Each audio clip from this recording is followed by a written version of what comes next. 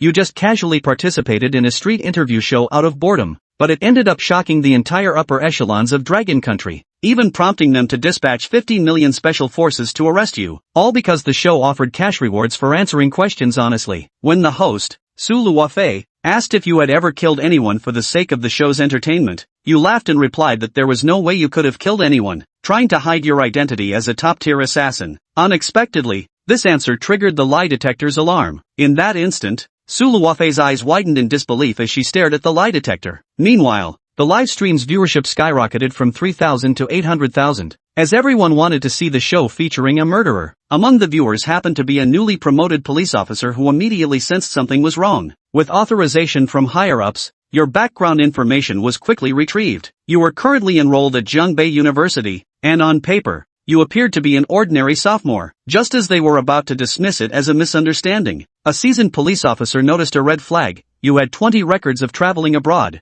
and the dates coincided with high-profile international cases that had shocked the world. From local tyrants to foreign dignitaries, each trip was followed by a death. Within moments, dozens of police cars sped out of the station, heading straight for Zhongbei University. To ensure the success of the operation, higher authorities even contacted the school directly, ordering a complete lockdown with no one allowed in or out. Meanwhile, back at the university, Su Luofei stood frozen in place, bewildered by the lie detector's alarm. By the time she snapped out of it, you had already vanished. This left Su Luofei frustrated. How could such a golden opportunity for the show slip away? Just as she was about to figure out how to track you down, the sudden blare of police sirens at the school gates grabbed everyone's attention. As the students looked on in confusion, what happened next left them utterly stunned. Countless armed personnel poured out of the vehicles, all clad in bulletproof vests and helmets, wielding standard-issue firearms. Students stopped in their tracks, realizing something major was happening. With such a massive police presence, was there a fugitive on campus? Or perhaps something even worse, a serial killer or a key figure from an underground organization? The police swiftly took control of the campus, ordering all students to stay put while sealing off classrooms and dormitories. Even a sniper was positioned on a nearby high-rise outside the school.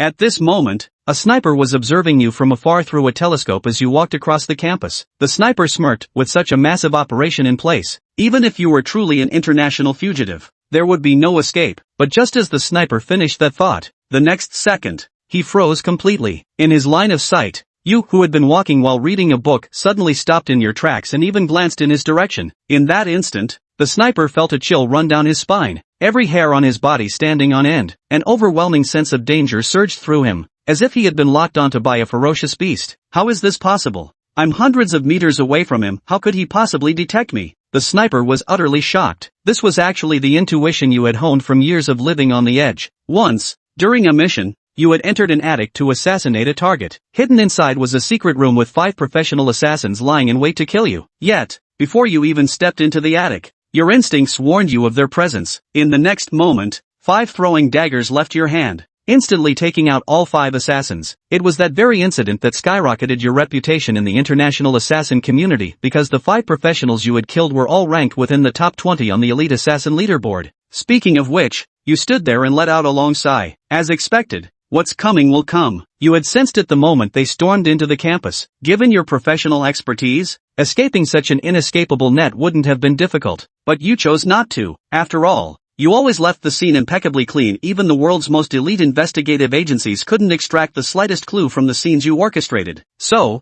the police coming for you now was merely suspicion. In other words, they had no evidence. And without evidence, at most, you'd be taken in for questioning. Thus, when the heavily armed officers surrounded you, you offered no resistance and calmly followed them away. Therefore, when the heavily armed demon spirits surrounded Zhang Feng, he didn't put up any resistance.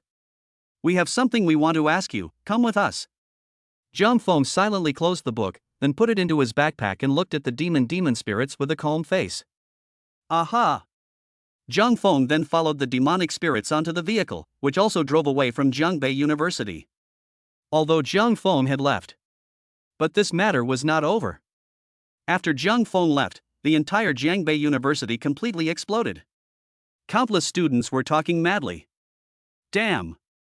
Something big has happened to our school. Do you guys know about it? What's the big deal? A person in our school has been captured by a demonic spirit. It's not just a demon spirit. What's wrong with that? I used to fight in middle school and went through the institute. So what's wrong with that? You're an asshole. Dozens of demon spirit vehicles, hundreds of demon spirits, this time even armed demon spirits were deployed. Can you fight like that? Holy? What do you mean? Such a big battle? There's a murderer in our school? Jiang Feng has been arrested. Jiang Feng has been arrested? You mean that Jiang Feng who's been on the confession wall all day? Who else but him? This is outrageous. What on earth did Jiang Feng commit? Not only the passers-by, even Jiang Feng's classmates, dormitory buddies, and even the counselor tutors were all shocked. They also didn't expect that Jiang Feng, who usually treated people gently and courteously, would be taken away by the demon spirit. For a while, the entire school was frantically rumoring about Jiang Feng. And it wasn't just Zhongbei University. The internet was also in shock at this time. Su Luofei's camera had captured this incident from beginning to end. In other words, the hundreds of thousands of viewers in the live broadcast room had all witnessed Jiang Feng being taken away. The pop-ups in the live broadcast room were fluttering, and everyone was frantically guessing what exactly Jiang Feng had done. Zhongbei, East New District Demon Spirit Branch, in the interrogation room. Name: Jiang Feng. Age: 20. Do you know what you've committed? Jiang Feng looked at Zhao Xing with a calm face, then said, "Don't know." Zhao Xing's brows furrowed at his words as he slammed the desktop and instantly stood up, shouting angrily, "Don't think you can hide by playing dumb. We know all about the things you did abroad. Now we are giving you a chance, understand? Confession is lenient, resistance is strict." Jiang Feng remained expressionless, just looking at him lightly. For a moment, Zhao Xing felt a little tricky. Generally speaking, someone as young as Jiang Feng, who had entered the police station for the first time, would definitely be scared to death. One only needed to give a little pressure and they would be scared less, desperate to tell the color of the underwear they were wearing. Zhao Xing hadn't seen many who were as calm as Jiang Feng.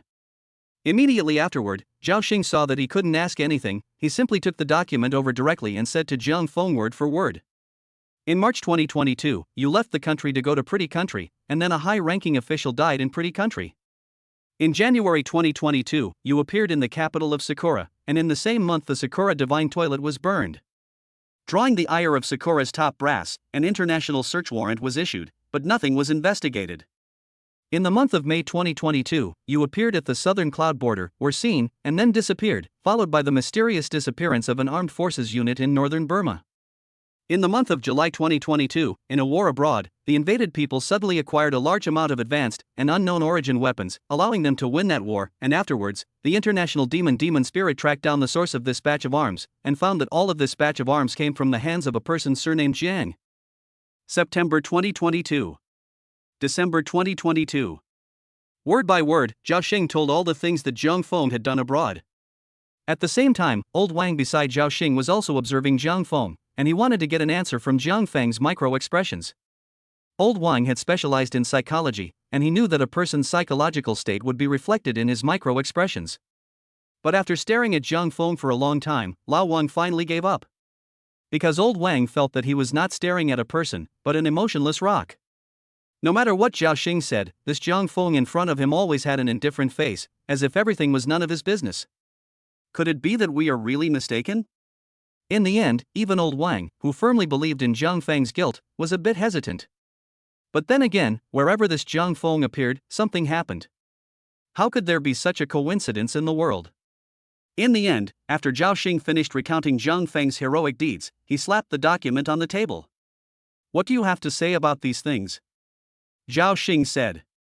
Jiang Feng replied, "I don't really know what you're talking about. I have a part-time job to do after school, and counting the time, I'm going to be late soon. If there's nothing next, I'm going to leave." Chapter 5 $1 million. Followed by 3 days. If there's nothing next, I'm going to leave. Hearing this, Zhao Xing only felt his scalp harden. Yes, they didn't have evidence from start to finish. So bringing Jiang Feng back was just to inquire about the situation. And at this point, they were still holding Jiang Feng on the iron chair, which was actually already the specification for treating a criminal suspect. Strictly speaking, they had already gone a bit beyond the procedure of handling the case. Zhao Xing found a dagger in Jiang Feng's pocket. But at the same time, Zhao Xing also found a few apples in Jiang Feng's backpack. Regarding the matter of hiding the dagger, Zhao Xing didn't want to pursue it. After all, Zhao Xing wasn't a cutie pie. He could guess Jiang Feng's answer. Carrying a dagger is just for peeling apples. Besides, carrying a dagger around wasn't a crime, if this was going to be a conviction. Then the street vendors simply don't do it, those who sell meat and chop melons and vegetables, all go out of business. So for a while Zhao Xing is also very difficult. He left the interrogation room more than once, walked outside to smoke, back and forth several times. As time passed by, the interrogating demon spirits changed from one batch to another. But everyone left the room with an ugly face in the end, not getting any useful information. It was at this time that the leader approached Zhao Xing. The leader looked at him with a serious face and said, "Did you guys ask out anything?" Zhao Xing shook his head. "We don't have any evidence, we can't ask anything. Even if we all know that he did the things, it's impossible to convict him." The leader's expression became more and more serious, and then the leader said, "Good, since we can't ask anything, let him go." "Release him?" Zhao Xing was full of surprises. "But leader, the person was brought back by us with great difficulty, and since we haven't asked anything, how can we release him?" "It's only been a few hours." The leader said, "When you arrested the person, there was a program host present, and she recorded the whole process live. This matter has triggered internet public opinion, and the entire society is concerned about this matter. This matter is a bit overdone, although we are well intentioned, but the sound is too big. Now many people on the internet are suspecting that our case handling procedures are not standardized, arresting people like this without full evidence. We couldn't convict Zhang Feng, but we used a gun on him. This is beyond procedure. Now the whole department is resisting the pressure. Release the person first." Zhao Xing was upset, but since this was ordered by the leader, he could only do as he was told. "Yes." Zhao Xing gritted his teeth and uttered this word. And then, Zhao Xing walked into the interrogation room and said to Zhang Feng, "You can leave now." Old Wang sitting next to him was filled with shock, but he also knew Zhao Xing must have meant it from above when he uttered those words, so Old Wang didn't say anything more. Zhang Feng then stood up and left the interrogation room. But just as Zhang Feng passed by Zhao Xing whispered, "Don't think that this matter is over just like that. I'll be watching you all the time, you'd better not let me catch a hold of you." Facing Zhao Xing's threat, Zhang Feng just smiled faintly and didn't take it to heart.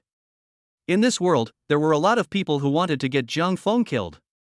The dignitaries of various countries, underground organizations, armed warlords. Which person didn't want Zhang Feng's life? Zhang Feng then took back his own things, jacket, backpack, and so on. After Zhang Feng saw the $1,000 lying unharmed in his backpack, he breathed a long sigh of relief and then left the demon spirit branch. But just as Zhang Feng's front foot left the gate, there was a person who immediately greeted him. "Student Zhang Feng. Student Zhang Feng." Zhang Feng followed the source of the voice, and it turned out to be the program host from earlier calling out to himself. "What's the matter?" Zhang Feng said as he looked at her. Su Luofei gasped. "Student Zhang Feng, I would like to invite you to join our program." Zhang Feng looked at her with a slight frown. Participate in the program? Hadn't he participated himself? What was there to participate in? Su Luofei said hurriedly. "Student Zhang Feng, this participation in the program is not a visit to you. Rather, we want to follow your life. Not much, just 3 days. Is 3 days okay?" Zhang Feng said, "No way." Zhang Feng's reason for refusing wasn't that he had anything unseemly to say. Zhang Feng's usual life was very simple. Besides going to school or working part-time, there was nothing unseemly, it was all clean. Only for Zhang Feng, this Su Luofei was a stranger. Why would he or she agree to a stranger following his or her life? Wasn't that just asking for trouble and adding to it? So Zhang Feng was about to leave without saying a word after refusing. But just at this time, Su Luofei hurriedly said, "Mr. Zhang Feng, we won't let you work for nothing. I've already asked the program organizer for instructions. We'll follow you for 3 days with a bonus of $1 million. Zhang Feng sniffed and slowly stopped in his tracks. 1 million? At this moment, Zhang Feng thought to himself. He himself didn't earn much living in the country. Doing part-time jobs, tutoring, chauffeuring and whatnot. Definitely couldn't earn $1 million at a time. And if he wanted to make a lot of money, then he could only go abroad to take on missions. The problem is, there are no missions for myself to take now. Anyway, it's okay to be idle and make $1 million. More importantly, one's life was clean, nothing unseemly. Therefore, letting the program follow him would not be dangerous, which was the same as giving himself $1 million for nothing. Thinking of this, Zhang Feng was somewhat moved. He thought about it for a while and finally took the commission. This feeling is like a programmer working in a company, and then usually also take some private work, earn some extra money. Zhang Feng said. Yes, pay first. Su Luofei was sweating a bit, she could sort of see Zhang Feng. This person, his mind was full of money. No matter what he did, the first thing he said was to pay first. But then again, Su Luofei had really asked the program organizer for instructions. The organizer saw that the number of viewers of the program had broken 1 million, and it had exploded all over the internet, and then the organizer didn't even think about it and immediately agreed to Su Luofei's request. The organizer even took the initiative to let Su Luofei contact Zhang Feng. After all, heat is money. Traffic is money. Su Luofei said, Mr. Zhang Feng, 1 million can definitely be given to you, only we have to do the shooting first. If you're not sure, we can sign a contract.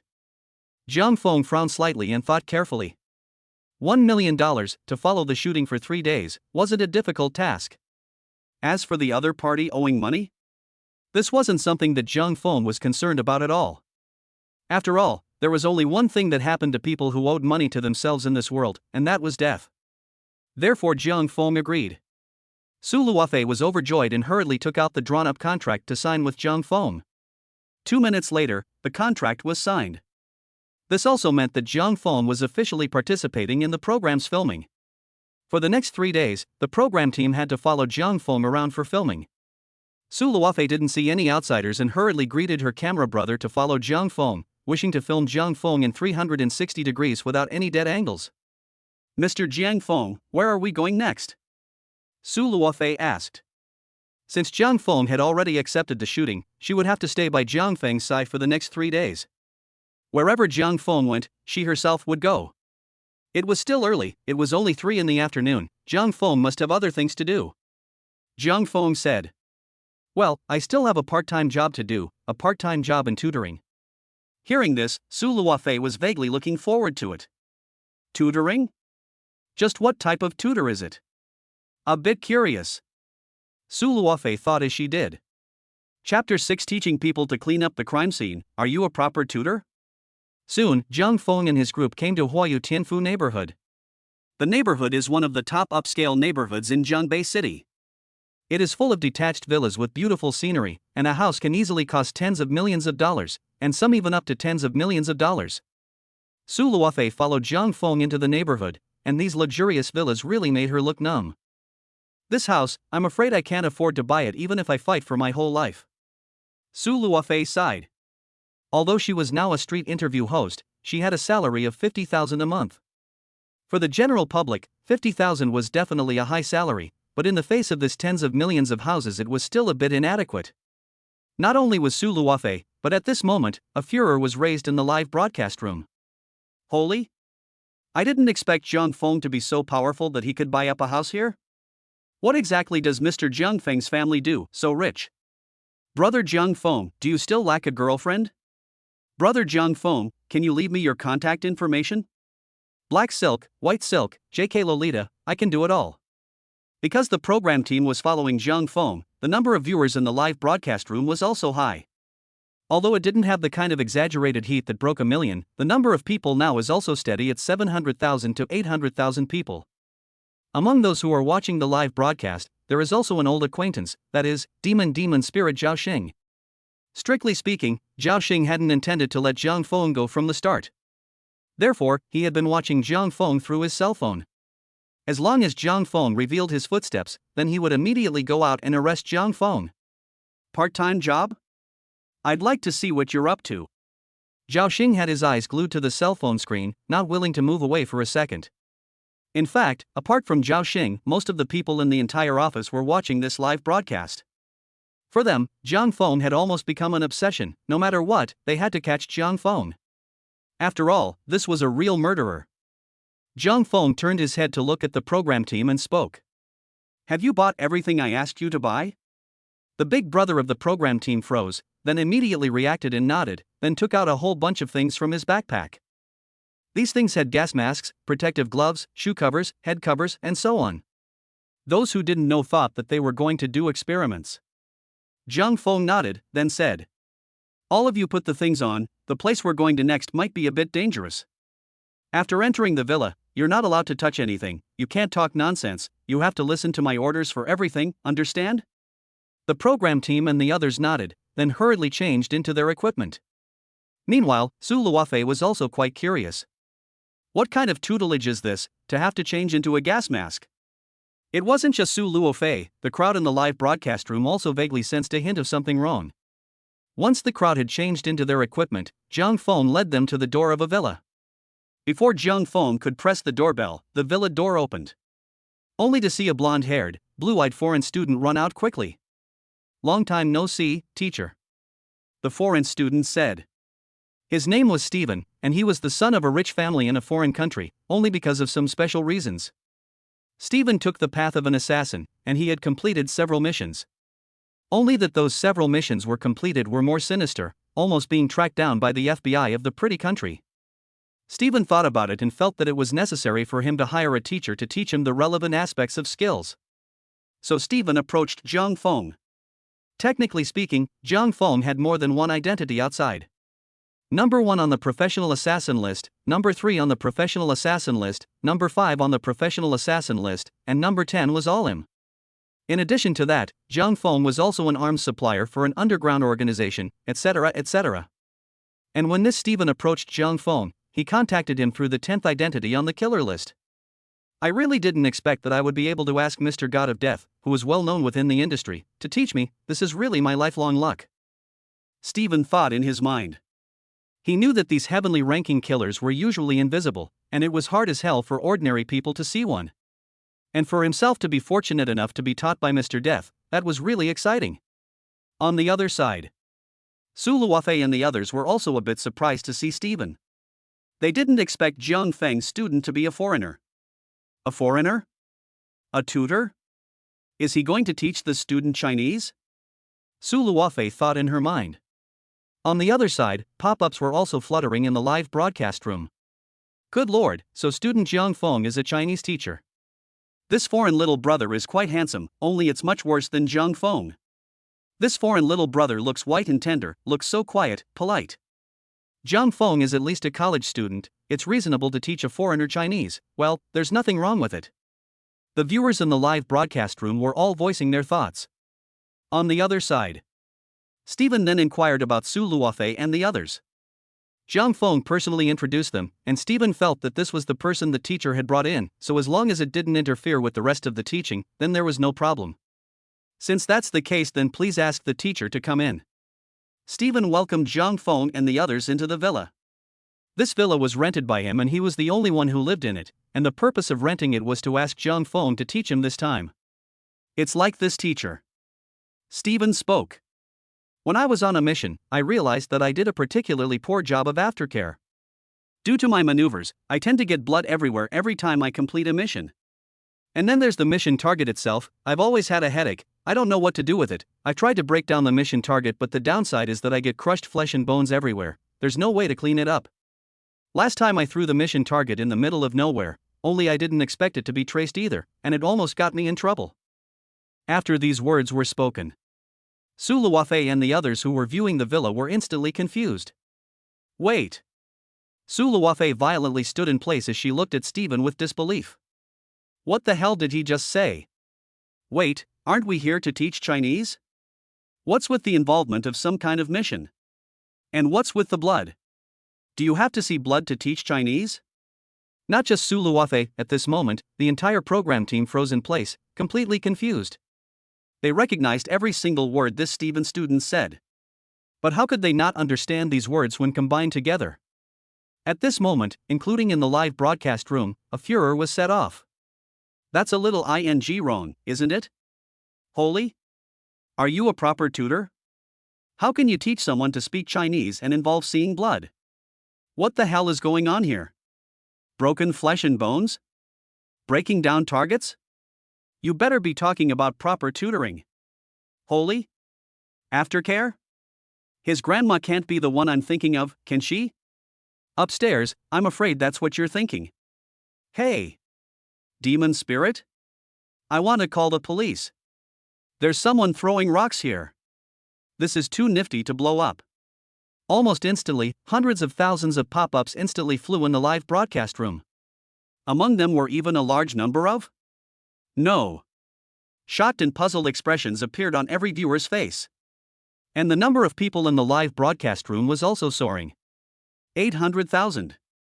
900,000. 1 million. Almost in the blink of an eye, it broke through the 1 million mark. And the number is still soaring. 1,100,000. 1,200,000. It instantly surpassed the previous record. On the other hand, Zhao Xing in the Jiangqing Demon Spirit branch. After he heard Steven's words, his eyelids suddenly began to beat furiously. Chapter 7, Your MO is questionable. What the hell? Zhao Xing in the office suddenly stood up. He looked at the cell phone screen with a face full of shock. For a moment, he even felt that he had misheard. This kid, talking can be too criminal. Every sentence was to the extent that he could be arrested and sentenced to 20 years. On the other side, besides Zhao Xing, the other demonic spirits in the office were also confused. They never expected Jiang Feng's students to be so outspoken. Coming up here and shaking off their old habits. Old Zhao. Someone in the office shouted. Zhao Xing understood what he meant. That colleague meant to set off now and immediately handcuff Jiang Feng's student back. But just at this time, Zhao Xing suddenly said, "Wait. We can't act rashly." Zhao Xing gritted his teeth at this moment. Although he also immediately wanted to cuff Jiang Feng and the others back. But the problem was, they didn't have any evidence. Right, without substantial evidence, one couldn't be convicted with just a few words. So even if they got Jiang Feng and Steven back, the result they could get would be the same as last time. Last time, they had already triggered internet public opinion. If they did it again this time, I'm afraid the entire internet would blow up. Therefore, Zhao Xing forced himself to resist the urge and sat down. Zhao Xing said, "Help me contact the criminal investigations section to see if any experts are being free, and have someone come over." Soon, a call was made. Rather coincidentally, the criminal investigations section really did have an expert who was free and was also in the neighborhood. So this expert rushed over without stopping. As soon as the demonic spirits saw the visitor, they were all surprised. Because the expert who came, that is not an ordinary criminal investigation experts, but in the domestic criminal investigation community are prestigious horse detective. The horse detective can be described as a great record. Once there was a murder in Zhangchang. After the murderer killed, the body disappeared, the modus operandi is unknown, the tools are unknown, the location of the crime without any clues. Not to mention the entire Jiangcheng criminal investigation experts are at their wits' end. The horse detective arrived at the scene of the crime. Just after 3 minutes, he will be the murderer's modus operandi to one by one, and also found the tools of the crime, as well as the victim's body. From stepping into the crime scene, to solve this murder, before and after the horse criminal investigation only spent 3 minutes. It is also this battle led him in the domestic criminal investigation community fame. After that, where the murder, he went to where. And every time he arrived at the scene not long, always immediately found the tools of the crime, as well as the victim's body, can be said to solve the case quickly. Mr. Ma. Zhao Xing rose to welcome him. In terms of seniority, in terms of rank, Detective Ma was a cut above Zhao Xing. Therefore, Zhao Xing lowered his stature, and it was only right to call out to a teacher. Teacher Ma smiled and said, sit, we are all family members, there is no need to be so outgoing. Did you find me here today, is there something? Zhao Xing said, Mr. Ma, I want to ask you to help us look at the crime scene. Zhao Xing thought to himself, although Jiang Feng's side hasn't started teaching yet.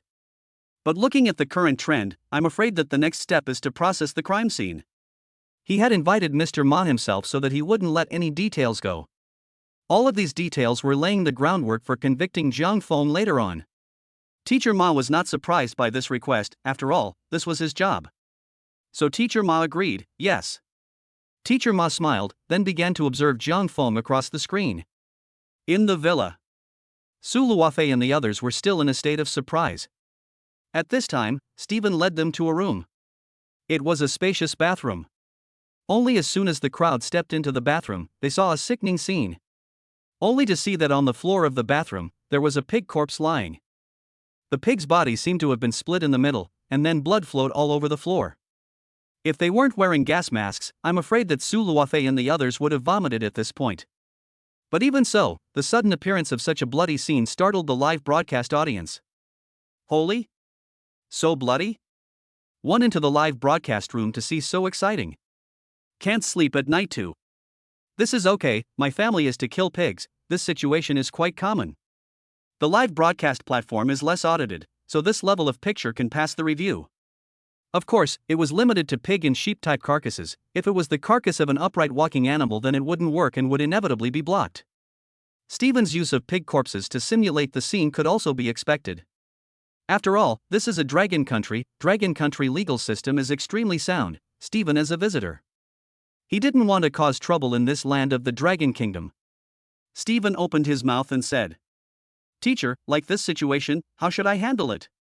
When these words came out, everyone present looked at Jiang Feng with surprised eyes. Not only Su Luofei and the others, the millions of viewers in the live broadcast room were all looking at Jiang Feng. Jiang Feng walked around the pig corpse, then laughed. "Let's not worry about how to deal with it, let's start with this maneuver of yours." Jiang Feng squatted beside the pig corpse and used 2 fingers to break open the pig corpse's wound, then said, "What you used should be a machete type of murder weapon, 30 centimeters long and about 8 centimeters wide, but you're not very skillful at using a machete. When you were chopping your target, your knife grazed the bone, there were scratches on the bone, and there should be a couple of gaping holes in your knife right now." The moment these words came out, Stephen was directly stunned. At this moment, Stephen was completely convinced. He pulled out a machete from behind him, exactly as Jiang Feng said, 30 centimeters long and 8 centimeters wide. Stephen picked up the machete and carefully examined it, and really found that there were a few tiny openings in the blade, which even he himself had not noticed. It really killed Stephen to think that this Mr. Reaper would be able to deduce the murder weapon he used with such precision just by looking at the wound. Is this the gap between me and a heavenly list killer? At this moment, Stephen sincerely felt terror. Although he himself had carried out 2 missions and was barely considered to be a rookie assassin, a 2-star ranked assassin. But if one encountered an opponent of Mr. Death's level, I'm afraid that he wouldn't even be able to meet the other party and would directly die. What level of assassin is Mr. Reaper? 7 stars? 8 stars? Or the highest level of 9 stars? Stephen didn't dare to think deeply. The more he thought about it, the more scared he became.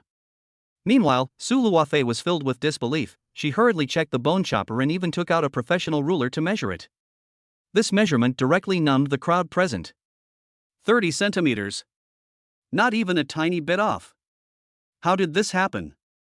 In the live broadcast room, countless viewers frantically sent pop-ups. 6666, this person is open. Yeah, how in the world can this be seen? I've been killing pigs for decades, how can I not see it? Holy! There's really an opening on this knife. The heat in the live broadcast room soared once again. At the same time, in the demon spirit branch, Zhao Xing looked at Teacher Ma with eyes like he had seen a ghost. How is it, Teacher Ma? Zhao Xing uttered these words with difficulty. But just as Zhao Xing finished speaking, he saw that at this moment, Teacher Ma's eyes were also slightly wide open as he looked at the live broadcast screen in disbelief. Chapter 8 Nah, this is called professionalism. Teacher Ma's eyes widened slightly, looking at Jiang Feng in the picture with disbelief. Logically speaking, judging the murder weapon through wounds was the basic quality of every member of the criminal investigation section. But the problem was, this was too fast, too precise. Generally speaking, in order to judge the murder weapon through the wounds, one needed to send the body to the forensic pathologist and have it properly tested in order to make a judgment. Those who can immediately make a judgment at the scene are at least experts with decades of criminal investigation experience. And this kid under the judgment so fast, simply scared to death. You know, he was following the camera and he watched together. He has not yet come to a conclusion, this kid has already said the answer. Who is this person? Teacher Ma said with some surprise, is it the new expert from our criminal investigation section? Or is it the expert from the province who came to our Jiangcheng? Zhao Xing shook his head and didn't immediately answer Teacher Ma's question, he just asked after him. Teacher Ma, just now, how do you feel about this kid's level? Teacher Ma sniffed, his face started to become solemn as he said as his eyes stared at Jiang Feng in the picture. Very powerful. Really awesome. If we're hard to say, this person's level of criminal investigation should be above me. What? It was Zhao Xing's turn to be surprised. What kind of person was Mr. Ma? A handful of experts in Jiang Chang's criminal investigation section. It could be said that Teacher Ma was the ceiling of Jiang Chang's criminal investigation. But even so, Teacher Ma had personally admitted that he was inferior to Jiang Feng. Teacher Ma seemed to see Zhao Xing's disbelief, so he explained. Little Zhao, you may not know that in criminal investigation, judging the murder weapon through wounds is an extremely important part. Just now you also saw that it took this little kid less than 5 seconds to immediately name the murder weapon. What's more, what he said was too precise. 30 centimeters long, 8 centimeters wide, and an opening in the knife. Do you know how difficult it is to summarize these few short words? Generally speaking, to come up with such an accurate value, we need to send the body for examination, through a professional forensic pathologist to examine the wounds, and then exclude the murder weapon one by one, before we can finally come to a conclusion. As Zhao Xing listened to Mr. Ma's explanation, he became more and more shocked in his heart. So powerful? Zhao Xing said incredulously. Teacher Ma nodded heavily and said, yes, based on the current situation, he is indeed very powerful. Zhao Xing felt a dryness in his throat. That's right, little Zhao, you haven't told me yet, which local expert is this person? It's really quite impressive. If there's an opportunity in the future, I would like to pay him a visit and ask for some experience in criminal investigation. This time Zhao Xing was completely numb. He leisurely opened his mouth. Mr. Ma, actually the truth is not a lie. This kid is not an expert. He is a killer. What? Villa, in the bathroom. Jiang Feng patted the dust on his body, slowly stood up and said. In our line of work, the techniques are actually very delicate. Generally speaking, we don't recommend this blood-seeing treatment. The best way is to strangle the target's neck so that he or she breaks and dies. This is the best way. Other than that, electrocution, creating an accident, all of these ways can be used. Unless it's a last resort, I don't recommend using this method. Jiang Feng's simple few words directly numbed the ears of everyone present. Listen. This is called professionalism. Anchor explain, what does it mean to be in our line of work? This anchor is too criminalized. Hey, demon spirit? I want to call the police, there's a Sandman criminal here. When the camera was given to Stephen next to him, the audience was once again numb. Because the audience saw that at this moment, Stephen was like a well-behaved child. He took out a small notebook and was frantically recording what Jiang Feng said. And every time Jiang Feng said something, Stephen nodded his head heavily, as if he had heard it in his heart and recognized what Jiang Feng had said. On the other hand, Stephen was really thinking the same thing. This is the experience of a heavenly ranked killer. Priceless, I have to hurry up and write it down. I have to write it down quickly. Jiang Feng continued. Alright, enough of the off-topic stuff, we have to get to the point. You just asked me about the aftermath being done poorly, so you're trying to ask me for advice on handling the scene, right? Stephen nodded heavily, yes teacher. Jiang Feng nodded, then said. Good. Let's take this scene as an example. First, the target is bleeding heavily. Look here, the blood has seeped into the floor drain. In future missions, you'll have to be careful with this and try not to let the blood seep into the floor drain because they'll be looking at the blood in the pipes and the pipes aren't that easy to clean, know what I mean? Stephen nodded heavily as he frantically recorded. I remember teacher. Then what should we do with these bloodstains on the floor? Jiang Feng sniffed and then looked around the bathroom as he brought a bottle of toilet cleaner and then found another bottle of laundry detergent. Only Jiang Feng unscrewed the toilet cleaner and poured it on the bloodstains, then poured a little more laundry detergent. Jiang Feng then picked up a toilet brush and began to scrape the bloodstains. Finally, Jiang Feng picked up a basin of water and poured it on the bloodstains. The bloodstains were washed away in a flash. Of course, this was not the point. If it was just a matter of rinsing the blood clean, then many methods could do it. And in the killer's line of work, what one really had to do was to not have a single trace. Jiang Feng took out a bottle of reagent from his backpack and said, This is the luminol reagent, I don't need to tell you more about its specific use, right? Su Luofei and the others were confused. What was the luminol reagent? They didn't know. However, the viewers in the live broadcast room were knowledgeable, and immediately, someone explained. Luminol reagent is a reagent often used in criminal investigation. Demon spirit will usually spray the crime scene with luminol reagent and subsequently irradiate it with a violet light. In this way, even after being cleaned up, the bloodstains can still be observed. So that's how it is. Thanks for the pop-up, old man, for clearing up the confusion. So that's what it's for, thanks a lot. On the other side, Jiang Feng sprayed the luminol reagent on the place where the bloodstains had just been.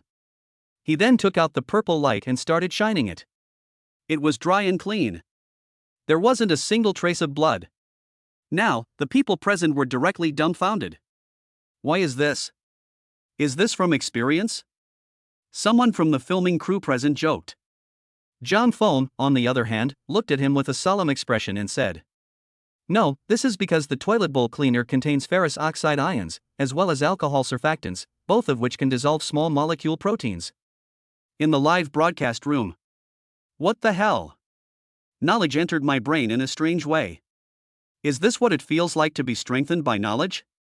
It's so new, it's the first time I've experienced it. Grandma. What is called professionalism? This is called professionalism. Since I was a kid, my teacher told me that if I learn mathematics, science, and chemistry, I won't be afraid of walking in the world. Now I really believe it. On the other side. Zhao Xing looked at the live broadcast screen, and for a moment he was dumbfounded. Chapter 9, where did this come from? Is this a food program? No, buddy. Zhao Xing was a bit dumbfounded. In past murder cases, many sand people criminals would forget to clean up the blood. It was really the first time he had seen one as calm, intelligent, and level-headed as Jiang Feng. Wait, why do I feel like this is a bit familiar? Zhao Xing suddenly thought. In the history of Jiangchang, there had been an infamous serial murder case. That time, not only were all the Jiangcheng demon spirits mobilized, it even alarmed the province, and even the higher-ups. The high level specially set up a special task force, and gathered experts from all over the country, bound to catch the murderer to the case. But time flies, the past 3 months, the task force did not have a little progress. And the murderer also disappeared, completely stopped committing crimes. This incident was so submerged in the river of history. In other words, the murderer still hadn't been caught even after all this time. Counting the time, it seems like it's been 10 years, right? Zhao Xing thought. He didn't participate in that operation back then because he was still in school at that time, and Zhao Xing only learned about it by going through the dossier. However, Old Wang was a participant in that operation back then, and Zhao Xing also asked Old Wang about it. Every time Old Wang talked about that case back then, a ghostly look would appear on his face. That case back then was weird. This was the conclusion Old Wang came to. There were no bloodstains, the crime scene only had the victim's limbs, the rest of the torso disappeared, there were no traces around, it was as if the person was killed out of thin air. What's more, they didn't even know who died, and they didn't find any information about the dead person by comparing to the gene pool. This was Old Wang's retelling. And at this moment, Zhao Xing suddenly associated that incident back then without any reason. That incident at the time, it couldn't be that this kid did it, right? Zhao Xing thought in his heart. Of course, Zhao Xing just casually said that, 10 years ago, Jiang Feng was only how old? At that time, he was estimated to be only 10 years old. How could he possibly do such a thing? So that incident back then was someone else. You kid. Zhao Xing looked at Jiang Feng in the picture, and for a moment, his mood was a bit complicated. Rather use your knowledge on the right path. Letting you go to school to learn knowledge, you take knowledge to do this kind of thing? Zhao Xing was speechless to the extreme. Not only Zhao Xing, the teacher next to him, Mr. Ma, also had a complicated look in his eyes and seemed to be thinking about something. Teacher Ma? Zhao Xing was a little surprised for a moment when he saw Teacher Ma's expression. Once he had dealt with Teacher Ma, the last time he had seen this expression on Teacher Ma's face.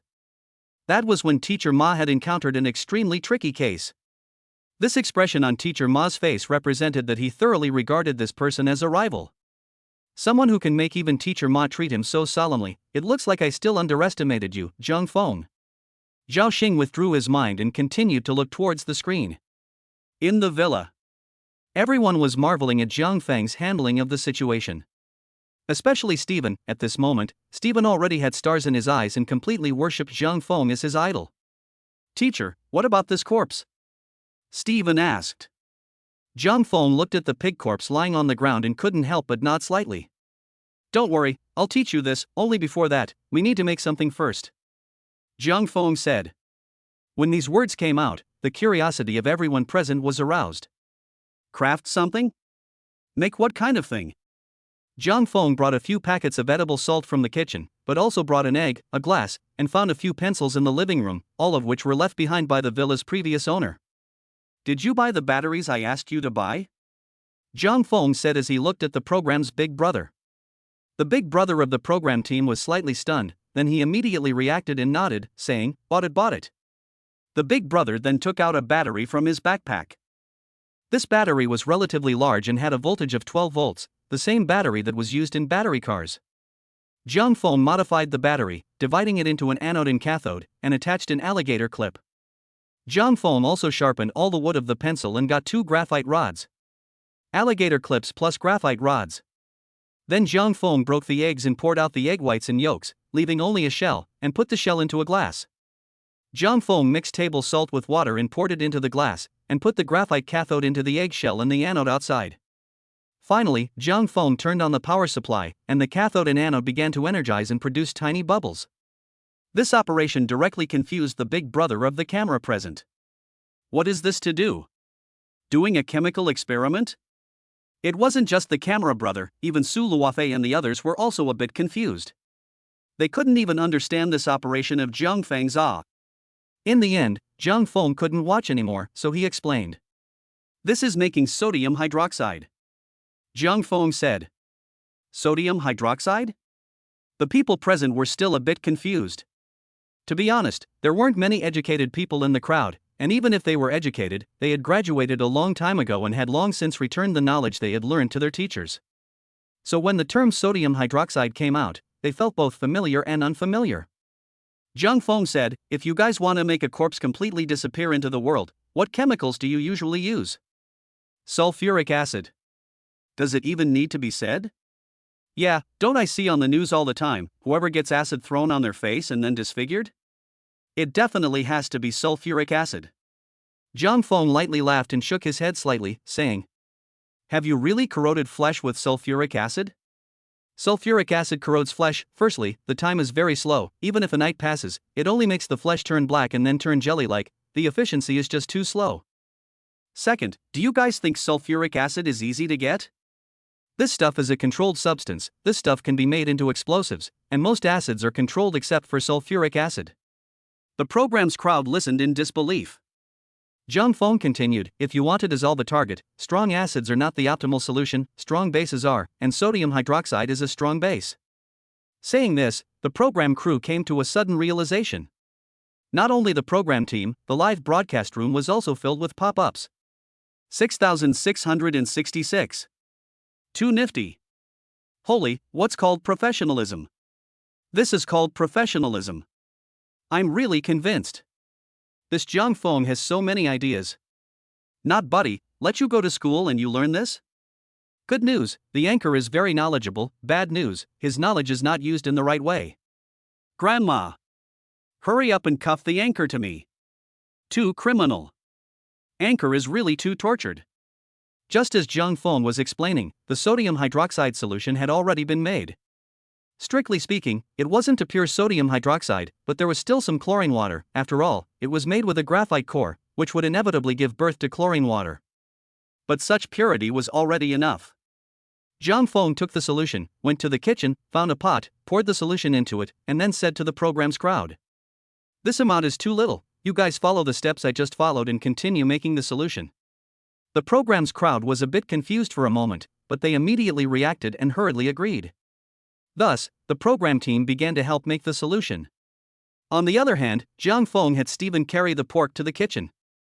Zhang Feng looked at the scene and couldn't help but rest his chin. It feels like something is still missing. Right. Zhang Feng suddenly remembered, then he went to the living room and brought a radio. "What kind of music do you guys want to listen to?" Zhang Feng suddenly asked for no reason. At this moment, all of them were working, where would they have any thoughts of listening to music, so they all shook their heads, indicating that they didn't want to listen. "All right then." Zhang Feng looked a little lost. "Since you guys don't want to listen, I'll play my favorite music." Zhang Feng turned on the radio and adjusted the channel to 56. This channel often played classical and elegant music. For example, the waltz round dance. Sure enough, Zhang Feng had just turned on the radio. The melodious, soft and soulful Western classical music came out from inside the radio. This was one of Jiang Feng's rituals. Normally, when Jiang Feng was dealing with his targets, he liked to listen to this type of music, which could soothe his mood. As the melodious sounds came into his ears, Jiang Feng put on his apron and held a kitchen knife as he looked at the pig corpse in front of him. In this moment, it was as if Jiang Feng had transformed into the world's top chef and was cooking food for the crowd. And the dining room was transformed into a gilded banquet. Jiang Feng's knife was like a swimming dragon, gently roaming around the pig corpse's body as if caressing it. Not a single sense of power could be seen. But as Jiang Feng's knife slowly scratched through, the pig corpse suddenly cracked open a mouth, the entire wound line elegant and smooth. It was also at this instant. The show's crowd and the live broadcast audience looked confused. Wait. Where did this come from for me? If you don't know, ask, is this the food channel? Holy. Is this cooking? Nima. This Jiang Feng is a real talent. Decomposing a corpse can still be elegant. Why do I feel that Jiang Feng is a bit scary? It's obvious he's decomposing a corpse, but I feel he's so handsome. Grandma, he's suddenly showing me hunger. Waiter. Bring me a stewed pig's trotters, sweet, a little scallion, and 2 spoons of soul juice.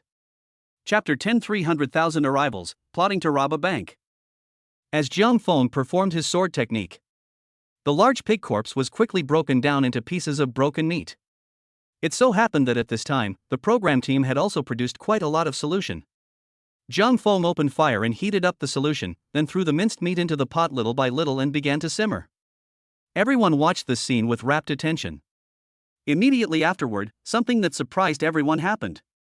Only to see the crushed meat in the pot slowly melting, completely turning into a puddle of black water.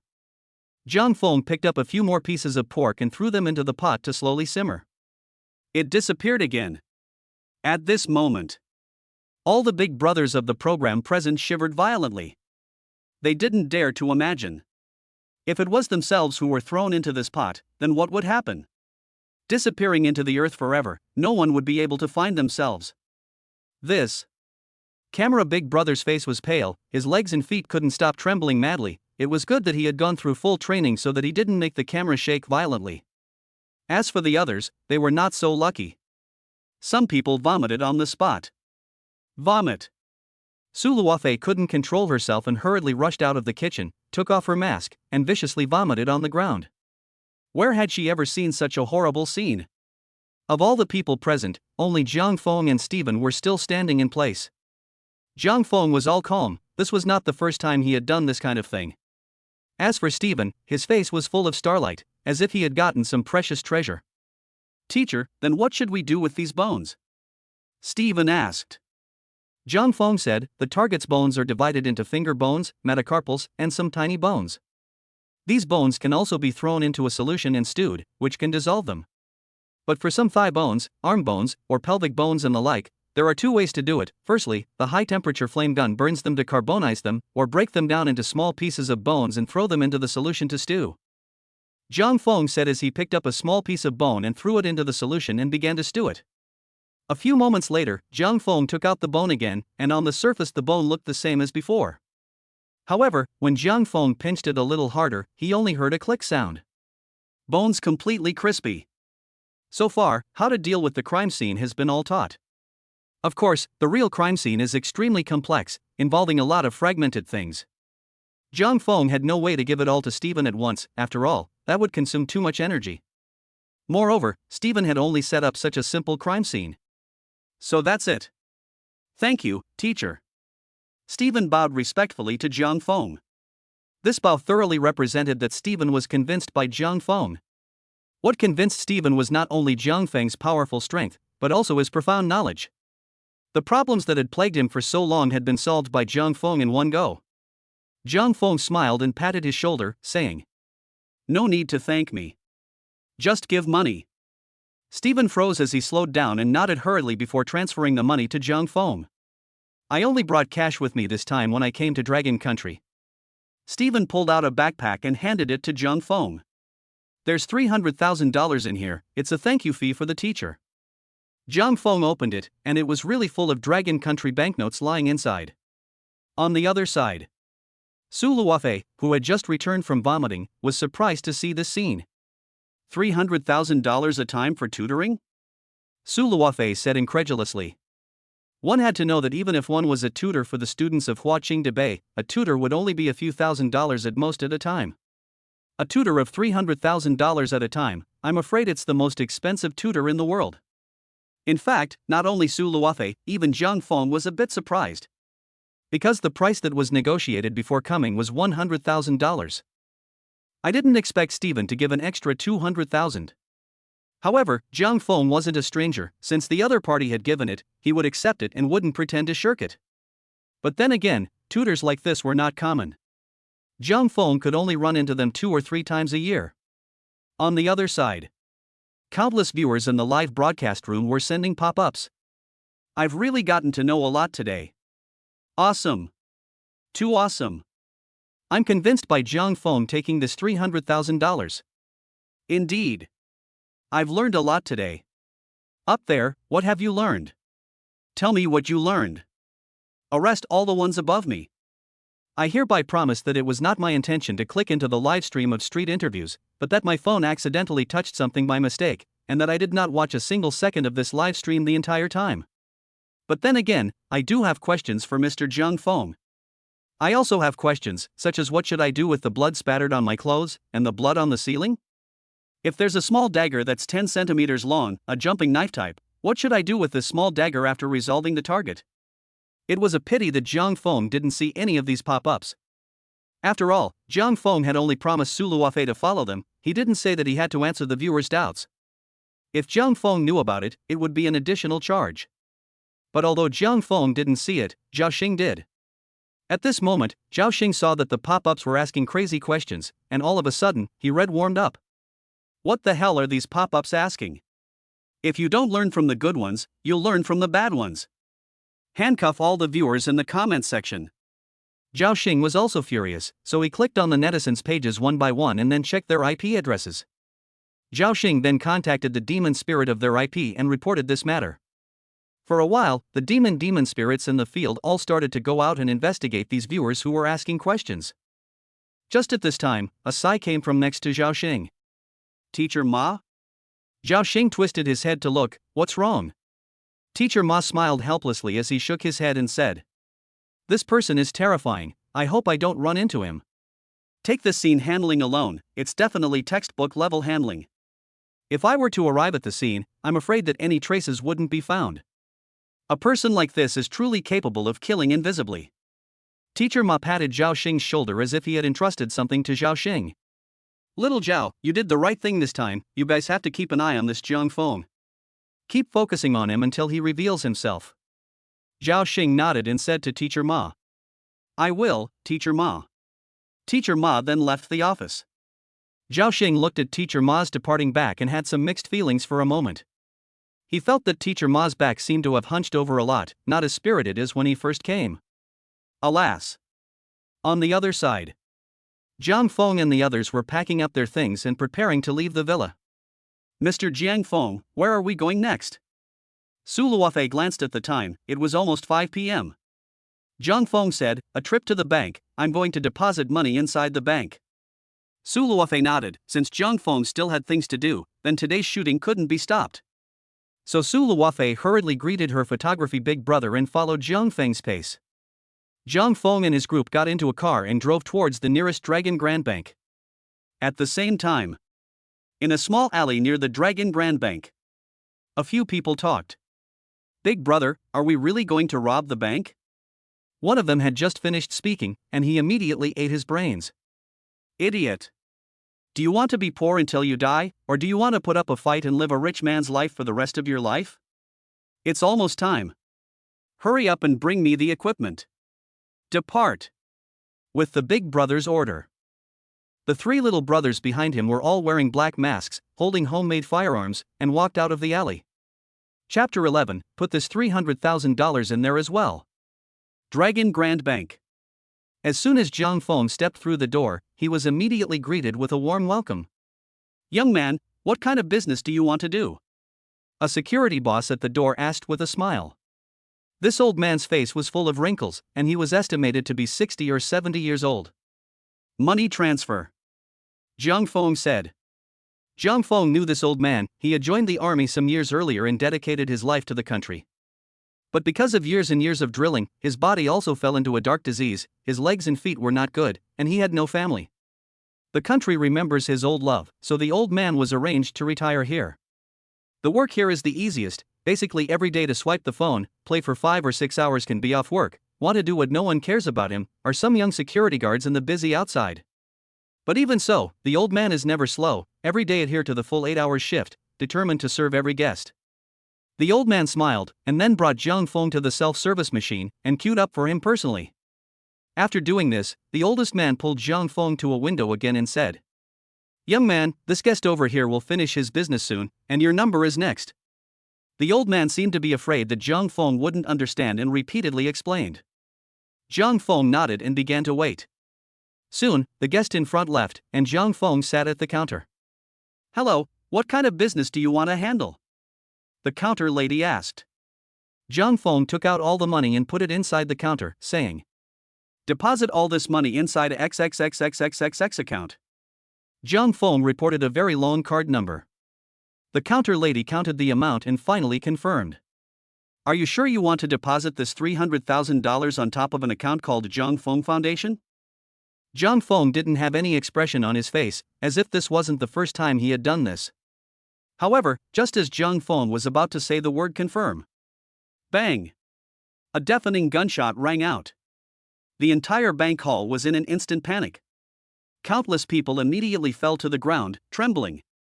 Zhang Feng through the reflection of the counter glass, he saw that the door of the bank was opened, and several people wearing black leather jackets and black masks on their heads, with only 2 eyes exposed, stood at the door. "Robbery!" the leader of the robbers shouted. The minions behind him then immediately moved out and pulled a pregnant woman up, gun pressed against her stomach. "Everyone! Put all the money in this bag." The robber boss threw a black bag onto the ground. The people present didn't dare to resist, they hurriedly took off their watches, dropped their cell phones, and took out everything of value they had on them. There were still people in the crowd present who were begging bitterly. "Please, don't kill me, don't kill me. I still have old people at home, and there are 3 children below waiting for me to raise. If you kill me, our whole family will be finished. Please, don't rob me, this is the money for my mom's treatment. My mom has cancer and has to do chemotherapy every day, this is life-saving money. We really don't have any money, we really don't have any money." Some people really couldn't let go of the money, so they knelt on the ground and cried bitterly to the robbers. At this moment, Su Luofei and the others were also confused.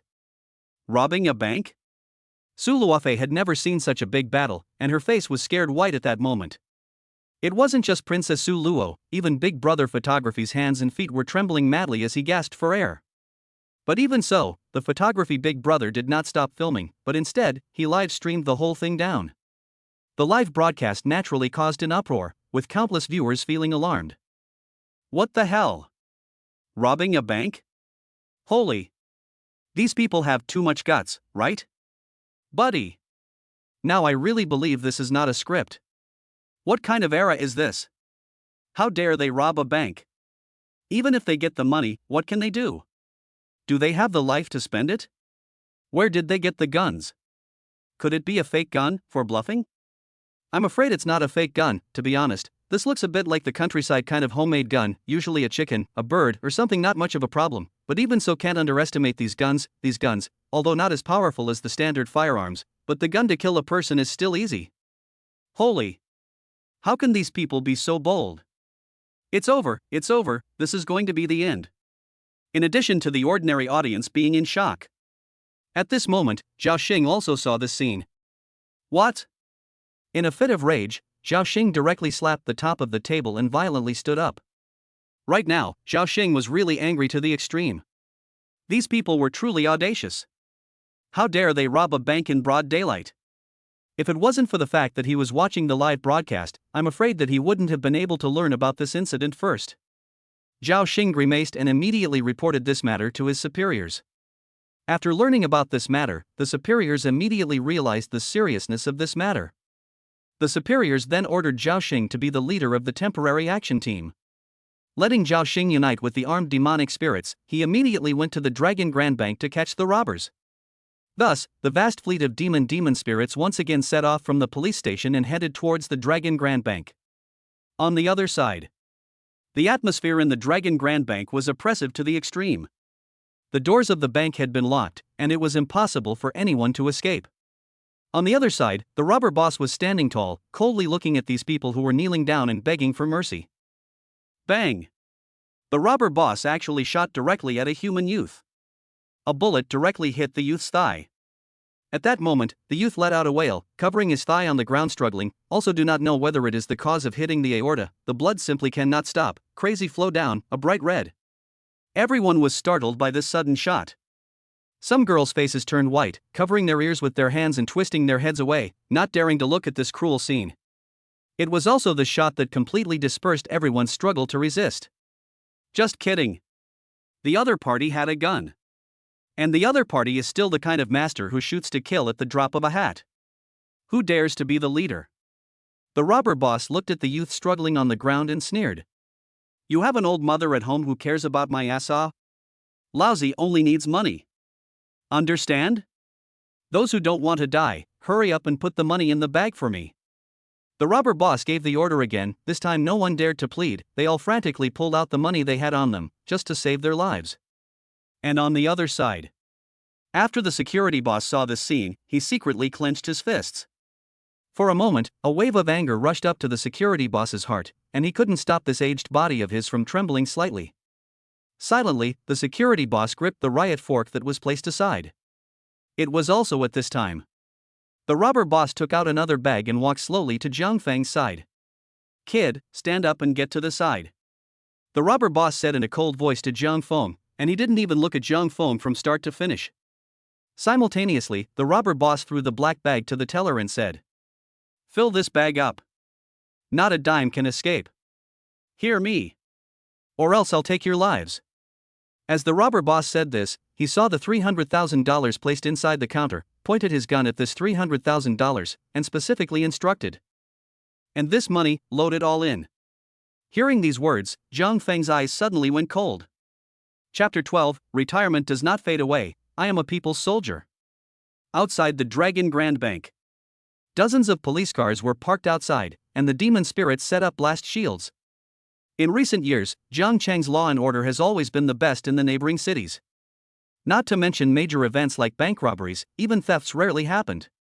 Therefore, as soon as this incident happened, Zhao Xing's demon spirit department was mobilized. Even the director came. What's the situation inside now? The director asked. A demon spirit next to him reported.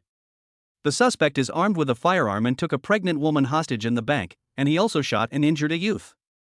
Shot? The director said subconsciously as he frowned slightly. Zhao Xing's face also changed slightly after he heard these words. Director, I'm applying for a hostage swap. Let me go in and swap out the youth, the pregnant woman, and the other hostages first, so that the youth can be treated, or else if it drags on like this, it might jeopardize his life. Zhao Xing said. The director looked at Zhao Xing, and his face was also ugly. Zhao Xing, the youngest demon spirit in the bureau, with outstanding abilities, not long after joining the workforce, he was promoted 2 levels in a row. To be honest, the director valued Zhao Xing very highly, and had even had the intention of personally promoting Zhao Xing. Such an outstanding demon spirit, if he died in this incident, it would be a great loss for them. Director. Zhao Xing saw that the director was indecisive, so he aggravated his tone. Human life is at stake. There's no time to lose. The reason I chose to become a demon spirit is to dedicate myself. If I die in this mission, I die without regret. Double the honor. The director saw that Zhao Xing's eyes were firm and unmoved, and he was also infected. The director then nodded and allowed Zhao Xing to do so. Zhao Xing immediately picked up the loudspeaker and shouted at the robbers in the bank. I'm Jiang Cheng demon spirit Zhao Xing, this is my ID. The customers inside the bank are all innocent people, can you release them first? In exchange, I'll go in as a hostage. If you're not confident, I can let you search me and guarantee that I won't carry any weapons. Zhao Xing shouted these words in a neutral tone, and he himself was standing tall and ready to meet death. However, who would have thought that the robbers in the bank were shouting? You take us for cuties. Up? We have so many hostages here, we can arrest whoever we want. You a demon spirit come in case you know something, what if you injure us? No exchange. Zhao Xing was instantly anxious when he heard this and immediately said. Then can you release that injured youth first? He's injured, we have to rush to save him. Before Zhao Xing could finish his words, he was immediately interrupted by the robbers. No discussion. It's his bad luck to die here. Now, the crowd of demonic spirits outside froze. This was the first time they had seen such a greasy robber. What should we do now? At this moment, all the demonic spirits, including Zhao Xing, felt that this matter was tricky as hell. On the other hand, inside the bank, where had the teller ever seen such a big battle and seen blood?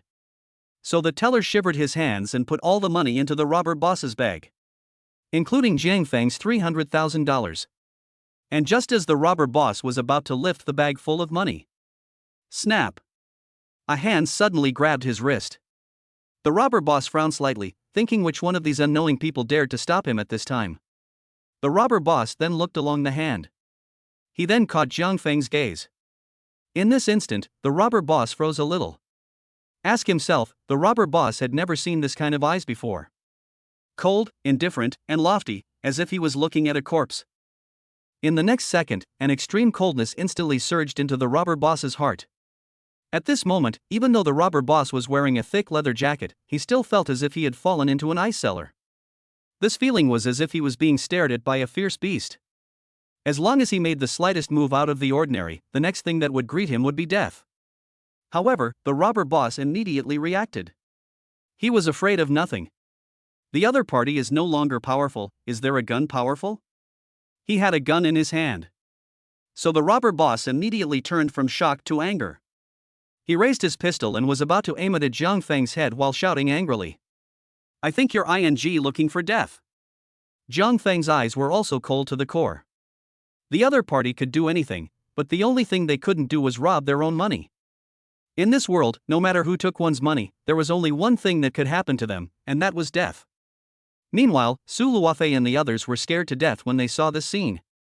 "Dona Jiang Feng!" Su Luofei immediately shouted out. This robber had a gun. In case he was angered, someone might die. Even if Jiang Feng was more powerful, was he more powerful than a gun? It's over.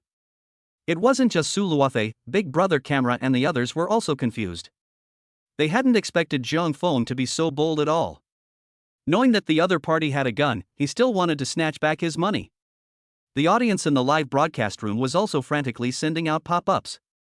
I don't know if I should say that the anchor is a sexual axe or has no eyesight. Indeed, didn't the anchor see that the other party was holding a gun?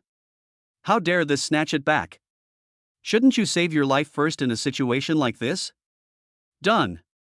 Although $300,000 is gone, but at least the life is still there. Now so messed up, I'm afraid the anchor is finished. Alas, it's a pity. The robbers' guns were about to aim at Jiang Feng. Jiang Feng's eyes went cold and he was also ready to shoot. But just at this time. But an angry cry suddenly came out from the side. Stop. Jiang Feng's eyes glanced. He only saw the security boss rushing over with a riot fork in hand, and without saying a word, he launched an attack on the robber boss. The robber also reacted quickly, immediately turning around and using his arm against the riot fork. The robber boss saw this and his anger went up a notch. Each and every son of a, since you want to die, then I will send you all to meet the king of Hades.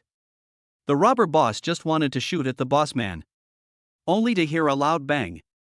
The juniors had already shot the old man in the back. The boss shuddered and immediately dropped his riot fork and collapsed to the ground. As for those young security guards, at this moment, each one of them huddled in the corner, not daring to move at all. At this moment, the robber boss was enraged, and he had absolutely no intention of letting go of the old man. With his firearm in hand, he came to the oldest master and aimed at his head. Old thing, you're 2,000 or 3,000 a month, why are you playing with my life? The oldest master lay on the ground, his eyes cloudy as he looked at the robber boss and said, It's not a matter of more or less money. I am a soldier. Protecting the people is my duty. The squad leader had taught me that I will not lose my color when I retire from the army.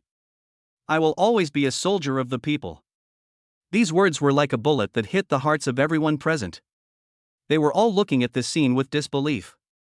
A 60 to 70-year-old security guard was actually going to dedicate his life in order to protect them.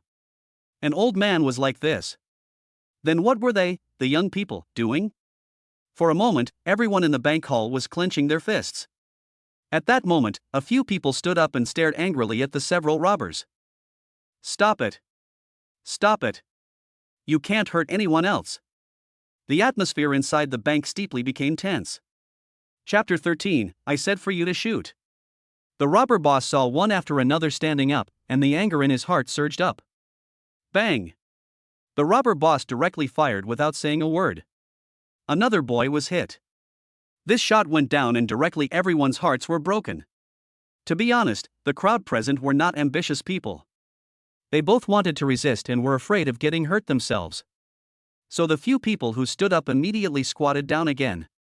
It was also at this time Jiang Feng let out a long sigh and slowly stood up. When this scene was seen by the robber boss, even the robber boss froze for a moment. Good boy. The robber boss couldn't have imagined that this youngster had so much guts that he dared to stand out. At the same time, Su Luofei also whispered. Quickly sit down, Jiang Feng. He didn't ask you for anything, why are you standing out? The live broadcast audience was also in a state of anxiety. Only the difference from the beginning was that there were many more mocking pop-ups in the live broadcast room at this time. Is this anchor sick in the head? Really, look at me anxious, where is the anchor brain? Just now people let you off the hook, you had to come forward, people have guns, what do you have? I thought the anchor was a great guy, but now I'm afraid he's just a rash. This time the robber boss also no longer shivering, and Jiang Feng is a shot. Bang! The gunshots sounded again. Everyone was horrified, they hurriedly covered their ears and twisted their faces to the side. Everyone didn't dare to look at this cruel scene. Including Su Luofei as well, she screamed miserably and hurriedly closed her eyes. But after a long time passed, Su Luofei didn't hear Jiang Feng's voice. So she opened her eyes curiously. This look really stunned concubine Su Luo. Only to see Jiang Feng standing intact. It was as if that shot just now hadn't hit him at all. It wasn't just Su Luofei. Even the robber boss was confused at this moment. What the hell? The robber boss had a shocked look on his face, and the first thing he did was suspect that there was a problem with his gun. So he hurriedly lowered his head to check his gun. But after half a day of checking, he didn't find any problems. He had clearly aimed at this kid and had clearly fired. Why wasn't there a single injury on him? Meanwhile, the other robber's eyes widened as if he had seen a ghost. This robber was a junior brother, although he was not as smart as the boss. But he was stout and strong, and had practiced martial arts under a high-ranking person earlier in his life. It was also this that allowed this robber to capture more details of the action.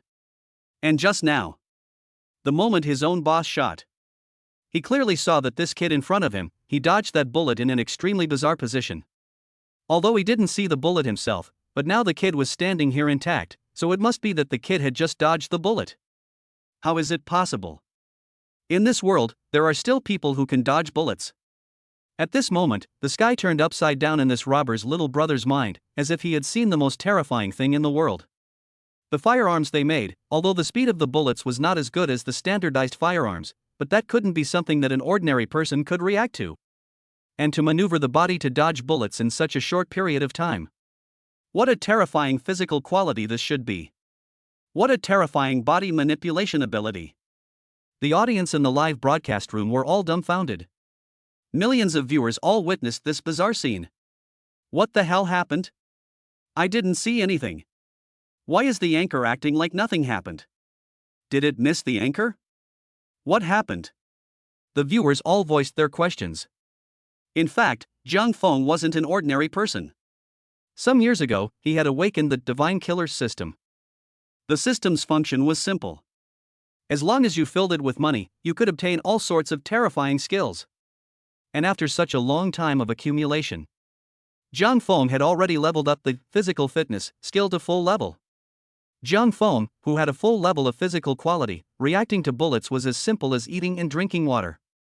Not going to shoot? Jiang Feng looked at the robber boss and said in a chilling voice. The robber boss panicked for a moment. He felt that he had just hallucinated, and that he hadn't fired. So the robber boss aimed at Jiang Feng again and directly fired. Only this time, Jiang Feng didn't let him shoot. Jiang Feng kicked his toes, and a pencil on the ground instantly flew up. With a puffing sound, the pencil was inserted into the robber boss's palm, directly penetrating his metacarpal bone. The robber boss's clay gun also fell to the ground. The pencil, which had been dropped by a child in the bank in a panic, just happened to roll to Jiang Feng's feet. But to Jiang Feng, pencils, gravel, and glass shards were all the same. In his hands, even a mediocre leaf could explode with amazing killing power. Don't move! At this moment, the few remaining robbers were stunned. One of the robbers held a gun and aimed it at the pregnant woman's stomach. He looked at Jiang Feng and said, "It's a pregnant woman in my hands. If you move, I'll just shoot and kill her." It's a dead body at that time. Jiang Feng turned slightly, looking at him with indifference, and said, "You shoot." The moment these words were said, everyone present was confused. One must know that the robber was extremely emotionally unstable right now. If the robber was irritated by Jiang Feng's words, and the latter really shot, then the one who died would be the pregnant woman. But before the crowd could react, they only saw Jiang Feng take a step towards the robber. "Shoot!" Jiang Feng's voice was indifferent as he spoke again, as if urging the robber. The robber was so frightened that his face turned white and his hands trembled, while his entire body was slightly retreating. "Don't come over," the robber said. Jiang Feng frowned slightly and repeated again, "I told you to shoot." Jiang Feng violently raised his pitch, instantly scaring the robber. The robber was probably frightened. He violently pulled the trigger. Everyone closed their eyes in shock. But for a long time no screams came. The crowd opened their eyes, and then they saw a shocking scene. Only to see that the robber's index finger had been broken off at some point. Only half of the finger was left holding up in mid-air, and blood was slowly flowing down his finger. And looking at the robber's panic look, he didn't seem to realize this at all. But immediately afterward, the robber reacted. His entire body was confused to the extreme. "What the hell? I've just clearly fired my gun." The robber looked down at the pregnant woman in his arms. Realizing that the pregnant woman's entire body was intact, he was somewhat confused for a moment. Immediately afterward, a sharp pain came from the robber's finger.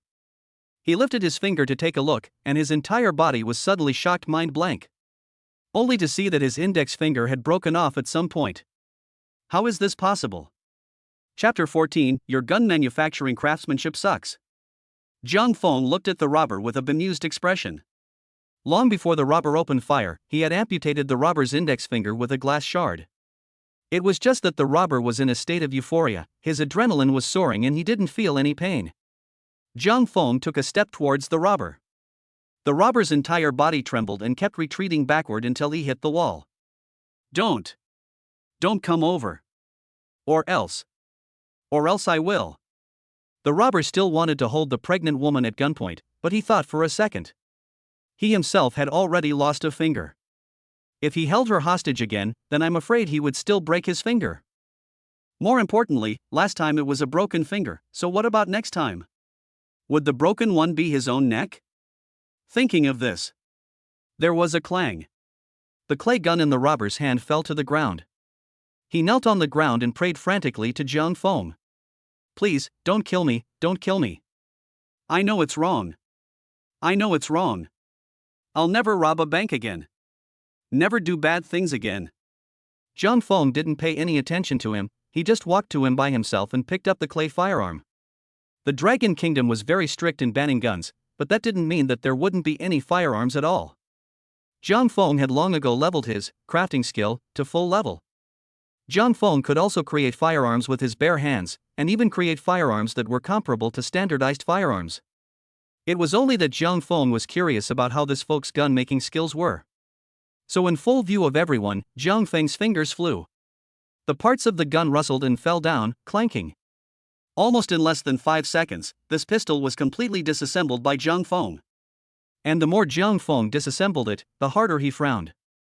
In the end, Jiang Feng opened his mouth and asked, "Who made this?" The robber kneeling on the ground froze violently after hearing this. He then stretched out his finger and pointed it at an accomplice next to him. "He built it." Jiang Feng followed his finger. That accomplice was also scared, pale and trembling at this moment. Jiang Feng walked towards him with the barrel of his gun. "Don't come over. What are you doing?" The gun-making robber was scared silly. In this team, he was the one with the lowest combat power.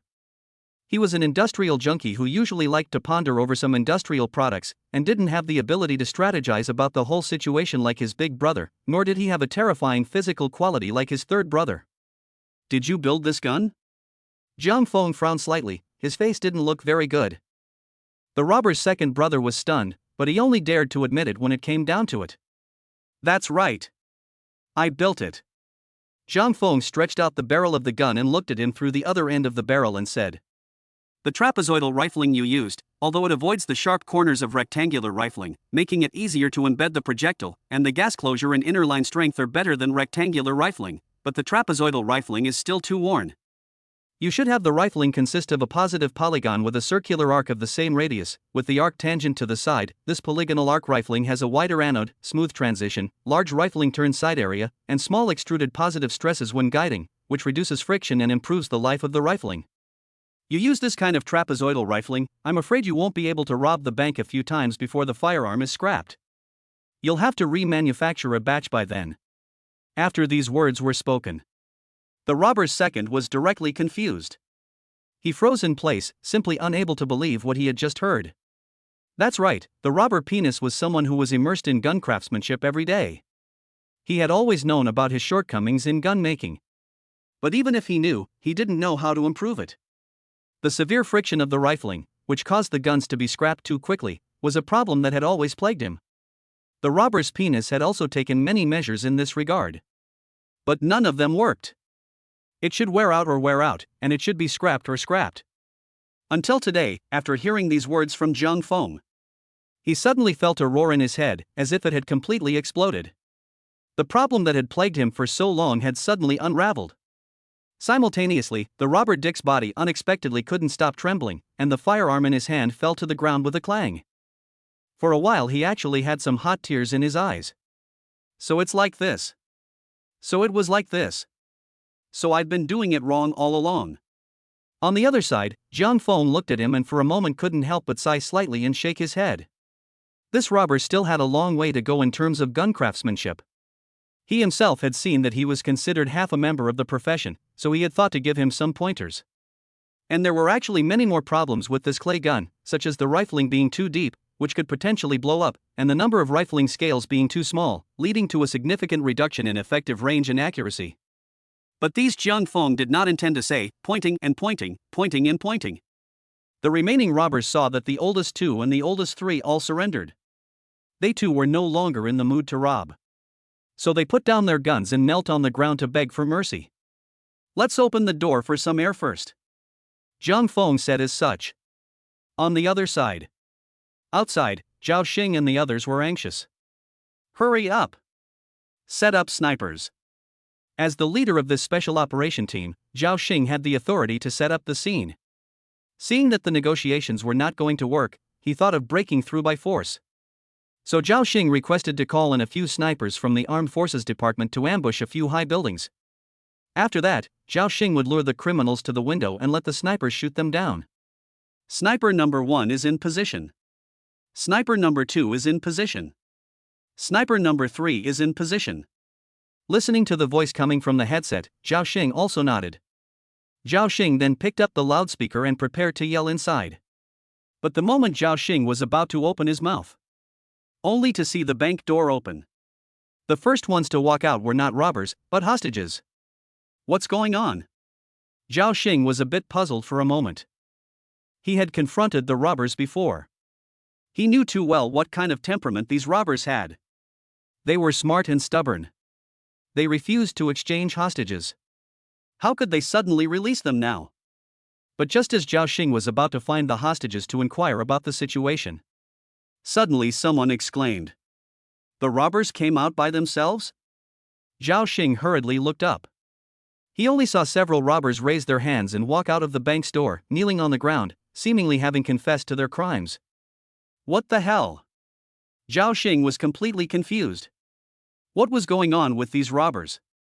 Just now, they had sworn not to surrender. How was it that less than a minute had passed and these robbers walked out one by one to surrender? Could it be that they knew that they had set up snipers and were preparing for a strong attack? The more Zhao Xing thought about it, the more he felt that something was wrong. But things had come to this. The first thing Zhao Xing had to do was to handcuff these people.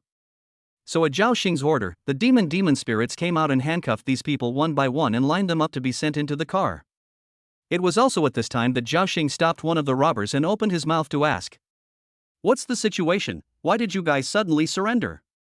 As soon as the robber heard this, he immediately remembered the nightmarish memories he had just had. His face instantly turned iron green and unsightly. The robber then pretended not to hear it and plunged headlong into the escort vehicle. It was also at this time that several rescued people came forward and said to Zhao Xing, "Officer, it was someone who saved us." "Right, officer, if it wasn't for that person, I'm afraid we'd all be dead inside today." Zhao Xing looked at them with a surprised face. "Someone saved you guys? Who was it?" Chapter 15 Leader, this is the Jiang Feng we arrested. Zhao Xing was incredulous. What a joke. There are so many armed demons and spirits on our side. Each one of them is armed with real bullets. They are not too sure to save the hostages. The people inside the bank, with their bare hands. How can they deal with 5 armed robbers? Unless this person was Superman. When Zhao Xing this thought came out, he suddenly shook his tiger's body without reason. Because Zhao Xing suddenly remembered someone. Wait. I only realized that someone robbed a bank here through a live broadcast. A live street interview, which means that person was in there as well. Zhao Xing looked towards the front door of the bank with extremely shocked eyes. Inside the bank, because there were no lights on, it was dim at this moment, as if it was a black grotto. It was also at this time that a man walked out. He was 1 meter 8 tall, carrying a school bag diagonally, with his hands in his pockets, and his face was full of lightness. Zhao Xing also saw this person precisely after he spat out a name. Jiang Feng. At the same time, the hostages around him said in unison, "It seems to be called Jiang Feng?" Zhao Xing was completely dumbfounded. At this time, the director was also done understanding what happened and walked over towards Jiang Feng.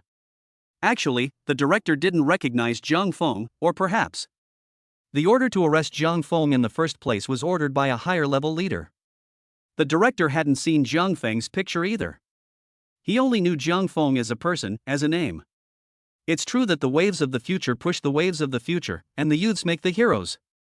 After the director listened to the hostages, he didn't mince words and praised Jiang Feng in front of everyone.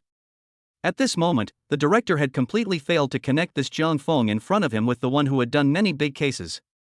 Director. Zhao Xing, who was standing next to him, whispered a reminder. But before his words even came out, he was immediately met with a blank stare from the director.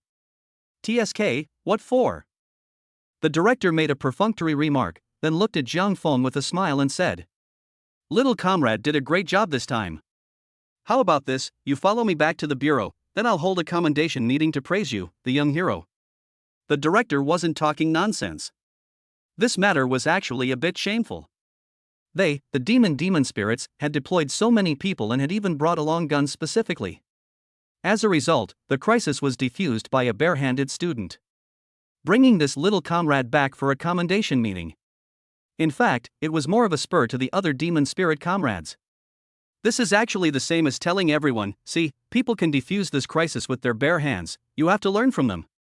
This was actually a good thing. However, just after the director finished speaking, Zhao Xing's face beside him immediately changed. Zhao Xing hurriedly said, "Director. He's that Jiang Feng." The director clearly didn't hear the implication of Zhao Xing's words for a moment, and said with some impatience, "What, that Jiang Feng? I only know this one little comrade Jiang Feng." The director had just finished speaking on the front foot, but he suddenly remembered something. Just today, hadn't their bureau gone out to arrest a student? That student seemed to be called Jiang Feng as well. Wait. As if the director had thought of something, his complexion was suddenly stunned. He looked at Zhao Xing with some disbelief and reconfirmed. "You mean, he's that Jiang Feng from Jiangbei University?" Zhao Xing nodded with difficulty. At this instant, the director's mind seemed to instantly explode. What was all this with That Jiang Feng from Jiangbei University was a Sandman criminal. Although there was no substantial evidence now. But in the director's mind, he is a criminal. How could such a person be invited back for a commendation meeting? For a moment the director immediately realized that he had said the wrong thing. His face became solemn, and he spoke in an aggravated tone to Zhang Feng. Don't think that just because you've done a good deed, you can exonerate yourself. One thing leads to another. We'll reward you for this matter, but if we find out about your cattiness in the future, then we won't hesitate to cuff you as well, do you hear me? Zhang Feng just laughed at this and didn't take it to heart at all. He had cleaned up the robbers himself only because they had hit on his deposits. It was at this time that a middle-aged man ran out from inside the bank on his ass. Young man! Don't go! Young man, don't go! This middle-aged man was dressed in formal attire, wearing a tie, his leather shoes were polished. At a glance, he was not an ordinary person. Zhang Feng recognized this man. He was the general manager of Longda Bank, and was considered a small powerful person. The general manager panted and ran to Zhang Feng's side, and opened his mouth. Young man, I saw what you did just now from the back. I'm really very grateful to you for saving our bank. When the incident happened just now, the general manager hid inside the bank and didn't dare to come out, quietly peeping at what was happening in the hall. He knew that if the robbers really took away so much money and couldn't trace it back, then they were afraid that this bank would all go out of business, and he would have to pack up and leave. Zhang Feng's move didn't just save the bank, it also saved him. The general manager hurriedly said. I've already reported this matter just now, and our leader thanked you so much that he asked me to dedicate $1 million as a thank you fee. This money has already been credited into your account, please don't be shy. $1 million, it wasn't a big amount of money at all for Longda Bank. Zhang Feng naturally wouldn't refuse, and gladly accepted the $1 million. Only Zhang Feng reported another card number, asking the bank to transfer this 1 million over. This card number is exactly what Zhang Feng reported before, Zhang Feng Foundation card number. Although the people present were puzzled, the general manager still hurriedly complied. After doing all this, Zhang Feng was ready to leave. Su Luofei and the others followed behind Zhang Feng, not daring to leave. After the live broadcast just now, the entire live broadcast room had completely exploded. The number of online viewers had soared to 2 million at one point. And it was still skyrocketing like crazy. The entire live broadcast room was completely engulfed by pop-ups. This is so awesome. The anchor is awesome. Taking on the thugs alone with his bare hands. Rescue the hostages. Am I the only one who saw the anchor's profound amount of knowledge? New fans are still at 666, old fans are already taking notes. As an old fan who watched the last live broadcast, I just want to say to the new fans that your insight is too short. What's the situation? What did the anchor do in the last live broadcast? Mr. Jiang Feng, where are we going next? Su Luofei asked in a low voice. After what had just happened, Su Luofei had been completely convinced by Zhang Feng. This guest was definitely the strongest guest the program had ever had. For a while, Su Luofei even felt that the honorarium she gave was too little. $1 million wasn't enough at all. One had to give Zhang Feng at least tens of millions to be able to afford this live broadcast. I have one last part-time job today, driver. I'll be able to rest after this part-time job. Zhang Feng didn't hide anything and said directly. Su Luofei nodded and followed behind Zhang Feng. But just as Zhang Feng was about to leave, a scream suddenly came out from the side. Help! Help! Who can come and save my child? Who can come and save my child? Chapter 16 Uterine Rupture. Emergency Surgery. Someone save my child. Hearing this voice, Zhang Feng stopped in his tracks. He turned his head to look. The one making the sound was the pregnant woman who had been held hostage earlier. At this moment, her expression was twisted in pain and her lower limbs were bleeding, as if she was about to go into labor. At the same time, several doctors were surrounding the pregnant woman's body and were busy. Only that each of these doctors had a blue face, hard to see to the extreme. Dr. Zhang, the pregnant woman is about to give birth. You quickly think of something. When the demon spirit went out, they contacted the Jiangcheng First Hospital. The Jiangcheng First Hospital was also extremely concerned about this robbery, so they sent out all the free doctors in the hospital. Internal medicine, surgery, obstetrics, all sent. And those doctors in the mouth of Dr. Zhang, in fact, is a doctor in the Department of Obstetrics of Jiangcheng Hospital. But at this moment, Dr. Zhang's face is no better. The mother was 28 weeks pregnant and was overly frightened, causing her uterus to contract, which led to uterine rupture and pelvic hemorrhage. Dr. Zhang felt tricky for a moment. Uterine rupture leading to pelvic hemorrhage, the infant mortality rate is as high as 75%. Uterine rupture, this is a very rare and serious complication. The usual incidence is less than 1%. There are many reasons for this complication. It could be a pregnant woman who has had multiple births at an advanced age, a pregnant woman whose uterus has been operated on before, or even a congenital uterine abnormality, or a dysplastic uterine wall. These are points that Dr. Zhang still reads from books. Dr. Zhang has been working in Jiangcheng First Hospital for several years and has never encountered a single case of uterine rupture. Without 80% certainty, Dr. Zhang doesn't dare to make a move. This is beyond his ability. One mistake could mean 2 lives. So, Dr. Zhang shouted, "Is there anyone present who has dealt with uterine rupture? There's an emergency here." Dr. Zhang shouted not only to the doctors, but also to the people present who were eating the food. Ever since the robbery had happened, the place had been filled with crowds of people who were watching. Dr. Zhang knew that there might be experts from other hospitals among the crowd. If these experts saw it, they might come out and give themselves a hand. But unfortunately, after a long time since Dr. Zhang's words landed on the ground, none of the crowd stiffly came forward. Seeing that time was passing by, the crowd present was anxious. The previously injured youth and the security boss have all stabilized their situation. Now only the pregnant woman is still in a life and death situation. This makes all the people present hold their breath. This is too live human life ah. At this time, the general manager of the bank also shouted, "Anyone who is willing to come forward to help conduct the surgery, I will reward $100,000 on behalf of the Jiangcheng branch of Longda Bank." The general manager of the bank was also a man of nature, and he watched from the side for a long time. He could never see the 2 lives leaving the world like this. Therefore the general manager was willing to do his best to help. Under heavy money, there would be a brave man. You have to know that $100,000 is already a very high prize. A surgery by a top expert in China would be about this price. On the other side, Su Luofei's camera captured everything on the scene, and there was a lot of talk in the live broadcast room. Many viewers expressed their disbelief. Why? No one is willing to come out and help even with a reward of 100,000? Yeah, so much money. Alas, I can only say that you guys are still too naive. This uterine rupture is not as simple as you think. That Dr. Zhang I know is a very powerful obstetrician in Jiangcheng First Hospital. He hasn't moved the knife for so long. Guess why? Is it because he doesn't want to? The risk factor of uterine rupture is too high. It's not something you can just fiddle with. At this very moment, viewers from all over the country are watching the broadcast. Some of them were even praying for the pregnant woman to get through the danger. That said, even though the general manager offered a high price of $100,000 in prize money, there was still no one on the scene who stepped forward. It wasn't that they didn't want to help. Rather, they were all self-aware. The people present, not to mention having been in the clinic, even the medical students were pitifully few. There was simply no one who could help. When the general manager saw this, his bright eyes gradually dimmed.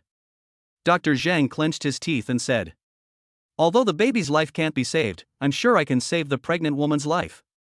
Immediately after that, Dr. Zhang was ready to perform a cesarean section. But just at this time, a voice suddenly rang out. "I'll do it."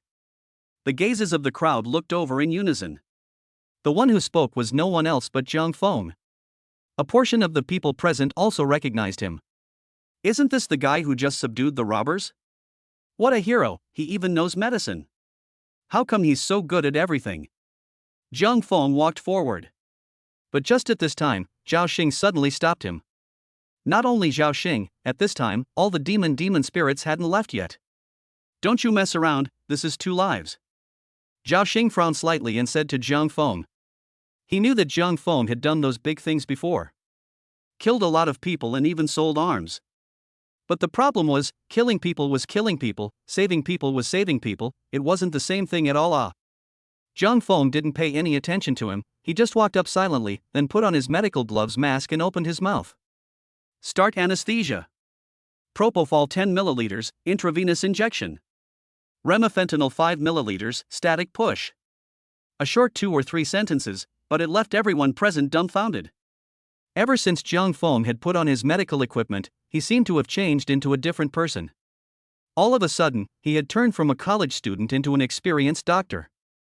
What he said also made the crowd couldn't help but listen. And what he said about propofol, remifentanil, those were all clinical general anesthesia drugs. For a student who was not a medical student to be able to casually name these two drugs was enough to see that he was not messing around. At this moment, Dr. Zhang's mood followed suit. He had never dealt with uterine rupture before, and if he could follow along this time, he would definitely learn a lot himself. So Dr. Zhang spontaneously took the injection from his assistant and willingly became Jiang Feng's assistant. Soon, the medicine was pushed into the pregnant woman's venous vessels. Dr. Zhang reported. Anesthesia is complete. Surgery can be performed. On the other side, Jiang Feng said. Within 2 minutes, we need to take out the child, otherwise both the pregnant woman and the child's lives will be in danger. The real danger of a uterine rupture did not lie in the uterus, but in the pelvic hemorrhage caused by the rupture. The time left for Jiang Feng and the others was running out. Time now, 5:30 p.m. Surgery begins. Jiang Feng squeezed the scalpel and slowly cut through the pregnant woman's skin, subcutaneous tissue, and muscles. Soon, Jiang Feng saw the uterus.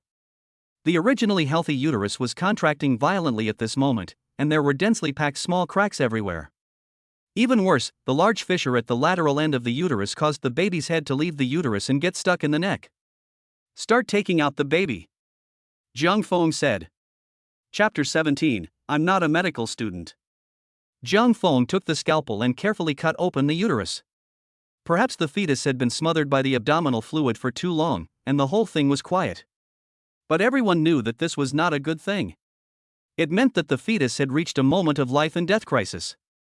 Beads of sweat fell madly from Dr. Zhang's face, and the assistant next to him was wiping away the sweat again and again.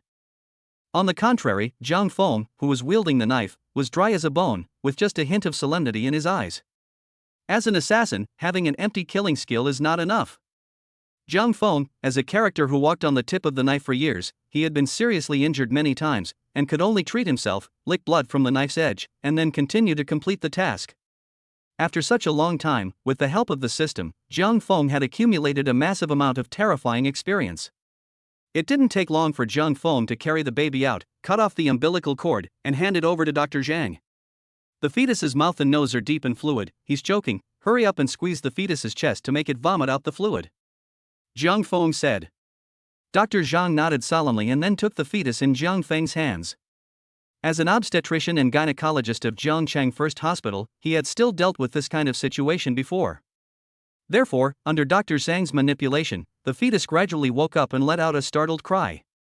When the crowd present heard this shocking cry, they couldn't help but shout. Good. Good. Finally the child is saved. Teenage hero. This is a real teenage hero. It's too awesome. It's really awesome. The crowd left no stone unturned in their frantic praise of Jiang Feng. At this moment, when Su Luofei saw the scene, she was also stunned. Perhaps Su Luofei was a girl herself, so at this moment, she could understand that mother's feelings better than anyone else. What if it was herself who gave birth to the child, and it was herself who was lying there? How would she react and what would she think when she heard her child's cries? At this moment, Su Luofei unconsciously pinched the corner of her coat, her knuckles turning white from her clenching. Jiang Feng. Su Luofei looked at Jiang Feng with more than a hint of reverence in her eyes. At this moment, Jiang Feng no longer seemed to be a guest who simply participated in the program. Rather, it was a great doctor who was working for the country and for the people. It wasn't just Su Luofei, the pop-ups in the online broadcast room plummeted. Because everyone was shocked by the scene in front of them. Almost no one was posting pop-ups, and everyone was staring at the screen in deaf. An indescribable emotion filled their hearts. It could be excitement. It could also be tears of fervor. The audience in front of the live broadcast room couldn't tell. At this time, Director Demon Spirit walked over to Zhao Xing. He took a deep look at Jiang Feng, who was busy, then said to Zhao Xing. Little Zhao, are you sure that this person is a Sandman criminal? Zhao Xing froze when he heard this, and he hurriedly said. Definitely I checked his information, he has done many big cases abroad. For a moment, the director didn't know what to say. The Sandman criminal that they had gone through so much trouble to try to catch was at this moment saving someone else's life. In terms of sentiment, the director definitely didn't want to pursue Jiang Feng. Because no matter which way you looked at it, Jiang Feng was a good kid. But in reason, both the director and Zhao Xing couldn't let go of the slightest possibility. What if they had just given up on pursuing Jiang Feng and Jiang Feng committed a big crime? Whose fault would it be then? That said, Jiang Feng at this time had already begun handling the pregnant woman's uterus. With experience, Jiang Feng removed the pregnant woman's uterus without incident. But something even trickier came right away. Pelvic hemorrhage. If this was not handled well, then the pregnant woman's life would be in danger. At this time, when the first and second assistants who were helping nearby saw the internal pelvic cavity, they both changed their faces drastically. Not good. There's too much bleeding. The pelvic cavity has been completely covered by fluid, there's no bleeding point to be found at all. Not only the first and second assistants, even Dr. Zhang had a difficult look on his face at this time. This was not in a hospital. If they were in the hospital, they would still have instruments that could quickly clear the fluid accumulation and then use them to pinpoint the bleeding point. But this was outside, and all they could rely on was their own pair of naked eyes. In other words, the surgical field of view was extremely bad. It was almost impossible to find the bleeding point. But at this very moment, Jiang Feng suddenly stretched out his hand and directly inserted it into the accumulated fluid. The bleeding has been stopped. Start clearing the fluid accumulation, Jiang Feng said. As soon as these words came out, Dr. Zhang and first assistant and second assistant beside him were dumbfounded. The bleeding has been stopped? Dr. Zhang asked incredulously. Jiang Feng frowned slightly and said, Shiatsu artery hemostasis method. Dr. Zhang ordered the first assistant and second assistant to start cleaning up the fluid buildup while saying incredulously, That's not what I'm asking, I'm trying to say, how did you find the bleeding point? Jiang Feng didn't answer this question of his. Over the years, Jiang Feng had long since mapped out every inch of the human body in order to kill more skillfully. Even if it was a pelvic hemorrhage, he could immediately deduce the most likely place in his mind. Combined with the patient's height and weight, and the condition of the body, it wasn't difficult to find the bleeding point without surgical vision. Soon, the first assistant and second assistant finished cleaning the pelvic fluid. Only to see Jiang Feng's two thumbs pressing dead center on a place in the pelvic cavity, but even so there was a small amount of blood oozing out, because underneath this was the pelvic artery. Start arterial suturing, Jiang Feng said. This place in the pelvis was different from other places. If it was a ruptured limb artery bleeding, then a tourniquet could be used to stop the bleeding immediately. But the pelvic cavity wasn't suitable for a tourniquet. Compression to stop the bleeding was the best way. However, this also meant that Jiang Feng could not let go of his hand, much less transfer to the hospital for arterial suturing. Because once Jiang Feng let go, the blood would instantly spurt out. The pregnant woman's blood pressure was already very low, and letting go of her hand for even just a few seconds would cause her to die on the spot. So Jiang Feng couldn't care less about infection and other risks, he had to immediately perform arterial suturing on the spot. Prepare 10-0 nylon thread, Jiang Feng said. Jiang Feng said while checking the situation inside the pelvis. Jiang Feng carefully peeled back the skin and flesh tissues, then pinched the artery at once with an extremely terrifying speed, without letting the artery bleed profusely. He pinched the artery with one hand, picked up scissors with the other, and slowly cut a diagonal slit in the arterial blood vessel, just like the tip of a milk tea straw. Is it legal to sew the end of the blood vessel? For a moment, Dr. Zhang was a bit surprised. The blood vessel end suture method was a relatively common suturing technique. But the problem was, this young man in front of himself only looked like he was around 20. He should still be in school at this age. He didn't even have clinical experience, so how could he be able to perform this level of suturing technique all of a sudden? Moreover, from beginning to end, Dr. Zhang had the feeling that this lad was not from a medical school. Where on earth did he learn these techniques? For a moment, Dr. Zhang was somewhat numb. Just a moment after Dr. Zhang froze, Jiang Feng's voice came. Arterial vascular suturing is complete, the pregnant woman's blood pressure is starting to rise. The pregnant woman is out of life-threatening danger, the next step is just to stitch up the C-section wound. Dr. Zhang couldn't help but say. Suturing is done? So soon? Dr. Zhang incredulously looked towards the inside of the pelvis. At this look, Dr. Zhang was directly shocked and numb. Jiang Feng's suturing was just too terrifying. Although it was said that the blood vessel suture used a vertical needle. But the problem was, the blood vessels that Jiang Feng had sutured. The spacing between each stitch was perfect. The spacing was not more or less than a hair's breadth. It's like industrial strip rolling. One must know that the quality of the suturing technique was directly affecting the post-operative recovery, as well as the likelihood of post-operative recurrence. How in the world did this technique get practiced? Dr. Zhang couldn't believe it. As an obstetrician and gynecologist, he boasted that his suturing skills were also very good. But compared to the young man in front of him, it was a world of difference. Zhang Feng then continued to stitch up the wound, and soon, the pregnant woman's wounds were all stitched up. It was also at this time that the other surgeons came over to check the situation. Everyone couldn't help but praise Zhang Feng's suturing technique after seeing it. The youngster has mastered such a superior technique at such a young age, he has a bright future ahead of him. Indeed. This stitching technique is indeed awesome, it's almost as good as mine. I wonder which medical school this young man is attending. Is he interested in coming to our Jiangcheng First Hospital for internship? Young man, you can come to our internal medicine department for an internship, you're guaranteed a stamp, and the work is very free. Get lost. Go to the internal medicine department. Emergency surgery is where this student should be, okay? Going to internal medicine is not a big deal. Just go to our internal medicine department. What's wrong with you? What's wrong with you? On the other side, Dr. Zhang looked at the crowd of doctors who had already started robbing people, and an indescribable feeling surfaced in his heart. If his colleagues in the surgery department had seen Zhang Feng's skill in sewing up blood vessels, they were afraid that their jaws would have dropped on the spot as well. The pregnant woman is only just out of life-threatening danger now, she still needs to recuperate, let's send her to Jiangcheng First Hospital. Zhang Feng said as such. Just at this time, a middle-aged man walked out from the doctors. He looked at Zhang Feng and opened his mouth to smile. Young man, I'm the director of the Jiangcheng First Hospital, this is my business card. Looking at your age, you should still be in school, right? Which medical college did you attend? Is it the North University School of Medicine? Or is it the Southern University School of Medicine? Are you interested in coming to our Jiangcheng First Hospital for an internship?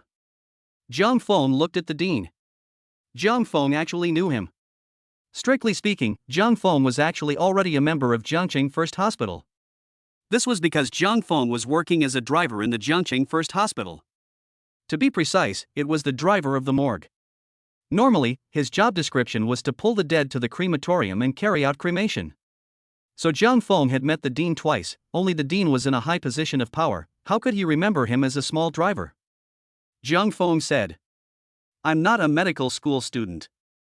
The moment these words came out, the dean, including a group of doctors, froze on the spot. Chapter 18 10 years ago unsolved case, serial killing. Not a medical school student?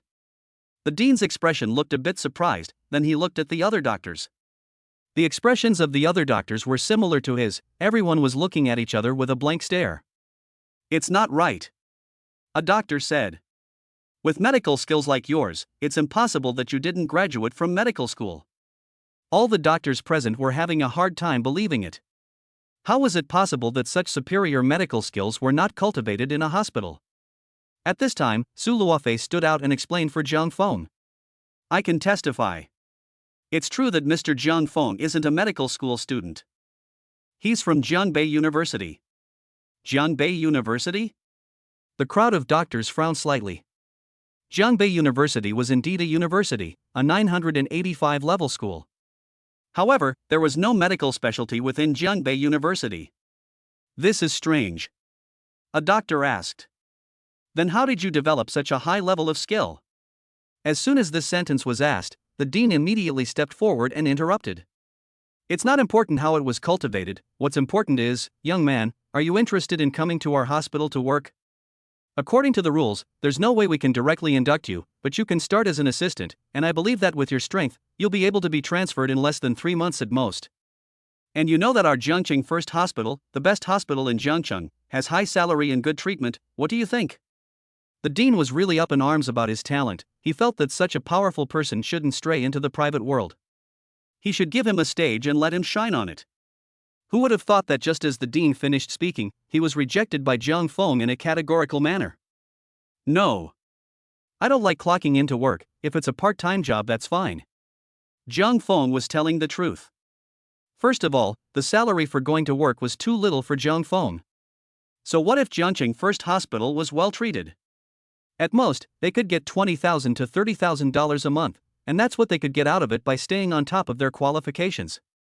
He just went to work. I'm afraid that a month is only 3 or 4,000 wages. It is not worth it.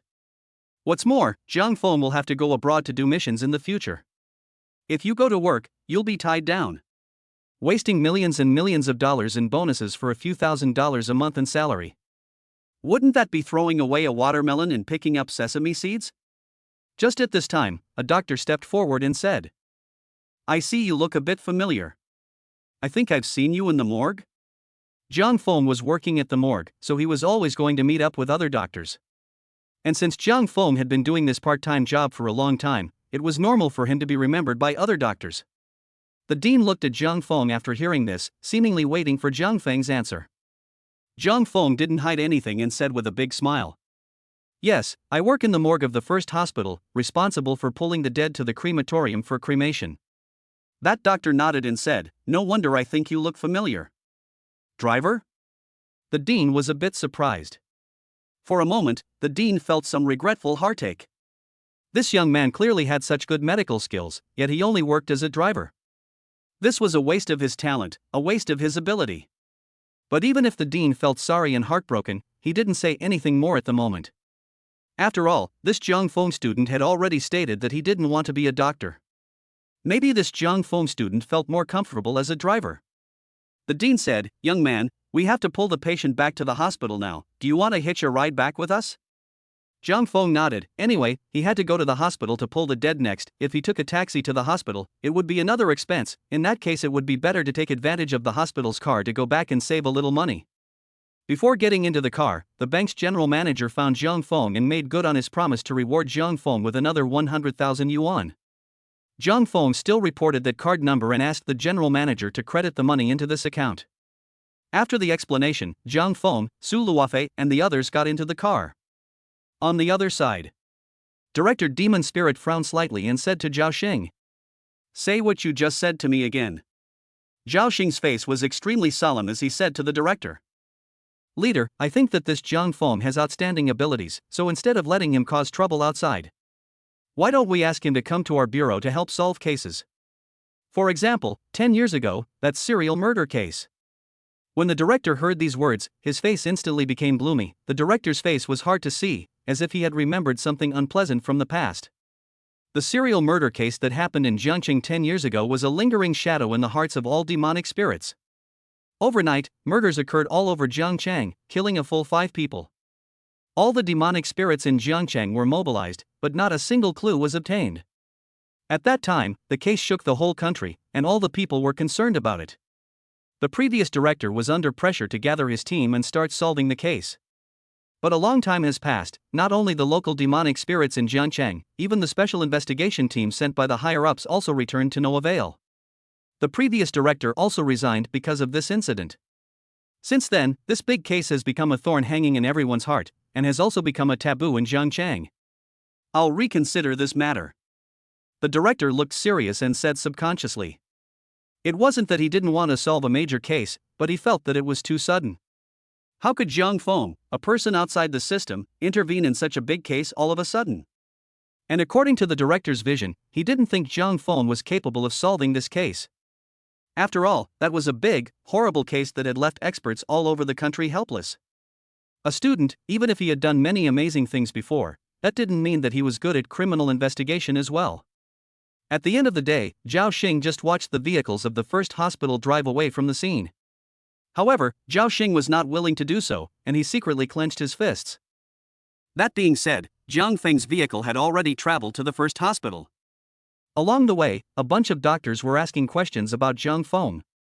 Some asked Jiang Feng how he practiced his medical skills. Some asked if Jiang Feng had a date. In short, every doctor simply wanted to dig Jiang Feng's bottom out. However, Jiang Feng is not a cutie pie. He said what he should have said, but he didn't say a word about what he shouldn't have said. It wasn't just the doctors, even Su Luofei looked at Jiang Feng with a curious gaze.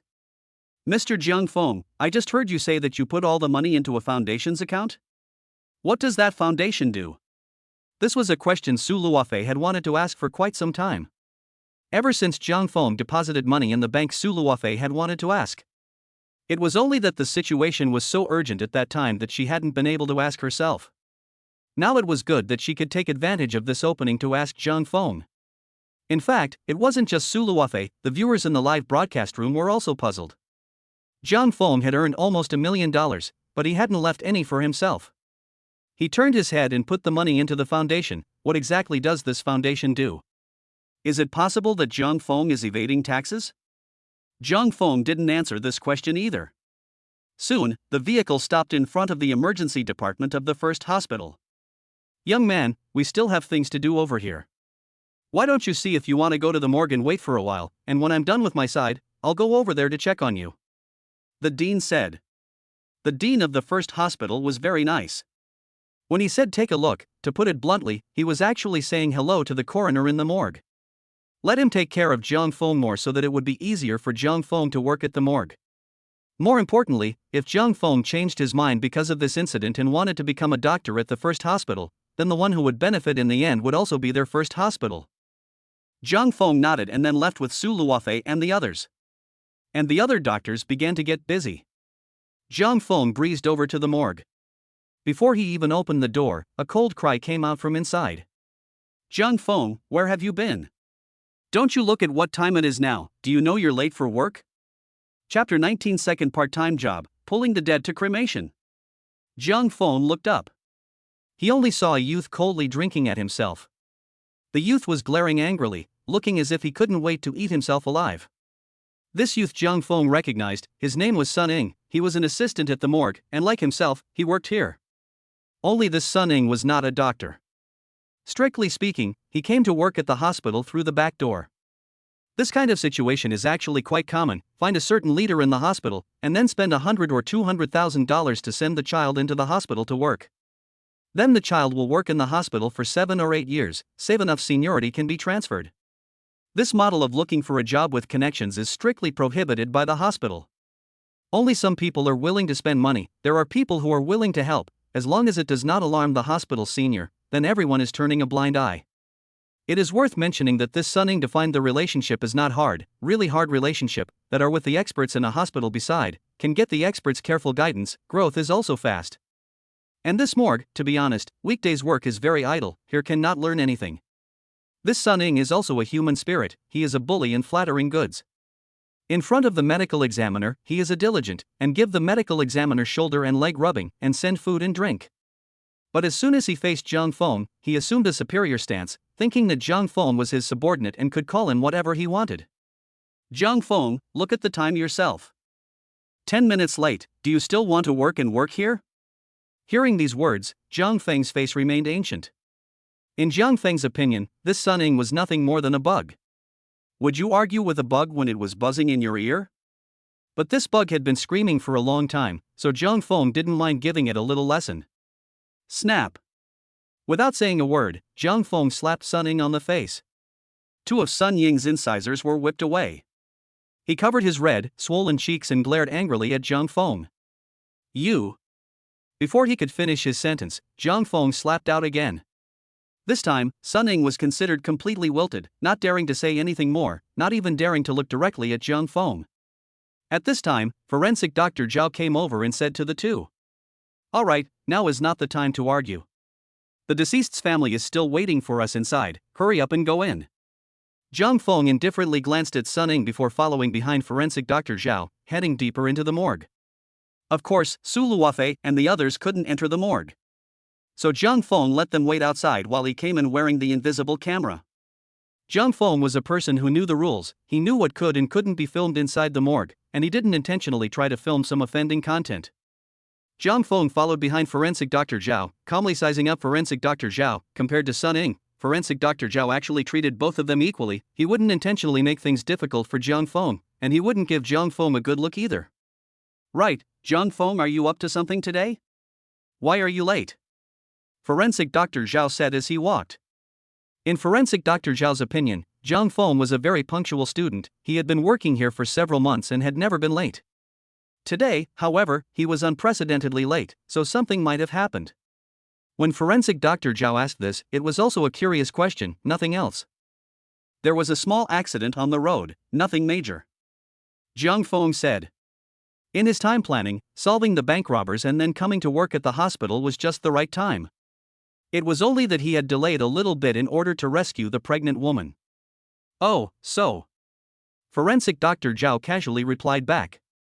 Since Jiang Feng wasn't willing to say, he didn't bother to pursue the matter himself. Jiang Feng had been working here for so long, being late once was nothing.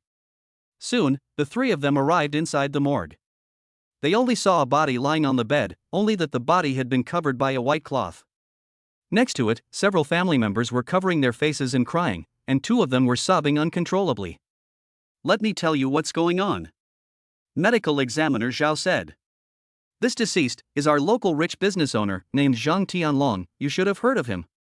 During last night, Elder Zhang was delirious due to excessive drinking and fell off the overpass and was hit by a car. I've already examined the body and it did die in a car accident. Jiang Feng, your task now is to take Elder Zhang and his family together to the crematorium and cremate the elder's body, is that clear?" Jiang Feng listened while looking at the corpse on the bed. Generally speaking, corpses whose cause of death was a car accident were more gruesome. The limbs, torso, and head were basically flying around, blood and brain matter and whatnot flowing all over the place was considered good, and it was often in pieces, a piece of rotten flesh here and a piece of rotten flesh there. The audience in the live broadcast room also frantically sent up pop-ups after hearing these words. Holy? A car accident corpse? So exciting? My mom, is this something that can be filmed? If this is filmed a little, I'm afraid the live broadcast room will be banned on the spot. Brothers. It's a bit scary, I don't dare to watch it. At this time a 1-meter-8 strong man quietly retracted his feet outside the quilt. You guys say, if at this time the old man suddenly sits up, what will happen? The live broadcast room was bustling with activity, except that Jiang Feng couldn't see it. Car accident corpses were actually no big deal to Jiang Feng. Jiang Feng had seen truly horrific corpses that were 100 times more gruesome than car crash corpses. So right now, even if that white cloth was lifted, Jiang Feng wouldn't have the slightest mental fluctuation when he saw the corpse. Aha! Jiang Feng agreed. This was his own job. Send the body and the family to the crematorium in peace. After delivering this order, he could almost rest today. The crowd then sent Elder Shang's body onto the minivan. Jiang Feng took Su Luofei and the others with him and drove towards the crematorium. Jiang Feng had just left in front of him. The dean rushed over with a group of doctors. "Where's that Jiang Feng kid from your department?" the dean asked with a smile. Dr. Zhao was a bit puzzled for a moment when he heard the dean's words. Jiang Feng was just a driver for the morgue, technically he wasn't even a staff member of the hospital. How could the dean and so many other doctors suddenly come looking for Jiang Feng? Jiang Feng has something to do and has already left to deliver the cremated remains. Did something happen, Dean? Do you need me to call him back? Dr. Zhao said. Who would have thought that the dean hastily waved his hand after hearing these words and said, No, since little friend Jiang Feng has already gone to deliver the remains, forget it. Dr. Zhao pursued, Dean, what do you want with Jiang Feng? The dean smiled and said, There's a little miracle doctor in your morgue. A little divine doctor? Dr. Zhao said with some disbelief. You mean Jiang Feng? How can he be a doctor? Jiang Feng is still in school right now, he's not a medical student either. The dean saw this, so he gave Dr. Zhao a rundown of what Jiang Feng had done today. Dr. Zhao's face gradually shifted from calm at the beginning to shock, to jaw-dropping disbelief at the end. Are you saying that Jiang Feng completed a surgery by himself today? Saved 2 lives? Uterine rupture, pelvic hemorrhage, did he do all of these? At this moment, Dr. Zhang from the obstetrics and gynecology department stood out and personally testified for Jiang Feng. Not only him, several surgeons also stood out and said, What a pity, I came a little late, I had wanted to ask this little friend for advice on suturing. Indeed, we can only wait for tomorrow. When Dr. Zhao heard these words, the expression on his face became extremely surprised. Not only Dr. Zhao, even Sun Ying next to him was baffled when he heard these words. Jiang Feng? Saving lives? Finishing the surgery alone? Sun Ying was completely dumbfounded. He recognized these words when they were taken apart, but how could he not recognize them when they were combined together? The normally silent Jiang Feng was so powerful? Sun Ying was a little scared. Jiang Feng's ability was so outstanding that he was able to make the dean personally come to see him. He had just reprimanded Zhang Feng, even though Zhang Feng had slapped himself twice. But if Zhang Feng were to still hold a grudge, I'm afraid that he wouldn't be able to keep his job. No, I have to quickly find an opportunity to apologize to Zhang Feng. Adults do not remember the small man, please let me go, big brother Jiang. Thinking of this, Sun Ying took out his cell phone in a panic and hurriedly called Zhang Feng. Chapter 24 Star Assassin, Targeting Zhang Feng. The Jiangcheng crematorium was a bit far from the first hospital. There was a small mountain to pass on the way. The mountain road was rugged and bumpy, and at this moment, Zhang Feng was concentrating on driving. Even though his cell phone showed that a call had come in, Zhang Feng didn't notice. Su Luofei and the family of the deceased all stayed in the back of the car. Su Luofei looked at the white cloth in the carriage and felt a little surprised. What is this thing? Can I open it and take a look? Su Luofei didn't realize that it contained a corpse, or the kind that died in a car accident. Feeling somewhat offended, the deceased's family said, I'm sorry, inside this is the elder of our family. Elder? Su Luofei was a bit confused. This elder's sleep quality was quite good. The mountain road was all bumpy like this, and the elder insisted on not saying a word, not even rolling over. Those who knew were elders, those who didn't thought it was a corpse. Then I won't disturb the elder's rest. Su Luofei said as such. At this time, Zhang Feng, who was driving in the front row, said, Don't get me wrong, the elder isn't resting, but sleeping forever. After Su Luofei heard these words, many big question marks popped up in her head. Eternal sleep? What does that mean? Could it mean that? In the next second, Su Luofei looked at this white cloth with an extremely frightened look. Her entire body shrank back and hid behind the photography big brother. Seeing this, the deceased's family members simply stopped hiding and directly said, Lying in here is our father, Zhang Tianlong, one of the 3 richest merchants in Jiangcheng. Zhang Tianlong? Someone in the crew let out an exclamation of surprise. Zhang Feng, who was driving, also paid attention to the movement over here. After all, he was driving and was more or less bored, so it was fine to listen to them talk about gossip. Zhang Feng didn't know this Tianlong. However, Zhang Feng knew quite a lot of rich foreign businessmen. Some of them were his assassination targets, and some of them were his employers. If you can afford to hire an employer of Zhang Feng's caliber, you'll be on the Forbes list at the very least. In terms of assets and status, any one of them could blow away Zhang Tianlong. So it was understandable that Zhang Feng didn't recognize Zhang Tianlong. Who is Zhang Tianlong? Why haven't I heard of him? Is he very powerful? Someone from the program team asked.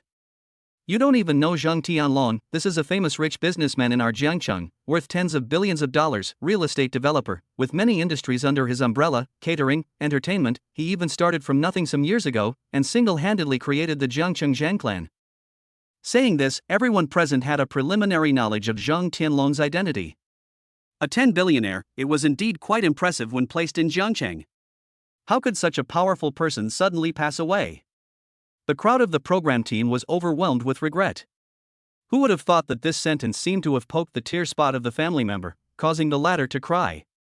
My dad likes to drink on weekdays, and last night he insisted on dragging me to drink, because I was with Dad, so Dad didn't bring a bodyguard, but who knows, Dad was delirious after drinking, and he even jumped off the flyover all of a sudden, and it just happened to be hit by a passing car below, which led to this tragedy. It's my fault, big brother, it's all my fault. It's all my fault. I deserve to die. It's me who didn't keep an eye on our dad, I deserve to die. The person speaking was Zhang Tianlong's second son, Zhang Dai. On the other side, Zhang Tianlong's eldest son, the elder brother, was comforting his second brother. It's alright Dai, it's not your fault, our dad usually likes to drink, and he likes to play drunk after drinking, we all know this. I can only say that the accident came too suddenly, it's not your fault. Zhang Dai buried his head into his big brother's chest as he cried even harder. However, in truth, Zhang Dai was laughing coldly inside. That's right, Zhang Tianlong was the one who killed him. One must know that the Zhang family business had a market capitalization of tens of billions of dollars, and his big brother's ability was extremely outstanding. Everyone up and down the family defaulted that his elder brother was the future heir to the family. However, Zhang Dai was extremely unconvinced. What does this mean? This represents the old man does not take himself seriously. He felt that handing over the family business to himself was a bad thing. Since this is the case, then Zhang Dai is going to prove to Zhang Tianlong that he is going to master the family business step by step with his own brains. The first step of Zhang Dai's plan was to get Zhang Tianlong killed. Technically speaking, it was to poison Zhang Tianlong. He pretended to drink with Zhang Tianlong and poisoned Zhang Tianlong's wine to make him faint. He then carried Zhang Tianlong's body to the footbridge and directly threw the body off the footbridge. So there was this current scene. And this poison that Zhang Dai bought abroad, although it doesn't directly poison people to death, it can only make people faint. But the good thing is that this poison volatilizes extremely fast, and not a single trace can be found inside the corpse after a person dies. The old man is already dead. It's your turn next, big brother. As long as you die, the business will all fall into my hands. Tonight is the night you die. Zhang Dai cried while not moving as he glanced at the time. It was already past 7 in the evening, and the sky was already getting dark. And the assassins he had found abroad had almost made their move. At this moment, a nearby hill. A female wearing a tight black leather jacket was lying on the ground. Her eyes were observing the minivan through the scope. I have found the target, which is traveling on Section B of the Pan Mountain Highway. Vehicle speed 60 km per hour, light breeze today, southeast wind direction, sniping is possible. Mission objective, kill everyone on the minivan except Zhang Dai. Now start the mission. First step, first snipe the driver of the car and force the vehicle to stop. This female assassin held her breath and started aiming at Zhang Feng. This sniper rifle was one that Zhang Dai had spent a lot of money to get in from abroad. It was well known that Dragon Country's gun control was the strictest in the world. In this environment, trying to smuggle an offshore sniper rifle, the amount of manpower and material resources spent on it was horrible to imagine. Moreover, this female assassin was not an idle person. On the Foreign Killer Forum, there was a killer ladder list.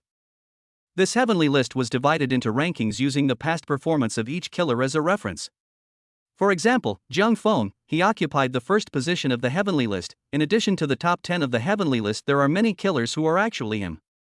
And apart from the list ranking, there was actually another thing that was an important factor in measuring the level of an assassin. That is the star rating. In this Foreign Killer Forum, some employers would release some bounty missions. These killers could pick the tasks to complete. And by completing the tasks, the assassin's star rating would be raised. From the lowest level of 1-star assassin to the highest level of 9-star assassin. Each star represented a strength gap. For example, Stephen, he was a 2-star assassin.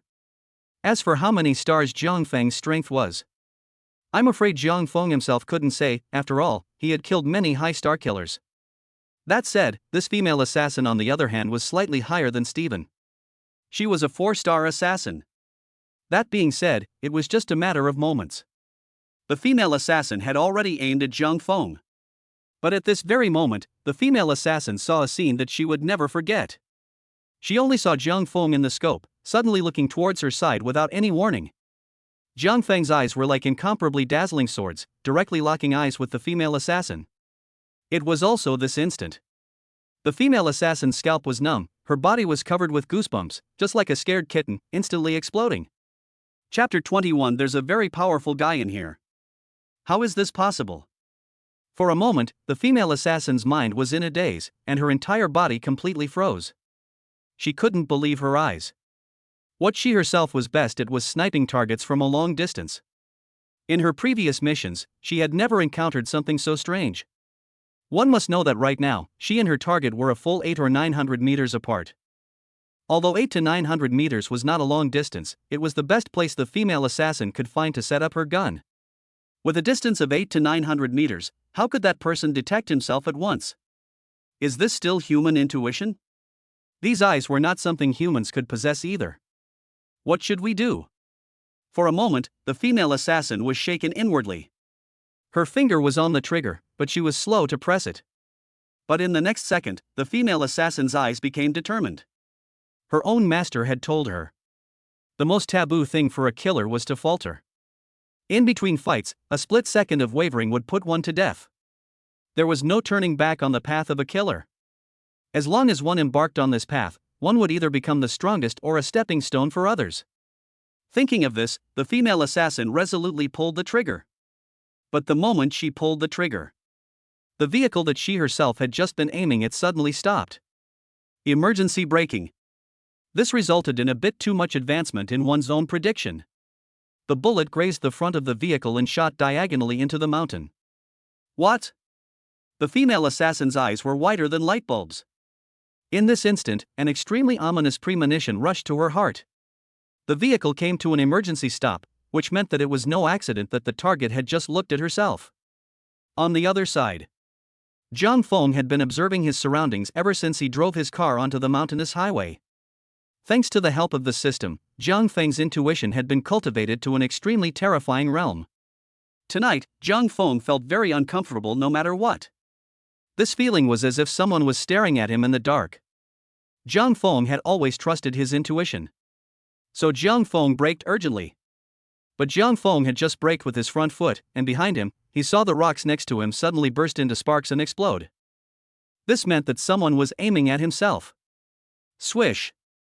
Zhang Feng started the vehicle, steering wheel full, and directly crashed through the mountain road guardrail. The whole vehicle rushed down the mountainside. The crowd stumbled in the car, everyone was shocked by this sudden situation. Su Luofei and the others screamed on the spot. Zhang Feng calmly looked at the road ahead and just kept twisting the steering wheel repeatedly, maneuvering the vehicle to hit the big tree with a slant, slowing down the speed of the vehicle sliding down the slope. Fortunately for Zhang Feng, they hadn't been on the road for long and were still in the foothills of the mountains, so it wasn't much of a problem to slide the vehicle down directly. But this small move is to save the lives of all present. After the gunshot, Zhang Feng immediately used his experience to deduce that the killer might be ambushed on the next hill. And between these two hills was a wooded depression. In other words, as long as the car was driven inside this woodland, those big trees could block the sniping view from high up. Next, Zhang Feng would have to feel his way up the mountain and dispose of this killer, so he could deliver corpses to make money again. The vehicle didn't know how long it had been skidding, and finally came to a stop. Everyone was pale and gasping frantically, with a great feeling of having survived a robbery. What happened? What just happened? Did we flip over? We won't fall down the mountain, right? In the darkness, everyone was in a panic. Only Zhang Dai secretly smiled at the crowd present. While others didn't know what was going on, he did. There was only one possibility for a moving vehicle to suddenly drift. That was that the driver had been taken out. Looks like the driver has been taken care of. According to the plan, after they get out of the car and see the driver's body, everyone will panic. In that case, then snipe them one by one, leaving no one alive, and my plan will be complete. Zhang Dai thought in his mind. As it happened, he still thought that the vehicle was parked on the mountain road, not realizing that the vehicle had already rushed down the mountain. But just then, Zhang Feng's voice suddenly came over. Get out of the car. Zhang Feng's voice was short and serious, and his tone did not allow for a bit of questioning. Zhang Dai froze. Did he just hallucinate? How did he hear the driver's voice? Before Zhang Dai could react, the carriage door opened and Zhang Feng's face came into his eyes. However, Zhang Dai didn't dare to act too shocked, so that it would be easy for others to find something wrong. So Zhang Dai showed a panicked look. Zhang Feng's gaze swept over him and he just gave him a deep look and didn't say anything more. The crowd then started to get busy, and with the help of the program's big brother, they carried down the old man's body as well. On the other side, the female assassin had an extremely shocked expression on her face. The vehicle rushed down the mountain? At first, the female assassin didn't understand why the target did that. But quickly, she reacted. Is it trying to block my sniper vision with the foliage? The female assassin's face began to turn gloomy. She hadn't expected her opponent to be so cunning. But even so, one was not helpless. On the contrary, the female assassin also had a backhand. Soon, the female assassin opened her radio and said, the target has rushed down the hill, and is now over in the wooded depression. They're entering your territory, it's your turn to strike, Monkey Man. A muffled voice came over the radio. I just heard a gunshot, did you shoot? Yes. What about the number of remaining survivors of the target? All survived. All survived? You didn't kill any of them? A surprised voice came from the radio. Yes. Monkey Man was surprised after he heard the female assassin admit it herself. It was because he knew about the female assassin's sniping prowess. 2,000 meters away, a moving target the size of a human head the female assassin could hit at will. To know 2 kilometers away from the size of the human head of the target, in the scope, that is in ping pong balls almost big. Such a target female assassins can easily hit. A minivan traveling on the highway was just a minivan, and a companion could miss this too? I see. Monkey Man replied back, then was about to turn off the radio. Just then, the female assassin's voice came from over there. Monkey Man. Be careful. There's a very powerful guy inside the target of this mission. I feel that 9 times out of 10, it's our counterpart. And his star rating is definitely higher than the two of us. At least a 5-star assassin. What? Monkey Man on the other side of the radio exclaimed. A 5-star killer? In the line of assassins, a difference of 1 star, that strength would be much worse. Generally speaking, a 5-star assassin could easily assassinate 3 4-star assassins. It could even do so without God realizing it. Is there such a powerful assassin in the Dragon Kingdom? After the shock, Monkey Man quickly calmed down. He kept consoling himself that it was just a 5-star assassin. He himself was now at the peak of 4 stars, and by completing this mission, he would be able to advance to a 5-star assassin as well. The appearance of this 5-star assassin was just what he wanted. As long as he killed this 5-star assassin, it would mean that he completely possessed the strength of a 5-star. Thinking of this, Monkey Man walked towards the direction where Zhang Feng was. Chapter 22 Imperial Favorite Murder. What happened, Zhang Feng? Su Luofei walked over to Zhang Feng and inquired in a low voice. Zhang Feng didn't say anything, just glanced at her. Su Luofei's heart thumped. She knew that something big had happened. However, she trusted Zhang Feng, and the best thing to do right now was to listen to Zhang Feng's orders. You guys come with me, Zhang Feng said. The others nodded. Zhang Feng then led them towards the mountain. After walking for about 5 minutes, the surroundings suddenly quieted down. Everyone had a very tacit agreement to stop talking, and the surrounding area didn't even have the sound of the wind scraping the leaves anymore. It was silent and there was only the sound of the footsteps of the crowd moving forward. Just at this time, there was a sudden clicking sound in front of them, as if there was something running fast on the dead leaves. Who? The show's crowd was furious in their hearts and raised their flashlights to shine over. As a result, they saw a monkey that was sitting on a tree branch licking the back of its hand and was smoothing its fur. So it's a monkey. The crowd of the program team let out a long sigh of relief. That's right, in this wilderness, how could there be anyone else but them? It's a bit strange. Someone on the program team spoke up. How could there be monkeys here? This Wangjiang mountain isn't big, and it's still a small mountain within the city of Jiangcheng, so by all rights, the monkeys should have all been sent to the zoo. After this sentence was said, the rest of the people all had puzzled faces, and it was indeed quite strange to say so. But just as the people were talking, the monkey suddenly screamed strangely. It suddenly stood up, as if it was an ape, and pounded its chest. Then suddenly a cold light cut through, coming straight at the crowd. Zhang Feng fiercely stretched out 2 fingers and probed into space. Be careful. Zhang Feng instantly clamped down on the cold light. The crowd was so shocked that they subconsciously bent their backs for a moment, then looked towards Zhang Feng's hands. They only saw that Zhang Feng was holding a small silver-colored sharp knife between 2 of his fingers, and there was quite a bit of green poison smeared on the blade of this sharp knife. Zhang Feng had been extremely fast and had gotten the sharp knife in one go. Otherwise, if this sharp knife touched someone and scratched or scraped a tiny bit, that person would probably die on the spot. Knife? Now the program team and the family of the deceased were shocked. How could there suddenly be a knife in the middle of nowhere? Things were getting weirder and weirder tonight. On the other side, after Zhang Dai saw the sharp knife, his entire body froze. Those 2 assassins were hired by him, so how could he not know about this knife? This knife was the weapon of the 4-star assassin, Monkey Man. Legend has it that Monkey Man has raised 3 monkeys. These 3 monkeys are extremely intelligent. Monkey Man manipulates the 3 monkeys, even without orders. The monkeys will act on their own to assassinate the target, and is also quite famous in the road. At this time, the darkness out of a person.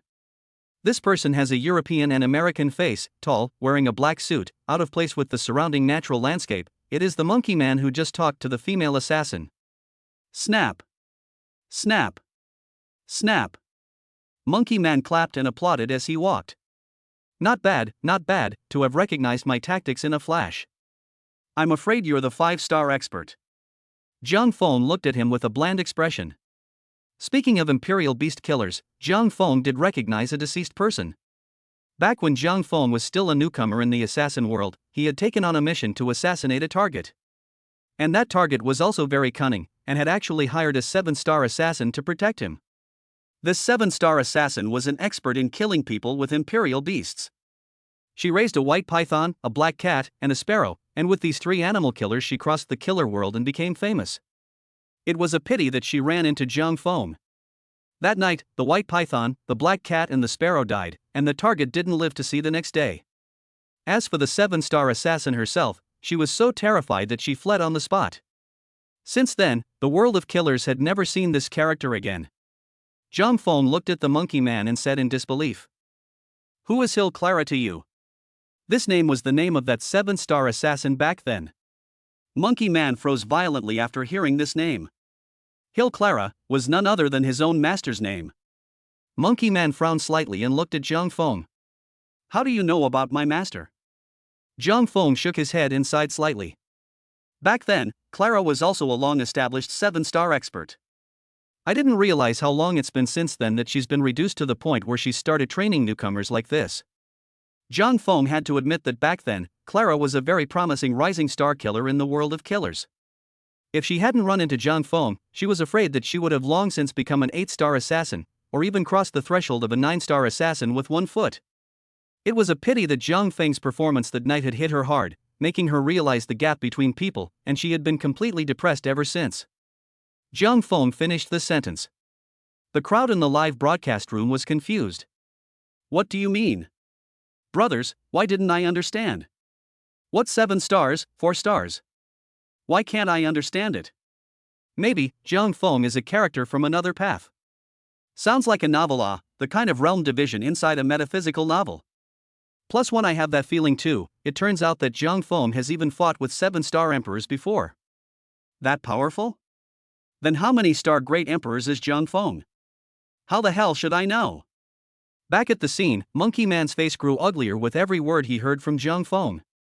He had grown up without clothes and starved. It was Master who had adopted him, fed him, gave him drinks, and had led him to hone his killing skills. Now in this person's mouth, it was as if Master was nothing. How could Monkey Man swallow this bad breath when he belittled his master so much? "I hope that when you die later, you can be this tough talking as well." Monkey Man pointed with his big hand, and oozing strange cries suddenly came out from the surrounding darkness. The 3 monkeys then each held a sharp knife and violently rushed towards Jiang Feng. The monkeys acted extremely fast, and the program's crowd hadn't even reacted yet. The monkeys had already rushed to the front, looking at them with fierce faces, laughing strangely while raising their sharp knives. This scene really scared the crowd silly, even including the viewers in the live broadcast room. "My mom! Why are these monkeys so scary? Holy! It's just like a horror movie. I don't dare to sleep anymore, brothers. If I meet these monkeys, I won't be able to close my eyes for at least 4 or 5 days. Are these monkeys still monkeys? Why are they all so hideous?" Jiang Feng only sighed slightly when faced with these monkeys. Relying on other things was ultimately a side road. In this path, going to an 8-star assassin was already the pinnacle, and a 9-star was almost impossible. Jiang Feng had fought with real 9-star killers. Every 9-star killer was the ultimate powerhouse, both in terms of strength and on a psychological level. Their psyche was so strong that there wasn't a single crack in it, and they always believed that they were the strongest.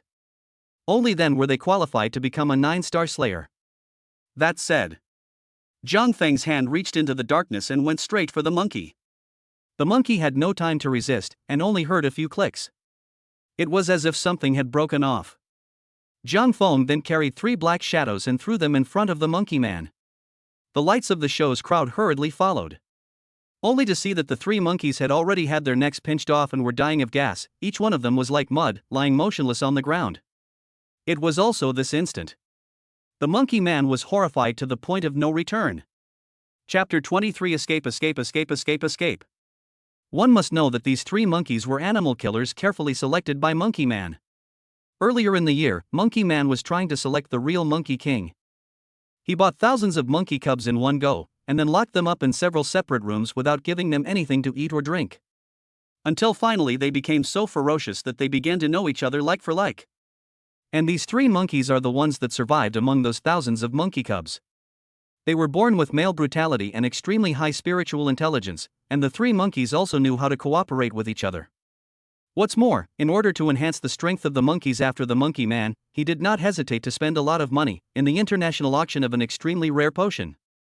This kind of potion, even if a 5-star killer saw it, he would also frantically scramble for it.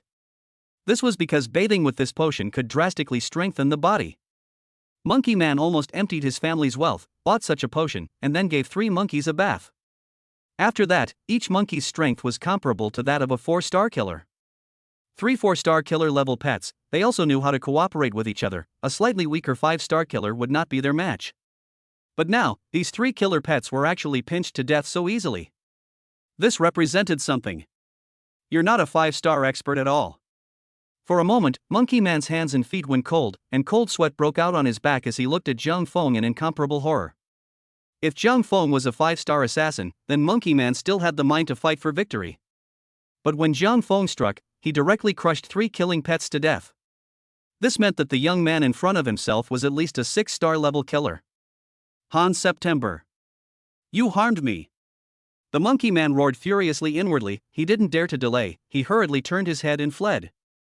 What a joke. This was a 6-star assassin in front of him. He wasn't the 5-star assassin that Hanzhou US said he was.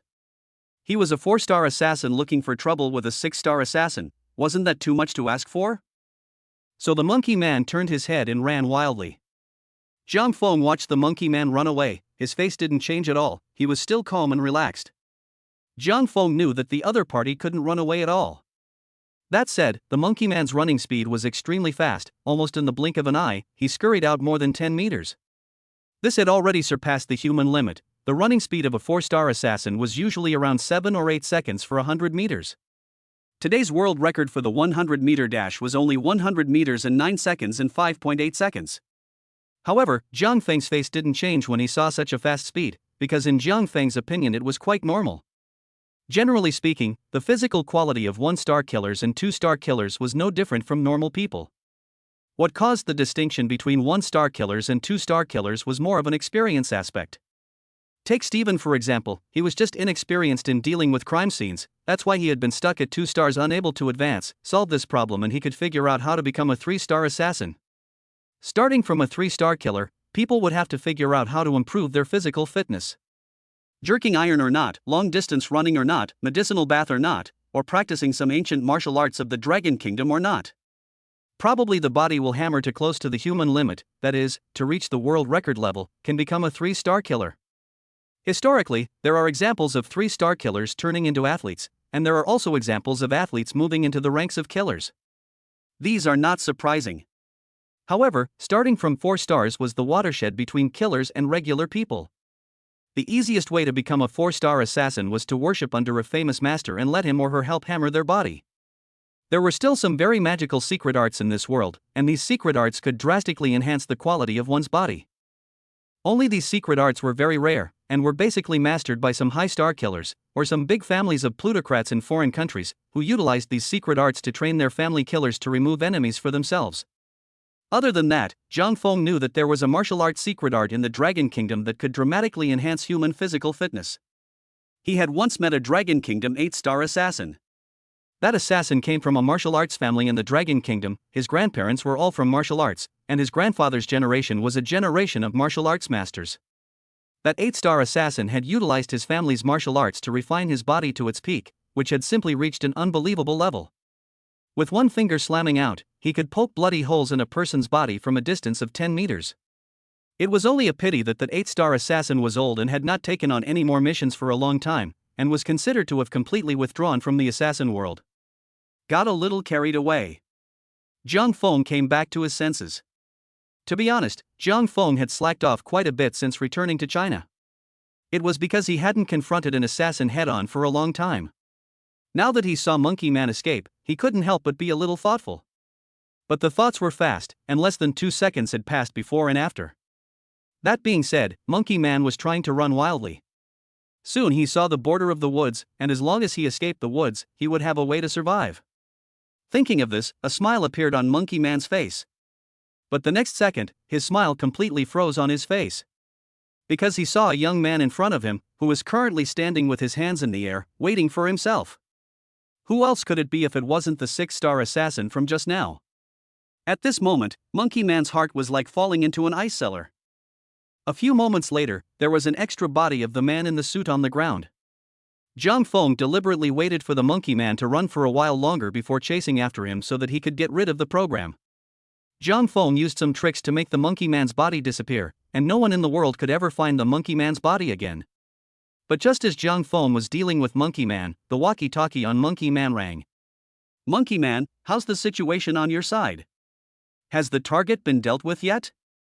Zhang Feng picked up the walkie-talkie and mimicked Monkey Man's voice just now as he spoke. "The target has been dealt with, you can come down now." Zhang Feng then turned off the radio and started heading up the mountain. If Zhang Feng wasn't wrong, the sniper who had just targeted himself should be on this mountain. Soon, Zhang Feng arrived at a small platform with a sniper rifle mounted on it and a radio next to it. It was just a pity that the person was no longer there. "Running pretty fast." Zhang Feng shook his head helplessly, then headed down the mountain. The other side. Han Zhouyue was running wildly on the road. At this moment, Han Zhouyue's body was already wet with cold sweat. The sweat was smothered in her leather jacket, making Han Zhouyue's body uncomfortable. But even so, she didn't dare stop for a moment. Desperately, she frantically fled the scene. "Are you kidding me? Monkey Man is actually dead?" Monkey Man himself has 4-star killer strength, plus his 3 monkeys, a full 4-star killers, and he was killed so easily? Han September could not hide the shock in her eyes. This was the most surprising thing she had experienced since she was a child. If it wasn't for the fact that Monkey Man and I had a previous agreement that we could only call out code names while on a mission, otherwise I'm afraid I'd be dead here too. Thinking of this, Han September had a moment of fear. She and Monkey Man, as Clara's disciples, had an agreement between them. During a mission, one couldn't shout their real names. Only code names could be shouted. Han September's code name was Evening Autumn, which also meant September. And Monkey Man's code name was Monkey Man, while his real name was John Bullard. When he was talking to Monkey Man just now, Monkey Man didn't even call out his code name. This also meant that the one who had just taken the walkie-talkie was not Monkey Man. Rather, it was someone else. The more Han September thought about it, the more frightened she became. What kind of existence had she offended? Moreover, Han Yuqing was extremely fortunate that she had kept an eye out when she was conversing with that person just now, and she used a voice changer to blur her voice. This way, even if the other party heard her voice, they couldn't tell if it was a man or a woman, sort of protecting themselves in disguise. "I have to hurry and tell Master about this." Han Zhouyue ran towards where her master was. Chapter 24. No need to look for it, the person behind the scenes is right here. Afterward, Zhang Feng returned to his original location and found Su Luofei and the others. When Su Luofei and the others saw the sniper rifle in Zhang Feng's hand, all of them were dumbfounded. "What is this thing? A gun? Where did you get it from?" "This." All of them didn't expect that they would be able to see something like this within the Dragon Kingdom. On the other side, Zhang Dai saw this gun. His heart stopped beating for a beat.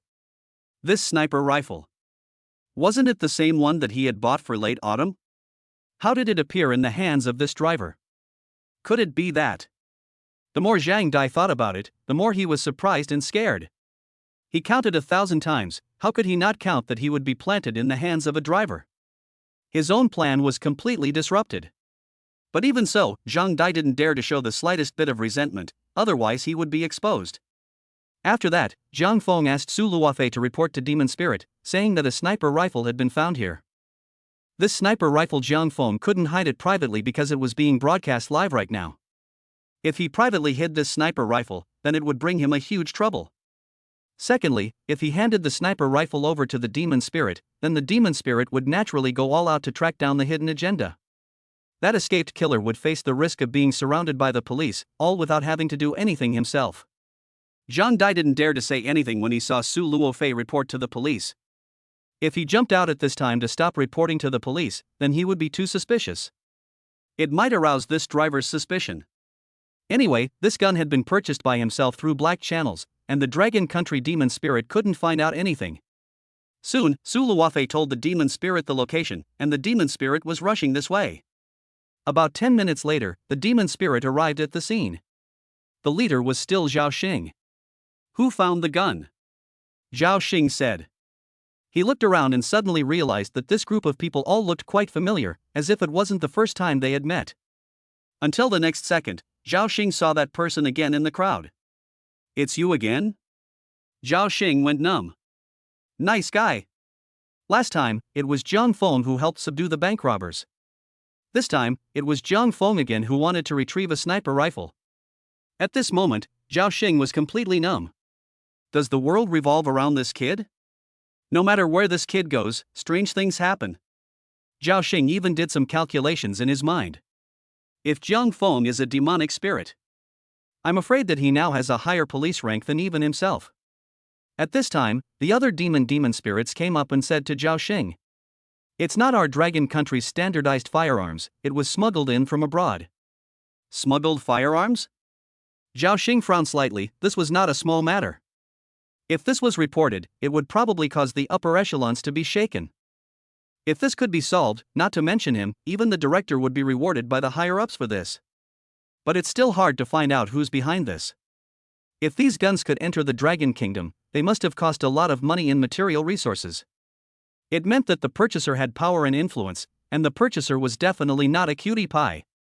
He would try to do everything he could to erase the record of the purchase, which would drastically increase the difficulty of the investigation for the demon spirit. But just as Zhao Xing felt tricky, Zhang Feng spoke. "There's no need to check, the person who bought the gun is right here." The moment these words came out, Zhao Xing froze. It wasn't just Zhao Xing, the Zhang family's elder brother, and Zhang family's second brother, Zhang Dai, they all froze. Zhang Dai looked at Zhang Feng with disbelief. This kid. Did he surmise that he had bought the gun himself? How did he do that? This can't be possible. Zhang Feng first described the assassination. Only in Zhang Feng's description, Monkey Man didn't die, and both of their assassins escaped. And after Zhang Feng pointed it out, Zhao Xing instantly caught the key part of the matter. What you said makes sense. Such professional killers, acting with such fanfare, it can't be an impromptu move, they must have premeditated, they just want to kill you guys. Or maybe, among the few of you, someone will get in the way. Zhao Xing said. Zhang Feng looked at Zhang Dai and said blandly. Zhang Dai. You drugged and poisoned your father and threw him off the overpass so that he would be hit by a car. The purpose of this is to inherit Zhang's business.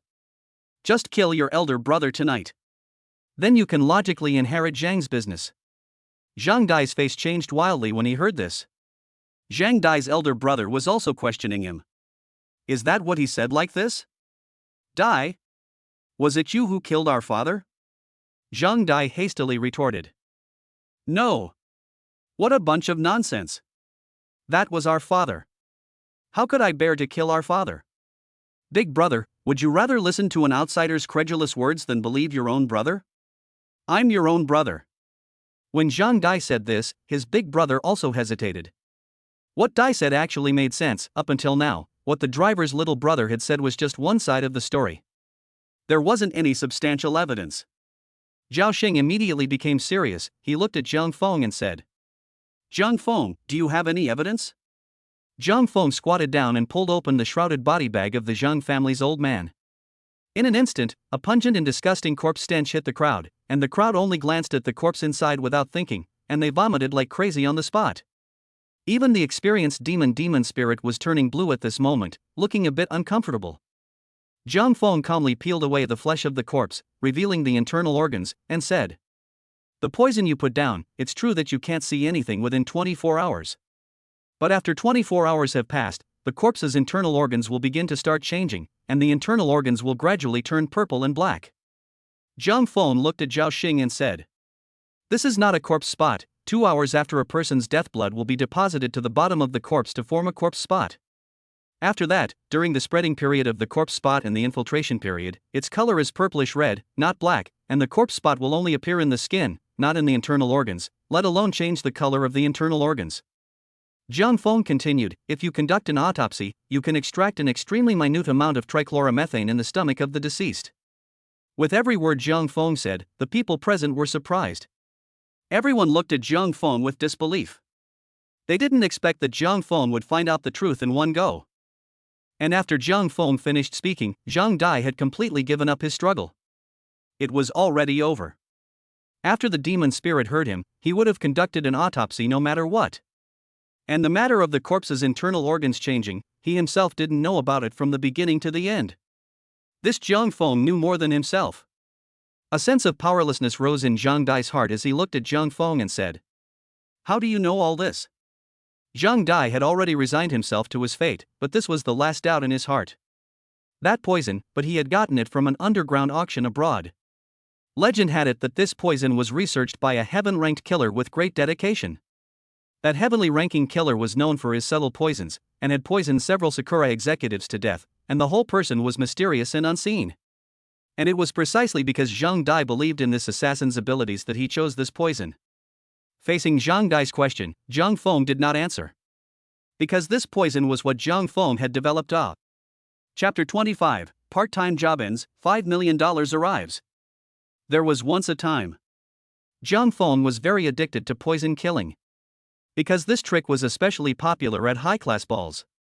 Posing as a dignitary or a tycoon, he would enter the party and poison the target.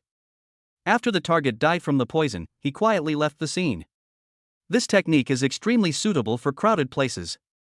But Zhang Feng has never taken this kind of means as the right way, he is just playing. That identity had also been beaten by Zhang Feng to 5th on the heavenly ranking, codenamed Poison Scorpion. That said, after the demon spirit heard Zhang Feng's arguments, they immediately took Zhang Dai away for investigation. The cremation of the old master was also delayed as the demon spirit had to conduct another autopsy. This time a different chemical composition was indeed extracted from the old man's internal organs.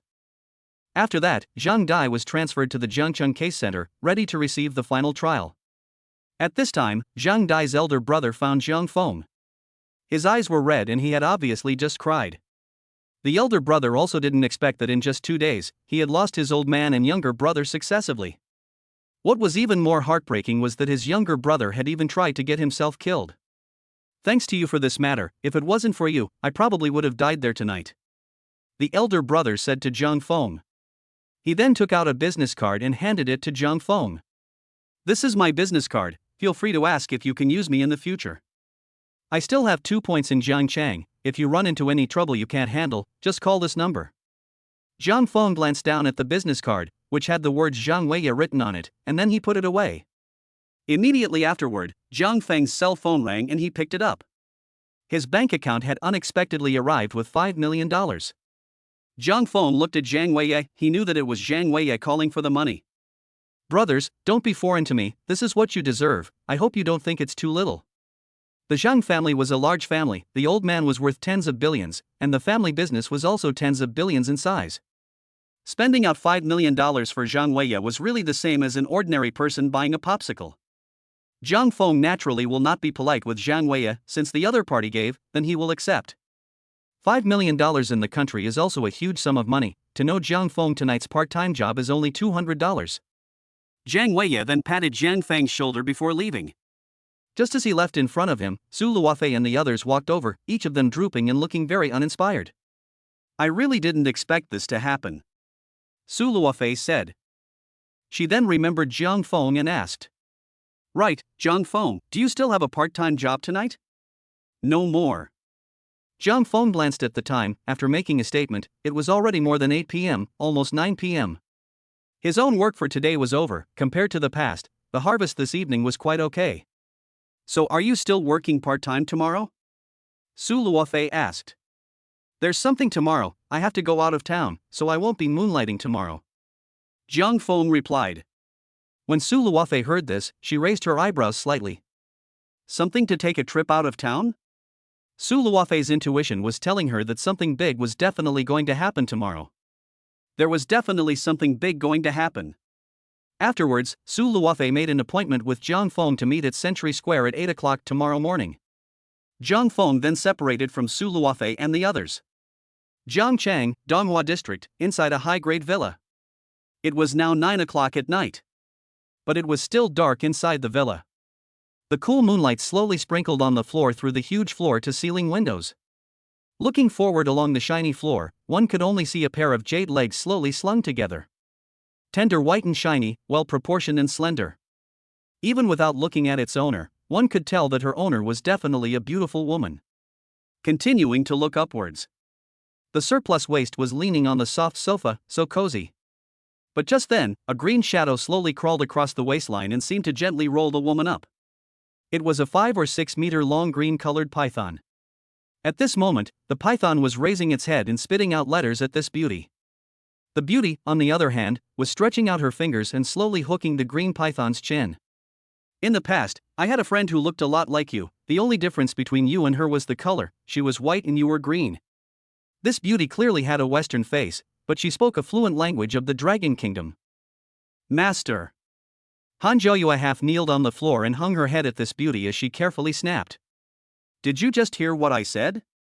That's right, this woman in front of her was none other than Monkey Man and Han September's master.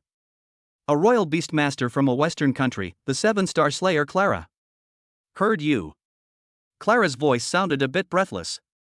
It's indeed quite surprising that Monkey Man died. As far as I remember, Dragon Country is a country where the assassin industry is not well developed. Because Dragon Country's legal system is perfect, wanting to leave in one piece after killing someone in Dragon Country is a very difficult thing to do. I didn't realize that there would be such powerful people in Dragon Country. As a 7-star assassin, Clara naturally knew a lot of assassins of the same level, or maybe a higher level. But the problem was that most of the high-star Dragon Kingdom assassins that Clara knew were old and had long since stopped taking on missions. Either they were high-minded and went abroad to develop, or they had submerged themselves in cultivation to impact a higher level. This 6-star assassin that came out of nowhere, Clara really didn't recognize. What's more, listening to his disciple's description, whether the other party was a 6-star killer or not was still a doubt. Evening Autumn. Your heart is messed up. Clara's 2 short sentences directly froze Late Autumn. You shouldn't retrace my old path. If you can't get past this hurdle, then you'll be stuck at this stage of 4 stars for the rest of your life, unable to break through for eternity. Clara's heart was twitching madly as she said these words. She remembered what happened in the past. How was the current Han September not the same as herself back then? If she had been a bit braver back then, not choosing to run away, but facing that man head on, wouldn't she have become an 8-star assassin or even a 9-star assassin by now? Losing one's firm will, one would remain at this level for the rest of one's life. Master, what do you mean? Han September asked. Meow. A cat cry rang out. A Canadian hairless cat then walked out. It came to Han Joyua's side and rubbed its head against Han Joyue. Go Late Autumn. Let Bella help you. Find that man and kill him. Han September's entire body froze after she saw this hairless cat. This cat was a killing pet that Master had devoted himself to cultivating. Bella had at least the strength of a 7-star killer. Yes, Master. Late Autumn was excited in her heart. She knew that Master was helping herself. So she immediately agreed. Chapter 26. We would like to reward you with a little red flower. In a flash of time, it was already 8 o'clock in the morning of the next day. The Century Square in the morning was a bit cold, with only a few pedestrians. The program team had been waiting here for a long time. Zhang Feng walked over at this time, and it wasn't that Zhang Feng was late, but the program team had deliberately come a little early in order to show their sincerity. Student Zhang Feng is here, Su Luofei said to the others, getting Big Brother camera to cheer them up. Su Luofei remembered that after she returned to the program yesterday, she immediately received a summons from the program's big leader. In addition to the big leader, all of the group of investors were present. There wasn't a single absentee. Because of that live broadcast last night, the investors increased their investment on the spot, directly investing several $100 million. I heard the leader say that the show is now leading off a cliff. The leader also said that they felt that the $1 million given to Zhang Feng was too little, and wanted to add more bonus to Zhang Feng. Of course, the exact amount to be added, this still needs to be discussed by the show's senior management. In any case, the matter of adding bonuses has already been finalized. Su Luofei didn't plan to tell Zhang Feng now, she wanted to give him a surprise. Let's go, Zhang Feng said to the crowd. Zhang Feng led them to the center station across the square and got on the bus. The bus at the center station was very cheap, it was only $12 or so, but the routes covered the whole of Zhangchang, as well as the rural areas around Zhangchang. Su Luofei and the others followed Zhang Feng onto the bus with a confused look on their faces. While paying the money, Zhang Feng complained in a small voice. This bus fare is getting more and more expensive. Soon, the bus traveled to the western outskirts of Zhangchang. There were no more skyscrapers around, instead there were more rural self-built houses, looking a bit like a combination of urban and rural areas. This was the border between Zhangchang and the countryside, and it wasn't rich. After getting off the bus, Zhang Feng led them to a campus. Hope Primary School? Su Luofei looked at the name above the school and couldn't help but pronounce it. Zhang Feng didn't say anything and just silently walked into the campus. But just as Zhang Feng entered, a middle-aged man with a somewhat blonde body immediately greeted him. Mr. Jiang. Mr. Jiang. You're finally here, we've been waiting for you for a long time. The teacher-student conference has already begun, why don't we go over there now? Su Luofei and the others were a little confused by this sudden scene. What the hell was going on here? Zhang Feng was only about 20 this year, and he was still a student. Why was this middle-aged man being so respectful to him, and this middle-aged man looked a bit like a school leader? She felt that there was a big secret. She hurriedly greeted the camera brother, and followed Zhang Feng for filming. Zhang Feng followed the middle-aged man to the playground. The school playground is not big, but very clean. In the center of the playground stood up a platform, on which sat a group of school leaders. The middle-aged man from earlier rushed up to the stage, holding a microphone and said, "Let's welcome Mr. Jiang." Zhang Feng slowly walked onto the stage, while the students and parents below applauded wildly. Some of the parents even went so far as to cry on the spot after seeing Zhang Feng. Su Luofei was shocked when she saw the scene, she didn't know why it was like this. The meeting was quickly convened. The middle-aged man from before seemed to be the principal. He stood up and led all the school leaders, saying to all the teachers and students, "All rise. Salute for Mr. Jiang. It's because of Mr. Jiang that we have Hope Primary School and the big family we have now. We want to thank Mr. Jiang." After these words were spoken, Su Luofei and the others were shocked on the spot. It turned out that this elementary school was invested and built by Zhang Feng. Although this was the outskirts of the city, it was at least close to Zhangchang. Taking such a large piece of land here wasn't cheap. This all get down, at least half to tens of millions of ah. So, this is where he spent all his money. Su Luofei looked at Zhang Feng on the stage. For a while, Su Luofei had mixed feelings in her heart. She had never expected Zhang Feng to have such a face. Zhang Feng, who usually looked high and cold and unsympathetic, was doing this kind of thing behind her back. Obviously on the way over, Zhang Feng was still complaining over the $10 or so fare. But on stage, Zhang Feng didn't hesitate for a second and directly donated the $5 million he earned yesterday. The kids are growing up now. You guys take this money and improve the cafeteria food. Add more meat. Zhang Feng said as such. It was clearly a few short sentences. In the ears of the crowd of students, parents and teachers, their hearts were warm and touched in a different way. Mr. Jiang had worried too much for this school. Can you imagine a school that doesn't have to pay for everything from tuition, to accommodation, to books, to meals? All this money is borne by Zhang Feng alone. Therefore, in the hearts of the students, teachers and parents, Zhang Feng was like a god to them. Zhang Feng's good deeds also attracted a group of good people. The facts proved that there were still quite a lot of kind people in this world.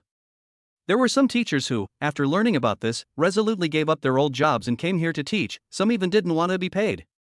They ate and lived with the students every day, treating them as their own children. Some school leaders, in order to organize school matters, can even 3 days and 3 nights do not sleep, only in the free time lying on the desk, squint a little. Some students, in order to be able to go to school, they even 4 or 5 o'clock in the morning, from the countryside, trekking to this school to learn knowledge. This is a big united and loving family, and every student has a happy and sunny smile on their face. Soon the meeting came to an end. According to the process, a student representative would be elected from the students to thank Zhang Feng on behalf of all the students. A little girl with a high ponytail walked onto the stage. The principal introduced.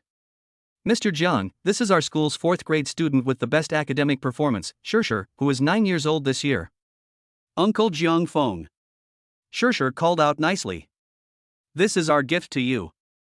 We all know that you've worked very hard, and it's because of you that we have our current home. We are all very grateful to you. Shishir walked forward and gave Zhang Feng a hug. And then she took out a picture frame and said to Zhang Feng, "Uncle Zhang Feng, this is the picture I drew." Zhang Feng looked at the picture frame, only to see many cute little people densely drawn on it.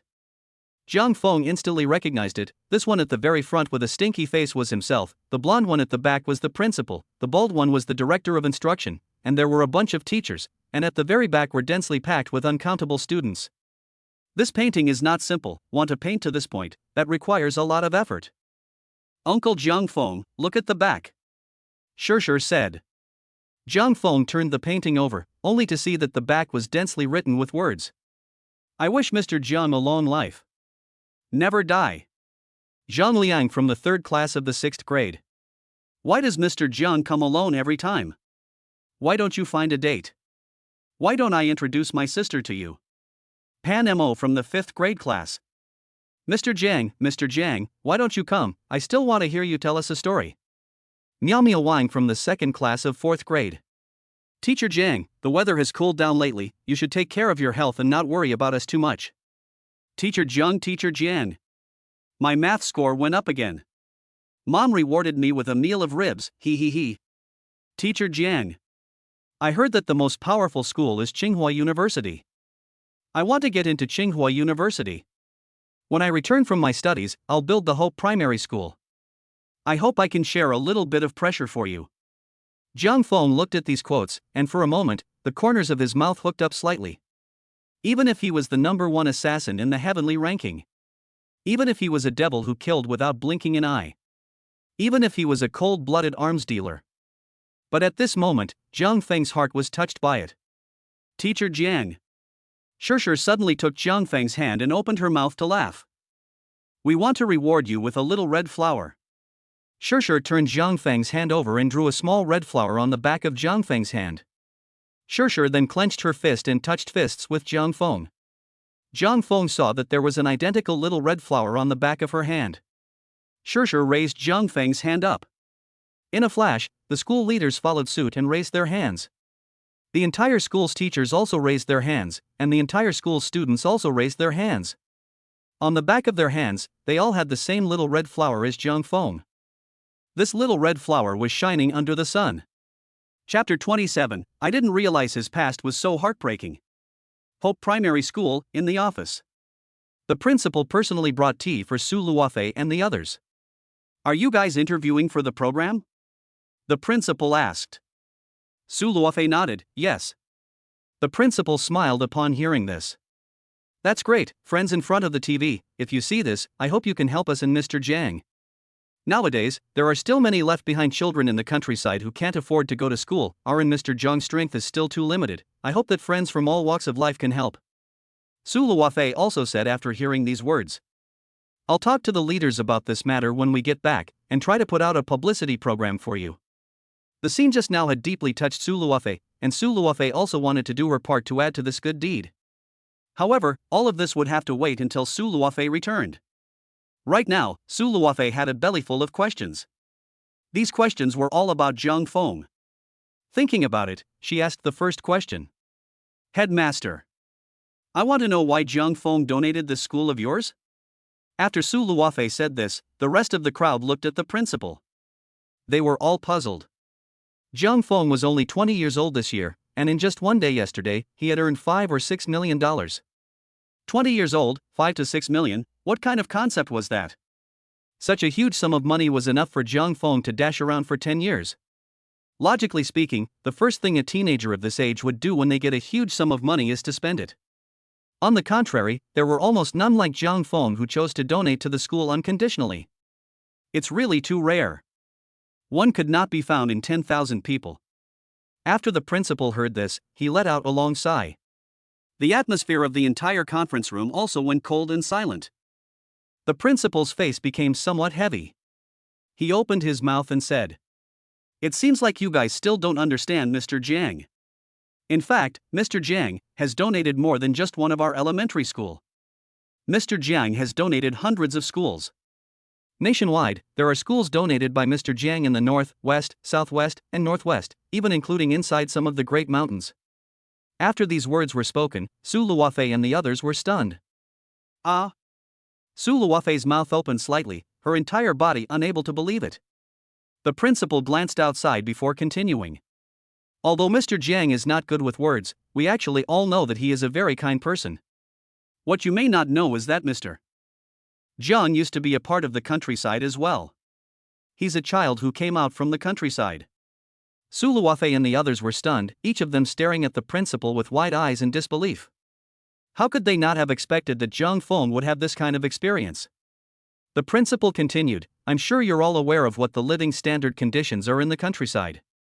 Mr. Jiang's family isn't rich, his parents are both home-based farmers, and when they ran into a disaster earlier in the year, their family starved for a whole year, and they lived on tree bark and dirt every day. And I've heard that Mr. Jiang's family also suffered a change of heart.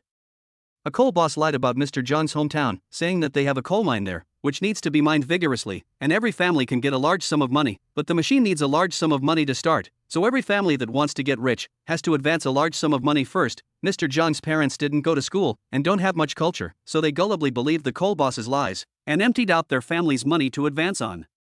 As a result, the coal boss took the money and ran away. It was also in that year that Mr. Jiang's parents fell ill and died. As the principal opened his mouth to speak, the atmosphere of the entire conference room began to become heavy. They all held their breaths, each of them unable to believe what they were hearing. How could they have never imagined that Jiang Feng, who was so high-minded and proud on the outside, had such a bitter past behind his back? Of course, Mr. Jiang himself didn't tell me all of this, it was the other principals who told me. It's a blessing for this world to get someone like Mr. Jiang, you guys should cherish him too. If something happens to Mr. Jiang, I'll really come after you guys. It was probably because the principal felt that the atmosphere was a bit depressing, so he made a joke. The crowd followed suit and laughed twice. The depressing atmosphere in the room sort of lightened a little. It was also at this time Jiang Feng walked into the office. He was still full of calm, and not the slightest expression could be seen on his face. Only this time, the eyes of the people present looking at Jiang Feng changed. We should go. Jiang Feng spoke in a flat tone. Su Luofei and the others slowed down and hurriedly started organizing their equipment. It was at this time a blistering cry came from outside the door. Teacher Jiang! Teacher Jiang!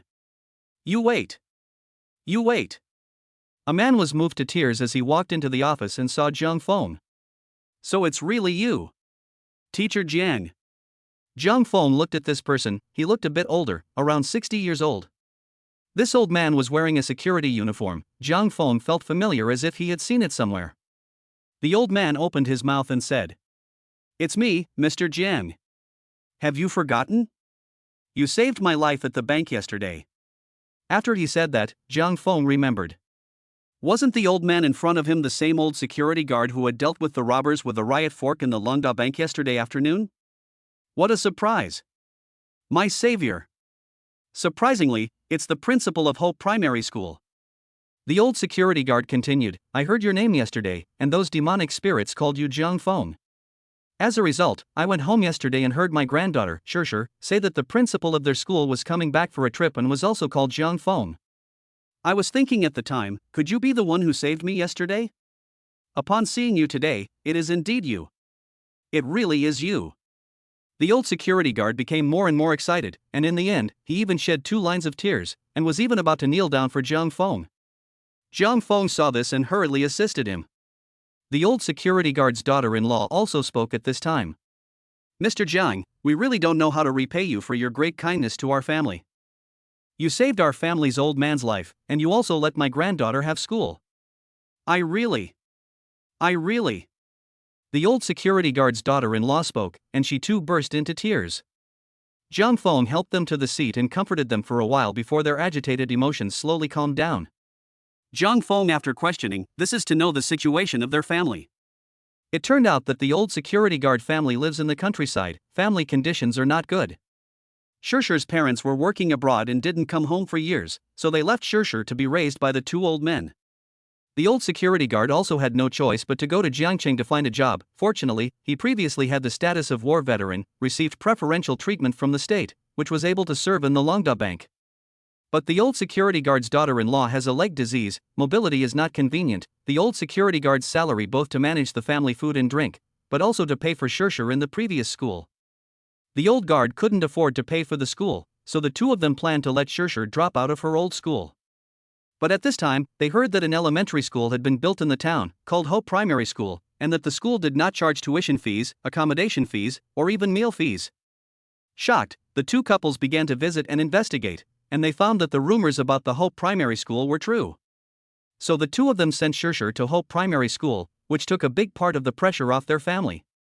And Shershur was also very competitive. She was first in her grade in every exam since she started school. After Jiang Feng heard the old guard's description, he nodded, so that's how it is. Everyone looked at Jiang Feng. Jiang Feng said to Shershur, Shershur, come here. Shershur walked over to Jiang Feng, who extended his hand and hugged Shershur. What university do you want to go to in the future? Jiang Feng asked. Shershur's eyes were firm as she spoke. I want to go to Tsinghua University. I heard that these two schools are the best schools in our country. I want to get into these two schools and then return home after my studies to build my hometown. Shershur's voice was not loud, but what she said was very powerful. This determination infected everyone present. Jiang Feng smiled as he stretched out his hand and touched fists with Shershur. Since that's the case, then Uncle will make a pact with you. Uncle will pay for you to go to school, and you'll come back with an acceptance letter from Tsinghua University for Uncle, okay? After this sentence was said, all the people present were feeling teary-eyed. The old security guard was in tears, his mouth kept opening and closing as if he wanted to say some words of thanks, but he was too moved to say anything. Chapter 28, I want to ask you to do me a favor. At 3 in the afternoon, Jiang Feng and the others left the Hope Primary School.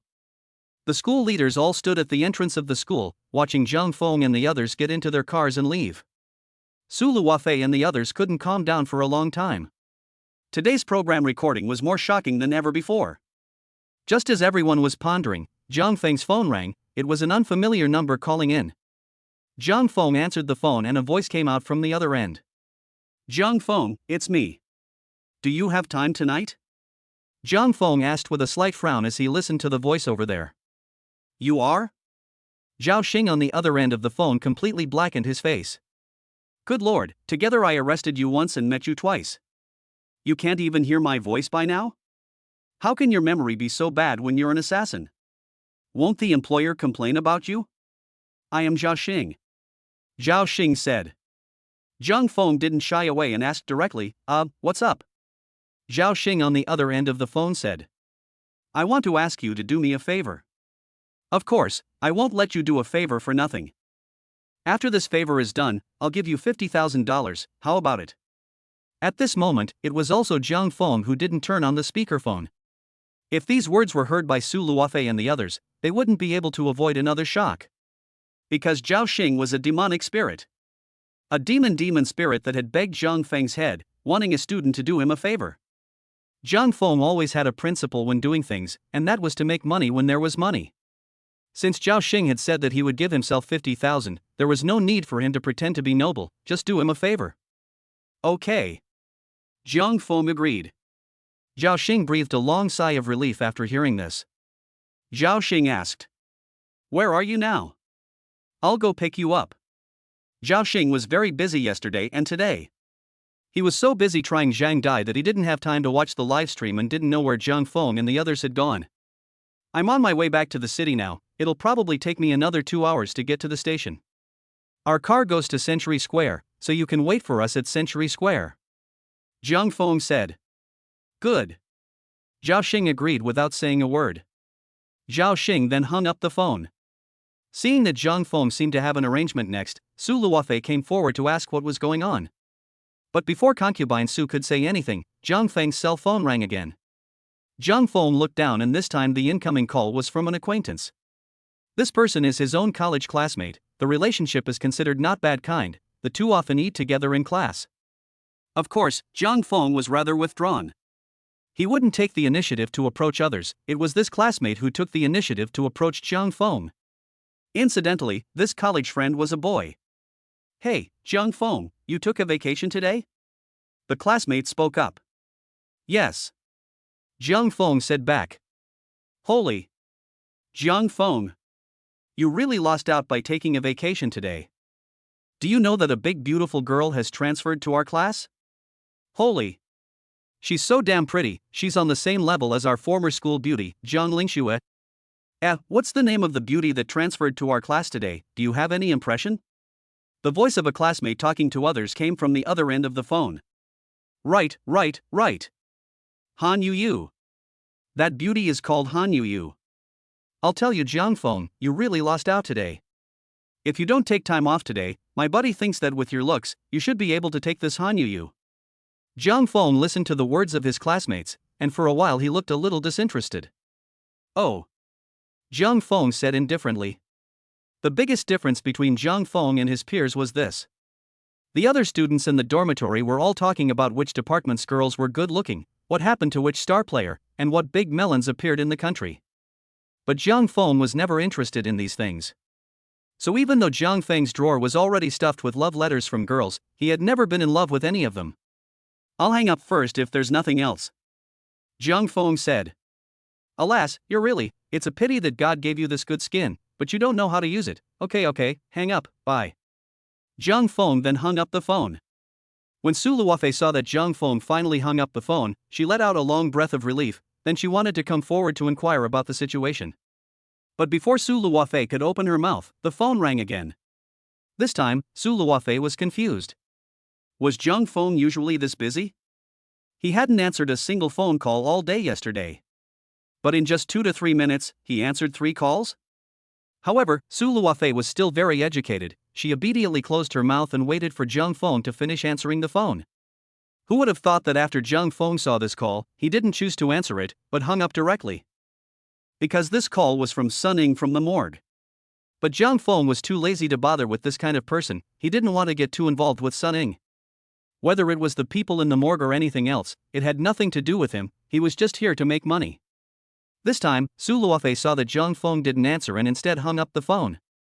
She felt a little surprised, so she wanted to open her mouth and ask Jiang Feng why he didn't answer the call. But just as Su Luofei was about to open her mouth, ring ring ring. Jiang Feng's phone rang again. This time, Su Luofei was completely sullen, and her face directly darkened. Why do you keep calling? There's no end to it yet. Su Luofei wasn't really angry. She was just exasperated by the odd timing. Su Luofei closed her mouth and quietly waited up. This phone call Jiang Feng didn't answer for long and then hung up. Su Luofei finally seized the opportunity as she pressed down on Jiang Feng's hand that was holding the cell phone and said, What happened? Between the words, Su Luofei also glanced twice at the cell phone. This time the phone didn't ring. She let out a long breath. There's a client abroad who wants to entrust me with something, Jiang Feng said. That client was a tycoon and was considered Jiang Feng's old client. He had ordered from Jiang Feng many times, and every time, he had 5-star reviews. This time, the tycoon had run into trouble, and he wanted to ask Jiang Feng to come out and solve someone. It was just that Jiang Feng was still in the country and couldn't leave the country for a while, so he asked the tycoon if he could wait. The tycoon said he could wait, so Jiang Feng told him that he could go abroad to help him when he finished his business here. Jiang Feng also gave a time limit, as fast as 1 week, as slow as half a month. The tycoon also agreed. On the other side, when Su Luofei heard that Jiang Feng was going abroad, her eyes lit up. After this period of time together. Although Jiang Feng didn't say it explicitly, Su Luofei could vaguely guess Jiang Feng's true identity. If Jiang Feng was going abroad this time, then he was definitely going to do something big. If she could follow Jiang Feng abroad, how good would that be? Of course, Su Luofei didn't dare to bring it up rashly, otherwise Jiang Feng would definitely refuse. She had to think of a way to make it impossible for Jiang Feng to reject her request. Also, Zhao Xing asked me to go to the police station. He's looking for me for something, Jiang Feng said. Okay, we'll join you, Su Luofei said. Soon, the bus stopped at Century Plaza and the passengers got off one by one. Jiang Feng had just stepped off the bus when he saw Zhao Xing. Zhao Xing was wearing a black leather jacket today and looked very competent. Zhao Xing extinguished his cigarette, opened the car door and said to the crowd, Get in the car. The crowd sat in Zhao Xing's vehicle and went straight to the Jiangcheng police station. Zhao Xing said as he drove, Miss Su Luofei, please turn off the camera. After Zhao Xing said these 2 words, Su Luofei and the others froze for a moment. Then Su Luofei and the others reacted. Zhao Xing asked himself to turn off the camera. I'm afraid that he wanted to explain something big. Chapter 29. How much does it cost to ask you to kill someone?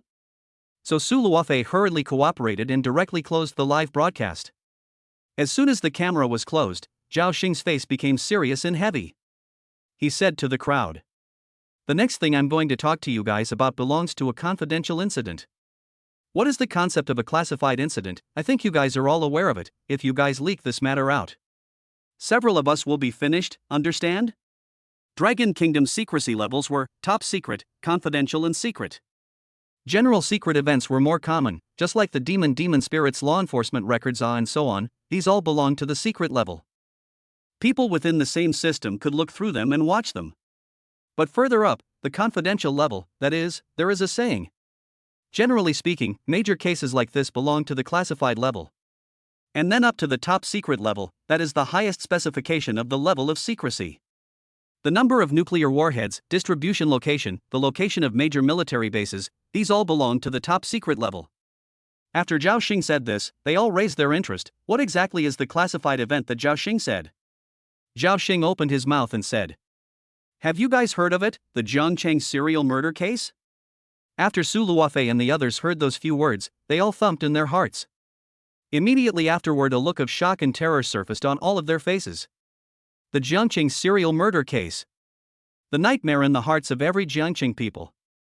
Legend has it that one night 10 years ago, an old man, who was drunk on alcohol, was passing by Jiangcheng Park when he suddenly felt dizzy and nauseous. So he found a trash can and prepared to vomit. But just as he stuck his head into the trash can, he saw two lonely eyes in the trash can, staring at himself with a deadly stare. That night, all the Jiangcheng demon spirits went out. Special demon spirits, criminal investigation demon spirits, armed demon spirits, all mobilized. Blockade the Jiangcheng Park to investigate this matter. But unfortunately, the night passed and they didn't get anything. The next day, the top brass of the Dragon Kingdom mobilized elites from all over the country to set up a task force to investigate the case. Unfortunately, several months passed and they still didn't have any progress. In the end, Jiangcheng Park only had to be cleaned up once more in a big way, and finally reopened to the public again. And the murderer has not been arrested. 10 years had passed, and folklore had it that he was long dead. Of course, everyone didn't know exactly what was going on. 10 years ago, the then Su Luofei was still a child, and was only in her early teens. She vaguely remembers that at that time, her mom took this matter to scare herself. She said that if she didn't come home by 6 o'clock at night, she would be captured by the murderous demon. Su Luofei was scared enough as a child, and at one point, it became Su Luofei's childhood shadow. Of course, now Su Luofei had grown up. That incident back then had also become her adult shadow. It wasn't just Su Luofei, everyone in Jiangcheng was terrified of this incident. Zhang Feng. Zhao Xing said. Logically, I shouldn't talk to you about any details about this incident, I've already violated the rules of our demon spirit. But for personal reasons, I want to ask for your help. I would like to ask you to help me look at the dossier from back then, and see if you can find out a little bit of useful clues. Of course, whether you can find out any useful clues or not, I will give you $50,000. As Zhao Xing said these words, he subconsciously gripped the steering wheel tightly. To be honest, Zhao Xing hadn't lived a rich life. Although he was from Jiangcheng, his family lived in an old rags to riches neighborhood, and his family had emptied their family's pockets in order to pay for him to go to school in the earlier years. The treatment of the demon spirit in Jiangcheng was not bad, and he could get more than $10,000 a month. But most of this money was taken to his parents' pension. He himself only had $50,000 out of his entire body right now. This was already the maximum amount Zhao Xing could take out. But even so, Zhao Xing didn't have the slightest hesitation. Money could be earned again, but those who died would never come back. What kind of thoughts did he have when he chose to become a demon spirit? Every time he looked through the dossier of that tragic case from 10 years ago, he could sincerely feel the stabbing pain in his heart. Although the dossier did not contain any information about the deceased, he could imagine. If the families of those deceased knew that their loved ones had been killed, how sad they would be. On the other side, Zhang Feng didn't say anything. He just looked at Zhao Xing silently. Zhang Feng's eyes were bright and sharp, as if they were a sharp sword, instantly seeing through Zhao Xing's inner thoughts. It's okay. Zhang Feng agreed. Zhao Xing let out a long breath after hearing this. In the end, Zhao Xing uttered those two words extremely reluctantly. Thank you. Soon, the vehicle stopped at the entrance of the police station. Zhao Xing didn't get out of the car immediately, he instead waited in the car for several hours. It wasn't until 9 o'clock in the evening that Zhao Xing opened the car door and signaled for Zhang Feng to get out of the car, while at the same time saying to Su Luofei and the others, "It's already not easy for me to bring one person into the archive room. There's no way I can let you all in, so you'll just wait outside." Su Luofei and the others knew that there was a lot at stake. They all nodded their heads and obediently waited outside. After the explanation, a takeout clerk walked over, carrying several bowls of soup noodles, and said to Zhao Xing, "Hello, is this the takeout you ordered?" Zhao Xing nodded and said, "It's what I ordered." The takeout clerk then handed Zhao Xing the soup noodles and handed Zhao Xing his chopsticks as well. Zhao Xing directly threw the chopsticks into the trash can and then said to Zhang Feng, "Mask on, hat on too, let's go." Zhang Feng did as he was told. Zhao Xing then led Zhang Feng into the police station. Along the way, many demonic spirits were greeting Zhao Xing. "Old Zhao, aren't you off today? Why did you come to the station?" Zhao Xing laughed. "Originally, I was planning to rest at home, but I had nothing to do today when I came out to go shopping and found this kid fighting with someone, giving them a bloody nose, so I brought him to the bureau to give him a good lecture." "So that's how it is, do you need our help?" No need, you guys get busy." Zhao Xing got rid of the crowd and led Zhang Feng into the office building. In the innermost part of the first floor of the office building, there was a file room that specialized in storing files. It was just a pity that there were also offices on the opposite side of this archive room, with 3 or 5 co-workers sitting inside. If one brought an outsider to directly open the door of the archive room, this would definitely cause them to be alerted. However, Zhao Xing had prepared for this. He took out a few hot takeaways, smiled and walked into the office and said, "Everyone on duty has worked hard. I bought some food on the way here for all of you, hurry and eat while it's hot." The co-workers gave Zhao Xing a burst of thanks. But Zhao Xing suddenly tapped his head and said, Look at my memory, I forgot to bring you chopsticks." "It's fine, aren't there chopsticks in the cafeteria? I'll go get a few." "Forget it, let's not eat here, the leader is upstairs today. If he finds out we're eating in the office, he'll probably get a lecture again. Let's go to the cafeteria." "That's fine." Soon, the few demon spirits on duty in the office all ran away. At 9 o'clock in the evening, the demonic spirit cafeteria had long since closed. However, their cafeteria was not closed, so they could go in, get chopsticks, and sit inside to eat. After his colleagues left, Zhao Xing gave Zhang Feng a wink and led him into the archive room. The rows of cabinets were densely packed with documents. Zhao Xing lightly found the file of the serial murder case 10 years ago and then brought it in front of Zhang Feng. Only when Zhao Xing handed the dossier over to Zhang Feng, he suddenly asked for no reason. "Right, I suddenly wanted to ask you. Those people abroad, who want to hire you to kill someone, how much does it usually cost?" Chapter 30. How do you know he disappeared for 10 years? Zhao Xing didn't mean anything by asking this, it was just a sudden whim to be curious about this matter. He also wanted to know if he had lost money by spending this 50,000, whether he had given less or more. Zhang Feng looked at Zhao Xing. Zhang Feng knew that the content of this chatty conversation could not be used as evidence. Even if he answered, "I've killed people," the demon spirit couldn't use it as evidence to convict himself. In other words, right now, Zhao Xing wasn't baiting a confession, he was really just asking casually. But even so, Zhang Feng still laughed. "I'm in a proper profession, I don't kill people." Zhao Xing was amused by his words and opened his mouth. "So cautious, it doesn't matter if you give me a word, the two of us chatting, it can't be taken as evidence." Zhang Feng said. "I'm just a student, I can't understand what you're saying."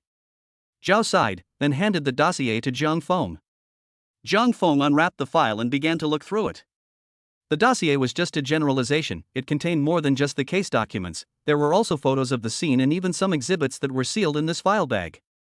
This was also the reason why Zhao Xing must bring Zhang Feng in, because there was no way to bring some of the exhibits out of the bureau. Zhang Feng carefully examined the file documents. In 2015, Zhang Qingliang at 9:10 in the evening, he came out of the Young Legends restaurant and passed through the Jiangqing Park, and in the middle of the walk, he suddenly felt dizzy and nauseous, which was probably due to his drinking at night. He then looked for a trash can nearby to vomit, but Zhang Qingliang saw 2 human eyeballs inside the trash can. At 9:20, the Jiangqing demon spirit received an alarm call and started to dispatch the police at the same time. At 9:30, the River City demon spirit arrived at the scene and blocked the entire River City Park. During this time, Zhang Qingliang did not make any moves to the scene and did not destroy the scene. After forensic examination, the eyeball was completely separated, the end of which involved the optic nerve, and some blood remained on the eyeball, which was tested to be type A blood. At the same time, in the surrounding 3 garbage cans, our demon spirit and found many limbs. The limbs included arms, feet, fingers and so on, but never saw the torso, internal organs, brain and other parts. These limbs after laboratory tests, they are different blood type, is a different person's limb parts, blood type distribution, a type 1, B type 1, AB type 1, O type 1, and Rh positive 1. Judging by the limbs, the victim's murder time, probably 30 minutes before Zhang Qingliang alarm, the trash can is not the first crime scene. At 9:50, our demonic spirits carried out a carpet search of Jiangcheng Park, and eventually found a large amount of blood, as well as a small amount of human visceral tissue on the floor of the public restroom closest to the limbs. Our demon spirits hypothesized that this was the first crime scene. At 10 a.m., we then accessed the perimeter surveillance and did not observe anyone else entering or leaving the park. The dossier is densely written, this dossier is 10 pages long. In addition to the case history, there are a series of photos of the scene, as well as some blood-stained physical evidence, which was placed in a transparent plastic bag. Zhang Feng read less than 3 pages of the document and then put it down. There's no need to look, this is a case done by a professional killer. After Zhao Xing heard this, his heart thumped violently. A professional killer? Why? How did you know? Zhao Xing looked at Zhang Feng with disbelief. Zhang Feng said, I saw it through the scene processing, this scene processing looks rough, it seems like there are clues everywhere. But it's actually not like that. He handled it quite delicately, the real key information was hidden by him, namely those disappearing body parts. That's why you guys haven't been able to find out anything after investigating for so long. Zhao Xing subconsciously repeated a sentence, then he asked immediately afterward. What about the motive? What was his motive for killing? Was it a vendetta? Or what? Zhang Feng shook his head and spoke. He was showing off his skills. This time Zhao Xing completely froze, he couldn't believe the words he heard. Showing off skills? 2 simple words, but they gave Zhao Xing a huge shock. One must know that the task force had previously deduced various motives for the murder, what with revenge killings, love killings, and even random killings. It really killed Zhao Xing to think that the motive for murder would be showmanship. What does this represent? This represented that this murderer, he committed the murder not for anything, simply because he wanted to do so in his heart. In the next second, a huge anger filled Zhao Xing's heart. He forced down his anger and tried his best to remain calm, saying, You mean the reason why this killer killed these 5 people was simply for fun? Zhang Feng looked indifferent and nodded, yes. In fact, situations like this were already commonplace for Zhang Feng. Certain rookie killers, who had just acquired a reasonably good killing skill, couldn't wait to show it to the world. Of course, this kind of behavior was just too childish in Zhang Feng's opinion, it was a sign of an immature mind. It felt as if a child had just acquired a fairly good gift and rushed to take it to the class to show it off to the other students. Zhao Xing clenched his fists, and his entire body was trembling slightly. Zhang Feng looked at him and said, How do you guys know that he disappeared for 10 years? It was these words from Zhang Feng that directly caused Zhao Xing's pupils to slam shut. He looked at Zhang Feng with extremely shocked, extremely unbelieving eyes. A horrifyingly outrageous guess surfaced. Zhang Feng said, During these 10 years, he's probably been committing crimes. It's just that his killing techniques were gradually perfected, and he could do a perfect job of disappearing. That's why you guys think he disappeared for 10 years. But in fact, he might be hiding somewhere in Jiangcheng right now, just preparing to commit a crime. Chapter 31, This is what you get for offending a 6-star assassin. A few simple words, but they brought a huge mind-blowing blow to Zhao Xing. It was like a giant hammer that ruthlessly smashed into Zhao Xing's heart. Continuous uninterrupted crime for 10 years. I can tell you where he is now. Zhang Feng said. Zhao Xing was dumbfounded as he looked at Zhang Feng with the look of a monster. You know where he is? Zhao Xing couldn't believe what he had just heard. This murderer that no one had been able to catch in 10 years. Zhang Feng simply glanced at the dossier from 10 years ago and actually knew where he was at once. Of course. Zhang Feng said. To be honest, a serial killer like this was really on the same level as a stinky fish or shrimp in front of Zhang Feng. What kind of character was Zhang Feng? In Zhang Feng's opinion, this serial killer was at best at the level of a 6-star killer. Not to mention the international top killers who were truly terrifying. Even Clara from a few years ago could crush him. Where is he now? Zhao Xing asked. Without saying anything, Zhang Feng told him an address. After all, Zhao Xing had given himself $50,000, so he couldn't do nothing at all, could he? In the end, Zhang Feng also gave special instructions. This person, age 35, height 1.75 m, his weight is probably between 90 pounds and 100 pounds, he has a beard on his chin, there is a scar on his right cheek, and he usually likes to wear black clothes. The more Zhao Xing listened, the more shocked he felt in his heart. He had no idea how Zhang Feng had deduced it. Its deduction was accurate down to age, body type, and even the scar on his face. But right now, Zhao Xing simply didn't have that much time to question Zhang Feng. He knew that time was life now. Time is of the essence. If he delayed for a few minutes and let the murderer escape, it would be a big deal. So Zhao Xing rushed out of the file room, not even caring about Zhang Feng. Zhang Feng also smiled faintly at the sight and didn't take it to heart. Soon, several police cars whistled and rushed out of the police station. And behind the police cars, there was Zhang Feng, who walked out leisurely like a nobody. Seeing Zhang Feng walk out alone, Su Luofei asked suspiciously, "Where's Officer Zhao?" Zhang Feng said, "Officer Zhao had something to do and went to work first, he told us to go home first." Oh. Su Luofei looked a little lost. Today's shooting, except for the interview in the morning, had some value. The rest of the day was almost nothing. The day passed in this way. "Zhang Feng, do you have anything tomorrow?" Zhang Feng thought for a moment and said, "There's an exam at school tomorrow, I have to go back for it." Okay. Su Luofei saw this and let out a long sigh. In the end, she had no choice but to say goodbye to Zhang Feng. Zhang Feng also bid farewell to the crowd. 10 o'clock at night. Jiang Cheng, in a shabby basement. Bang bang bang. The iron door of the basement was suddenly knocked on. Who is it? The person knocking on the door didn't answer, but only increased his strength to continue knocking. Bang bang bang. Coming. Soon, the basement room door opened. A lean man directly fell in.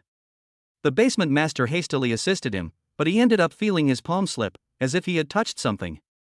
The basement master spread out his palms and saw that his hands were covered in blood, to which he frowned. "Jackal, what are you?" The jackal's breath was weak at this point, but his eyes were still fierce as he said angrily, "Damn it, how did these demon spirits find out about me? I've been handling this well for the past 10 years, it's impossible for them to find out my whereabouts." The basement master checked Jackal's injuries and said with some surprise, "You've been shot?" Jackal nodded, "Yes, I've been exposed, I don't know how they found out about me." His grandmother is too strange. The more the jackal thought, the more resentment he felt in his heart. These demonic spirits were simply pushing themselves towards death. In these 10 years, he had always been careful with his crimes. But since the demonic spirits dared to force themselves like this, then there was no need for himself to show mercy. After he had recovered from his injuries this time, he would make a killing in Jiangcheng. The jackal would let the Jiangcheng demon spirits, and even the entire people of Jiangcheng, once again see the brutal scenes of 10 years ago. Not only that, the jackal would throw the victims' limbs in front of the demon spirit bureau. In this way, they would humiliate them. This is what you get for offending a 6-star assassin. A trace of ferocity flashed in the jackal's eyes. Chapter 32 Han Yu's Shock. On this night, some people couldn't sleep, while others slept soundly. This person was Zhang Feng. He came home and fell asleep. He slept until the next morning, refreshed. He never brought the stress of the previous day to the next day. After waking up in the morning, Zhang Feng put on his civilian clothes, a blue and white jacket, with Zhang Feng's face, a full sunny and cheerful big handsome man. After a simple wash, Zhang Feng set off towards Zhongbei University. Soon, Zhang Feng saw Su Luofei and the others at the entrance of the university. Today is the last day of shooting Zhang Feng. Su Luofei looked at Zhang Feng, but there was a hint of reluctance in her eyes. These 3 days had gone by too quickly. It had almost passed in the blink of an eye. She didn't know if she would be able to see Zhang Feng again after today. In the future, she might still be a program host, and Zhang Feng might go abroad to do missions. The two of them would not see each other again. Zhang Feng didn't think about that much, he only thought about one thing from beginning to end. That was to get money. 3 days had come and gone, which also meant that $1 million was about to come in. Zhang Feng led them into the school and entered the classroom where he usually taught. Su Luofei was sitting not far away, quietly filming Zhang Feng. Zhang Feng was going to take an exam today, and before the exam, the counselor would call the entire class and announce the discipline of the exam room before the exam could begin. And the management of the university is generally very loose. Outsiders posing as students to come in is also very normal, otherwise there will not be the substitution of classes. The counselor was also not in charge of one class, but 4 or 5 or even more classes at the same time, and she couldn't remember every student's face, which also allowed the shooting to go on without any fear.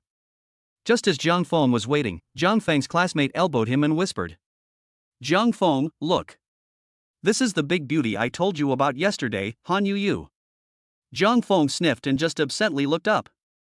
A girl, she was quite tall, about 1 meter 75, and then had shoulder-length short hair. When Zhang Feng looked at her, she also happened to be looking at Zhang Feng, then a blush surfaced on her face, followed by wrapping her short hair behind her ear and lowering her head. Han Yeye then jogged all the way to a seat that wasn't very far from Zhang Feng and sat down. She placed her school bag on the desktop and slowly pulled it open, only to see a lazy Canadian hairless cat lying inside the book bag. "Yu, I have a friend who wants to add you on WeChat. He's a mechanical engineering student, he's quite handsome, and he's quite tall, he's 1 meter 8. Yu, I have a friend over here, he also wants to add you on WeChat."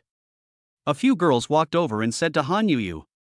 Han Yu appeared a bit rushed and shy. She hurriedly waved her hand and said, No, I actually have a favorite." The moment these words came out, the entire classroom exploded. The girls gathered around Han Yeye, frantically asking for gossip. The boys, on the other hand, were completely dead in the water. It was a shame that such a beautiful woman had her heart in the right place so long ago. It was just that Han Yu always looked towards Zhang Feng's side intentionally or unintentionally when she was being questioned. This scene was caught by some very observant students, who guessed that Han Yu's favorite should be Zhang Feng. Only after the boys came to this conclusion, they were dead in the water. What kind of character was Zhang Feng? Kidding aside, the love letters he received in a day could fill up an entire drawer. If Han Yeye liked Zhang Feng, they would have no chance at all. Certain female students in the class also began to be wary of Han Yu. After all, there were still a few female students in this class who had a crush on Zhang Feng. "The counselor is here." I don't know who shouted in a low voice. The crowd of students all hurriedly returned to their original positions. The counselor walked into the classroom, and behind her were 2 invigilators. After briefly recounting the discipline of the examination room, the counselor handed out the test papers. This also represented the official start of the exam. Su Luofei didn't answer the questions either, so she sat in the corner and quietly filmed Zhang Feng. As for Zhang Feng, he was fully focused on answering the questions. In order to start a school, any funds one had to try their best to get, which also included scholarships. Zhang Feng had always been a good student, and even if he hadn't studied ahead of time, getting a perfect score on the exam would still be easy. On the other hand, Han Yeye was quietly observing Zhang Feng while answering questions. "Is he the one who killed Monkey Man?" Han Yeye frowned slightly. The more she observed Zhang Feng, the more incredible she felt. This Zhang Feng, no matter how you looked at him from any angle, he was full of flaws. How could such a person kill the 4-star assassin Monkey Man and his 3 monkeys? Maybe it wasn't this person who killed Monkey Man, but someone else. I should be looking for the wrong person. As Han Yu thought of this, she suddenly stood up and said to the invigilator teacher, "Teacher, I'm giving up this exam." After speaking, Han Yu began to pack up her things and prepare to leave the place. Seeing this scene, the invigilating teacher was quite surprised and said, "Are you sure you don't want to take the exam? If you don't take the test, then you failed the class by default." The students present were all looking at Han Yeye. Zhang Feng was also attracted by her move and glanced in Han Yu's direction. But just this glance. It directly caused Bella, who was in Han Yu's book bag, to instantly get goosebumps all over her body. Bella only felt an extremely terrifying murderous aura envelop her in an instant. Bella had never experienced such a terrifying feeling before. As a 6-star assassin, Bella could easily kill a tiger. But now, this feeling of being targeted by a monster made Bella completely terrified. Bella immediately arched her cat's back, and her pair of dark golden eyes instantly transformed into vertical pupils. Obviously, Bella entered a state of alert. And after Han Yeye saw Bella's state, her entire body was shocked. Then Han Yeye hurriedly said, "I'm sorry, teacher, I think you're right, I was wrong just now, I want to proceed with the exam." Han Yu sat down again. Chapter 33 End of program. Domestic mission. After Han Yu sat down, her entire aura suddenly changed. If the previous Han Yu was well-behaved and cute with a moving smile, then the current Han Yu had a chilling aura all over her body. The killing intent in her body was almost condensed to the extreme. Bella. Han Yu looked towards Bella in her backpack. At this moment, Bella had completely entered a combat state, and as long as there was the slightest movement, Bella would instantly rush out. Han Ye scanned the entire field. To be honest, this was not a good time to assassinate. Because there were too many people here, there were more than 40 students alone, not to mention the 2 invigilators at the front and back of the classroom. More importantly, because the exam was now in progress, the entire classroom was awfully quiet. Even the sound of pencils falling on the floor was obvious. This undoubtedly added a lot of difficulty to itself. But this couldn't be difficult for Han Ye. As a 4-star assassin, Han Yu still had the strength to assassinate someone in a quiet examination room. Thinking of this, Han Yu carefully plucked the pencil as she removed a small piece of iron from the pencil's outer skin. Han Yu then held this piece of iron between 2 fingers, and with a flick of both fingers, the iron instantly shot towards Zhang Feng. Han Yu's gaze was cold. What others didn't know was that Han Yu's physical skills were actually frighteningly strong. Her physical qualities had already exceeded the limits of the human body, and was even 2 or 3 notches stronger than Monkey Man. Otherwise, why would she be teammates with Monkey Man, who had 3 monkeys?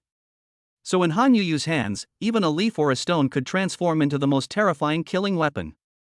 And the reason why Han Yu chose the iron skin, that was also a reason. Han Ye knew that there was surveillance inside this classroom, but the surveillance resolution was actually very low. This piece of iron was small enough that it would only be rendered as a pixel point on the surveillance at most. In other words, when Zhang Feng died, even if the demon spirit accessed the examination room's surveillance, it wouldn't suspect herself. Moreover, this identity of his own was also a temporary disguise, and even his face had been retouched. This would maximize his own preservation. Die. Han Ye looked towards Zhang Feng, who was burying his head in the question and answer. Soon, the piece of iron cut across Zhang Feng's neck. Han Ye's eyes widened in surprise. But the next second she froze completely. Only to see Zhang Feng reach out and touch his neck was still smooth without any wounds. Now Han Yu was completely confused. How is this possible? Han Ye forced herself to hold back her inner shock and looked at Zhang Feng with disbelief. One had to know that Han Ye flicked the iron piece with a power that could at least penetrate a watermelon.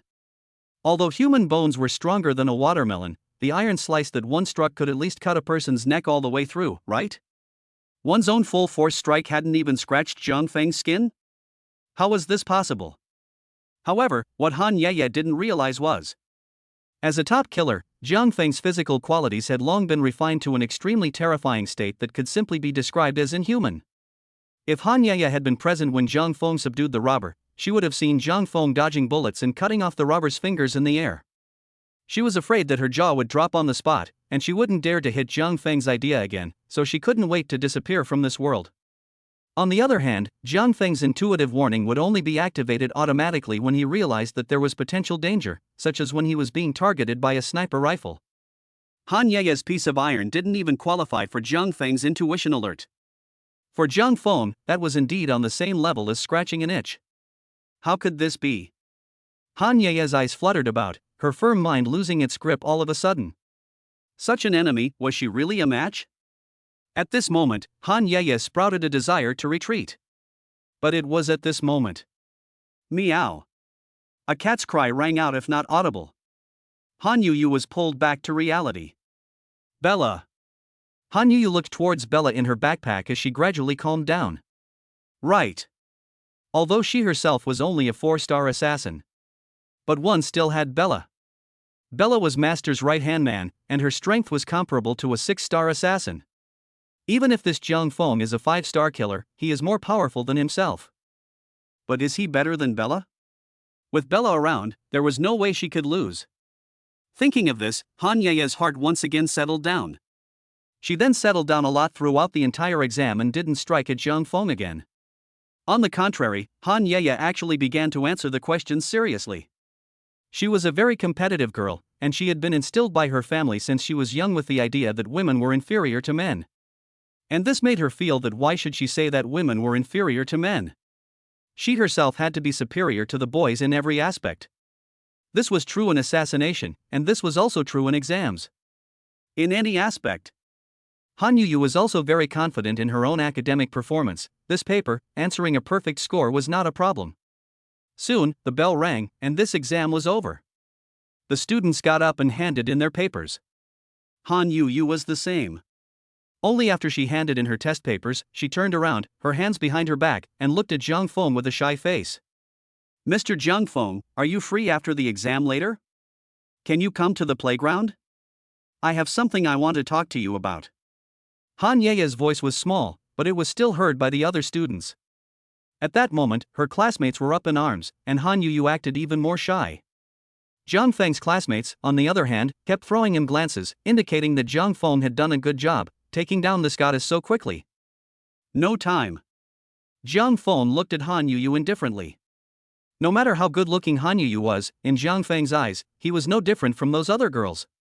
Such a woman would only slow down the speed of his money-making. Now Han Yu was confused. How could she not expect that Zhang Feng would reject herself so quickly? For a while, Han Yu was a bit in disbelief. One must know that Han Yu had often used the trick of color seduction in order to assassinate her targets. With this face, she had made many dignitaries submit to her skirt. But Zhang Feng had refused without even thinking about it? This made Han Ye feel fire in her heart because this was simply humiliating him. All right then. Han Ye let out a long sigh and then left. There were 3 more exams to come, each lasting 2 hours. By the time all the exams were finished, it was almost 5 or 6 p.m. After the exams, Su Luofei approached Zhang Feng. "Congratulations, Zhang Feng, you've won a $5 million prize." Zhang Feng glanced at his cell phone, and sure enough, he found that a $5 million bonus had arrived. Zhang Feng was a bit surprised. Wasn't it $1 million that was promised before? How come there was an extra $4 million? Su Luofei explained, because of the unprecedented surge in program popularity, the program organizers decided to give Zhang Feng an additional bonus. Simultaneously, Su Luofei carefully asked, "Zhang Feng, are you going to renew your contract with us? We can still continue to give you bonuses." Zhang Feng looked at concubine Su and finally shook his head, refusing. No. Zhang Feng felt a bit tired after these 3 days. Although he had earned $5 million, he was very tired within these 3 days, and he also had to look after Su Luofei and the others. More importantly, in a few days, Zhang Feng was going to make a trip abroad, so if he promised Su Luofei, wouldn't he have to take her with him?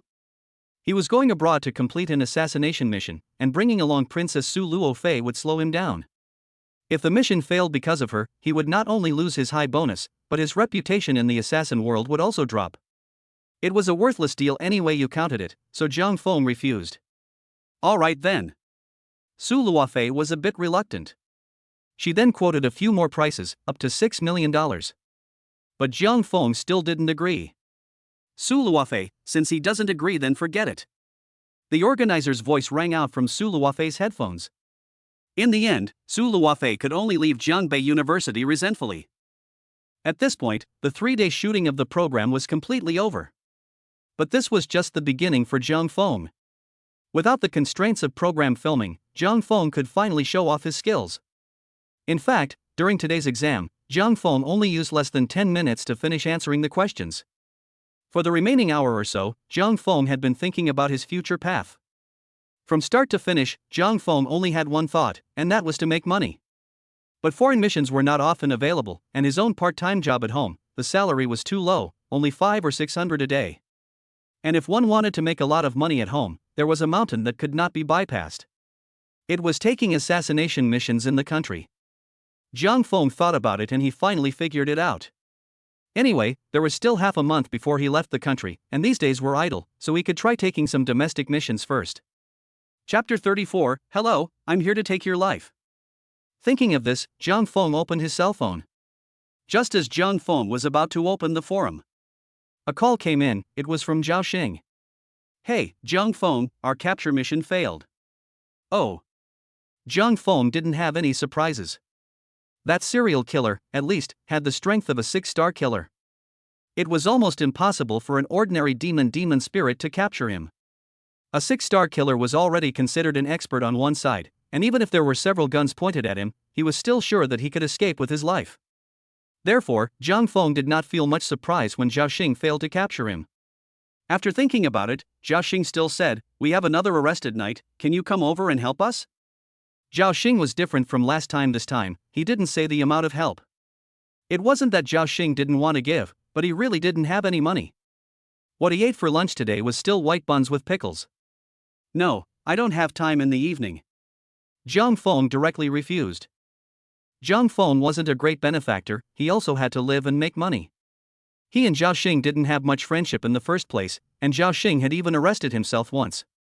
It was already good enough for him to help him for the sake of money. This time, he didn't even have any money, so how could Zhang Feng help him unconditionally? Zhao Xing didn't say much after hearing that Zhang Feng had rejected him, he just said okay and then hung up the phone. Zhang Feng opened the killer forum and started checking the orders. By rummaging through the forum, Zhang Feng saw an assassination mission that wasn't too bad. Target codename, Fire Ant. Difficulty, 1 star. Bonus, 100,000 yuan. Because Zhang Feng had never taken on a domestic mission before.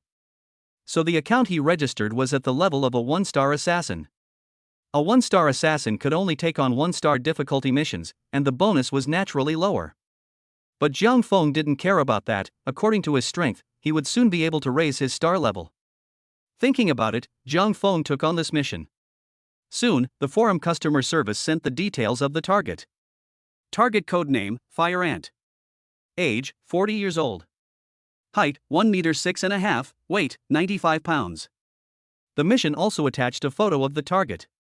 Target location, Fuiying Street, West District, Zhangchang. Zhang Feng looked at it twice and memorized all this information in his mind. Afterward, Zhang Feng set off. And behind Zhang Feng was a person, none other than Han Yeye. Han Yu's eyes were cold. Zhang Feng must die today. So Han Yeye quietly followed Zhang Feng. On the other side. Fuiying Street, a house along the street. "Big brother, will our plan work?" Fire Ant asked Jackal. Although Fire Ant was older than Jackal, his strength was much worse than Jackal's, he was only at the level of a 2-star assassin. Thus Fire Ant could only listen to Jackal's orders. The Jackal had a ferocious face and said, "These demon spirits want to force me to die, in that case, let's see who dies first." Although Jackal was injured now, with his strength as a 6-star killer, dragging a few people down was still easy.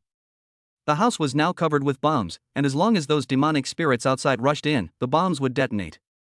At that time, he would take advantage of the chaos to escape. This time Jackal had already figured out that he would escape to a place slightly far away, and when he recovered from his injuries, he would come back to go on a killing spree. "Listen to your big brother." Fire Ant said so. Outside, in a mediocre car. "How's it going, Team Zhao? Is that expert you mentioned coming or not?" A demon spirit asked Zhao Xing. Zhao Xing shook his head with a bitter smile, he has other things to do and can't come. That demon spirit patted Zhao Xing's shoulder and laughed, "It's fine, if he doesn't come, there's us on the line, we definitely need to apprehend the Jackal tonight. You've provided extremely important clues this time, I'm afraid that after this, you'll be promoted." Zhao Xing listened to his words and just laughed bitterly and didn't say anything more. Zhao Xing knew that the credit this time wasn't even his own, but Zhang Feng's. If Zhang Feng hadn't provided important clues, he still wouldn't know where the Jackal was. "Right, what's the situation in the house now?" Zhao Xing digressed and said. The demonic spirit said. "According to the intelligence we got, there are 2 people in the house right now. One is Jackal, our target this time. There is another codename as Fire Ant, formerly known as Wang Xingfa, a gangster, sort of Jackal's henchman, usually good and brave. We have his file in our office. A few years ago he broke both legs and feet of a person, squatted for 2 years in jail, just released last month." Zhao Xing nodded, indicating that he understood. "We must be careful with this operation, have you laid eyes all around?" Zhao Xing asked. The demon spirit nodded, "Don't worry Team Zhao, this time we have deployed 30 of our colleagues, as well as special demon spirits, and armed demon spirits to help. This time we have learned from last time's lesson, and he definitely won't be able to get away." Zhao Xing said, "Well, pay attention to the surrounding situation, don't let innocent people get close to the house, if the Jackal is holding hostages, then it will be difficult for us." "I know, don't worry Team Zhao." But just as this demon spirit had finished speaking, his eyelids jumped. It was because he saw that there was a person who had actually stood at the door of the Jackal house and was knocking on the door. This demon spirit was dumbfounded on the spot, and he hurriedly picked up his walkie-talkie and said, "Who is this person? Why are they suddenly rushing to the target house?" Next to him, Zhao Xing heard this and hurriedly looked. This look, Zhao Xing was also confused. He had clearly instructed his other colleagues not to let any of the populace approach the house. However, as Zhao Xing looked at this back, for a moment he felt somewhat familiar, as if he had seen it somewhere. Next, the door slowly opened and the man walked in. On the other side, just now, Fire Ant heard someone knocking on the door, and he frowned slightly. "Knocking on the door? Is it an ambush?" Fire Ant said vigilantly. Jackal, however, said, "Open the door. Let them come in. Since they're not afraid to die, let them have their way." So Fire Ant opened the door. But as soon as he opened the door, both Fire Ant and Jackal were confused. A masked young man stood outside the door. He was unarmed, and no matter how you looked at him, he didn't look like a demon spirit. What's more, now that the demon spirits were all ambushed outside, they should have orders that no one should approach this house. What was going on with this young man? In the next second, before Jackal could even react, only to see that the young man had already walked into the house, he smoothly closed the door behind him, then took off his mask and gently placed it on the tabletop. "Hello, Mr. Fire Ant." Jiang Feng greeted rather politely. "I came today to take your life. Are you ready?" Chapter 35, Loss of Fighting Spirit. A few short sentences, but it left the two people present directly confused. Fire Ant looked at Jackal with disbelief. Jackal also looked at Fire Ant with disbelief. Even more than just the two of them, Han Yeye, who was currently lying on the roof and was spying on them, was also blinded. Is he on a mission? Han Yeye was completely dumbfounded. Originally, Han Yeye had followed Jiang Feng, thinking that she would take the opportunity to kill him. But who knew that Jiang Feng had gone into the downtown area, and that he was going to carry out an assassination mission in the downtown area? Han Yeye then hurriedly sized up Jackal and Fire Ant. Almost instantly, Han Yeye had a judgment. Of the two people below, one of them was not very strong, at most at the level of a 2-star assassin, not even as good as herself. The other, however, was extremely powerful. Even though Han Yeye didn't make a move at this point, she was only watching from afar. But she couldn't see a single break from that expert, the Jackal. This even made Han Yeye break out in a cold sweat, and she even felt that she would be instantly killed as soon as she made a move. Han Yeye estimated that this person was at least a 6-star assassin. Since he's looking for trouble from this expert, does he not want to live? Han Yeye was a bit surprised. But this was just what she expected. In her perception, Jiang Feng was also a 5-star assassin. When a 5-star assassin took on this expert, she was afraid that it would be a lose-lose scenario. At that time, she herself would team up with Bella and directly kill this Jiang Feng. On the other side, Fire Ant couldn't help but laugh for a moment after hearing that this person was coming to take his life. "You want to kill me? That's hilarious. In that case, you..." But who knows, the Fire Ant hadn't even finished his sentence yet. Wow! Instead, his head suddenly flew up. Blood instantly sprayed out from his carotid artery and splattered directly onto the ceiling. At this moment, the Jackals and Han Yeye present were stunned. How is that possible? Han Yeye's eyes were extremely wide. From start to finish, she hadn't even seen how Jiang Feng had struck. She had to know that at this moment, Jiang Feng was a full dozen meters away from the Fire Ants. At such a distance, Jiang Feng had killed the Fire Ants at once. Moreover, from beginning to end, Jiang Feng was motionless in Han Yeye's vision. He had been standing in place with a smile on his face, and that was all. Although the strength of the person who was killed wasn't good, Han Yu asked herself that she couldn't do something so terrifying. "Sorry for scaring you." Jiang Feng looked at the stunned Jackal and said sorry. Jiang Feng then walked to the Jackal's side as if he was not there, then bent down and picked up the Fire Ant's head, which still had an expression of disbelief lingering on it. "May I ask, is there a faucet here?" Jiang Feng asked. This time out on a mission, Jiang Feng had taken a black plastic bag, but there was still blood on the Fire Ant's head. He needed to deal with it briefly, or else the bloody odor would be too obvious. Who knew? Jackal's eyes instantly clouded over after he reacted. This person, I'm afraid, was someone from the demon spirit side. His purpose of entering the house was to kill himself and the Fire Ants. You have guts. The Jackal looked towards Jiang Feng, his eyes staring at him with a deadly stare. Zhang Feng naturally felt the murderous aura on him. Logically speaking, Zhang Feng's target for this mission was only Fire Ant. After all, the jackal wasn't on the forum, and his head wasn't worth much. Zhang Feng had no intention of dealing with the jackal. But if he rushed up to find trouble on his own, then Zhang Feng wouldn't mind taking him in as well. Go to hell, mother. Jackal suddenly roared. He then violently pressed the button. The bombs placed around the room suddenly detonated. As for Jackal himself, he suddenly slumped to the ground. He was wearing a layer of iron clothing, so as long as he protected his head, he wouldn't be in trouble. The instant explosion directly lifted off the ceiling of the house, as well as the door. Seeing this scene, Han Yu, who was hiding in the ceiling sandwich, instantly changed her face furiously. Bella reacted quickly and hurriedly grabbed Han Yu's clothes and pulled her towards the back. The debris from the explosion grazed Han Yu's shoulder. What a madman! Han Yu had a moment of fear. If it wasn't for Bella, she was afraid she would be dead by now. But Han Yu didn't stay idle as she hurriedly looked downwards. Only to see that the house had been blown up into a mess. Where Zhang Feng had originally stood, the tables and chairs had all blown up, not even powder was left, even the Fire Ants' corpses had been blown up and disappeared. After Han Ye saw the scene, she let out a long sigh of relief. He should be dead. The bomb's power was too great, and Zhang Feng was so close to the bomb that there was absolutely no chance of him surviving. So Han Ye wanted to turn her head and leave. But just at this time. But a voice suddenly came out from the smoke. I didn't want to kill you, why bother? Zhang Feng held the Fire Ant's head in one hand and waved one hand in front of him, dispersing the smoke. At this moment, the jackal looked at Zhang Feng as if he had seen a ghost in the daytime. All the clothes on Zhang Feng's upper body exploded, revealing his upper body's fine muscles. Importantly, Zhang Feng didn't have any bleeding spots on his body. There were scars on his body, but they were scars that had already healed and fell a long time ago, and the explosion just now hadn't caused any damage to Zhang Feng. Is this still human? The jackal was roaring madly in his heart. At this moment, Jackal felt heartfelt fear. It wasn't just the jackal, Han Ye on the ceiling was also confused. How is this possible? Zhang Feng wasn't surprised by this result. He had long honed his body to the extreme. Once Zhang Feng had fought an 8-star assassin from the Dragon Kingdom, that same assassin from a martial arts family. The final result was an even split between the two, but of course, this was only in terms of physical strength. That 8-star assassin was also able to do this, enduring explosions at close range without sustaining any injuries.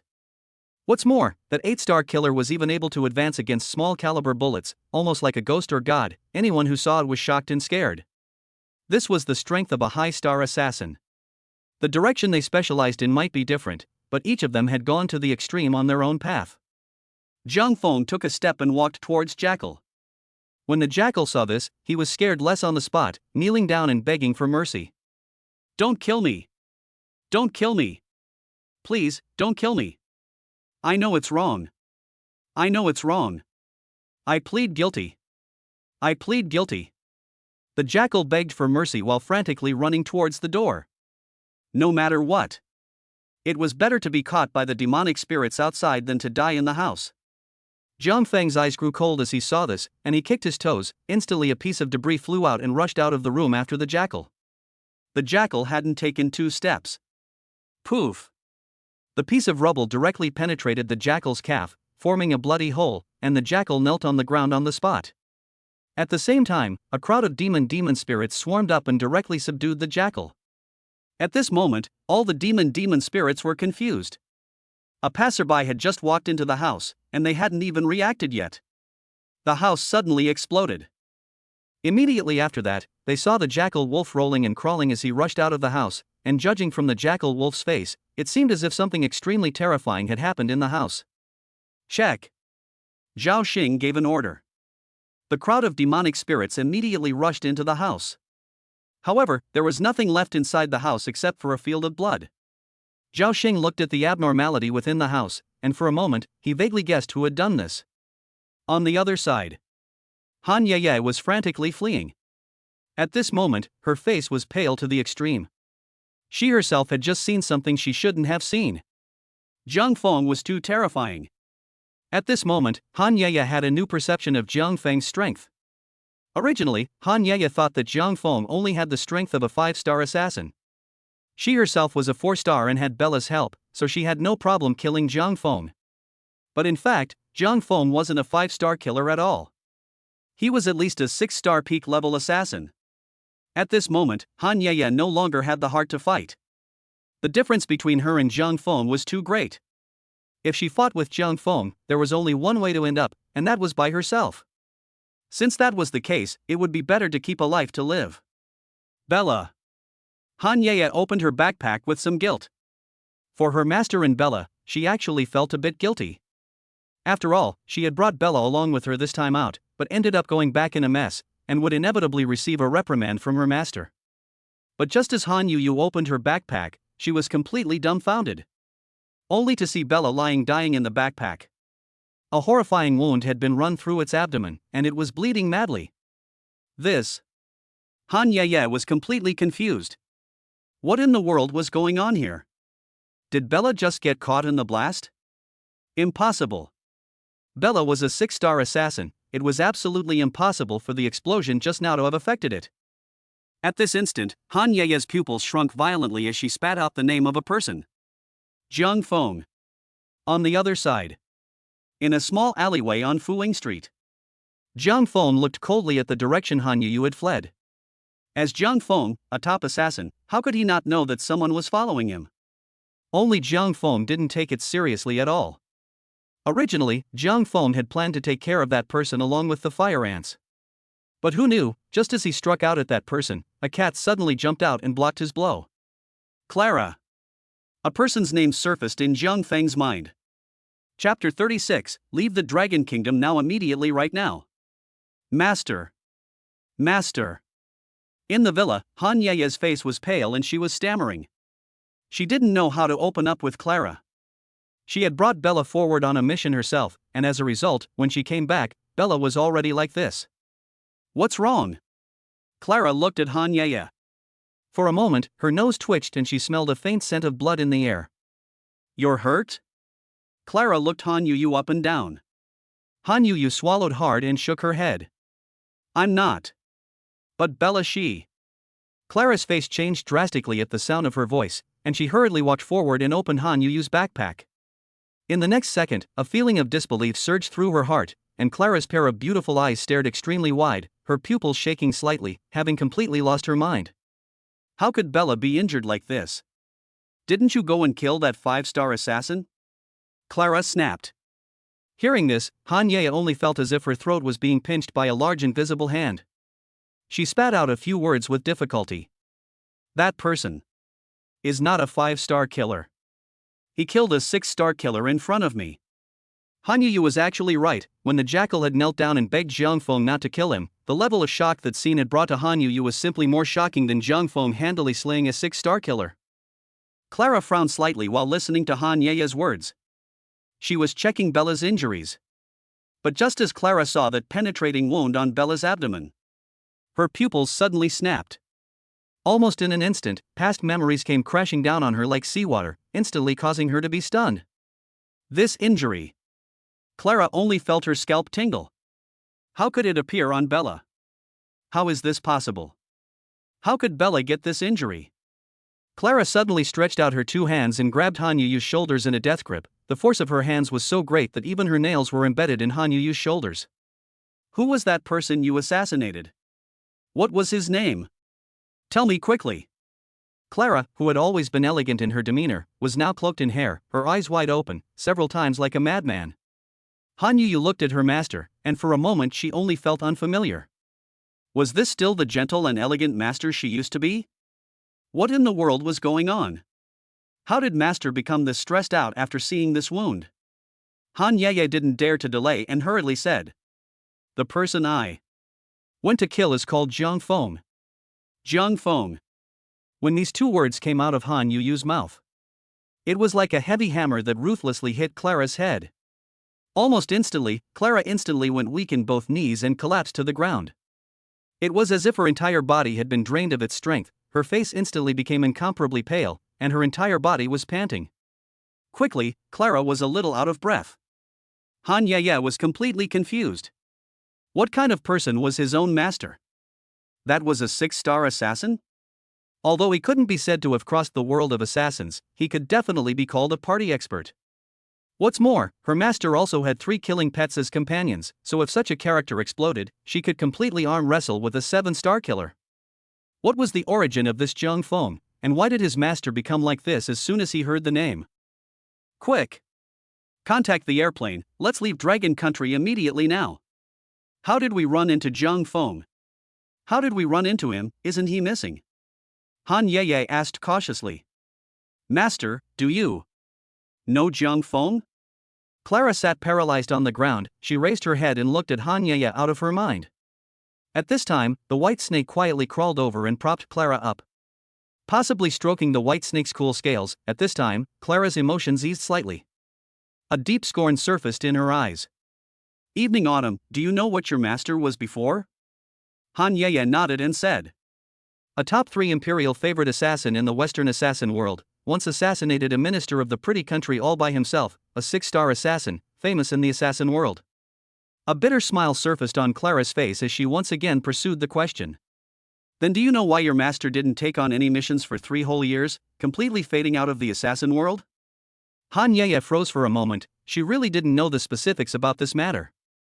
However, Han Yeye knew a general situation, which was that her master had once suffered a severe trauma. It wasn't a physical trauma, but a psychological one, which caused her master to lose the heart of the struggle, and that's why she had been stuck at a 6-star killer unable to move forward. Although his own master didn't explicitly say so, Han Yeye felt that his own master was a woman. So the psychological trauma should be love on the one hand, right? Of course, this was just Han Yeye's guess. A deep scorn surfaced in Clara's eyes. 3 years ago, I once received a mission. The content of its mission was to protect a rich man's illegitimate son. The content of the mission was very simple, as I was not the only one who participated in this mission besides me, there were 2 other 6-star assassins. At that time, I still had 3 killing pets by my side, and with me, and these 2 6-star assassins, there were a total of 6 assassins. At first I didn't take this mission to heart, because in my opinion this mission is too simple, just play around and complete it. But who knows, on the first night I took the mission, the accident happened. Saying this, Clara's eyes kept trembling. According to the rules, the 3 of us were responsible for being in the living room and watching the client sleep. But I didn't know what was going on that night. I probably had too much fun, and at 12 o'clock at night, I fell asleep sitting on the couch. I was so alert that I woke up immediately after only less than 5 minutes. As a result, Clara seemed to recall something extremely horrible. Those 2 6-star killers were sitting on the sofa, their bodies sitting straight, but both of their heads had inexplicably disappeared, and looking at the posture of the 2 of them, they seemed to have maintained a state of conversation and laughter while alive. When Han Yu heard this, her pupils couldn't stop contracting violently as well. In this instant, Han Yu only felt her scalp tingling and goosebumps all over her body. She couldn't help but substitute for her master at that time. If she had seen this scene at that time, what would she have thought? Ran. Then what? Han Yu said with some trepidation. Chapter 37 5-Star Treasure. It's worth a lot. At that time, I naturally reacted that something was wrong, so I hurriedly summoned my killing pets. As a result, my 3 killing pets were lying on the side, already all dead. Their fatal wounds were all clear penetrating wounds. 1 blow kills. No mercy. Whether it's my 3 killing pets or those 2 6-star killers, they were all killed without even realizing it. I saw someone, standing in the guest room, looking right at me. Clara's face began to twist in pain as she thought of this. I can't remember much after that. All I know is that I was frantically running away, all the time, 4 days afterward. I fled all the way from Texas to California before I settled down. After that, I realized that the man from that night, his code name in the assassin world was Death. Han froze. Reaper? Ranked 10th on the international assassin list? That god of death? Clara nodded with difficulty. That's right, it's him. I couldn't have imagined at the time that a small protection mission could run into a heavenly ranked killer. This time, Han Yeye was completely shocked. That was a heavenly ranking killer, huh? What did it mean to be a heavenly ranking killer? The top 30 of the international killer list can all be called heavenly list killers. There were a few conditions to become a heavenly list killer. 1. You must be a 9-star killer, not even 1 less. Secondly, one must have completed at least 5 consecutive 9-star assassination missions. What is the concept of a 9-star mission? On foreign assassin forums, they would post star orders from 1 star to 9 stars, and the difficulty of each star level was different. Low difficulty star level missions, such as 2 stars, 3 stars, might be some assassination of some ordinary people who have angered others in their daily lives, so others put them up on the forum for assassination. And a little bit higher, 4 stars and 5 stars, usually assassinate some local characters who are quite powerful. For example, some rich person, or a local black boss, or even some minor officials. But from 5 stars onwards, the difficulty will start to soar. 6 stars, assassinate some big tycoons, usually the local rich, to the dragon countryside, that is at least a 2nd or 3rd tier city's richest. Such a character around the experts gathered, what international bodyguards, retired military king, all in the protection of such a character. As for the 7 stars and 8 stars, the difficulty rises one more level. The richest man in a 1st tier city. Or the underground boss of a 1st tier city. Or the 2nd or 3rd in command of a local city. You have to realize that the energy that such a person possesses is extremely terrifying. This kind of person may even be protected by the military, if it is a foreign black forces, such as Cherry Blossom Yakuza, or the black forces of the Bear Country. This level of power that can have guns and ammunition, hundreds of thousands, or even tens of thousands of people off. You can imagine how high the gold content of a 7 or 8 star assassin is. Then what was the concept of a 9-star mission? Han Yeye didn't dare to think deeper because it was too terrifying. A 9-star mission could even be said to be a mission that could change the pattern of the world. A mission with such a terrifying level of difficulty would require an assassin to complete it perfectly 5 times in a row in order to be promoted to a heavenly ranked assassin. Therefore, when her master uttered the words heaven ranked killer, Han Yeye was completely baffled. What you mean is, Zhang Feng is that god of death who is the 10th on the heavenly ranking? Clara's face turned pale as she shook her head and said, No. Phew. Han Yeye suddenly let out a sigh of relief. It was as if the stone that had been weighing on her heart had been moved away. At this moment, Han Yeye only felt a wave of relief. But what I thought was also true, Zhang Feng is so young, how could he be the 10th on the heavenly ranking? Who would have thought that? Before Han Yeye could finish, she only heard Clara say, Strictly speaking, the 10th heavenly ranking killer god of death is just one of his identities. What? Han Yeye's eyes were extremely wide, as if she had seen a ghost in the daytime. Heavenly ranking killer rank 1, rank 3, rank 5, and rank 10 god of death are all his identities. His true identity is that of a student at a university in the Dragon Kingdom, and his name is Zhang Feng. At this moment, Han Yeye was completely dumbfounded. At this moment, the entire Jiang city was also in turmoil. Legend had it that the serial killer who had been hiding for 10 years had been caught, and for a while, Zhao Xing had gained fame. All the media were shooting at Zhao Xing, asking him how he solved the case. Zhao Xing did not dare to take the credit alone. He said that he got the help of a criminal investigation expert. But even so, Zhao Xing's rank was also raised 2 levels in a row. The surrounding colleagues are envious.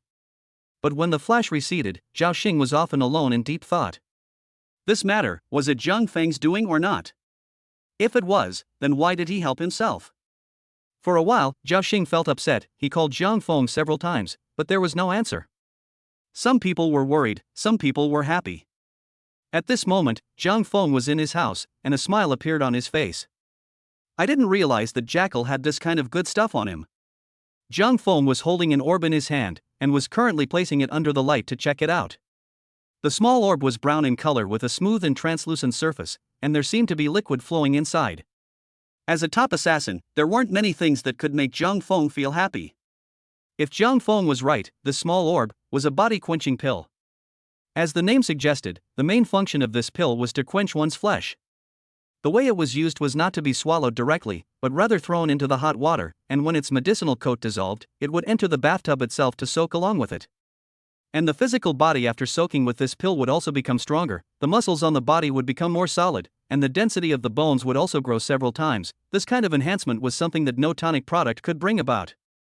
If it was a low-star killer soaking his entire body with the pill, his flesh strength would probably grow by about a third.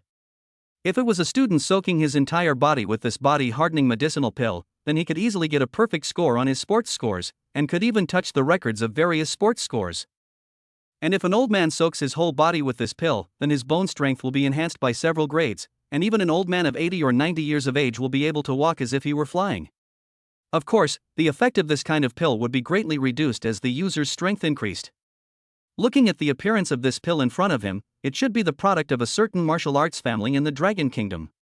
This kind of martial arts family often inherited a vast amount of classical books from their ancestors, as well as countless marvelous elixir formulas, so this kind of body-hardening pill was also relatively common. As for the Western assassin world, there was also something similar, only compared to the Dragon Kingdom. The Western assassin world called this kind of thing an evolutionary potion, and the methods of use varied. Some were swallowed directly, some were injected, and some were also immersed, but the effects were all similar.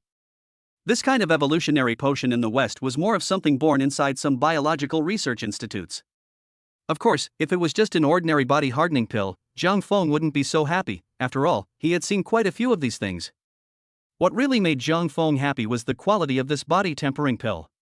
Body tempering pills were categorized into 1 to 9 stars just like Western potions. This body tempering pill in his hand, looking at the transparency of the liquid inside, was probably around 5 stars. A 5-star level body tempering pill, that is to say, this one pill alone was worth $5 million. Not bad. Zhang Feng was quite satisfied. Chapter 38 6-star mission. Poisoning the target. In comparison, what a hard life he used to lead. Working for someone else was only $500 or $600 a day. And today, with this single mission of his, which only took less than 10 minutes, even if he didn't count this pill, he would still be able to earn $100,000.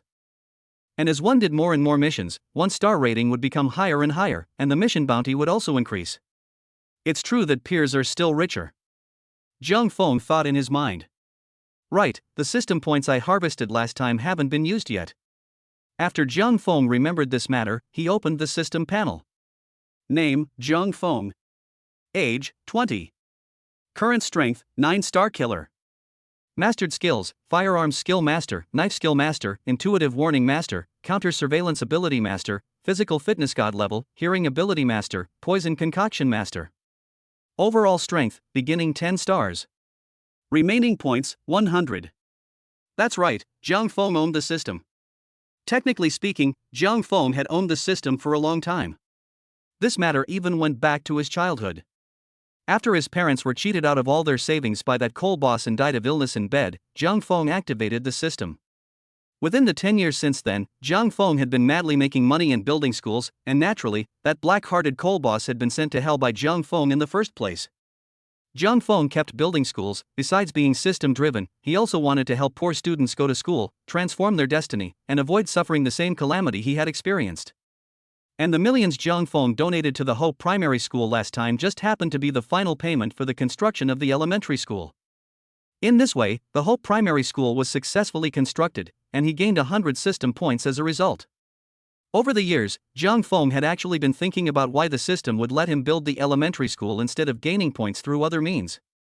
Until now, Zhang Feng actually had a guess in his mind. That was that the system might have learned about his situation when he bound himself, and thus the entire system had changed to become more in line with his expectations. It's also time to upgrade the skills. Zhang Feng thought so. Over the years, he had been on a knife's edge. From time to time, he would get injured because some of his skills weren't leveled enough, and the scars on his body came as a result. Skill levels were categorized into introductory, skilled, proficient, master, and god level. Master was not the highest rank, and even in some extreme cases, master level skills would not even be utilized. This also often caused Zhang Feng to face life and death crises. Apart from the physical quality which Zhang Feng had ordered to god level, the rest of the skills were all master level. 100 system points was just enough to point a skill to god level. After thinking about it, Zhang Feng didn't choose to directly add points. Instead, he opened the killer forum first. Because compared to directly adding points to a skill, it would be better to first find a desired mission and then follow the mission requirements to choose a skill to add points to. This is more foolproof, and he will be more comfortable doing the mission. Zhang Feng had already submitted the 1-star quest he had taken on last time. He followed the forum's instructions and placed the target's head in a specific location, then waited for the forum's staff to check on it, and that was it. As for Zhang Feng's 100,000 bonus, it had also arrived smoothly. What made Zhang Feng more surprised was that the 100,000 bonus was processed, meaning it was safe and clean. Zhang Feng didn't know how they did it, but Zhang Feng had a feeling that since the domestic forum could be so powerful and could easily dodge the economic monitoring, he guessed that there might be a high-ranking person in the system present in the forum, or maybe this forum simply depended on the existence of the Dragon Kingdom. That said, at this moment, Zhang Feng was looking through the forum quests. He had looked for a long time, but there was no quest of his choice. It wasn't that Zhang Feng didn't want to do them, but the level of these quests were all too low. He had just completed a 1-star quest and now his level had risen to 2-star. However, the bounties for 2-star quests hadn't risen much, and most of them were still hovering around 100,000 or so. Zhang Feng glanced at the promotion requirements and realized that he still had a long way to go before he could be promoted to a 6-star assassin, at least a dozen or so. It would take more than a dozen orders to be promoted to a 6-star killer, not to mention a 9-star killer.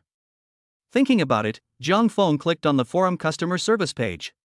"Hello, Mr. Sharpshooter, what can we help you with?" The customer service sent a message. Sharp Knife was a random codename that Zhang Feng had come up with. "Zhang Feng, I want to know how to quickly promote my star level. The requirements for promoting your star level are already labeled within the forums." "Zhang Feng, I want to quickly promote my star level, is there any way to do that?" This time, the customer service, which used to reply extremely fast, didn't reply, and the chat box kept showing that the other party was in the middle of typing. In fact, the forum customer service froze for a moment after she saw this message. The customer service clicked on Zhang Feng's personal page and realized that Zhang Feng was only a 2-star assassin, and even the 2-star level had just been promoted. He had taken a 1-star assassination order from start to finish. A 2-star assassin with a quick promotion? Customer service frowned slightly. Vaguely she felt that something was wrong. It was because a similar situation had appeared before. There were low-star assassins who approached the customer service and said that they wanted a quick promotion. And the forum did have a special promotion method for this kind of killer. That was to send down high-star missions. Of course, generally speaking, the forum would not take the initiative to send down high-star missions. This was to protect low-star killers. But if a low-star assassin voluntarily takes on a high-star mission, that's their business. And the forum would also talk to the killer beforehand, and if the killer died because of taking a high-star mission without permission, that would not have anything to do with their tires either. What happened over here? Just as the customer service recalled, a forum supervisor walked over. The customer service briefly told the supervisor about Zhang Feng's claim. The supervisor frowned slightly and said, "Follow the process. Declare with him beforehand before sending him a high-star mission." The supervisor had seen similar situations, and generally speaking, there were only 2 types of people who took the initiative to receive high-star missions. The first kind, newbie killers who didn't know the sky and the earth. This kind of killer hadn't been on the road for long, and felt that the sky and the earth were the biggest and the oldest, and came up to challenge the most difficult missions. The result is also conceivable: 10 newbies can die a dozen, because several of these killers will be split stone with a high probability. There is also a possibility that the high-star killer opened a small number. This situation was also quite common, as there were always some people with special fetishes in the killer community.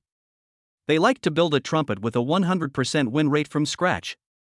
This kind of behavior was not understood by the supervisor, but he guessed that it should be the same idea as the kind of game playing to open a trumpet to maintain the win rate. As for the low-star killers going to their deaths, the forum is not afraid of spooking them, because the people who can go on the high-star bounty list have long been assassinated several times, and they have long been accustomed to assassinations, and even if there are no killers from the forum going to kill them, there will be some private killers going to kill them. As the saying goes, when one walks by the river, there is no such thing as not wetting one's shoes, and this is the truth. The customer service immediately began to operate after receiving the instruction. "What star level mission would you like to take?" Zhang Feng saw the message from the customer service and replied, "Anywhere from 6 to 8 stars.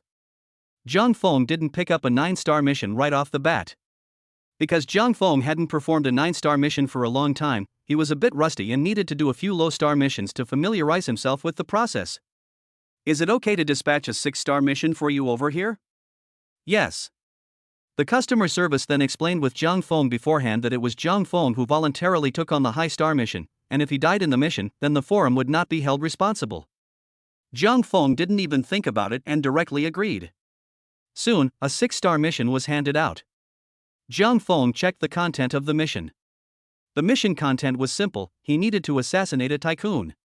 However, the mission was labeled with a special requirement that the body of the tycoon should not be allowed to be damaged in any way, which meant that it had to be a whole body. At the very least, it couldn't have any obvious wounds from the outside. In addition to that, Zhang Feng also learned about the tycoon's inner workings. He was a director of a listed company, worth tens of billions of dollars, but had done many dirty things behind his back. For example, forcing a college student into a J. He even mutilated the college student afterward, causing the college student's family to die. The list goes on and on. The bounty for the 6-star mission was also very high as $6 million. The purpose was also very close to him, it was in the next city, and it was only 4 or 5 hours round trip. Yes, this is the mission. Zhang Feng had already made up his mind in his heart. At the same time, Zhang Feng's method of assassination was also thought out. Leave a whole body? This was simple. Using poison to kill himself would be fine. You know, Zhang Feng's other identity is the 5th killer in the heavenly ranking, Poison Scorpion. There was no telling how many big shots abroad had died under his poison. Just in case, let's first raise the poison blend to god level. Zhang Feng thought as he added all his points to poison blending. In doing so, poison blending was promoted to a god tier skill. For a moment, a vast sea of poison formulas flooded into Zhang Feng's head. Zhang Feng only needed to think back a little bit, and he was able to come up with no less than 10 poison formulas to poison his opponent. In fact, when he was abroad, the reason why Zhang Feng gave up his identity as Poison Scorpion. It was because his poison blending skills were not up to par. Zhang Feng had even suffered a loss on this. On the way to a mission, his master-level skills in mixing poisons had failed to poison the other party to death, but had left the other party in a lifelong vegetative state. Zhang Feng had to go to the hospital to make up for it. If he had been a god-level poison blending in the first place, he wouldn't have had this problem.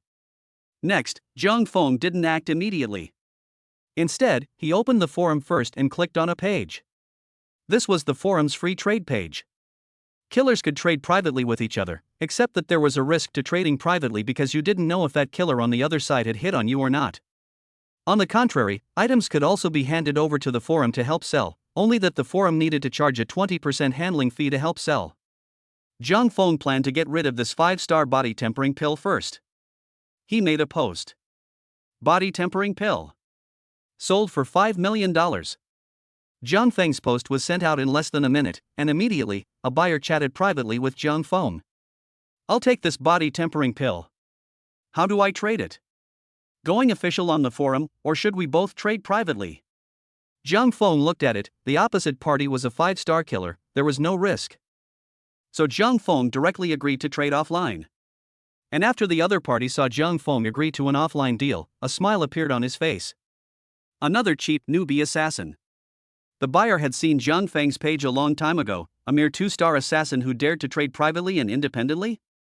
Since this 2-star assassin was giving himself $5 million for nothing, it was a waste not to want it for nothing. The two sides agreed on a time and place. Zhang Feng also packed up slightly and set off for the trading location.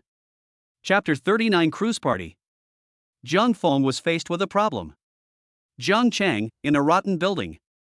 Zhang Feng saw the buyer who came to trade this time. He was wearing a mask, a leather top, his hands in his pockets, and surprisingly, he wasn't holding anything inside or out. Seeing this scene, Zhang Feng understood what was going on, and he himself was even amused. How could Zhang Feng not have expected that he would still have this day of being robbed by others? Where's the body tempering pill? Hand it over. The 5-star assassin on the opposite side said as such. Zhang Feng smiled and threw the body tempering pill out on the spot. Only Zhang Feng's force was smaller, throwing the pillbox on the ground in front of this 5-star killer. Take it if you want it. Zhang Feng said. Count on your good sense. The 5-star assassin threw out a harsh sentence and then walked towards the front, wanting to bend down to pick up the pillbox on the ground. But just as the 5-star killer reached out his hand as he walked forward, he suddenly froze. He only saw that his hand kept reaching further and further ahead, but he couldn't, no matter what, have any trouble defeating the pillbox that was so close at hand. His hand hanging in mid-air was constantly trembling, and bean-sized beads of sweat surfaced on his face as his face began to become alarmed. How? What's going on? The 5-star assassin had never encountered such a situation before. He wanted to reach for the elixir, but his body was instinctively backing away. A chill ran down his spine and his hair stood on end, a feeling as if he was being stared at by a fierce beast, wanting to hurry and escape from this place. When he looked up, he saw Zhang Feng's eyes. Those extremely cold eyes, icy cold and piercing to the bone. The five-star assassin shivered violently. He reacted and immediately flung himself onto his knees. "Please, don't kill me, I don't want it. I don't want it." The five-star assassin now realized that he was afraid that this one in front of him was not a two-star assassin. His star level was far higher than his own. The two-star killer was most likely just his disguise. "I'll give you money. I'll give you money." The five-star assassin then transferred $5 million to Zhang Feng. This five-star killer was ostensibly the owner of a company, and all the money lying in his personal account was clean. After Zhang Feng got the $5 million, he slowly walked over to the killer, picked up the body-hardening pills on the ground, and left. The five-star killer saw this scene, and at this moment, his intestines were green with remorse. Had he known that this would happen, he wouldn't have dared to rob this high-star killer in front of him. Now it's good. Originally $5 million could be exchanged for a body-tempering pill, but now nothing has been exchanged, and he has lost $5 million for nothing. He was a five-star assassin, he didn't have this much money on him. $5 million had already spent all of his savings over the past few years. Luckily, at least I saved a life. After Zhang Feng left, the five-star assassin kept gasping for air, looking like he had survived a robbery. After Zhang Feng left the rotten building, he frowned slightly. He had only intended to sell this body-tempering pill, but he hadn't expected to be delayed for such a long time. It seemed like the private transactions in this forum were very deep. As things stood, Zhang Feng didn't have any more time to delay any longer. After thinking about it, he decided to entrust the pills to the forum for sale. Zhang Feng contacted the forum's black market trader, who was the forum's official salesperson. After a bout of price negotiation, Zhang Feng finally sold the body-tempering pill, still at a price of $5 million. Ding! Your bank account 0470 has credited 4 million yuan. Zhang Feng glanced at the message and felt a pang of pain. $5 million, after deducting 20%, there was 4 million left. Right, I need to buy some things, I don't know if you have any on your side. Zhang Feng said as such. The black market merchant replied directly, as long as you want, I have everything on my side. Zhang Feng didn't feel too careless about this, foreign forums were also like this. Everything could be bought inside the black market, except for the usual weapons used for assassinations, what with darts, long swords, machetes, or various chemicals used for poisonous killings, and even food and drink. Zhang Feng reported the names of several chemical substances. These few chemicals were the key materials for blending poisons. The black market merchant was also quite knowledgeable about toxicology. At first, he thought that Zhang Feng bought these chemical materials in order to synthesize poisons. However, he was a bit puzzled after hearing a few of them. Can these things also synthesize poisons? There should be other uses for them. The black market merchant thought to himself while agreeing to Zhang Feng's request, saying that he could get his hands on these few things. Zhang Feng nodded, he didn't know what the black market trader thought. But these few chemicals were important, they were the ingredients for the divine-grade poisons. Of course, even if the black market trader was told the types of ingredients, it was useless, the ratios of them, as well as the time and techniques of adding each material, were all very delicate. Unless Zhang Feng wrote a detailed configuration method for the black market trader, it was useless for the black market trader to know the ingredients alone. It didn't take long for Zhang Feng to get these chemical materials. He casually found a hotel and opened a room, then put on a gas mask and debugged it inside. Zhang Feng wasn't a cutie. He knew that if he came by car to the city where his target was, he would definitely have to be inspected by the official personnel, and it would not be good if his chemical substance was exposed at that time, and he might be arrested for it. So Zhang Feng bought the chemical substance directly in the city where the target was located. Once the poison was blended, one could directly set off to assassinate that target. The information shows that tonight, a tycoon had a cruise party and invited many big shots, among them the target of this mission. That target will board the cruise ship at 7 o'clock in the evening and head out to the outer sea. In between waiting for the chemicals to react, Zhang Feng took his binoculars and looked towards the harbor. The city was close to the ocean, so there were quite a few luxury cruise ships docked at the harbor. Zhang Feng quickly found the cruise ship that his target would board. Pity. Zhang Feng couldn't help but sigh. For luxury cruise ships like this, the assassination method with the highest success rate was actually blasting. Directly blowing up a piece of the ship along with the person, on the vast and endless ocean, even if the target jumped into the sea, it was still a dead end. As for other innocent people, Zhang Feng said he didn't see them. Of course, Jiang Feng was only joking when he thought so, he hadn't done that. But then again, right now, he had a dilemma. How was he supposed to get mixed up on this cruise ship? For a luxury cruise ship of this caliber, its passengers were all dignitaries, the prestigious kind. And his current identity was nothing more than a student, without an invitation to board the cruise ship. What should he do? Chapter 40, Invitation in Hand. The target appeared. Jiang Feng frowned slightly, thinking carefully about this matter. However, it was a good thing that Jiang Feng had experience in cruise ship assassinations, so this matter was not difficult for him. The ship departs at 7 this evening, and it's only 4 in the afternoon. Logically speaking, the guests who boarded the ship should have arrived in this city one by now. Jiang Feng thought carefully. One had to know that those who could board this cruise ship were all dignitaries with deep pockets. They came to this city early, where would they go? Obviously, there was only one answer. That is, just like themselves, they would first choose a hotel to settle down. What level of hotel?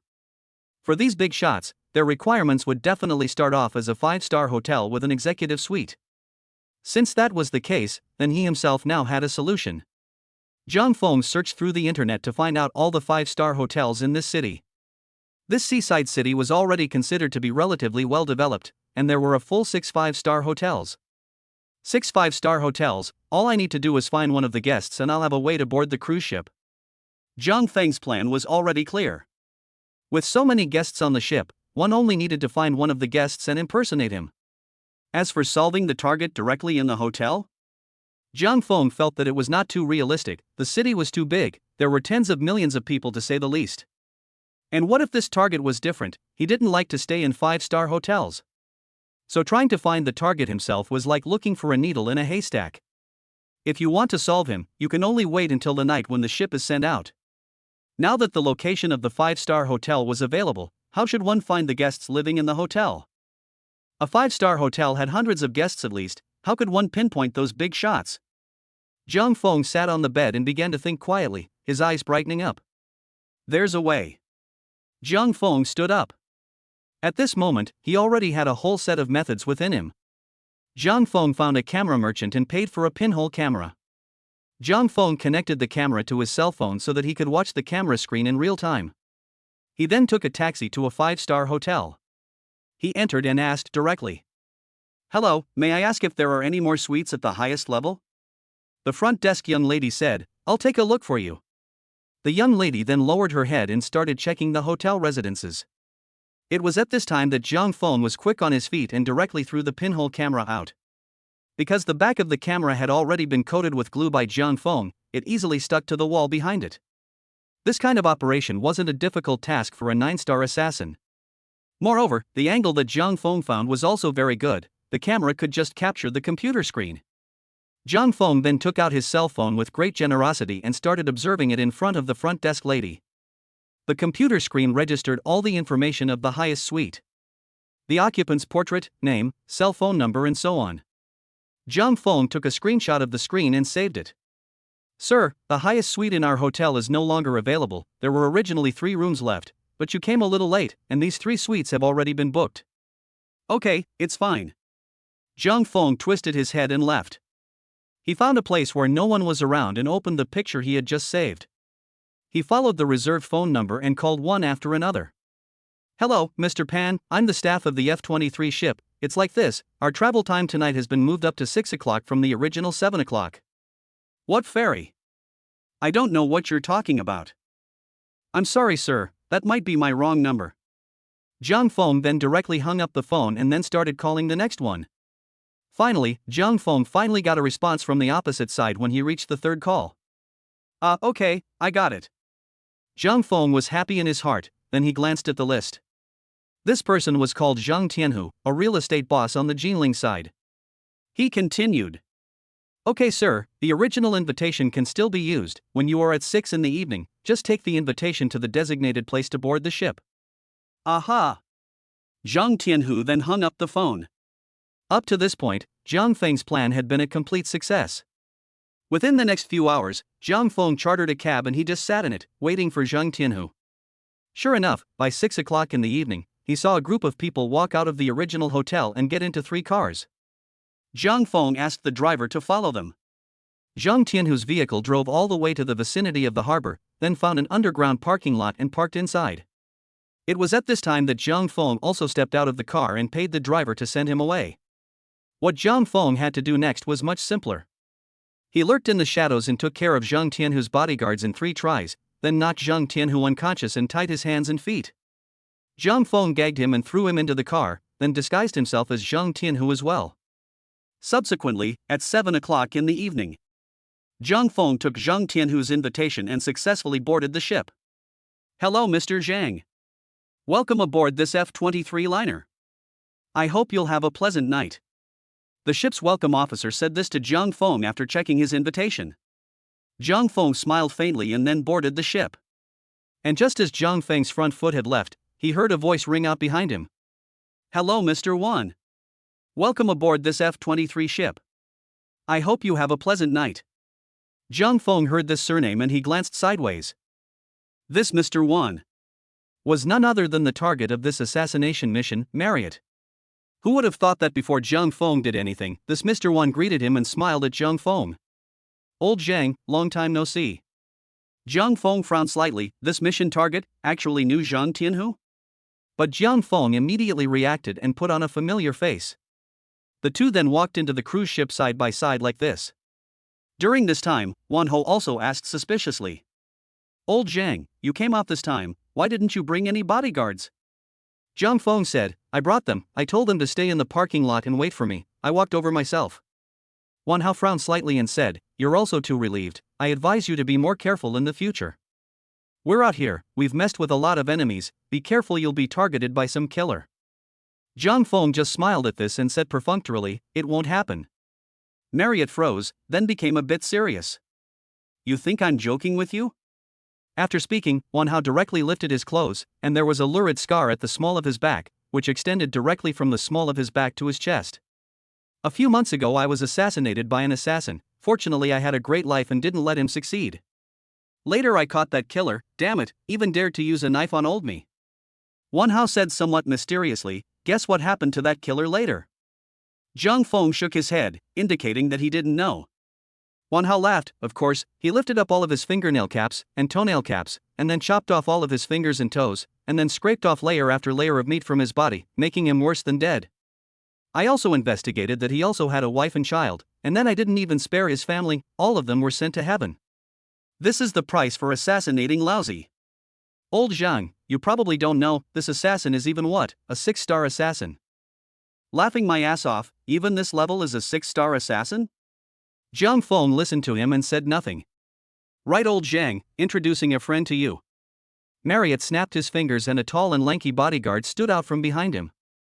This is Sun Long, a man I fished out from inside the prison at great expense. He's a soldier king who used to serve in the army, only to be imprisoned later because of an incident that killed several instructors. If it wasn't for him, I'm afraid I would have been killed by that killer. Zhang Feng looked at this tall and sturdy Sun Long and didn't say anything. Hello, Mr. Zhang, I'm Sun Long. Sun Long extended his hand towards Zhang Feng. Zhang Feng didn't avoid it and directly shook his hand. As soon as their palms touched, Zhang Feng felt the terrifying force coming from Sun Long's hand. Zhang Feng put on a pained expression. Marriott let out a light laugh before ordering Sun Long to withdraw his hand. Let's go, old Zhang, I know Mr. Long who held the banquet this time, I'll take you to get acquainted. Marriott said to Zhang Feng. Chapter 41, I never eat what others give me.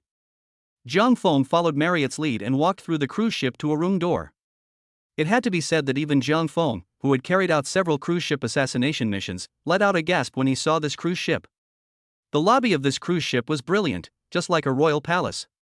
Every waiter was wearing a suit and tie, with an upright posture, holding a golden tray in one hand, roaming around the hall, serving every guest.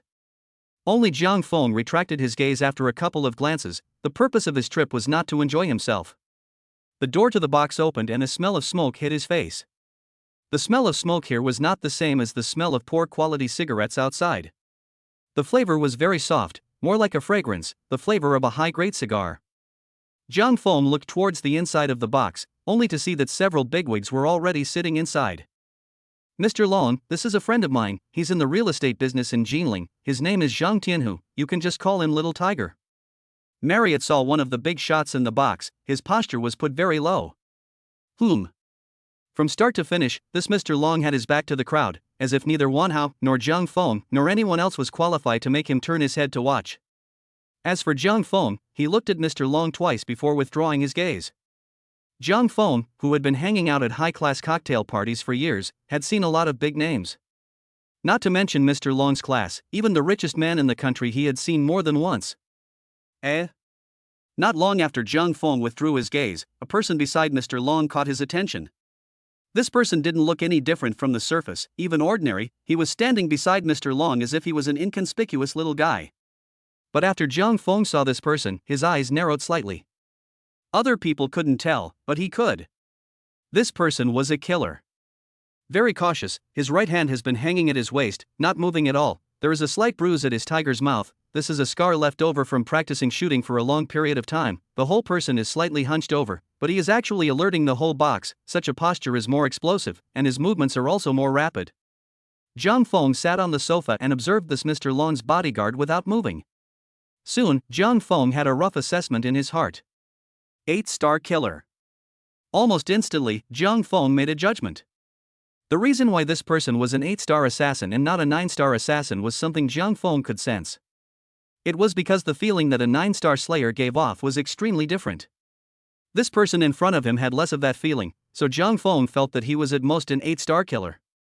Since he was an 8-star killer, then Zhang Feng had no scruples. A few moments later, another person came to the box, and when he arrived, the people in the box were counted as all present. Mr. Long slowly turned around. Zhang Feng took a look. What was more striking about Mr. Long was the scar on his face. Mr. Long gestured for everyone to sit down and start discussing things. It was also at this time that Marriott whispered, "A toast to Mr. Long." There was no doubt that Wan Ho's words were addressed to Zhang Feng. Of all the people present, none of them had a position of strength comparable to Mr. Long. Wan Hao had brought Zhang Feng in, more or less with the intention of promoting Zhang Feng. Zhang Feng wasn't ambiguous either. He picked up his wineglass and said to Mr. Long, "I've heard of Mr. Long's great name for a long time. Little Tiger will drink first." So Zhang Feng drank it in one gulp. Of course, Zhang Feng was not a cutie pie. He didn't swallow it, just held it in his mouth. And Zhang Feng had once practiced ventriloquism. Even though he was holding a mouthful of wine, it still didn't prevent him from speaking. Mr. Long didn't even look at Zhang Feng. He didn't even take the wineglass. Instead, Mr. Long looked at a person next to him. Tian Lu. Mr. Long opened his mouth and shouted, "Why did I hear that something happened in your territory?" Mr. Long's eyes gradually chilled down. After that Tian Lu heard these words from Mr. Long, his face instantly turned pale. Then Tian Li's entire body trembled down madly. He flung himself on his knees in front of Mr. Long and kowtowed madly. "This matter is not my problem, Mr. Long. You listen to me, it's that." Bang! Without saying anything, Mr. Long directly shot Tian Lu in the head. Instantly, Tian Li's brain exploded, splattering the surrounding bigwigs all over his face. But even so, no one around dared to make a sound. "If you're not capable, then replace it with a capable one up here, Ming Su." "Mr. Long, I'm in. From now on, you'll be in charge of Tian Li's territory. You know all the rules. Don't make Tian Li's mistakes again." "All right, Mr. Long, please don't worry." Mr. Long let out a light hum, and then began to discuss matters. Speaking of discussing, it was actually all the bigwigs reporting back to Mr. Long, how much revenue they made this year, how much they handed over, and so on and so forth. Mr. Long, on the other hand, said a few words from time to time. Zhang Feng didn't care about these things at all. After about half an hour, the meeting was almost over. Mr. Long went out to preside over the big picture and left for the time being. The box was also gradually quieting down. At this moment, his mind was filled with only the idea of how to poison Marriott. The target was right here, and the poison was in his own hands. He had 10,000 ways to poison himself, as long as he made Wan Hao drink it. Zhang Feng picked up the wineglass and whispered to Wan Hao, "Thanks for the mention, old brother, I'll drink to you." Who would have thought that Wan Hao didn't pick up the wineglass? Instead, he grabbed Zhang Feng with one hand and his entire body immediately came over. Wan Hao's pair of eyes stared at Zhang Feng. He then sniffed the wineglass in Zhang Feng's hand. After confirming that there was no problem, he took the wine cup. But unfortunately, something unexpected happened. Marriott handed the wine cup to San Long. San Long immediately rushed out of the room with the wine cup. The entire conference room suddenly fell eerily silent. Everyone stared daggers at Zhang Feng as if waiting for something. A moment later, San Long walked back quickly and leaned over to whisper in Marriott's ear. "Boss, there's no poison." Wan Hao suddenly laughed at the sound and patted Zhang Feng's shoulder, saying, "Sorry, old brother. I never eat what others give me, you know what I mean." Chapter 42, fifth on the killer heavenly ranking, Poison Scorpion. After Marriott said these words, the atmosphere of the entire conference room suddenly loosened up again. Everyone began to start talking individually again. "Ha, look what old brother said, it's fine." Zhang Feng laughed and pretended that nothing had happened. But behind his back, Zhang Feng frowned slightly. This Wan Hao's vigilance was a bit beyond his expectations. Since this Wan Hao wouldn't take the initiative to eat, then what should he do now? Should he just kill the entire box, then break open Marriott's mouth and pour the poison into his mouth? Actually, if anything, as long as the corpse was kept intact, Zhang Feng had other means of assassination. That would be to break Manhwa's spine, which would almost kill him in one blow. But the problem was, in this crowded cruise ship, if he killed Marriott face to face, I'm afraid that it would immediately attract the attention of others. No way. This thought was rejected by Zhang Feng. It was too risky to act like this. This cruise ship was definitely protected by armed forces, not to mention, just the 8-star assassins beside Mr. Long were all armed with firearms. Zhang Feng didn't believe that there were no armed forces on board. He didn't know how the armed forces were distributed, and he didn't know if there would be speedboats to support the ship. Moreover, now that the ship had left the harbor, there was no way to escape from the cruise ship and return to the ground for a while if he made too much noise. Therefore, poisoning became almost the only way. But the question was, how to make Marriott eat the poison. After thinking about it, Zhang Feng thought that he could start from the kitchen.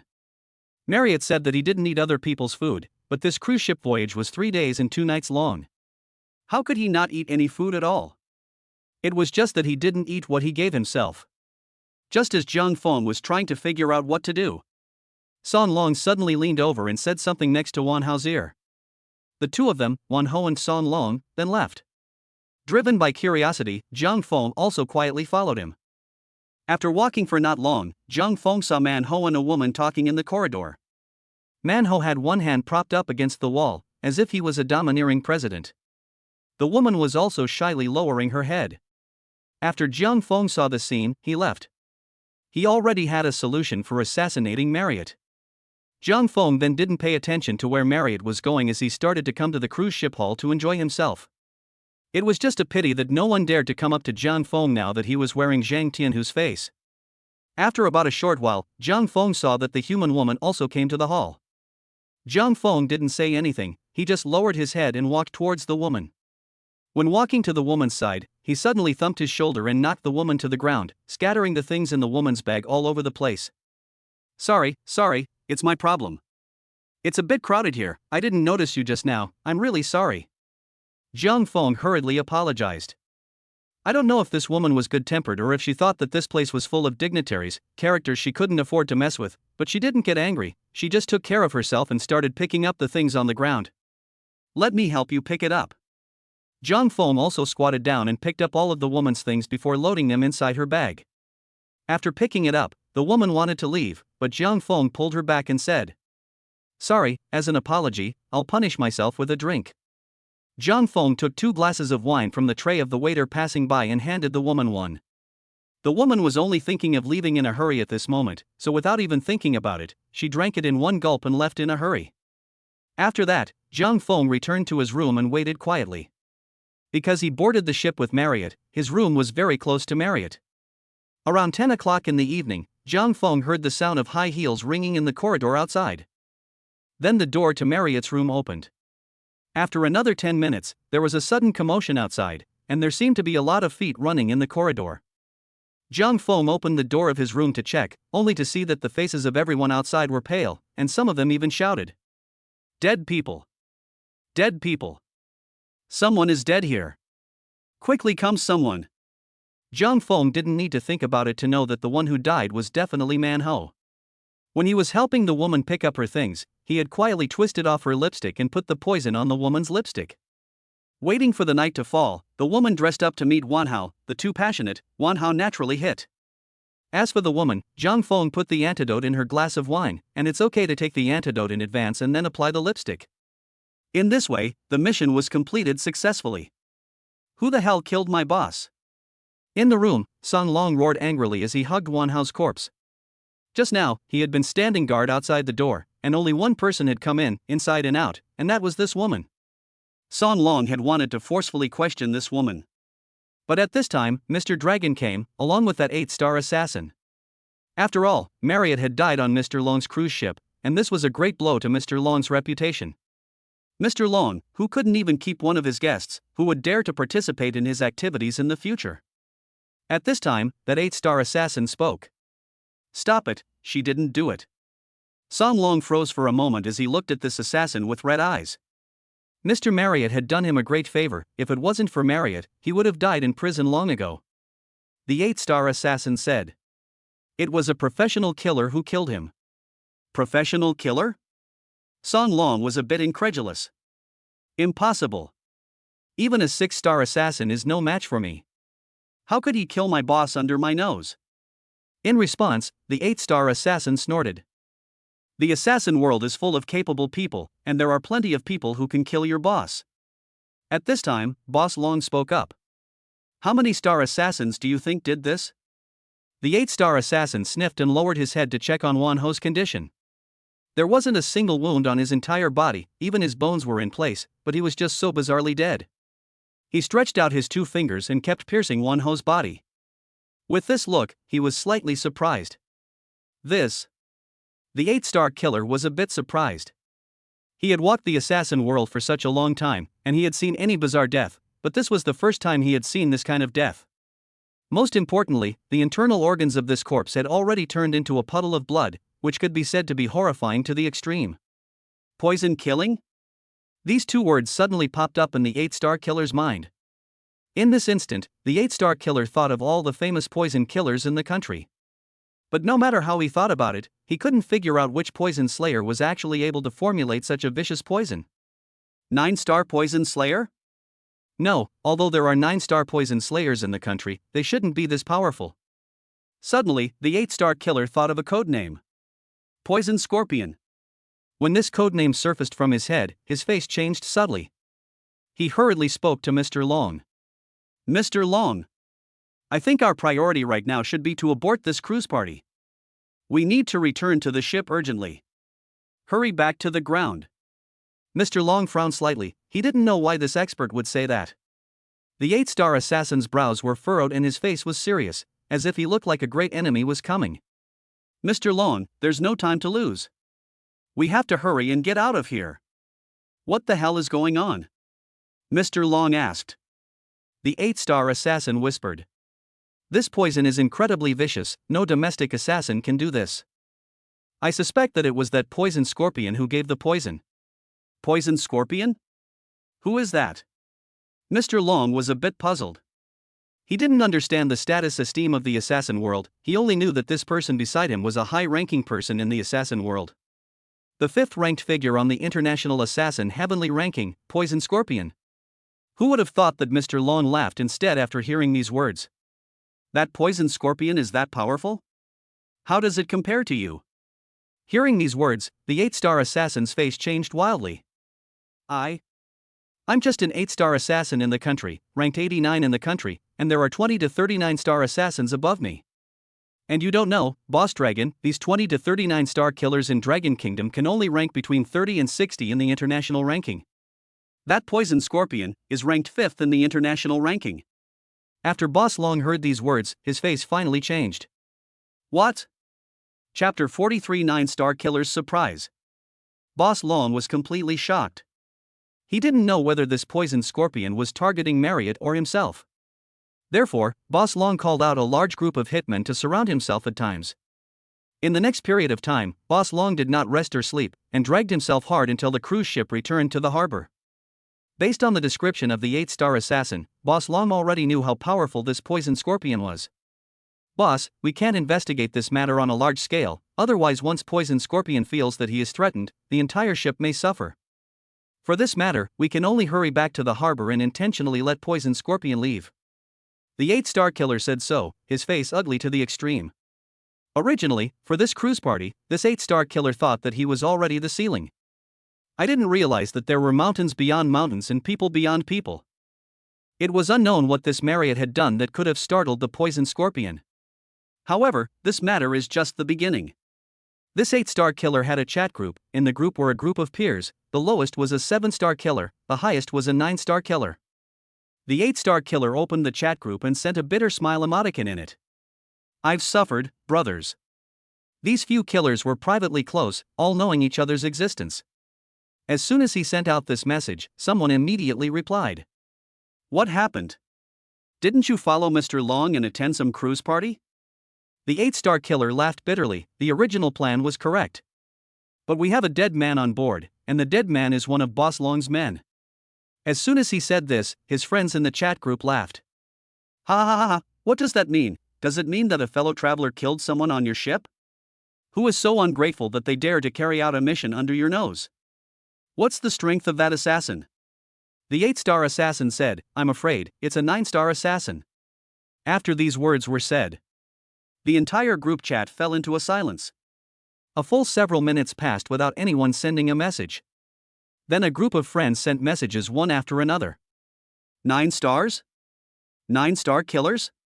Aren't part of those 9-star killers recruited? There's also a part that doesn't take on many missions anymore, so how could they run to your ship to carry out a mission? How could a 9-star killer suddenly appear? Could it be a foreign killer? At this time, the 9-star killer who had been diving in the group appeared. I asked my friends around me, and none of them seemed to know which high-star killer went to your side for a mission. How did the target die? Shot to death? Or a knife kill? The 9-star assassin said so. No, it was a poison kill, and just like you, it was an expert in poison kills. Poison kill? Is it convenient to let me see the corpse? The 8-star assassin didn't dare to be slow, and hurriedly found one house corpse and shot it for this 9-star assassin. This 9-star assassin's origins were not small. Legend had it that his ancestor was from a Chinese medicine family, and his ancestor was even a disciple of the Chinese divine physician, only that this ancestor of his didn't love to save people, but instead loved to poison them, and so he was expelled from his master's school by the Chinese divine physician. But after such a long time, this 9-star killer's ancestor also accumulated quite a few poisonous recipes, which have been passed down. This 9-star killer, in terms of poisoning ability, was enough to rank in the top 3 in the Dragon Kingdom. But what happened next, even the 8-star assassin did not expect.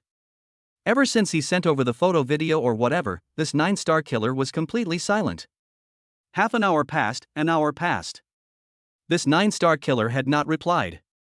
However, what the 8-star killer didn't know was, this 9-star killer had been completely confused looking at the photo. The deceased's skin is in good condition, the time of death has already passed 12 hours, but it doesn't show any necrotic stiffness, necrotic spots, etc., and even the pupils haven't flared, but the internal organs have rotted into a puddle of black water. How in the world did this happen? The 9-star killer clicked on the video once more. He stared wide-eyed, not missing a single second of the video. But he just couldn't see what kind of poison it was. If it was one that poisoned the internal organs into a puddle of black water, then there were a few potions passed down from their ancestors that could do it. But the problem was that this dead body was too bizarre. From the surface, it was almost impossible to tell that it was a dead person. This kind of poisonous killing method had already exceeded this 9-star assassin's knowledge. Did the poisoned scorpion do this? After a full 3 hours had passed, the 9-star assassin sent this message. I'm afraid so. Sure enough, if that poisoned scorpion did it, then there's nothing unexpected. It's just that I didn't expect that this poisoned scorpion, after being silent for such a long time, would appear again, and this time, he's even on a mission in our Dragon Kingdom. Isn't he afraid of being discovered by our Dragon Country's official hunting team? After the 8-star killer saw these few replies, he too was completely silent. In fact, what many people didn't know was this. A few years ago, the Dragon Kingdom had once imperialized a group of high-star killers. At first, these high-star killers killed people by any means necessary in order to make money, or for some other purpose. But after the Dragon Kingdom learned about this, they sent a person to visit these uncontrolled 9-star killers one by one at their door. After that bizarre things happened, these 9-star assassins suddenly fell silent and stopped taking on missions. And when they once again appeared in the assassin world, people observed that they were actually hunting some foreign assassins. Thus, this group of 9-star killers was called the hunting team by the domestic killer community. It was unclear who the captain was, and it was also unclear how many team members there were. All in all, this was a top-notch team of killers that was scandalous. Now, the entire group chat was silent. Because the topic that the 9-star killers were talking about was too high-end, their group of 7-star killers and 8-star killers couldn't even come into contact with that level, so they didn't know what to say. Around the early morning of the next day, the cruise ship sailed back to the harbor. For the matter of the dead cruise ship, someone on board had called the police.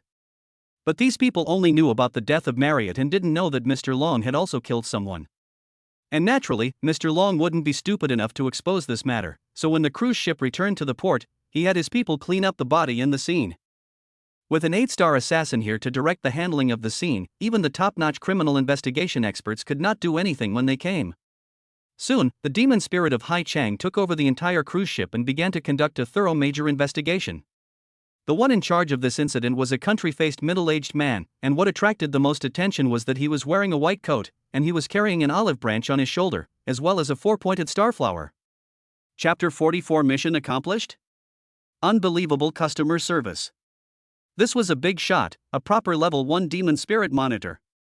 Moreover, the difference between Hai Chang and Jiangchang was that Hai Chang was the capital city of the province, both in terms of economy and function. It was far beyond Jiangchang by a large margin. In front of Hai Chang, Jiangchang is only a 3rd or 4th tier city. From another point of view, Haichang demon spirit close to the center of power in the province, its ability and power is to be slightly higher than Jiangchang. Like this country-faced middle-aged man, if he went to the Zhaoxing location, that Zhaoxing leaders have to come out to greet with a smile and pull out a banner, which reads "Welcome to the leadership to visit the inspection." The country face with a large group of people blocked the cruise ship, began to investigate this matter. They first took evidence from the scene, and then transported the body away to prepare for an autopsy. As for the number of tourists on the liner, there was no way for Guaziface to take them all away, so he registered everyone's information and then told them that they were not allowed to go out of the Haichang area for a month and needed to be on call, otherwise they would be treated according to the specifications of a criminal suspect. Zhang Feng naturally didn't care so much. His identity was Zhang Tianhu. What business was it of his Zhang Feng? It was only worth mentioning that while walking off the cruise ship, Zhang Feng saw many reporters. The reporters had learned that there was a murder on the cruise ship, and each of them had gathered outside the harbor cordon. When tourists passed by them, these reporters were asking questions. It was just that these tourists had long been warned by the demon spirit that they couldn't give out any information, so each one of them pretended not to hear and left in a hurry. And as Zhang Feng was leaving, he saw a familiar face in the crowd. That's right, it was Su Luofei. As for why Su Luofei as to why she was here, Zhang Feng didn't bother to think about it in detail, he just hurriedly left. After dealing with Marriott, there was still one thing Zhang Feng hadn't done. That was Zhang Tianhu himself, who had been thrown in the car, as well as his group of bodyguards. Zhang Feng found Zhang Tianhu, untied him, and then brought him aside for a conversation. "Don't kill me. Don't kill me. I'll give you money. As long as you don't kill me, I'll give you whatever you want." Just after tearing the tape off Zhang Tianhu's mouth, he begged frantically for mercy. Zhang Tianhu had already seen how powerful Zhang Feng was. Just kidding, a dozen bodyguards, hard not even seeing what Zhang Feng looked like, all of them were taken care of in an instant. Wouldn't it be easy for such a person to take his own life? Moreover, during the time Zhang Tianhu was locked in the car, he had already figured it out. The one who had set his eyes on him was feared to be an assassin. "Shut up," Zhang Feng said. Zhang Tianhu immediately shut his mouth, not daring to breathe a single breath. "Open the cell phone," Zhang Feng ordered. Zhang Tianhu tremblingly pulled out his own cell phone and opened the screen. Just as he opened the screen, he received a push message. The content of the message was simple: someone had died on the cruise ship he had originally planned to take. The one who died was not someone else. It was none other than his own good friend, Wan Ho. Now, even if Zhang Tianhu was a cutie, he also understood what was going on. "Don't kill me. Don't kill me. I'll give you money." Zhang Tianhu hurriedly begged for mercy. Zhang Feng didn't tear off his disguise. At this moment he was wearing the exact same face as Zhang Tianhu and said, "Right now, the two of us are grasshoppers on the same boat, and the one who died was your friend Wanhao. If you expose me, guess who the demon spirit will be the first to suspect?" Who was close to Wanhao? Zhang Feng had investigated Zhang Tianhu's details, and this man was a breath of fresh air. Although he was in the real estate business, his work was surprisingly clean. He is different from Marriott, who loves to play with women. This Zhang Tianhu is well. So his biggest scandal is that he has adopted a boy. But it is all about you and me. That boy is not good at sex. Zhang Tianhu is not good at money. It is also a match made in heaven. The other side. Zhang Tianhu was also weighing the pros and cons. This killer killed a person with his own face. How can he denounce himself? Is it hard for one to go and denounce to the demon spirit, saying that there is a person who killed my friend by wearing my face? What is the first reaction of the demonic spirit? Are you sure this person is not you? Unsurprisingly, the demon spirit will definitely be the first to investigate himself. And this killer himself didn't know what he looked like or what his name was from start to finish. He tore his face, patted his ass and left, leaving a mess for himself to clean up. Then he is not asking for pain? So rotting this matter in the stomach was the best solution. I won't say it, I won't say it, I won't say it even if it kills me. Zhang Feng looked at him in this manner and nodded. Within a month, you can't go out of High City, and if the demon spirit finds you and asks questions, you'll just say you don't know anything. After that, I will still contact you. I will keep an eye on you and pay attention to your words and behavior. You know what I'm capable of. It's easy for me to kill you. After dropping these words, Zhang Feng left. Zhang Tianhu was scared into a cold sweat, and he waited until Zhang Feng had left for quite a while before he dared to raise his head. Zhang Tianhu let out a long breath. I've kind of messed with a big shot this time. Afterwards, Zhang Tianhu returned to the car and untied a bunch of his men. These henchmen were also smart people. None of them dared to ask more questions. After that, Zhang Tianhu traveled towards the hotel under the protection of a group of henchmen. Big deal. Big deal. This time, it's really nerve-wracking. Even now, Zhang Tianhu was still in a cold sweat. However, right at this time, Zhang Tianhu's cell phone suddenly rang, and it was from an unfamiliar caller. After Zhang Tianhu answered the call, the first sentence of the other party made him scared silly. Fix your tie, I have OCD and can't look at a crooked tie. Zhang Tianhu sweated coldly and frantically checked his surroundings. But outside the window, apart from the endless vehicles coming and going, where was there anyone else's shadow? And the windows of his own car were peep-proof. The outside couldn't see what was going on inside at all. Inside a hotel in Haichang. Zhang Feng hung up the phone. Just now was just a warning to Zhang Tianhu. Next, Zhang Feng opened the killer forum. He opened the customer service chat box and sent a message over. I've completed the mission, please verify it. On the other side, the customer service who was taking a break froze for a moment after she saw this message. Sharp knife? How did this codename feel as if she had seen it somewhere before? It was a bit familiar. After the customer service thought back, she remembered. Wasn't this the rookie assassin who had picked up High Star's bounty yesterday? Since similar situations were not rare, the customer service left an impression. The mission is complete? The customer service was a bit confused. She clicked on Zhang Feng's personal page once more, and 4 big words were clearly written on it. 2-star killer. There was even the registration time of the forum account below it, which had just been registered the day before yesterday.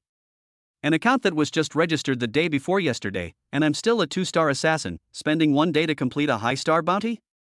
For a moment, the customer service felt a bit incredulous. She even felt like she hadn't woken up.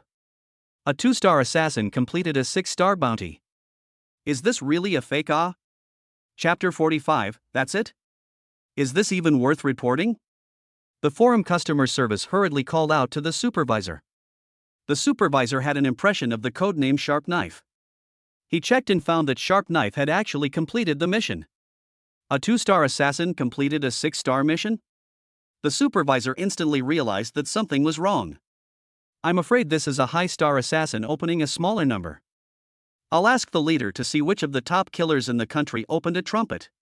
The supervisor found this matter very intriguing, so he dialed a phone number. While waiting for the other party to answer, the supervisor stood in place with trepidation, not even daring to swallow, and a fine sweat was breaking out on his head. The phone number that the supervisor was dialing right now was one of the top administrators of the forum, and he himself was even a 9-star killer in strength. According to the rumors, this 9-star killer was a member of the hunting and killing team. What's the matter? After the phone was connected, a muffled voice came from over there. The supervisor hurriedly said, "A newcomer has appeared inside the forum. He only registered his account yesterday and completed a single mission as a 2-star assassin. Then we assigned him a 6-star mission, which he completed today as well."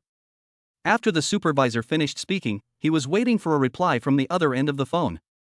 Who would have thought that the person on the other end of the phone only faintly returned a sentence? "Oh. And then?" The supervisor was a little confused. The beads of sweat on his forehead kept sliding down his face. "I would like to ask if this could be a small number opened by a certain high-star killer." The big shot on the other end of the phone didn't answer the supervisor's question, but instead said with intent, "In the future, this kind of small matter should not be reported to me. I also have to be wrapped up in business recently."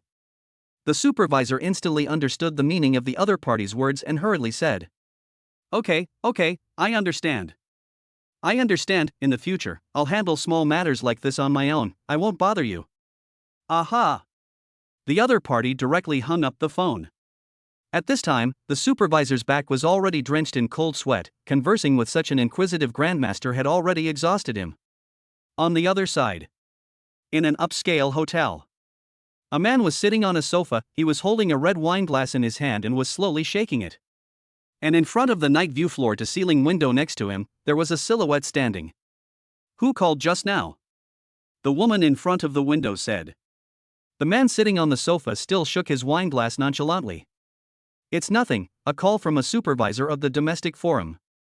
It says that a genius killer has appeared in our forum." "Genius killer?"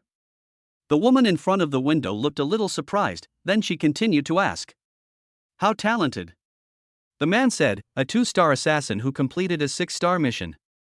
Who would have thought that after the woman heard this, she couldn't help but let out a laugh. "And then?" the woman continued to ask. "Nope. Nothing? That's it?"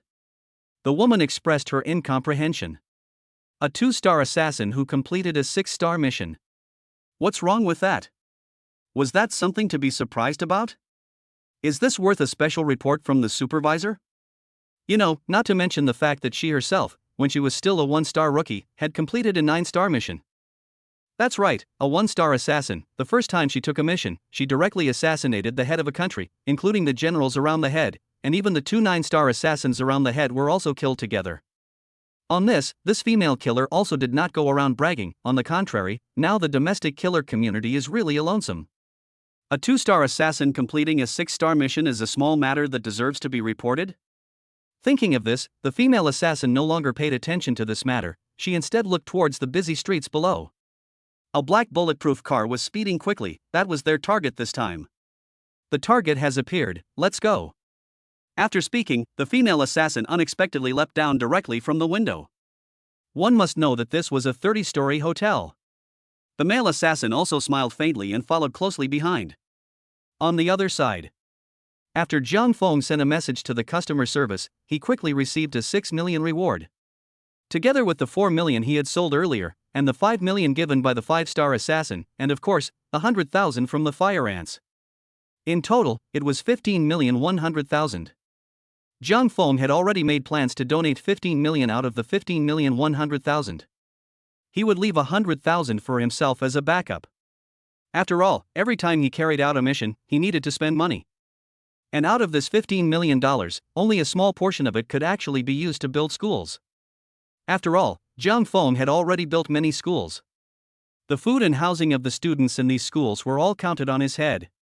This $15 million was actually not even enough for food and shelter. But fortunately, Jiang Feng had gotten help from many principals and teachers, as well as other people in society.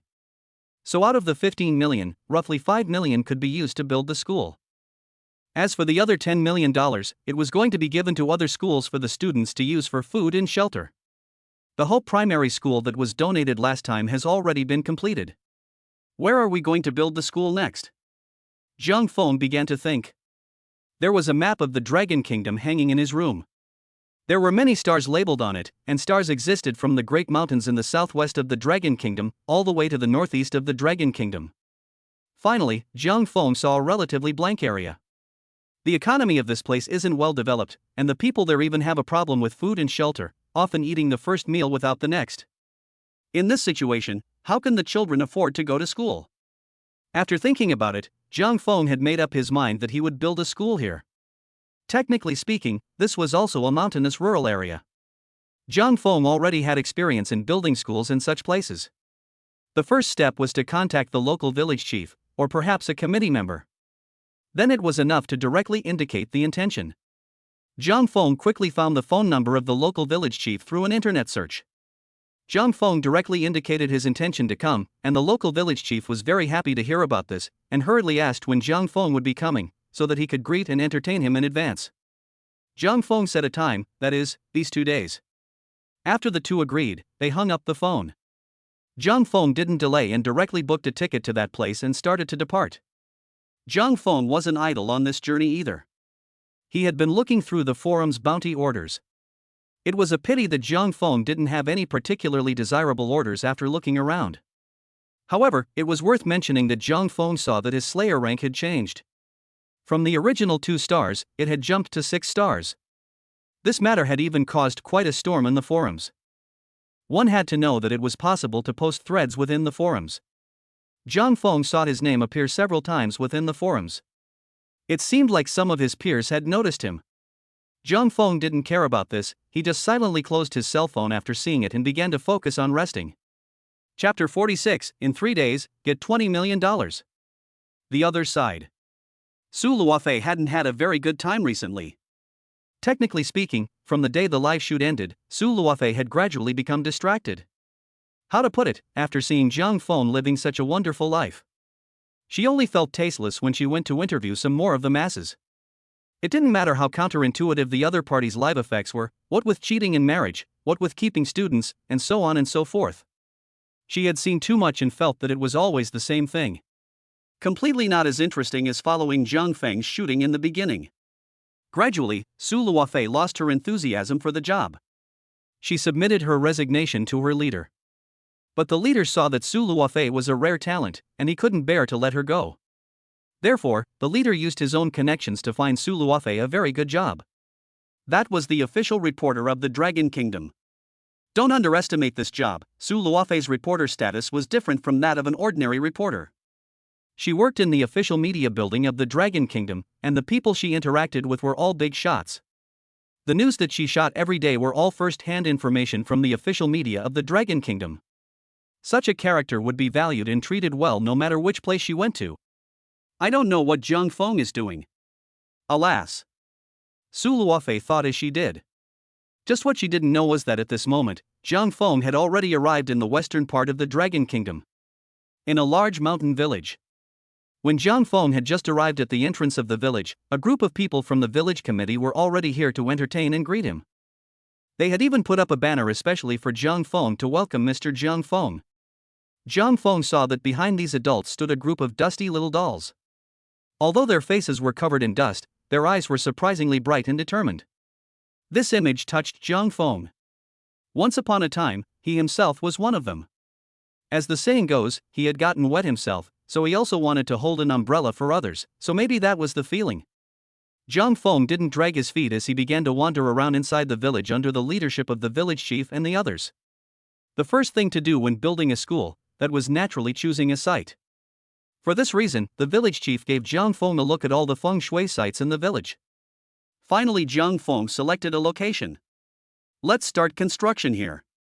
The reason Zhang Feng chose this place was also very simple. The road here was flat, so there was no need to climb up and down, and it was very close to all the houses. This would also make it simpler for each child to go to and from school without having to suffer so much. How much are you willing to pay, Mr. Jiang?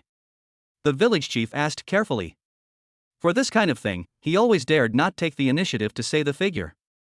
Because with donations, it was all about the individual's heart.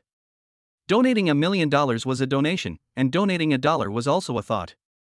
No matter how much this Mr. Jiang donated, they were all grateful for what Mr. Jiang had done. 5 million. Zhang Feng said. The village chief froze at once. He looked at a few other villagers with disbelief. That much? Mr. Jiang, are you sure you're right? The village chief reconfirmed. 5 million. One must know that this remote mountainous region of theirs. Each family would only earn $2,000 to $3,000 for a year of hard farming. Some were even less than that. $5 million. They had never seen so much money in their lives. Is it enough to build a school? Jiang Feng said. The village chief nodded his head repeatedly and hurriedly said, enough is enough. Definitely enough. Jiang Feng nodded, then continued. For building the school, I have a few requirements. You guys can listen to them. The village chief and the others weren't surprised. It was because they all understood the rules here. The moment Jiang Feng came to the village, they guessed that Jiang Feng might be some rich kid. The purpose of him coming here to donate money was still for hype. After building the school, then making a video and putting it on the internet to gain heat, they all understood these. However, even if the village head understood, they wouldn't say anything. Playing on the internet, it was normal to create a persona or something. But next, when Jiang Feng opened his mouth to speak, they all froze. First is the blueprint for the construction of the school. We're building an elementary school, so we have to divide the grades, and each building will be built up to a maximum of 3 floors high, so that if an accident occurs, the children will be able to avoid the risk faster. The other thing is the building materials. We can't cut corners, it's extremely important. We need to give the children a comfortable and spacious place to attend classes, while also taking safety into account. And then there's the cafeteria aspect. Jiang Feng said where many of the main points were at once. Because Jiang Feng had built many schools, he knew about some of the pain point phenomena in schools. For example, the cafeteria was outsourced, the financial deductions were serious, and it was hard for the children to see meat in their food bowls. However, children are growing up, how can they not eat meat at this age? In addition to these, there were many other problems. When Jiang Feng spoke out, these villagers were dumbfounded. But gradually, tears surfaced in the eyes of these villagers. Some of them had already started wiping their tears. They had been living here for decades, and how had they not wanted to get out of this poor situation? Why would they not want their children to eat well and dress warmly? They also wanted to. But what can they do? They were born here and live here. Their poor knowledge is not enough to support them to change their destiny. What was even sadder was that they had been here all their lives, and the odds were that their children would have to do the same.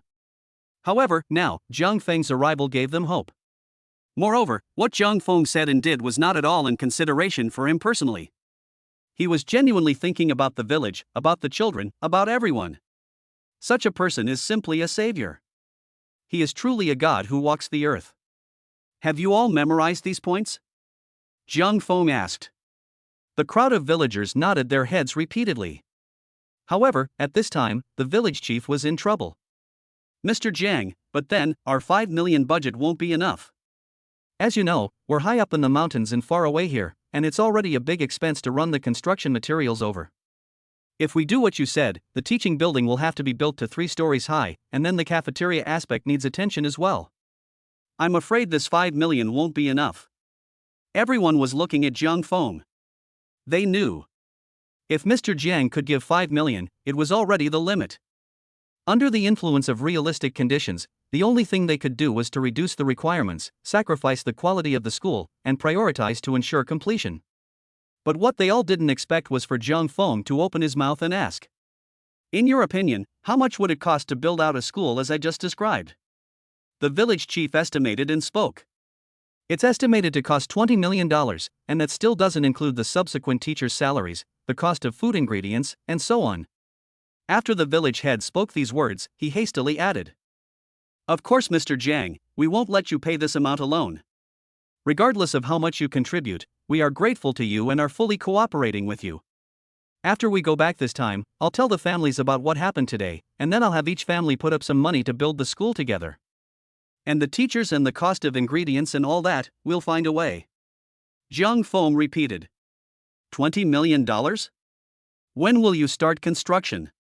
The village headman took stock and said, if the funds are available, we can start construction in 3 days. 3 days, $20 million.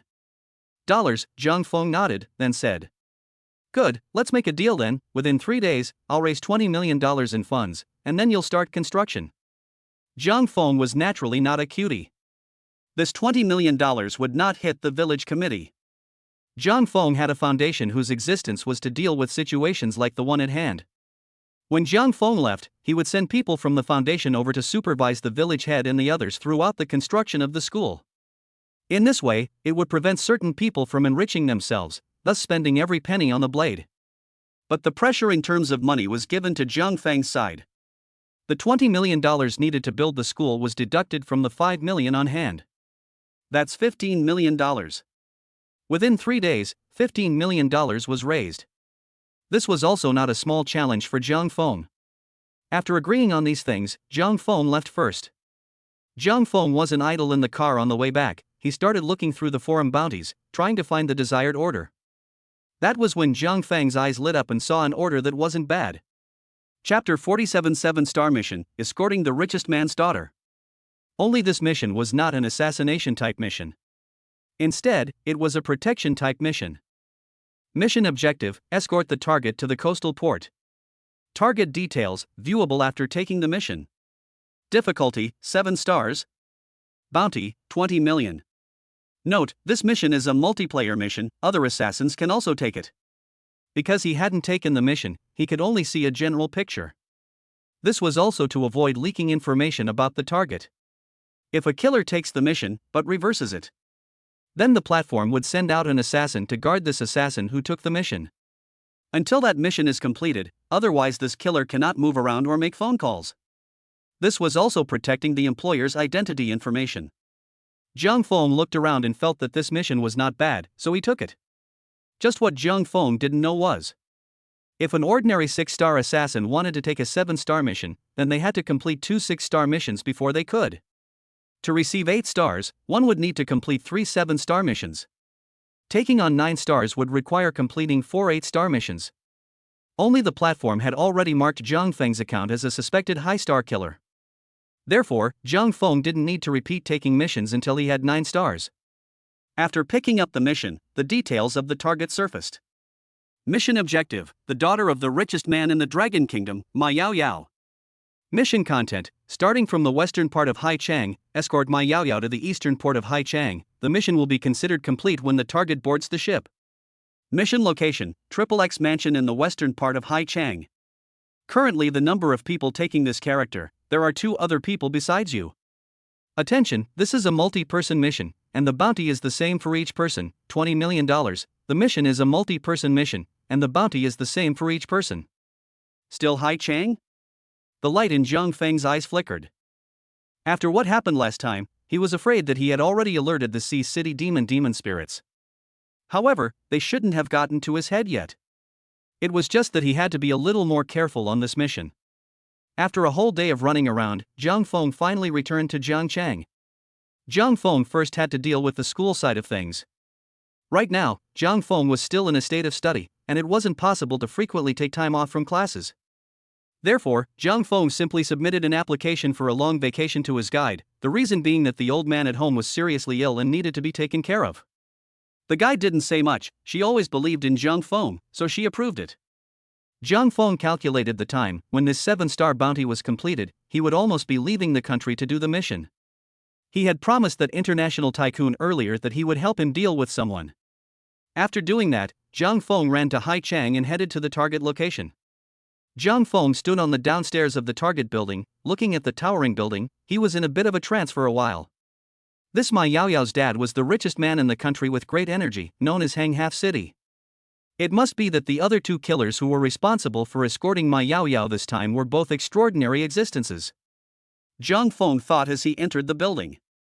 Soon, he met the target of this escort mission, that is, Ma Yao Yao, in room 2035 on the 20th floor. Why isn't she coming yet? It's so annoying. Ma Yao Yao sat on the bed and kept fluttering her 2 thin legs, kicking the bedboards with a clatter. At this moment, she was annoyed to death in her heart. Originally, she was playing well with her little sisters at home. As a result, her dad suddenly called, saying that she was being targeted by whoever, and that her life was in danger. Letting herself rush to take a ship to seek refuge overseas. Therefore, Ma Yao Yao was forced to separate from her little sisters and was forced to be brought to this building, waiting to be evacuated. And what annoyed Ma Yao Yao even more was that she had been waiting here for an afternoon. How come there was still a bodyguard who didn't come? It was also at this time that a bodyguard wearing a suit and sunglasses whispered, "Miss, everyone has arrived, we can leave now." As soon as this bodyguard finished speaking, Ma Yao Yao saw a boy walk into the room. It was none other than Zhang Feng. "Wait," Ma Yao Yao suddenly said. She stood up and looked at Zhang Feng from top to bottom. "Why did you come so late? Don't you know that this lady has been waiting for you for a long time?" Ma Yao Yao said. Zhang Feng's face didn't change in any way, he just said lightly, "I'm just following the mission instructions." Zhang Feng was right, he didn't come late, on the contrary, he arrived 2 hours early. "You." Ma Yao Yao seemed to want to say something, but held it back. In the end, she waved her hand and said, "This young lady won't bother with you. Let's go." Ma Yao Yao then began to descend the stairs under the protection of a group of black-clad bodyguards. Zhang Feng, on the other hand, followed behind her, and at the same time, Zhang Feng secretly sized up the other two peers. These two peers, one was a youth and the other was an old man. The young man had a thin figure, and his eyes were sunken and black, just like a look of overindulgence. As for the old man, he was wearing big pants and slippers, with a flabby look. Zhang Feng didn't underestimate the two of them. He knew that the stupidest thing to do was to use appearance to measure a person's strength level. In the world of killers, there were even baby killers. That's right, real babies, the kind that were still swaddled in their swaddling clothes eating pacifiers and wailing. It looks cute and harmless, but if you're not careful, it will take someone's life. The world is a big place, there are no strange things. So Zhang Feng wouldn't underestimate anyone. A 7-star killer and an 8-star killer? Soon, Zhang Feng could see the strength level of these two people. In fact, every star-level killer had behavioral habits that belonged to them. It was from this that Zhang Feng could tell the level of the two. It was simple to say, but it wasn't easy, and that was why Zhang Feng was the #1 assassin on the heavenly ranking, so he could see through it so easily. Meanwhile, the two assassins were also secretly sizing up Zhang Feng. Walking loosely, it doesn't even look like a habit that a high-star assassin should have. I heard that the lower limit of stars for this mission is 6 stars, and this person should be at the level of a 6-star assassin. The shadowy youth thought internally. As for the old man, he didn't put Zhang Feng much in his mind. This was nothing more than a 7-star mission, and for an 8-star assassin of his own to perform a 7-star mission, wouldn't it be simpler than eating and drinking water? So in this 8-star old man's eyes, this mission was nothing more than just out for fun. Because there really wasn't a cost-effective 8-star mission on the platform, it was not bad for himself to come and take a 7-star mission for fun. Just following someone around for a while and getting 20 million bounties, why not? 2 rookies, a 7-star mission and still so trembling.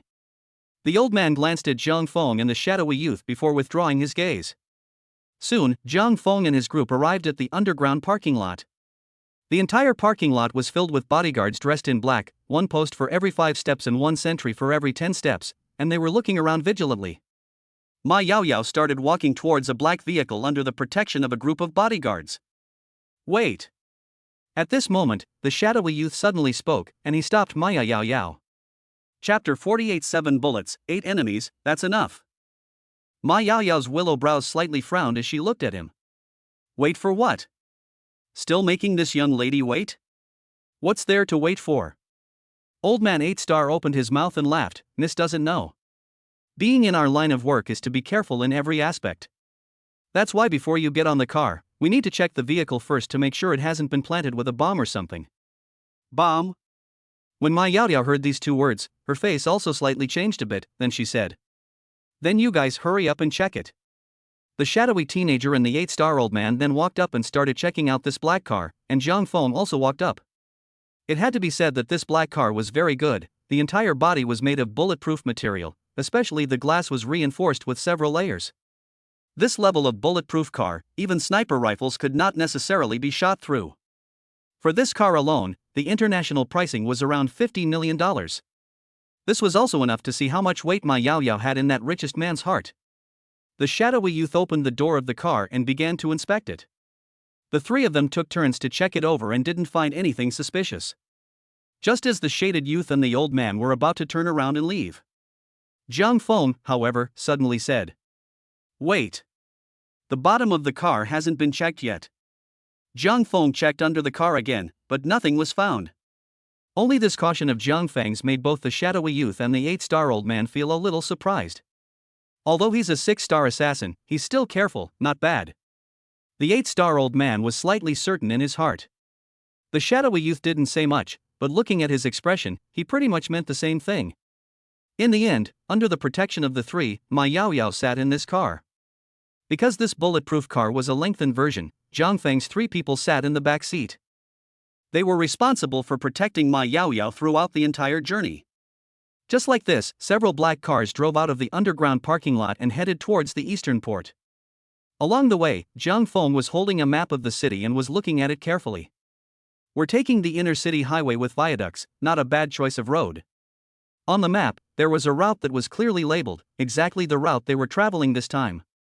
The better thing about choosing to travel on the intra-city viaduct was that compared to the ordinary highway, the viaduct was less prone to traffic jams and had a higher traveling speed. There was also the fact that if one traveled the ordinary highway, then the enemy might arrange snipers in the buildings along the way, which was not a good thing. On the other hand, the shadowy youth and the old man of the 8 stars were not looking at the map at all.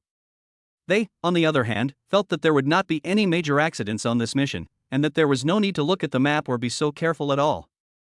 But just as the two of them were thinking this way, two vans suddenly rushed out from the side. The van sandwiched Ma Yao Yao's vehicle in the middle. Tick. Tick. Tick. Tick. Ma Yao Yao's driver was frantically honking his horn, signaling the vans on both sides to avoid it. But who knows, not only did the vans on both sides not avoid, but the doors were directly pulled open. 7 or 8 robbers wearing black hoods were raising their guns at Ma Yao Yao. How did they know we're in this car? Get down! The shadowy youth shouted, directly pulling Ma Yao Yao down. At the same time, bang bang bang bang! The robbers outside suddenly opened fire. The bullets madly declared on the body of the car. But fortunately, this car was specially made, and their guns were unable to penetrate the armor. The robbers in the van screamed and cursed. They hadn't expected the car to carry so much of a beating. Bring me that thing! The robber suddenly shouted, and then an object was handed to him. That turned out to be a homemade clay bomb. The bomb was directly affixed to the body of the car. The vans on both sides then began to slow down, deliberately dodging out of the blast distance. The next second, boom! The clay bomb directly exploded. The powerful impact instantly dented the car door. Not only that, the car windows were even directly blown apart. The glass shards were like ruthlessly piercing into the driver's brain, and the driver died on the spot. Not only that, the driver was stimulated before his death, the whole person had a stress reaction. Vehicles directly on the viaduct skidding up, random collision. The surrounding private cars were all stunned. Where could they have imagined that something like this would happen in Longhua? Surprisingly, they even let themselves run into it. So the private cars couldn't care less about traffic laws and hurriedly stopped their cars to distance themselves from Zhang Feng's vehicle. Then again, the vehicle Zhang Feng was in was rushing around on the highway. Ma Yao Yao in the car had been completely stunned, not just her, but also her accompanying bodyguards. The only ones who could remain calm were the three of them, Zhang Feng. Zhang Feng frowned slightly. The situation wasn't good right now. If the vehicle once stopped, then the guns would easily aim at them. It would be hard to start it up again at that point. Therefore, Zhang Feng couldn't care less. He rushed forward and directly opened the car door, kicking the driver down as he sat in the driver's seat. What are you doing? Ma Yao Yao had been scared white at this time. She looked at Zhang Feng incredulously. Zhang Feng didn't answer her question, he just faintly said, "Sit down."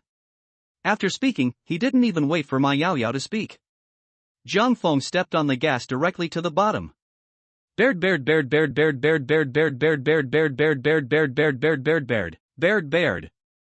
The tires frantically rubbed against the road surface, and then the vehicle that was originally swaying crazily unexpectedly began to stabilize and rush forward. This scene made the robbers in the van look a little confused. What the hell? Didn't we get the driver killed?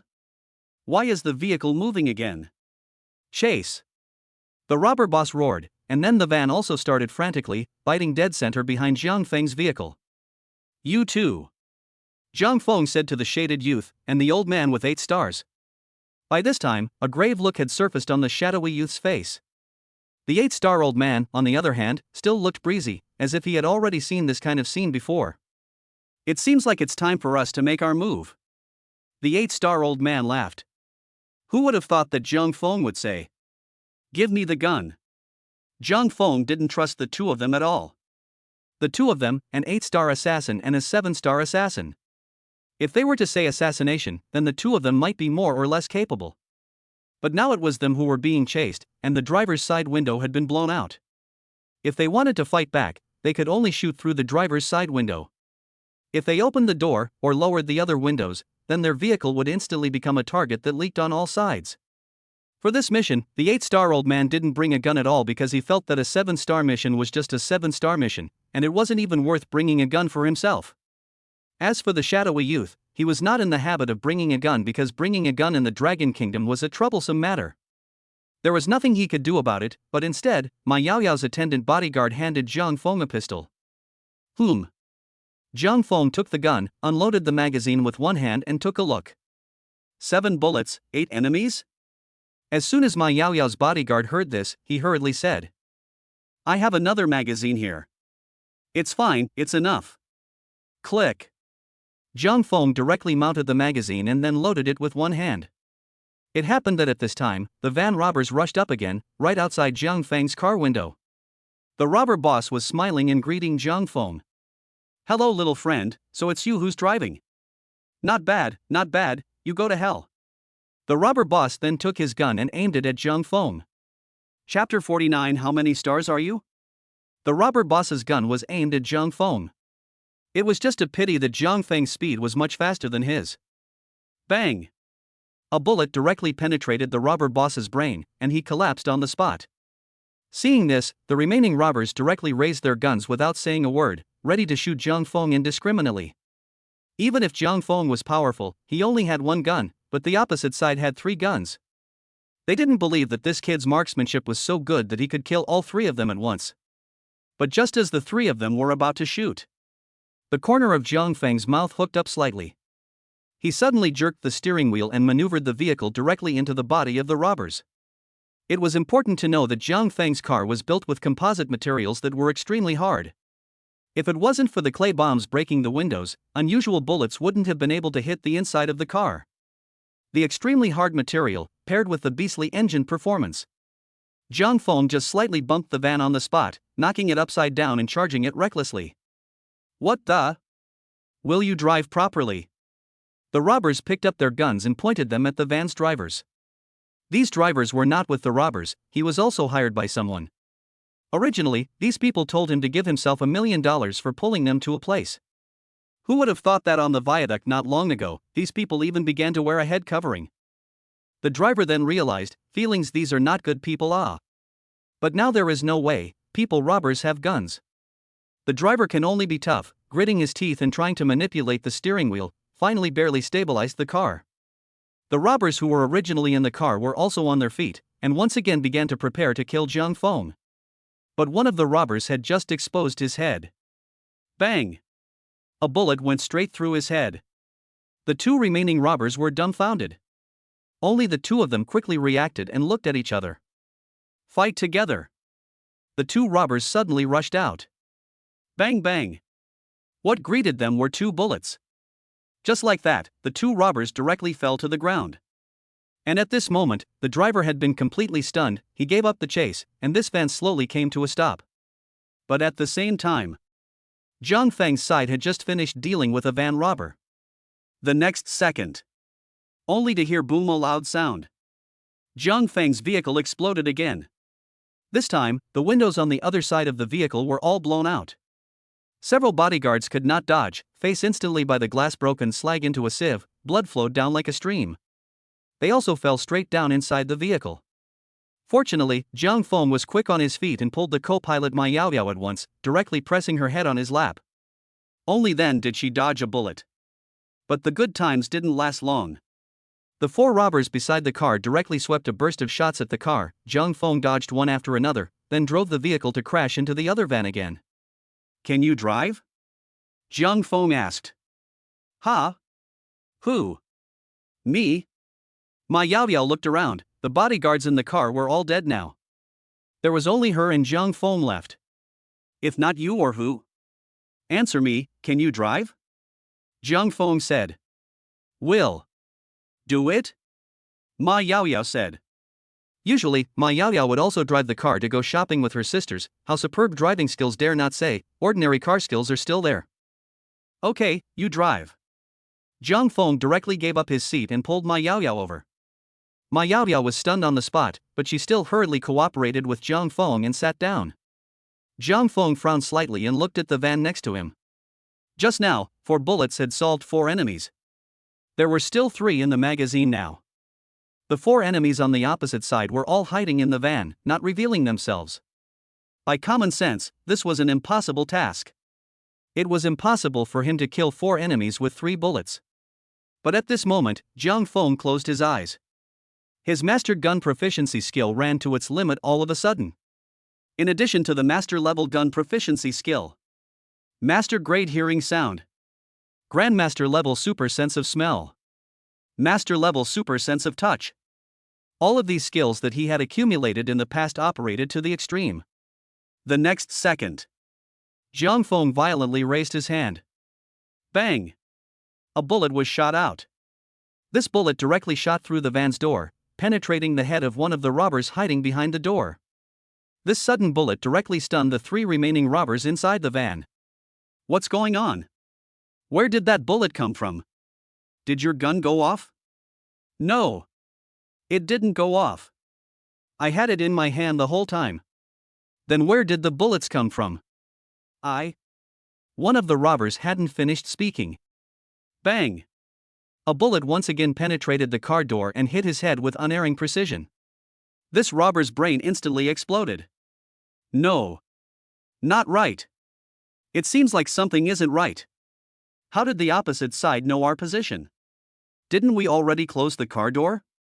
The 2 remaining robbers had already turned pale with fear. From the beginning, they were full of confidence, thinking that 8 heavily armed robbers would have a hard time dealing with a pampered young lady. But now, even if they were little cuties, they can also tell. There are experts in this Missy's car. Stop the car. Stop the car. Stop the car. I told you to stop the car. One of the robbers was furious and directly took out a pistol and pressed it against the driver's head, while the other robber also came over. But just at this time, Zhang Feng's ears twitched slightly. He raised his hand and fired the last bullet out. Bang! The last bullet, after penetrating the car door, went through the heads of 2 more robbers one after another. This time, both robbers fell straight down inside the car. Zhang Feng opened his eyes and let out a long breath. At this moment, both the shadowy youth and the 8-star old man looked at Zhang Feng with extreme shock. Just how many stars are you? You? Chapter 50, 40th on the heavenly ranking, 9-star assassin, Mighty Tiger. Just how many stars are you? You? The shadowy youth asked incredulously. The series of maneuvers that Zhang Feng had just performed, honestly, it wouldn't have been possible in his own place. The abilities Zhang Feng had just displayed, random adaptability or not, marksmanship abilities or not, had far exceeded the level of a 6-star assassin. Only some extremely strong 8-star, or even 9-star killers would have such a level. At this moment, even the 8-star old man couldn't see through Zhang Feng's strength. He only knew that the teenager standing in front of him at this moment was terrifyingly strong. But who knew? Zhang Feng didn't answer their questions, he just frowned slightly and suddenly said, "Someone is coming." The 4 simple words directly stunned the shadowy youth. He couldn't believe it and said, "Someone is coming? Did you just say that someone is coming? How is this possible? We're on a viaduct now, and the car's speed is over 100 yards now. How is this situation possible?" The shadowy youth hadn't even finished his words yet. He only heard a bang. It was as if something huge and heavy had smashed onto the roof of the car. Immediately afterward, the shaded youth saw a hand grabbing the window from the roof of the car. Then, an extremely shocking scene occurred. One could only see the veins on this hand bursting out, and it seemed to be frantically exerting force. The entire rear ceiling of the carriage was actually lifted all the way off. That's right. The ceiling of this vehicle, which was built using composite materials, was actually ripped open by someone's bare hands. This scene left the shadowy youth stunned on the spot. Although this vehicle had endured 2 blast impacts, the body had already cracked open its seams. But to tear the vehicle apart with his bare hands, this was the only thing he had ever seen in his life. Just how terrifying a realm had this man's physical strength reached? After the roof of the vehicle was lifted off, a burly man jumped down. This burly man had the face of a foreigner with a thick black beard. "Long time no see, Lone Bold. Haven't seen you for such a long time, why are you still as weak as before?" After this foreigner jumped down, he didn't even look at Zhang Feng and the others as he laughed straight at Old Man 8 Star. "Lone Bold, this should be 8 Star Old Man's code name." After the 8 Star Old Man Lone Bold saw this burly man, his face changed violently. "Mighty Tiger, aren't you on a mission abroad? Why have you come to our dragon country?" At this moment, alarm bells were ringing in the Old Man 8 Star's heart. This Mighty Tiger was no ordinary person. He was a solid 9-star assassin. Internationally ranked 40th. More importantly, this Mighty Tiger is a freak. His brain is full of muscles. Legend has it that Mighty Tiger has been exercising his flesh since he was a child, torturing himself with needles, hammering, and fire. Step by step, he worked himself into a biochemical Superman. Legend has it that before Mighty Tiger entered the world of killers, he was a world champion in underground boxing. He went from being a rookie all the way to becoming a world champion, going through 81 boxing matches in the process. And frighteningly, all of these 81 boxing matches ended with him killing his enemies with a single blow. "Originally, I didn't want to take on your Dragon Kingdom's mission. But nah, the price given by the employer is too high. Lone Bold, would you think you have too much money?" Mighty Tiger grinned at Old Man 8 Star. Old Man 8 Star looked at him, fine beads of sweat oozing from his cheeks, and said, "You're on a mission in our Dragon Kingdom. Aren't you afraid that the hunting team will know about it and find you in trouble?" Hearing these words, it was as if Mighty Tiger had heard the world's funniest joke as he laughed up into the sky. "Dragon Country hunting team? What do they care about old me? I'll just pat my ass and leave after killing you and getting this woman killed. No matter how powerful your hunting team is, do you have the guts to come to Pretty Country to find me?" The 8-star old man was completely choked this time and was speechless. But at this very moment, the 7-star assassin Shade Youth next to him, he was already looking for an opportunity to bolt. Technically speaking, when the Shaded Youth heard the codename Mighty Tiger, he completely lost his fighting spirit. Mighty Tiger, that was in existence, ranked 40th on the international killer list. A real 9-star killer. A 7-star assassin like himself is just looking for death. But who knows, the shadowy youth just took a step. The Mighty Tiger's pair of eyes stared directly over. A powerful killing aura instantly locked onto the shadowy youth, the latter sweating coldly. This feeling was exactly the same as a tiger staring at him. "Who said you could leave?" The shadowy youth trembled and twisted his head. But what greeted him was the fist of a fierce tiger. The fierce tiger's fist was as huge as a mountain. When the shadowy youth turned his head, the fierce tiger's fist had already filled all of his vision. The fist hadn't even smashed down yet, and the fist wind born from the fist had already scraped the flesh tissue on his face into waves. Bang! Mighty Tiger slammed his fist into the Shaded Youth's face. The 7-star killer's Shaded Youth's cheeks were directly sunken in, extremely terrifying. His entire person was even directly sent flying, ruthlessly crashing into the co-pilot's seat, startling Ma Yao Yao. "Your turn, old man." Mighty Tiger looked towards the 8-star old man. He kept squeezing his fists, crunching his bones to the point of clacking.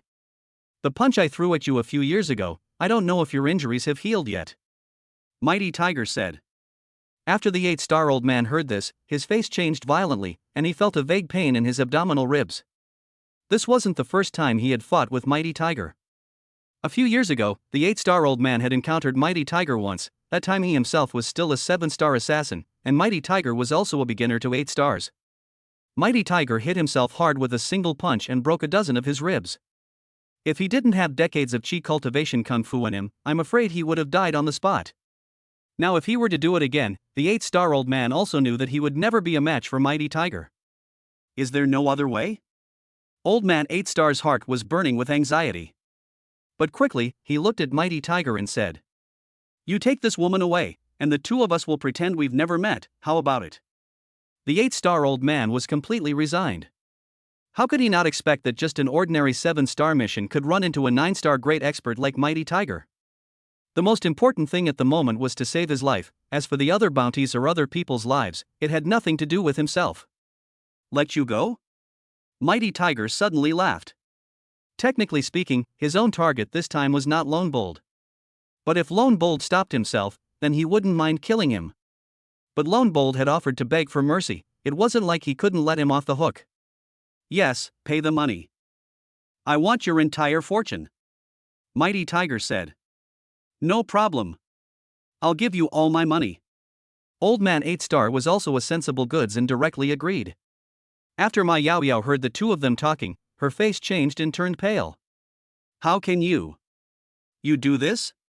My father paid you guys to protect me, how could you do this? Ma Yao Yao's heart was filled with horror. The tiger looked towards her, his eyes gradually cold. I was only focused on talking to others, I forgot to send you on your way. Wait for me to send this female on her way first, we'll discuss about the money, Lone Bold. Mighty Tiger's big hand reached out and directly grabbed towards Ma Yao Yao.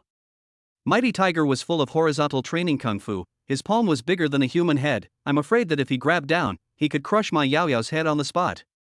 But right at this moment, Zhang Feng stepped out. Zhang Feng suddenly stretched out his hand, and his thin palm grabbed Mighty Tiger's wrist at once. I have nothing to say about how you deal with the two of them. But this is the target I'm protecting. You touch her, then be prepared to suffer death. Zhang Feng's eyes went straight to Manticore. Chapter 51. So it's a heavenly list killer. 1-4. Zhang Feng's few simple words had stunned all the people in the carriage. The 8-star old man, Lone Bold, looked at Zhang Feng with astonishment on his face. Originally, he thought that under the Mighty Tiger's might, this teenager would treat it as if nothing had happened. But who would have thought that he would stand up at this juncture? Previously, this teenager's actions were indeed amazing, and his marksmanship was like a god. But the problem was that he was probably originally a killer who excelled in marksmanship, and was not at all good at physical combat or anything else. And he didn't even have a gun in his hand right now, so how could he fight against Mighty Tiger? Manticore was also hearing Zhang Feng's words at this moment. His gaze shifted from Ma Yao Yao to Zhang Feng's side. Oh? Mighty Tiger looked interested. How could he not have expected it? Being the 40th ranked international assassin himself. Surprisingly, he was stopped by a brat who didn't know the heights of heaven jumping out to stop him. Good. Mighty Tiger suddenly laughed and laughed cheerfully, as if nothing had just happened. But after the 8-star old man saw the scene, his face changed slightly. This wasn't a usual smile from Mighty Tiger. He was pissed off to the extreme and laughed instead. I didn't expect that any roadside cat or dog would jump out to trouble me now. Manticore looked at Zhang Feng, his eyes gradually chilling down. Immediately afterward, Manticore wanted to draw his palm back and clean up this brat in front of him first. But just as Manticore exerted his strength and was about to draw back his palm, a surprising scene happened. Only to see that Mighty Tiger's arm was grabbed in midair by Zhang Feng, not moving at all. Zhang Feng's palm was like an iron clamp, deadlocking the Mighty Tiger. Ha! Mighty Tiger sensed that something was wrong, and he looked at Zhang Feng with a slight frown. But in the next second, the Manticore suddenly exerted a tremendous amount of force, trying to draw back his palm. Unfortunately, even though he had used 70 to 80% of his strength, and even pain was faintly coming from his wrist. But one's arm was just caught by this teenager's death grip, unable to move. Ugh! In the face of the Mighty Tiger's struggles, Zhang Feng sighed softly instead.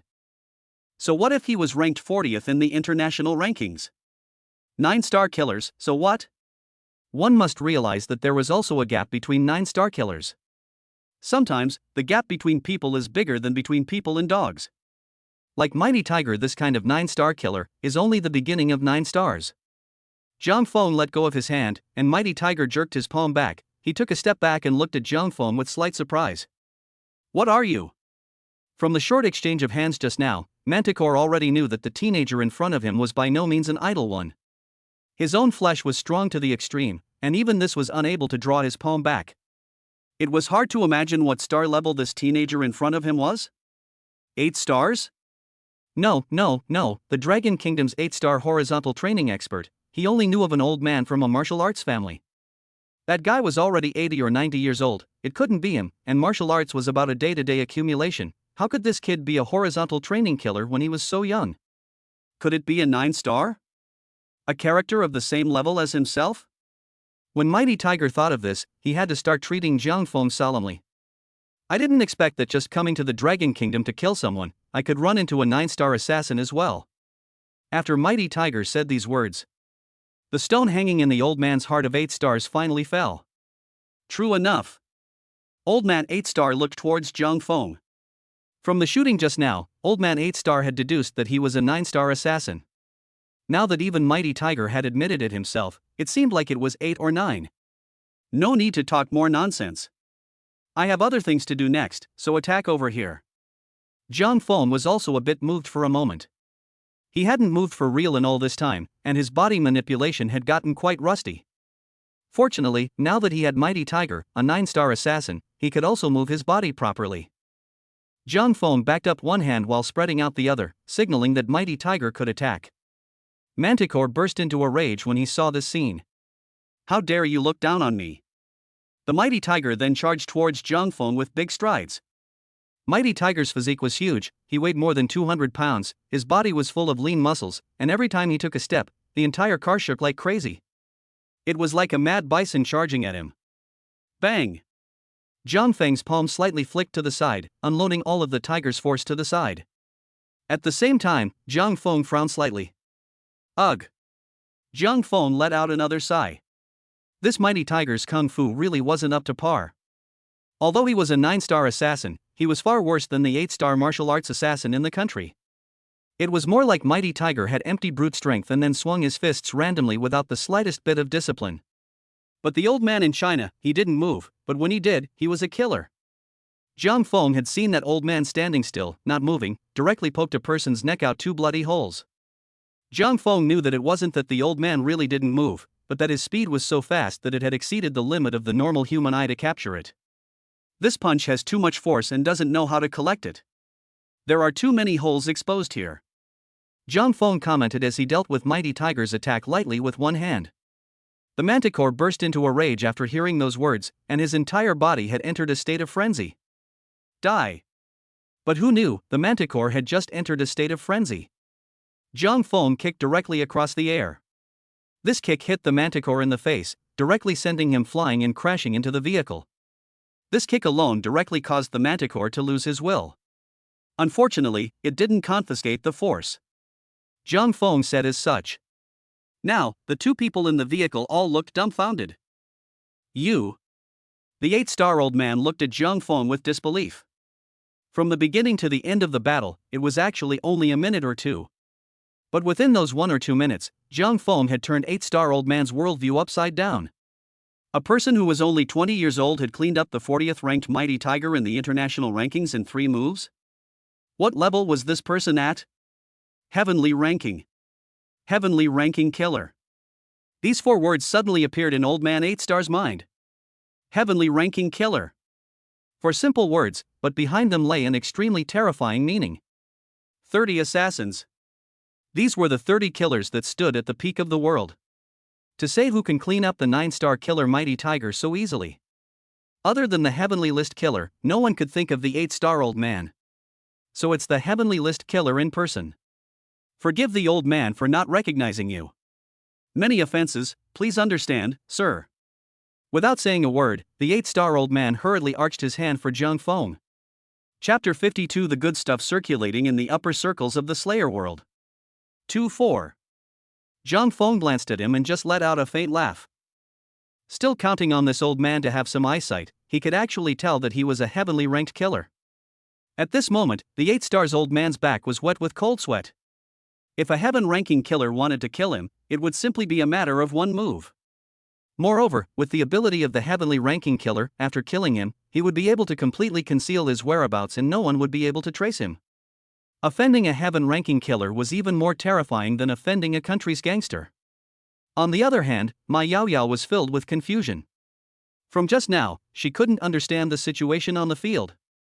She also couldn't understand what it meant to be a 9-star killer or a heavenly list killer. But Ma Yao Yao knew that this teenager in front of her was definitely strong and terrifying. Ma Yao Yao didn't dare to say more, she just hurriedly drove towards the harbor. She didn't want to stay in this country for a moment. Hurry back to her dad's side, so that her safety can be guaranteed. However, just as Ma Yao Yao was driving towards the harbor, Zhang Feng, however, sat down and looked at the old man 8 stars, asking, "What did you just say about the hunting team? What do you mean?" Just now, before he fought with Mighty Tiger, he heard this term from Old Man 8 Star's mouth. Zhang Feng basically didn't pay attention to the domestic assassin community, so he didn't know about the existence of hunting and killing teams. You don't know about the hunting and killing team? Old Man 8-star said. Aha! Jiang Feng said. The 8-star old man was sweating like crazy as he hurriedly wiped off the beads of sweat on his forehead and said.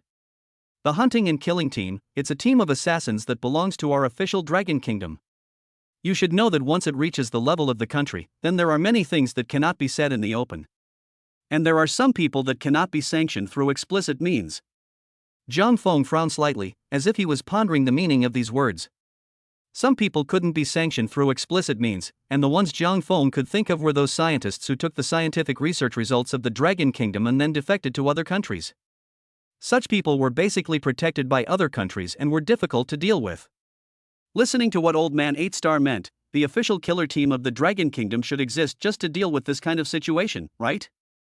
Of course, this was just a guess by Jiang Feng. He wasn't very clear about the specifics, and had to see what Old Man 8-star had to say. Our Dragon Kingdom is a peace-loving power, but there are some people, or rather, ringleaders, who always want to start our wars. That's why the official Dragon Kingdom's assassin team was born. This team is extremely mysterious, even I have only heard of it and never seen it. Jiang Feng nodded, then said, how strong are they? Jiang Feng's question backfired on the 8-star old man. I've never seen them, but I've heard that every member of the hunting and killing team is extremely strong. It's because there's a prerequisite for wanting to enter the hunting and killing team, and that's to complete a mission with a 9-star level of difficulty when you first enter the assassin world. Even Jiang Feng was slightly taken aback when the 8-star old man said these words. When one first entered the assassin world, that was basically the status of a 1-star assassin. A 1-star assassin, completing a mission of 9-star level difficulty? Jiang Feng had performed quite a few 9-star missions before, so he knew how difficult it was. Of course, it wasn't that how difficult it was for Jiang Feng to perform a 9-star mission, but compared to normal people, a 9-star mission almost represented 10 deaths. This was because the lower limit of a 9-star mission was to assassinate a gangster of a certain country, or a certain general, or even the head. At that time, the 9-star assassin is not facing a small thing like a tiger. At that time, they were faced with a rain of gunfire, a bomb wash, and a sea of people attacking them. One could imagine how difficult the 9-star mission was. And the members of the hunting team, they're not on the heavenly ranking. The 8-star old man said. Jiang Feng nodded at his words, which he could understand. In other words, the hunting and killing team was not ranked on the heavenly ranking. However, from what Old Man 8-star said, each and every one of these members of the hunting and killing team should possess a level of at least the top 10 of the heavenly ranking. A bit interesting. The corners of Jiang Feng's mouth hooked up slightly. I've also heard that the top management of the Domestic Killer Forum is a member of the Hunt and Kill team. Of course, these are just what I've heard, I don't know exactly what's going on. The 8-star old man said. Jiang Feng nodded. It seemed that this Old Man 8-star didn't know much either. But Jiang Feng was interested in the hunting team. Let's wait until we have the chance later and ask them ourselves face to face. That said. It was during this time when the two were talking. Ma Yaoyao had already driven her car to the harbor, where a cruise ship was waiting for Ma Yaoyao. Without saying anything, Ma Yaoyao directly abandoned the car and rushed onto the cruise ship. Bye. It wasn't until after Ma Yaoyao stood on the cruise ship that she let out a long breath. Jiang Feng glanced at her. He knew that it was time for him to leave as well. The commotion made this time was too big. There was no doubt that it must have alarmed the demonic spirits of High City. It wasn't wise to stay here any longer. So Jiang Feng left. As for Ma Yaoyao on the cruise ship, she looked at Jiang Feng's back, and she engraved the figure in her mind. I hope to see you again. Ma Yaoyao thought so. The cruise ship let out a roar and started traveling. Jiang Feng also found a deserted place and took off his camouflage headgear, then walked towards the station, preparing to return to Jiang City. However, it wasn't long before they each left. Hai Cheng's demon spirits whistled and rushed over, immediately protecting the scene. From the crowd of demon spirits, a country face walked out, the very same one who had dealt with the cruise ship murder case earlier. This middle-aged man's face was hard to see. Leader Zhong, what should we do about this matter? This country face was Leader Zhong. Write all the things that happened recently in High City into a document and submit it, requesting the higher-ups to send down criminal investigation experts to investigate these two incidents, and no matter who is involved, make sure to find out the truth. These people in the assassin world are really getting more and more reckless and lawless. Old me must arrest them one by one. Put them in jail. Leader Zhang So commanded, and the demon spirit subordinate next to him immediately went to handle the matter. That said, Zhang Feng had already returned to Jiangcheng at this time and returned to his home. Your bank account with tail number 0470 has credited 20 million yuan. Zhang Feng had just returned home on the front foot when he received a message from the bank that the funds had arrived.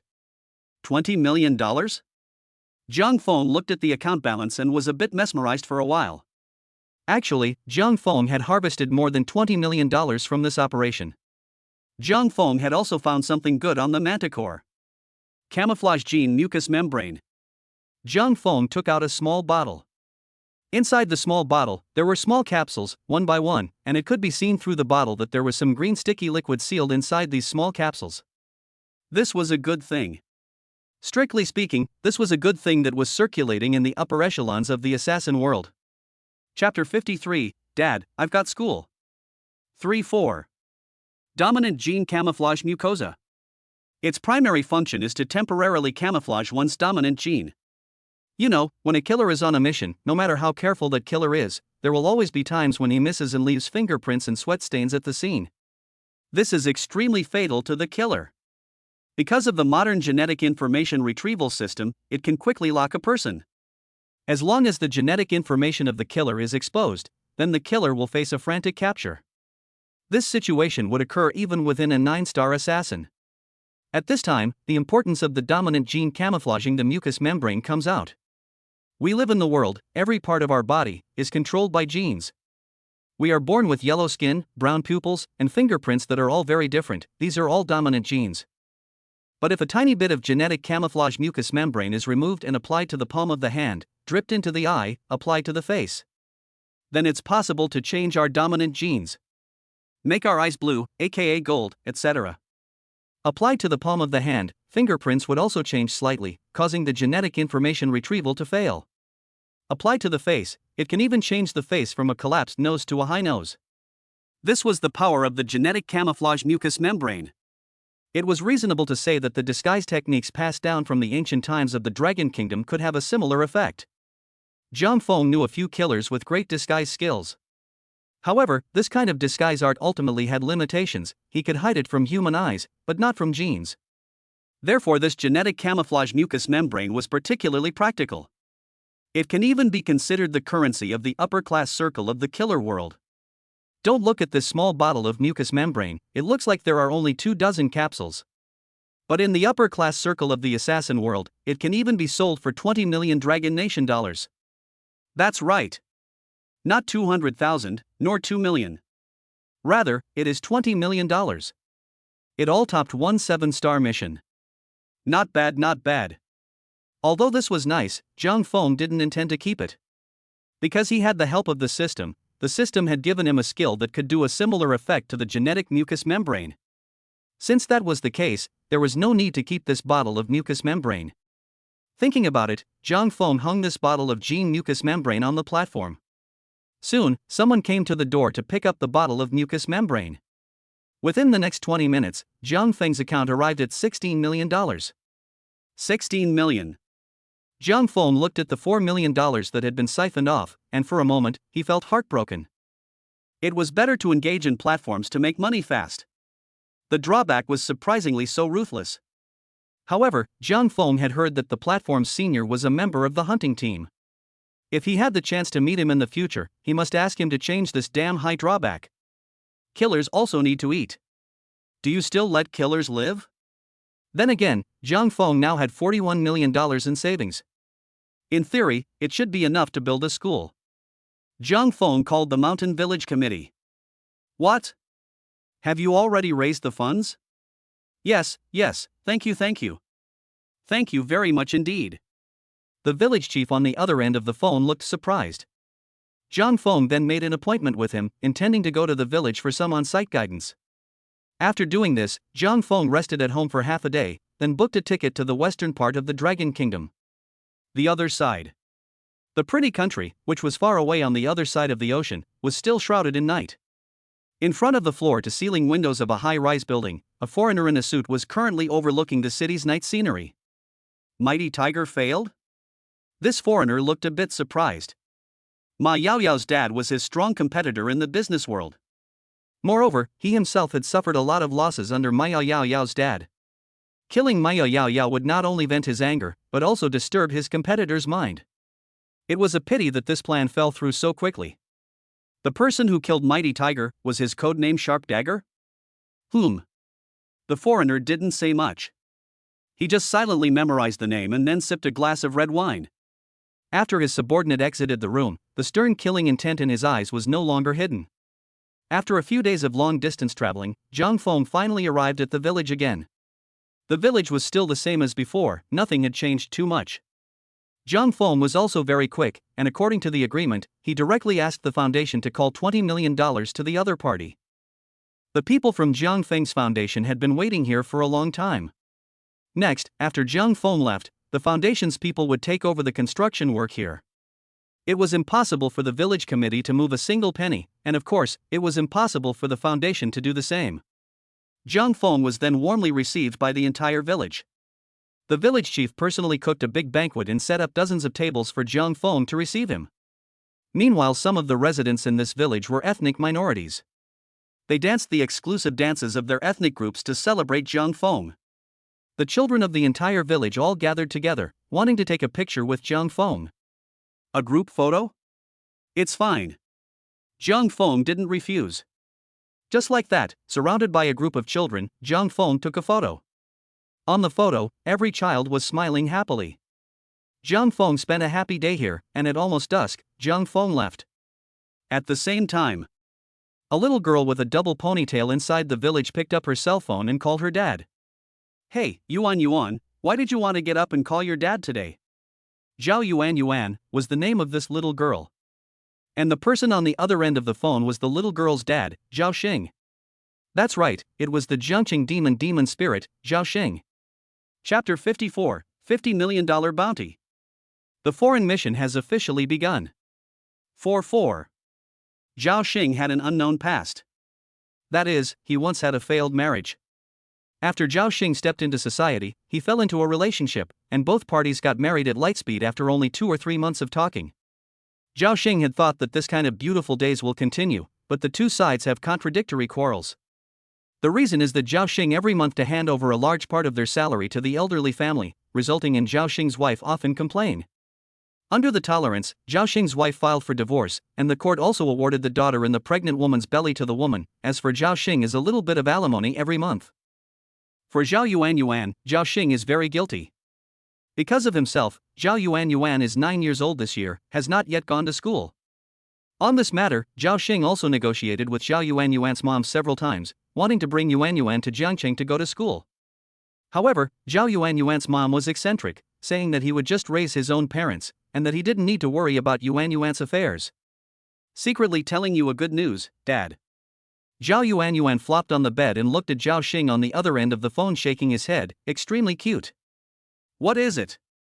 Zhao Xing laughed. He enjoyed the time he spent on the phone with his own daughter. It was precious, but it was also the short few minutes in which he could experience happiness. We're building a school in our village. Zhao Yuan was very happy. I have school, Dad. I'll have school. When I study well and then get into the big city, I can go find you. Zhao Xing saw his daughter so happy. For a moment his eyes were also a little moist. Really? That's great, Yuan. Daddy has been waiting for you in Jiangchang, okay? Although Zhao Xing didn't know who built the school, he knew. The living conditions in Yuan's village were so poor that it didn't have that kind of money to build a school. So no matter who this person was, Zhao Xing was grateful to him. We even took a picture with the principal today. Dad, do you want to take a look? Zhao Yuan said. Zhao Xing didn't want to spoil his daughter's fun, so he said, Okay. Zhao Yuan clumsily opened the photo album and then sent over today's group photo. Originally, Zhao Xing didn't put this group photo on his mind. But just as he clicked on it, he froze. The person standing in the center of the photo seemed like he had seen it somewhere. Zhao Xing fixed his eyes on it. These eyes, this nose, this mouth. Wasn't it Zhang Feng? At this moment, Zhao Xing's entire body was like a heavy blow. He lay on the bed, completely frozen. Zhang Feng? Zhang Feng donated funds to build a school? This For a moment, Zhao Xing only felt that the sky had turned upside down. He had thought that it was anyone who donated money to build the school. But he couldn't have imagined that this person would be Zhang Feng. Surprisingly, it was that murderer? What the hell is going on here? At this time, Zhang Feng was already on the train back to Jiangcheng. It's a big deal, still need to work hard. Zhang Feng thought so in his mind. In fact, when he was eating in the village today, he met the village chiefs of several nearby villages. Not only the other village chiefs, but also the children of their village. Today, Zhang Feng saw a scene that he would never forget. He saw that a group of gray-headed children were standing far to the side. They looked at these children who were subsidized by Zhang Feng to go to school with an extremely envious look. This scene was deeply imprinted in Zhang Feng's heart. Zhang Feng had killed people and seen mountains of corpses and seas of blood. But in all fairness, every moment in his own killer career was not as engraved as this moment. Yeah, what exactly am I on a mission for? On the train at night, Zhang Feng was lying on the sleeper, looking out the window at the darkness. The sound of the train traveling on the track coo came. At this moment, Zhang Feng seemed to have returned to the time when he was young. When he was a child from the same hometown, was he also looking at himself like this? Emotions were a killer's major taboo, and night was a time when emotions could easily flood in. When Zhang Feng realized that he had given birth to emotions that he shouldn't have, he immediately strengthened his heart and cleared them all away. That said, during the meal today, although the other few village chiefs didn't explicitly say anything, but Zhang Feng knew what they meant, they also wanted Zhang Feng to donate to them to build a school. 3 villages, at the rate of $20 million per village. That would be $60 million. $60 million? It was probably because he had been really overworked lately. Zhang Feng, who had been tensing his nerves all along, suddenly loosened up, and he actually fell asleep straight away. Cloud Color Village, the same village that Zhang Feng had funded. That night, the village chief also welcomed a guest. Bang bang bang. The door to the village chief's house was knocked on. Opening the door, what met his eyes was a familiar face. Mayor? The village mayor looked a little surprised. The mayor smiled while walking into the village head's house. Is there something wrong for you to come so late? The village mayor asked. The town mayor just smiled, then took out a document and placed it on the table of the village mayor's house. Old Zhang, your village is blessed. The mayor said so. The village chief was filled with confusion. Blessed? Blessed with what? The mayor laughed. A document was approved from above, saying that a school will be built in your village. In our village? Building a school? The village mayor looked a little alarmed. You have to know that it was only today that Yunkai village received funding from Mr. Zhang Ah. The construction was going to start tomorrow. How could the building of a school be approved at this juncture? If the top approved the construction of the school, then it must be the top that pays for it. The village chief didn't know what to say for a moment. The mayor saw that his expression was a bit strange, so he asked, why, did something happen? The village chief didn't want to hide it from the town mayor, so he told him about Zhang Feng. The mayor looked surprised when he heard about it. There's such a thing? This Mr. Jiang is really a good man. The amount of funding he gave you guys is even more than the wholesale ones above. The village chief also said, yes. Thanks to Mr. Jiang. The mayor took back the document and said, well then, since your village has already been subsidized, I'll give this quota to the other villages. The village mayor nodded. The mayor was then about to leave. But just at this juncture, the village chief suddenly stopped the mayor and said, wait, old Wang, I have something I want to ask you. As the two stood at the doorway, the mayor twisted his head around and said, you ask. The mayor frowned and said, there was no talk of building a school in the past here, so how did the top suddenly approve the construction of a school? The mayor thought for a moment, then shook his head and said, I'm not very clear about the specifics. It seems like I've heard that some kind of international education level mapping is about to begin. We don't understand this stuff either. It should be to rank the education level of the world's countries. Maybe it's because of this that the higher-ups are thinking of building a few schools to make an impact on the rankings? Seems like I heard that the last time the education level was mapped, it was 3 or 5 years ago, and this time they're going to update the rankings? The town mayor's academic level was already very high, and he was even a senior student in earlier years. But for this kind of thing, he couldn't figure it out, and just knew to follow the official line. So it's like this, I know, trouble you old Wang, coming over at this late hour. the village chief said.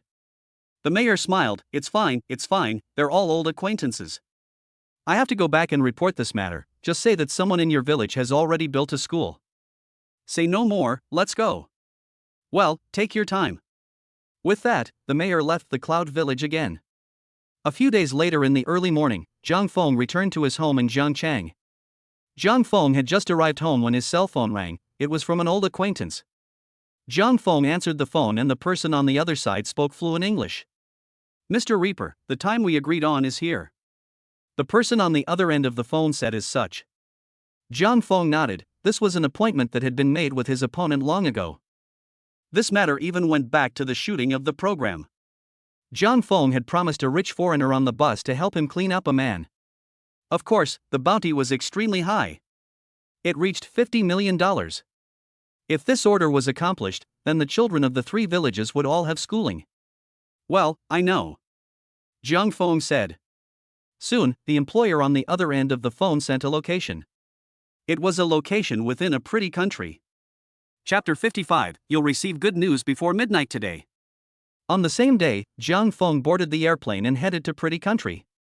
It was a long journey and Zhang Feng was bored on the airplane. Sir, do you need a newspaper? The flight attendant came over at this time and asked Zhang Feng. Have one, please. Being idle was idle, might as well read the newspaper. Zhang Feng received the newspaper and he looked down. The first sentence that caught his eye was, the United Nations is preparing to conduct another global census of education levels. After Zhang Feng saw this headline, he was slightly stunned. Strictly speaking, Zhang Feng knew about this activity. It was a global activity that was organized once every 3 to 5 years. Its activity was also very simple. It was to map the education level of each country and then make a ranking. The level of education covered a wide range of aspects, such as the number of schools, the qualifications of teachers, the quality of teaching, and so on. But the most important factor is the number of schools. A country with 5,000 schools is completely different from a country with 1,000 schools. This event, I remember organizing it once 5 years ago. Zhang Feng recalled. When that education level census was conducted 5 years ago, Zhang Feng hadn't yet fully devoted himself to school construction work. And at that time, the education level of the Dragon Kingdom could probably be ranked at the level of 20 in the world. The top-ranked country was the Stick. Because the Stick country was small in size and had a small population, its education level was naturally easy to pull up. However, the Dragon country couldn't, because the Dragon country had a large land area, many children living in remote mountainous areas couldn't go to school. Only 5 years had passed, and Zhang Feng didn't know where Dragon country's education level ranked. This could only be known after the United Nations census. Zhang Feng then looked at the other news and realized that there wasn't anything major happening. After that, he started resting with his eyes closed. A dozen hours passed and the airplane finally landed. Zhang Feng had just arrived at the place when he saw several foreigners wearing black suits and sunglasses. After the two sides exchanged code words, these bodyguards opened the car door and let Zhang Feng sit in. The vehicle traveled on the busy streets of the pretty country and soon arrived in front of a villa. Zhang Feng once again met his old client, Smith Mitty. Smith Mitty was one of the giants of the underground gangs in pretty country. Unlike those punks who fought on the streets all day, the gang that Mitty created is a serious black force. Not only did Mitty have his own exclusive company, he even had a specialized arms supplier. His big hands could even radiate several states in the pretty country, and he himself was the right arm of the governor, who handled some of the unseen matters. In the dimly lit basement, the faint firelight slowly swayed. Zhang Feng was sitting at a wooden table with this underground black leader, looking away from him. Target. Zhang Feng opened his mouth and said, cleanly. Mitty threw out a photo with a sneak peek of a Western man. Zhang Feng flipped the photo over, and an address was written on its back. Reason. Zhang Feng said. To be honest, in the business of being an assassin, the most taboo thing was to ask the employer for the reason. In the world of assassins, no other assassin would ask their employer's motives. This was because once they asked, it would mean that the killer's personal emotions were involved. This would produce extremely terrifying consequences. In the past, when the assassin world wasn't very developed, there were similar such assassins. They obviously took on the task, but when performing the task, because of personal emotional problems led to a soft heart, and then even scourge to the employer. Therefore there was an unwritten rule in the assassin world that was, It was fine to get money, but one must never inquire about the employer's motives. In the face of Jiang Feng's questioning, Mitty not only didn't get the slightest bit angry, but instead smiled. The 10th-ranked Grim Reaper in front of him was an old friend of his. He knew his character best. Mitty knew that this person in front of him, although he had the codename of the Grim Reaper, he was actually a kind-hearted Grim Reaper. The assassin world knows that the Grim Reaper has a bottom line. That is, not to kill good people. In the world of killers, this is a shocking event. If you don't kill good people, it means that the Grim Reaper will lose a lot of money. While others can take 3 orders, the Grim Reaper may not be able to take a single one, because all 3 orders may be to kill good people. That's why the god of death was extremely independent in the assassin world, and there was a reason for that. Don't worry, as an old friend, I know your bottom line. This person's name is Venus, and like me, he is also the leader of an underground gang. Recently we had a bit of friction, and he's seriously hindered my development. Of course, I know that's not what you care about. This Venus isn't a good guy, he'll do anything to sell laundry detergent in his territory, he even has several shootings on his hands, you know what I mean? Mitty said while handing Jiang Feng a file. Jiang Feng unwrapped the file and scrutinized it, which detailed the evil deeds Venus had done. The time was even accurate to which minute. There was also a seal at the bottom of the file. This was the official seal of the International Killer Forum.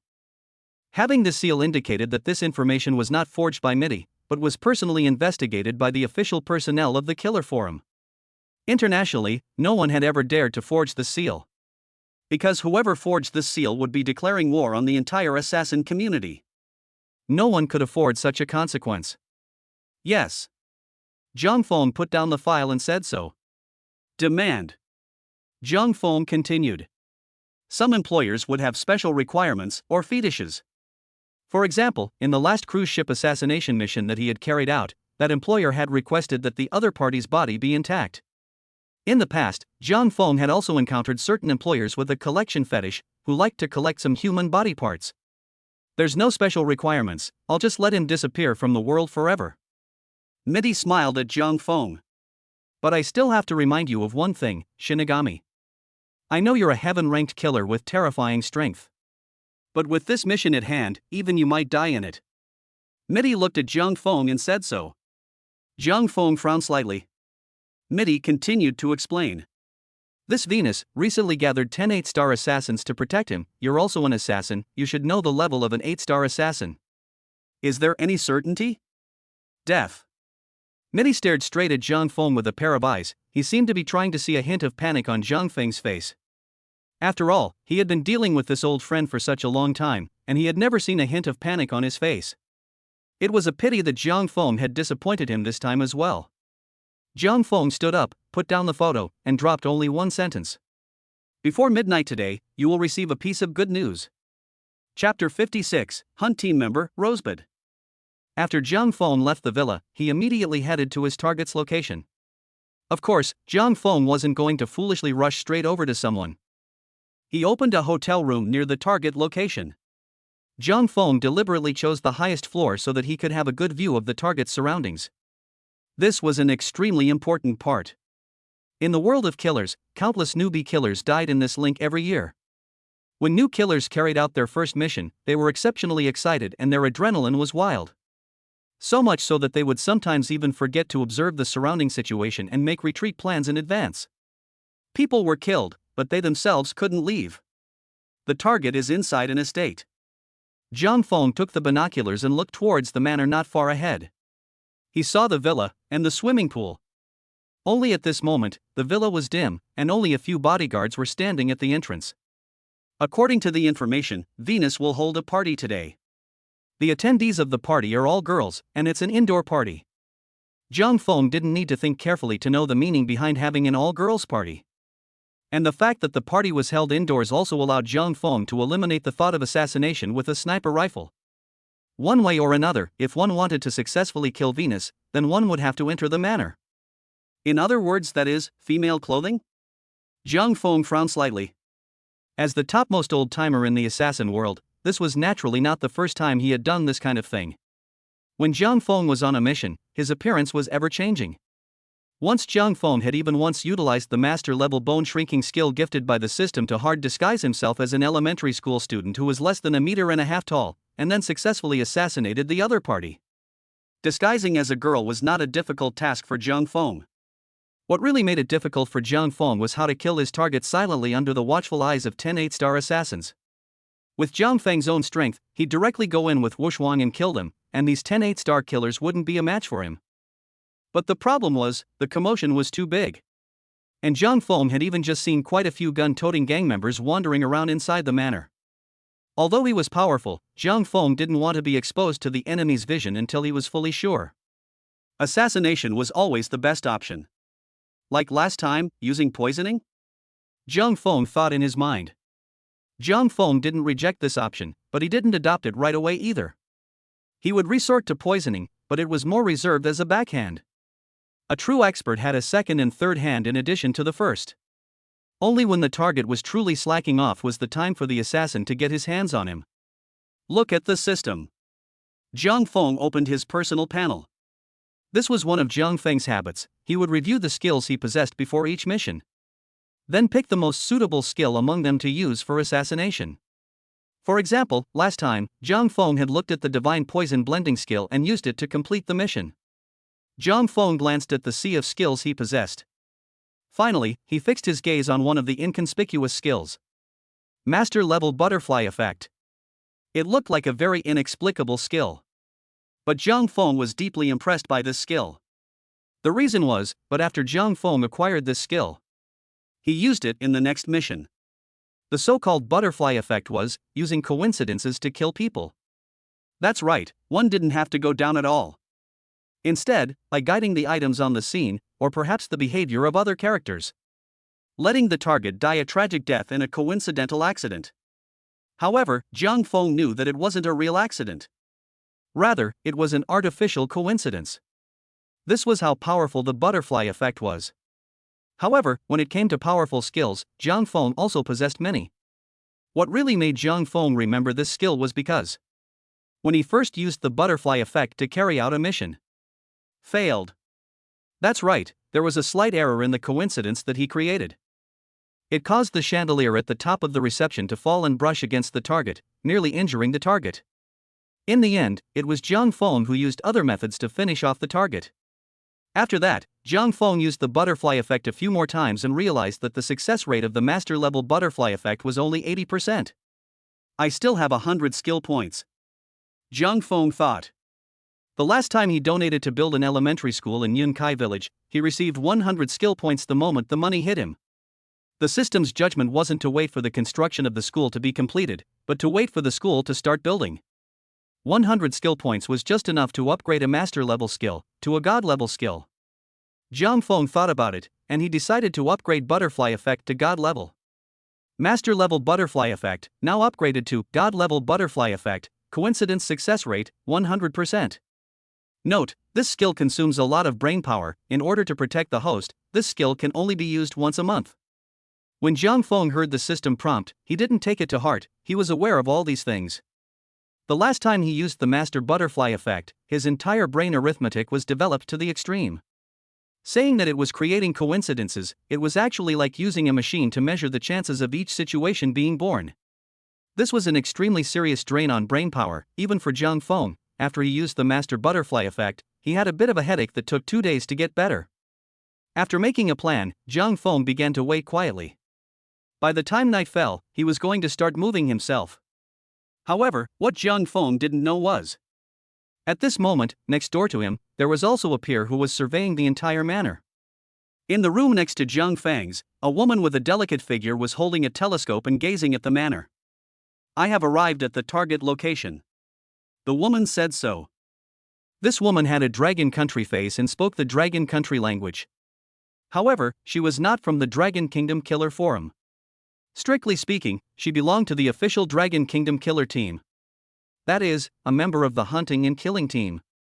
Codename Rosebud. The conditions for wanting to join the Dragon Kingdom Hunt and Kill team were still quite numerous. Completing a 9-star mission with the identity of a 1-star assassin was one of the conditions, but it wasn't a necessary condition. As long as the assassin's strength itself was qualified, then one could become a member of the hunt team. Just like Rose, for example, she was the one who first entered the world of killers and completed a 9-star mission as a 1-star killer. However, some of the other members of the hunting team were originally old-timers in the killer world. Their strength was absolutely qualified, so they didn't need to fulfill this condition to be admitted into the hunt and kill team on an exceptional basis. Proceed with caution, Rosebud, waiting for your good news. The voices of the others came out of Rose's earpiece. She just smiled and then hung up the link. A few days ago, Chance received an order. Venus, as one of the underground giants in Pretty Country, he had actually made some counterintuitive remarks. For example, he wanted to ignite a war near the Dragon Kingdom. Moreover, he had secretly started to act. He was shipping weapons to some poor countries near the Dragon Kingdom, eyeing the Dragon Kingdom, and there was constant friction in the neighborhood. It was after Rose received the order that she went out. But this mission wasn't difficult. In Chance's opinion, maybe the difficulty of the mission to assassinate Venus was the platform's 8-star difficulty? With such a mission difficulty, Rose could have completed it with her eyes closed.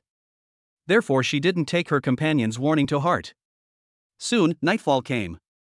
Chapter 57, Encountering a Fellow Traveler. Jiang Feng and Rosebud had begun to move. With Jiang Feng's ability, it wasn't hard to get an invitation.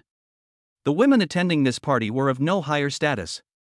Thus he didn't have to specifically trick Zhang Tianhu out and get an invitation like last time. Jiang Feng found a random woman, pretended to go up to her and ask her questions, and took advantage of her inattention to directly knock her out and take away the invitation. Jiang Feng draped himself in a sable coat and walked towards the manor. But just as Jiang Feng was about to enter the manor, the bodyguard, however, suddenly called out to him. "You wait," the bodyguard said as he pointed at Jiang Feng. Jiang Feng twisted his head around and looked at him. "What's the matter?" The bodyguard first checked Jiang Feng's invitation, then said, "In order to ensure the safety of this party, we need to search you." Jiang Feng frowned slightly. At this moment, a small vial of poison was being hidden in the pocket inside Jiang Feng's coat. That's right, Jiang Feng kept the poison as a backhand. After all, a true top assassin would never have only one means of assassination. "It'll do." Jiang Feng spread his hands and casually let them search. As expected, the bodyguards found the poison that Jiang Feng had hidden beforehand. "What's this?" the bodyguards asked. "Just a small bottle of drink.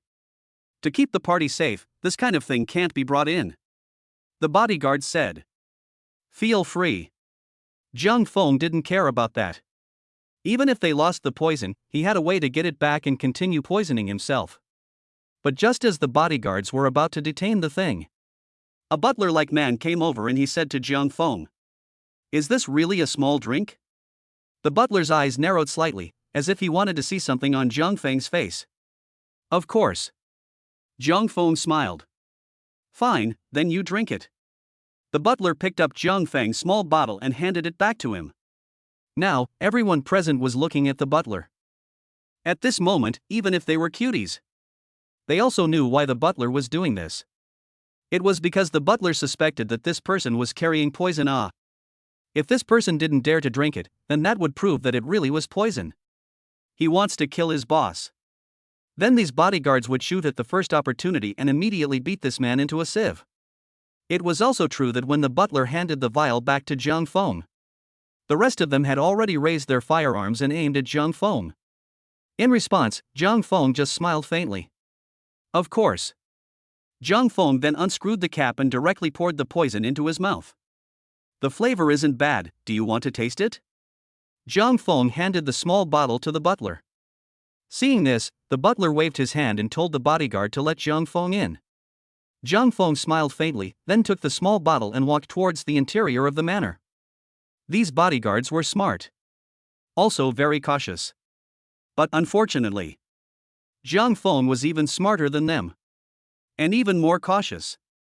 Since they could think of making themselves drink poison, then how could Jiang Feng not think of this? In Jiang Feng's career, this kind of thing had happened no less than 10 times. So as early as when Jiang Feng walked out of the hotel, he drank the antidote he had concocted beforehand. Even if the poison went into his stomach, it wouldn't affect him in the slightest. More importantly, Jiang Feng knew how to ventriloquize. Just now, Jiang Feng hadn't swallowed the poison at all, but held it in his mouth and then spoke in ventriloquism. When Jiang Feng entered the manor, he spat the poison into the vial again. Just as Jiang Feng was about to enter the interior of the villa, he noticed a woman behind him. This woman was tall, a full 1.7 meters, and didn't look like she had any problems. However, Jiang Feng's intuition told her that this woman was not simple. Logically speaking, if a person was a killer, then Jiang Feng could judge from his demeanor whether he was a killer or not. For example, the bruises on the tiger's mouth, the posture of walking and so on. But this woman in front of himself, he was unable to judge for a moment whether she was a killer or not. But it was this hesitation that made Jiang Feng instantly certain. This person is definitely a peer. Also here to assassinate Venus? Or is it here to assassinate me? Jiang Feng's eyes narrowed slightly as he quietly pondered any of the possibilities. Killers assassinating killers, this kind of thing happened. When he himself had been on a mission before, he had encountered an assassination by another assassin. Only that assassin had ended up being taken out by Jiang Feng. Jiang Feng's intuition wasn't wrong, this woman was none other than Rose. It's necessary to test it out. Jiang Feng walked into the villa. The interior of the villa was brightly lit and countless dancers were walking back and forth. The target Venus hadn't appeared yet. There were dozens of women waiting here now. Other than these dozens of women, Jiang Feng also saw 10 8-star assassins standing inside the villa. Jiang Feng even saw a few old acquaintances among them, but he didn't speak. In addition to the killers, there were also many gun-toting bodyguards, always keeping an eye on the situation inside the hall. To be honest, in this situation, even if it was Jiang Feng, it would be difficult for him to escape after exposing himself. Therefore Jiang Feng stood up and walked towards Rose. "Hello, can I buy you a drink?" Jiang Feng said to Chance.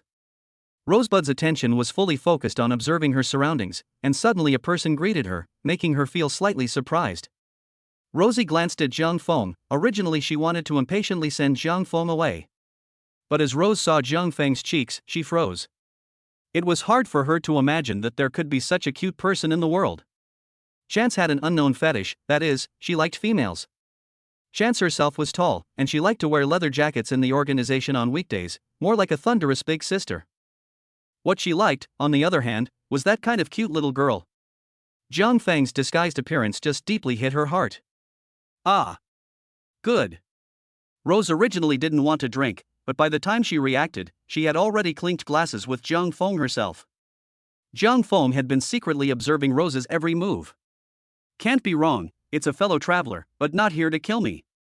That means her target is also Venus? Jiang Feng's power of observation was very strong, he could tell if a person was running towards him or not. After some trial and error, Jiang Feng knew that the woman in front of him wasn't here to kill herself. But now a new problem had arisen. If Venus was killed by Rose, then he wouldn't be able to get the bounty. There was no way that he would do something like claiming the bounty fraudulently. This kind of thing was extremely disreputable in the assassin world. It would cause Jiang Feng's hard-earned Grim Reaper identity, as well as the clients on the Grim Reaper side, to all disappear. This is a huge monetary loss. So one had to kill Venus before this woman did. Chapter 58 Death's Approaching Steps. Just as Jiang Feng was thinking about what to do, Rosie, however, suddenly spoke. "Hello, is it convenient to leave me a contact information?" Rose took the initiative, she wanted to get to know the lovely person in front of her. Jiang Feng frowned slightly. Leaving his contact information? What for? "Sorry, I don't have a cell phone number." Jiang Feng saying this was actually politely rejecting Rosebud. Rosie wasn't a cutie either. Naturally could hear the meaning in Jiang Feng's words. She looked a little lost and said, "All right then. Then can I invite you for a dance?" Jiang Feng wanted to refuse, but at this time, he sensed the gazes of the others. The 10 8-star assassins standing around were actually walking towards his side at this moment. 2 of the 8-star killers were even whispering about it. Only Jiang Feng, who possessed master-level super hearing, had already heard what they were exchanging as his ears twitched slightly. What are those 2 whispering about? It's a bit suspicious, go see what's going on. The other 8-star assassin nodded, then walked over towards Jiang Feng's side.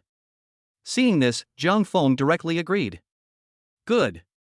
Rosebud was beaming with joy, and if the other members of the hunting team saw her like this, I'm afraid they would have been stunned on the spot. One should know that Rosebud could still have another name in the team. It was called Cold Face Rose. Just by listening to this name, Rosebud knew that whether it was in her daily life or when she was on a mission, she always had a stern face and never gave anyone a good look. Nowadays, Jiang Feng just promised her a dance, and that could make her happy like this. Afterwards, Rose spread her hands, and Jiang Feng had the good sense to put his hands on Rose's thin waist. The two began to dance. It was worth mentioning that Jiang Feng used to frequent high-class wine clubs, so he knew a little bit of every kind of dance, waltz, polka, even Hawaiian hula, Spanish flamenco, and so on. Jiang Feng could dance them all. On the other side, the 8-star killer who was walking saw Jiang Feng and the two of them suddenly dancing. He frowned and then walked back. It should just be a simple dance, nothing much, the 8-star assassin said to his companion. The companion let out a soft and then started to alert the others again. Unfortunately, she doesn't have a good feeling towards me. In that case, let's break up after this dance. Rose danced while looking at Jiang Feng. In Rose's opinion, this was probably the last time the two of them would see each other. The two of them weren't from the same world after all. Just at this time, the door to the hall opened. A youth walked in quickly. This person was Venus. As soon as Venus entered the hall without saying a word, he directly ripped off his tie and began to take off his clothes. Some of the girls also had the sense to walk forward and began to serve Venus. The target has appeared. The thought flashed through Jiang Feng and Rose's minds coincidentally. How am I going to kill him? The thought flashed through both of their minds once again. Rosebud's weapon of choice was a spike. Only because of the strict body searches at the ball, she wasn't able to bring it in, but she could use her high heels to stab her target. How do I approach him? Rose thought to herself as she danced, her whole body looking a bit distracted. On the other hand, Jiang Feng was also using the divine butterfly effect skill. At this moment, Jiang Feng's brain seemed to have been developed to its limit. His vision, his hearing, all of them were pulled to their highest power. The current Jiang Feng could even clearly capture any small movement in the hall, even the sound of everyone's heartbeat. It was as if his vision had exceeded the limitations of his body, hanging above the entire hall. Nothing in the entire hall could escape his eyes. Of course, Jiang Feng knew that this was just an illusion. He was still in his body. It was just that his 5 senses had been developed to the extreme, and he had constructed bearings in his mind. But this was already enough for Jiang Feng. Jiang Feng noticed that the wine on the waitress's dinner plate next to him was Everclear 190. This kind of wine Jiang Feng knew. The origin of this wine was Pretty Country. The full name was called Pretty Country Everclear Wine Everclear 190. One of the biggest features of this wine is that the degree is particularly high, even up to 95% alcohol concentration. In the international top 10 high concentration liquor, can be ranked in the top 3. Precisely because the concentration is too high, this kind of wine generally will not go down directly. On the contrary, it is used as raw materials for mixing more cases. Of course, this dinner plate with the bottle of this wine, not for guests to pick up and drink directly. Wine glasses of wine are carefully prepared, where the bottle is simply to tell everyone what kind of wine it is. But this kind of wine, even after modulation, its concentration will reach more than 50 degrees. And above 50 degrees of white wine, in fact, has the possibility of combustion. Thinking of this, Jiang Feng already had a plan in mind. I'm sorry, I think we should call it a day, Jiang Feng said to Rosie. Rose nodded. She also knew the importance of her mission. Playing was fun, fooling around was fun, but the mission had to be done. At that moment, Rosebud had to separate from Jiang Feng. On the other side, Jiang Feng walked towards a maid. 1 meter 6 in height, weight should be around 100 pounds, wearing high heels. Jiang Feng quickly analyzed the maid's physical condition. And then, he stepped forward with a slight bump, and the maid's entire body nearly toppled over. It was also at this time that Jiang Feng reached out and held the waitress's waist, and helped the waitress stabilize the tray in her hand, and the wine didn't spill out. And just at the moment when the waitress's legs buckled as she fell, Jiang Feng slightly exerted force and broke her high heels a little. Sorry. Jiang Feng apologized to the maid. The maid didn't care too much, she just got up and hurriedly walked towards the front. After observing just now, Jiang Feng already knew the course of action of all the maids in the arena. The maid she knocked over would pass behind Venus, and Jiang Feng observed that everyone else on the maid's route had taken a cup of wine not too long ago. In other words, the maid's walking route this time, there would be no one to take her wine. After doing all this, Jiang Feng walked back into the pool. Yes, although it was indoors now, there was also an indoor pool in this hall, which Jiang Feng saw as soon as he entered. The reason why the target didn't want to hold the party outdoors, I'm afraid it was also to avoid snipers. After all, the risk of death outdoors was just too high. A random hotel he found could see inside the courtyard. The target wasn't surprised that he thought of this. Now that there wasn't a single person in the pool, Zhang Feng took out the poison and poured it into the pool. Zhang Feng then pulled the plug at the bottom of the pool and opened an opening. The water inside the pool was slowly draining away without anyone realizing it. Zhang Feng got up and waited for this to happen. Ta! Ta! Ta! Ta! The maid carried the drinks and took a step towards Venus, each step seeming like the approaching footsteps of death. Chapter 59. The target is dead, but I didn't kill him. Finally, at the 20th step, the waitress's high heels suddenly snapped and her entire body fell down uncontrollably. This time without Zhang Feng's help, she spilled all of her drink onto Venus' body. Damn it! Venus screamed and cursed as he got up, and the warblers who had just surrounded him hurriedly dispersed. Right at this moment, Zhang Feng looked at a gun-toting gangster behind Venus. From the moment Zhang Feng walked into the hall, he had noticed this punk. It was because this punk was particularly addicted to cigarettes. Almost smoking one in a few minutes. He simply couldn't stop. When the drink spilled onto the floor, it was just when this smoker flicked off the ashes. The sparks fell on the ground and ignited the liquor on the ground. It wasn't a big fire, but it did burn Venus, whose belly was running on small flames. Fuck! One of them doesn't have eyes. Bloody hell! Damn damn damn damn! Venus screamed and cursed as he made a quick dash towards the pool. He leapt up and jumped into the pool. However, at this very moment, the plug at the bottom of the pool was rushed open by the water. Its timing was all designed by Zhang Feng. In an instant, Venus only felt that the water around him instantly formed a whirlpool, as if a large hand wrapped around him and pressed himself towards the bottom of the pool. Venus' entire body was instantly stuck in the sewer of the pool, the strong water pressure squeezing his back. No matter how hard he tried, he was fixed at the bottom of the pool. And what was even more frightening was that due to the terrifying water pressure of the pool, the skin on his back began to break and the bloody tissue was sucked into the pool sewer. The water was plummeting, but it was still above his head. As Venus panicked, he had subconsciously spat out all the air. The poison mixed with the pool water frantically filled his mouth and nose. Gurgling. Countless bubbles rose out of the water, and his eyeballs began to turn red and filled with blood. By the end, the water had filled his lungs, and his body was also sucked by the powerful suction, sucking a large piece of it to rot. His entire person was completely dead. And on the other side, the assassins and bodyguards who were originally still observing the surrounding area, at this moment, sensed that something was wrong. Their boss had jumped into the water for such a long time, and originally they thought that he was putting out the fire. But gradually, there was no movement in the water. Even the water bubbles didn't come out anymore. In an instant, an extremely terrifying thought surfaced in everyone's minds. Hurry! Hurry! Something's wrong. Something's wrong. Quickly go see the boss. The boss is drowning. Hurry! Hurry! For a moment, a group of bodyguards hurriedly shouted. The bodyguards as well as the assassins all rushed out and began to check on Venus. But when they entered the pool, they realized the pool water was dropping crazily.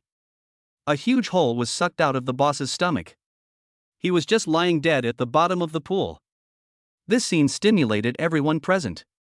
Whether it was the maids or the invited female guests, all of them exploded at this moment. Dead man.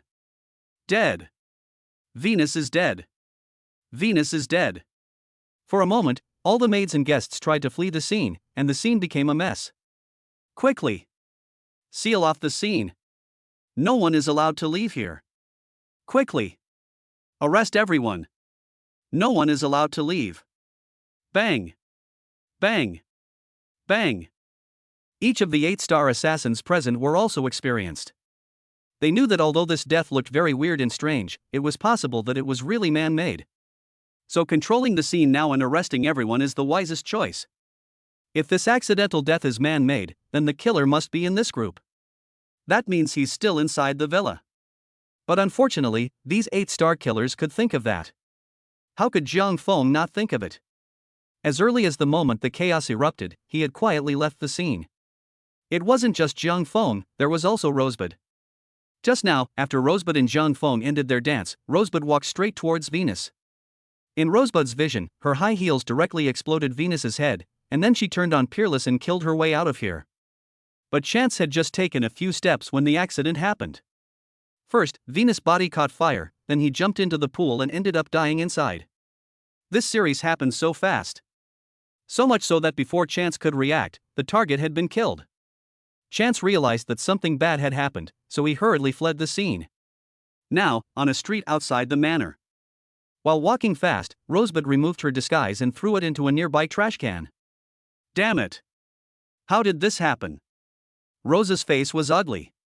How could she not expect Venus to die like this? An accident? The fragments of what had just happened kept surfacing in Rose's mind. Every step of Venus' death seemed to be full of accidents. But at this moment, Rose couldn't stop being terrified inside. Because Rose's intuition told her. Venus didn't die from an accident at all. This was Rose's experience accumulated from years of work. She couldn't say why, but it was definitely not an accident. Rather, someone deliberately carried out the design. Designed these accidents and then killed Venus. The more Rose thought about it, the more surprised she became in her mind. Who the hell is it? Who the hell is it? What Chance was truly frightened of was the fact that she had no idea who had struck it all.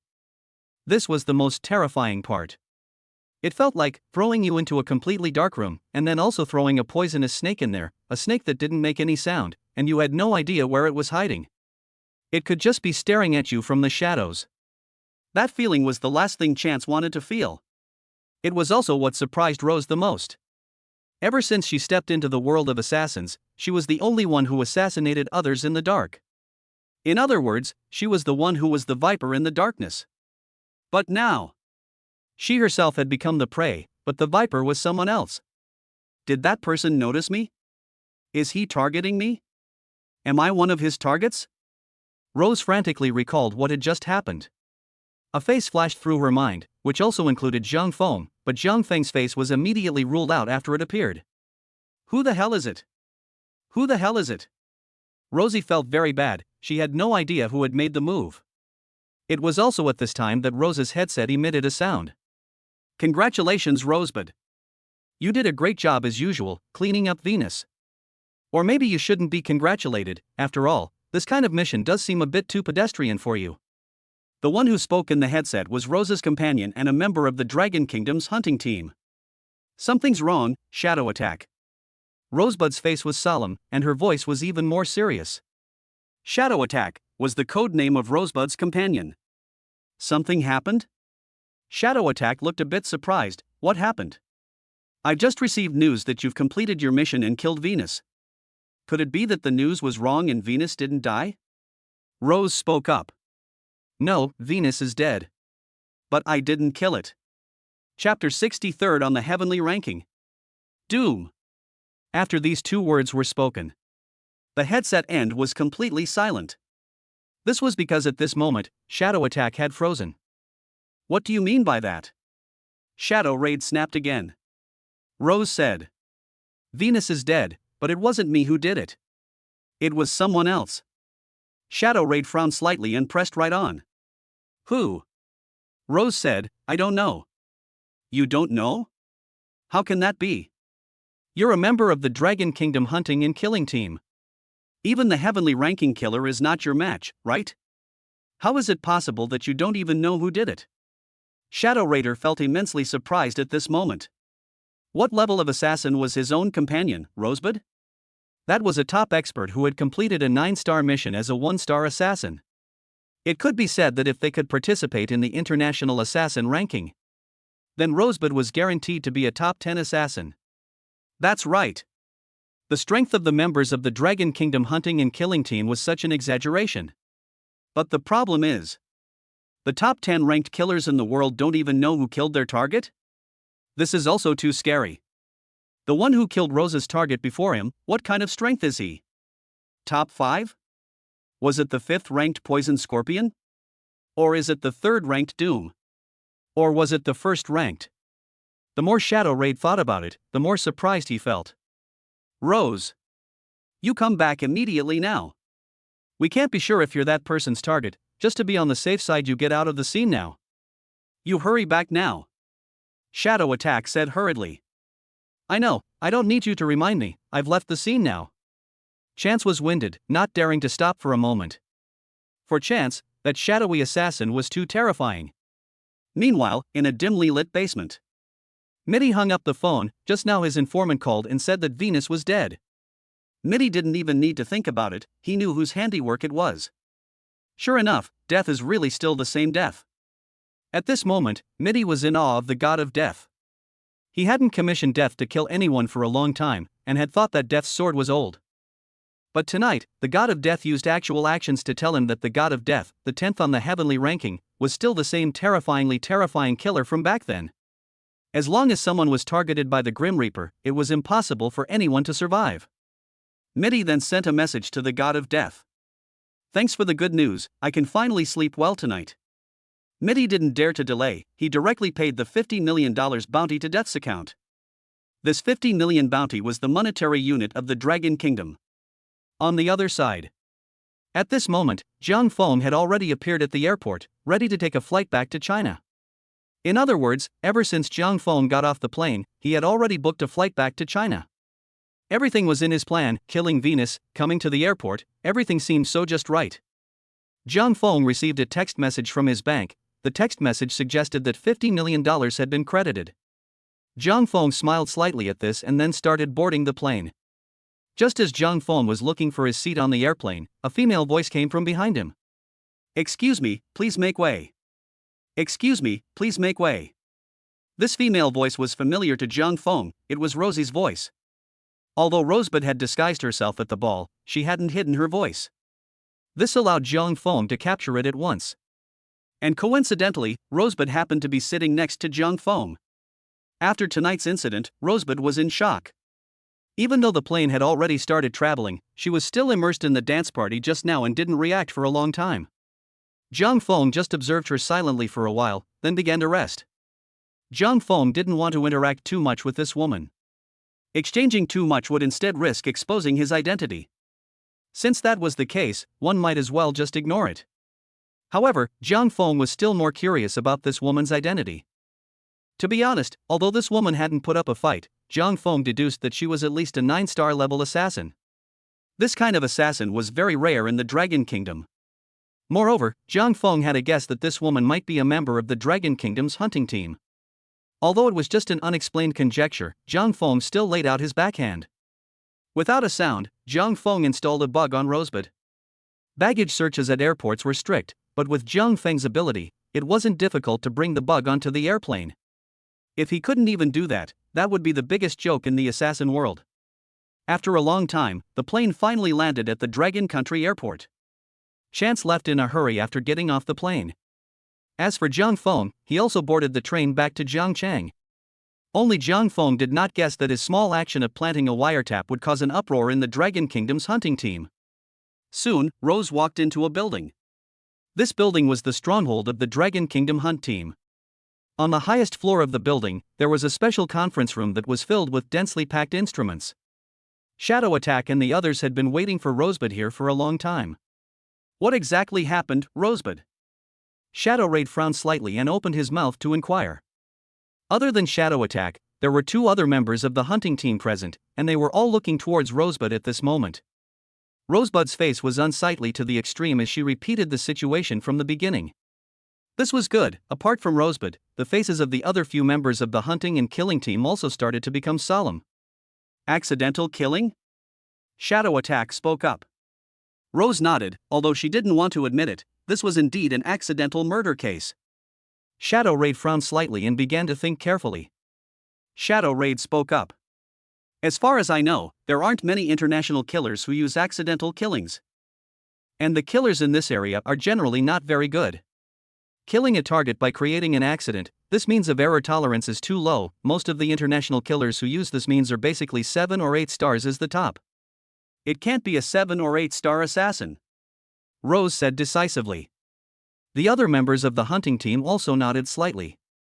They knew that Rosebud was the top of the line within the 9-star assassins. A tiny 7 or 8-star assassin would be instantly exposed when they appeared in Chance's eyes. Rosebud could see right through their bottoms. In other words, this assassin who created the accident is at least a 9-star level upwards? Is it an ordinary 9-star assassin? Or is it a veteran 9-star assassin? Shadow Raid was thinking hard. In his memories, there was no 9-star assassin who could achieve this kind of level ah. But in the next second, Shadow Raid had a flash of light. He did suddenly remember someone. Could it be that Doom who ranked 3rd in the Slayer Heavenly ranking? The 3rd ranked in the Slayer Heavenly ranking. Doom. When those two words came out of Shadow Raid's mouth, the entire conference room was plunged into silence. Chapter 61, We've Been Overheard. The 3rd highest ranked assassin in the world. Doom. This is a legendary title. Any assassin who heard the name of Doom would turn wildly pale. Because Doom is an extremely special killer. His method of killing can be said to have created a path all by himself. Accidental killing. You know, this world is full of accidents everywhere. Coke spills on you, walls fall to the ground, bicyclists fall down. Accidents happen every minute of every day, but these accidents are just mere emergencies. But Doom, the pervert, he manages to engineer accidents. When it comes to Doom, we have to talk about 3 years ago. At that time, the assassin world was still more popular for infiltration and assassination, and there was no difference between the assassins in movies and TV dramas. 3 years ago, people started to die in accidents in the world. From gangsters, to one side of the rich and powerful, and even the governor. At first people didn't take these accidents seriously because accidental deaths happen every day. But some people sensed that something was wrong, and these people got all the recent accidental deaths and analyzed them one by one. Gradually, they discovered the extremely horrible truth. It wasn't an accident. Rather, someone was behind the accident.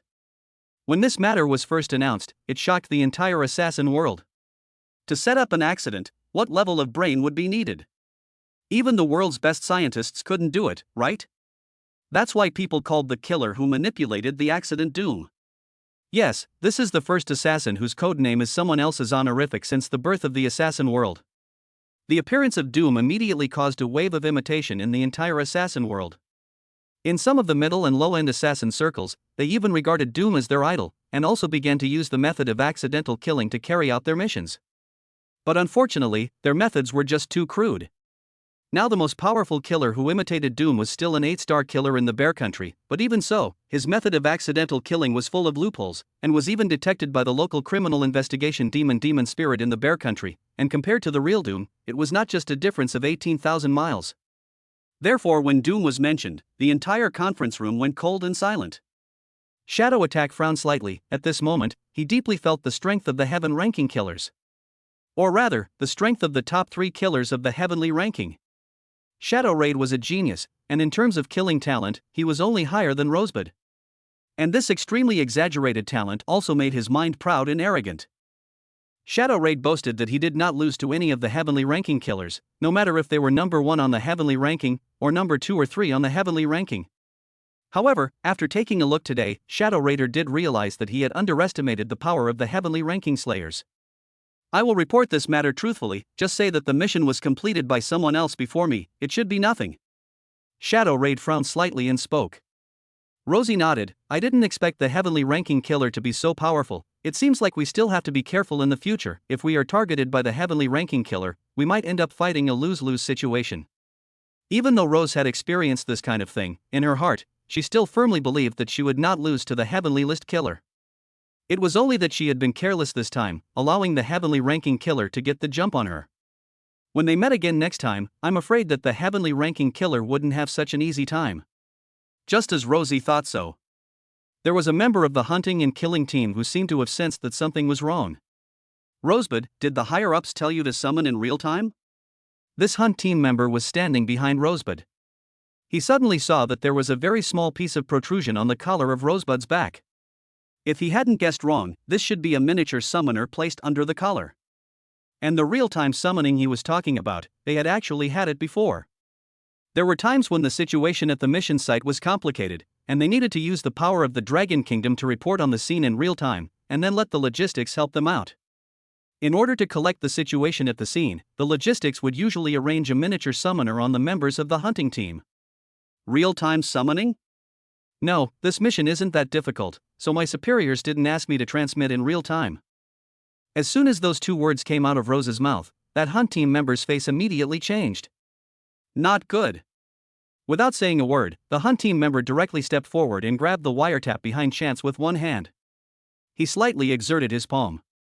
There was a click. The bug was crushed. What's going on? What happened? Rose and Shadow Attack both looked towards this member. This member's face was ugly as hell. He slowly spread out his palm in front of everyone. Only a broken electronic component was seen lying in his palm. After Rose and Shadow Attack saw this electronic component, they both had their pupils shrunk. What? A bug? How is that possible? How could there be a bug on me? Who put it on me? Rose couldn't believe it. How could she have never imagined that she had a bug placed on her? And that she had brought the bug to the hunt team's stronghold herself? Wouldn't that mean the conversation between herself and Shadow Raid just now was all heard by that person? How could that be? Rose frowned. For a moment, countless faces flashed through her mind. She wanted to judge who had put the bug on herself.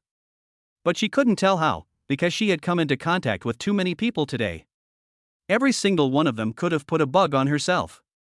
And the key thing was, one didn't even know when one had put it there. A gleam of scorn flashed in Shadow Attack's eyes. To be able to put a bug on Rose, this person is really not simple. It's possible that Doom put it there. Shadow Attack opened his mouth. What level of expert was Rosebud, to be able to place a bug on her? That person must be extremely powerful. At the same time, Chance's face was a bit ugly. In fact, some years earlier, their superiors had asked them if they wanted to set up a security gate in this stronghold, in which case they could prevent someone from installing a wiretap. However, the members of the hunting and killing team at that time were all high-minded and proud, and they felt that they had already stood at the top of the assassin world. No one could place a bug on them. So Rosebud and the others refused the proposal to install a security door. If Rosebud and the others had agreed in the first place, then it would have been impossible for this bug to be brought in today. It was only then that Rosebud and the others had a deep fear of Doom's strength. On the other side, Jiang Feng took off his earpiece and threw it aside. Chapter 62. I think I heard it was called Jiang Feng? Sure enough. A light emerged in Jiang Feng's eyes. He hadn't guessed wrong, that woman at the ball was really a member of the Dragon Kingdom Killer Team. And what Jiang Feng didn't expect was that the members of the Dragon Kingdom Killer Team were so smart. Almost instantly, they had guessed their identity. The third in the rankings, Doom, was indeed created by him, using the butterfly effect skill to create it. It seems like the Dragon Kingdom Killer Team is a lot more powerful than I thought. Jiang Feng thought so. But even so, Jiang Feng wasn't going to give up. Powerful as they were, it wasn't like Jiang Feng couldn't do anything about them. As long as the Dragon Kingdom Killer Team didn't come out to get in their way, then he wouldn't look for trouble from them either. At this time, Jiang Feng had already arrived at his home in Jiangchang. Right now, he still had $50 million on his account, which was more than enough to build 2 schools. Thus, Jiang Feng dialed the phone number of the 2 village heads. Jiang Feng had exchanged phone numbers with these village chiefs at the banquet at that time. Jiang Feng opened the door and directly explained his intentions. The 2 village chiefs were very happy to hear this. One of them even cried on the spot, thanking Jiang Feng for his kindness. Jiang Feng could understand him very well, but didn't say much. Jiang Feng paid the $40 million into the foundation's account. The foundation would then head out to these 2 villages and start building schools as well. Jiang Feng had investigated the situation of these villages. They were very far apart from each other and there was a large section of mountain road in them. Therefore, building a school in each village was a better approach. If a school was built in Yunkai village and then the children from other villages were allowed to come to school, then accidents might happen to the children on their way to school. The foundation was also quick on their feet. They acted immediately after getting Jiang Feng's payment. What Jiang Feng didn't know was that this small action of his would cause a huge shock in the education sector of the Dragon Kingdom. Qing Wine Village, as one of the villages that had been subsidized by Jiang Feng. Today's village headman was all smiles as he told the good news to every household in the village. Everyone was weeping after hearing about Jiang Feng. They also couldn't have imagined that such a blessing would fall on their heads. This Mr. Jiang, he's really a great man. Where is Mr. Jiang now? I want to meet him. We don't even know how to repay Mr. Jiang's great kindness. The village chief watched the villagers cry into tears, and for a while he was also overwhelmed with emotion. But just at this time, the Qingjiu village chief's phone rang. At a glance, it was actually the town mayor calling. Mayor Wang managed several villages such as Yunkai Village, Qingjiu Village, and Longqi Village. Some time ago, the above said that they wanted to allocate funds to build a school. The first thing that came to his mind was Yunkai Village. But when he went to the village, he found out that someone had funded the village to build a school. Mayor Wang had no choice but to report the matter to his superiors. When the city's education bureau found out about this, they asked Mayor Wang to ask several other village heads for their opinions. In short, the money had already been approved, and the school was definitely to be built.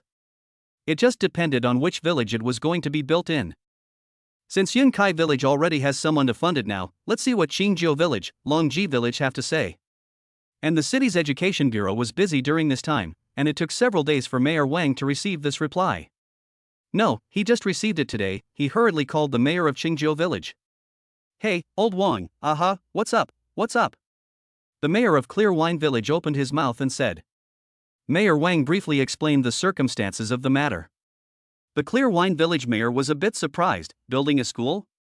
What an unfortunate coincidence, old Wang. My side has just received a grant from a kind person. The engineering teams have all come over, and I'm afraid we're going to break ground today.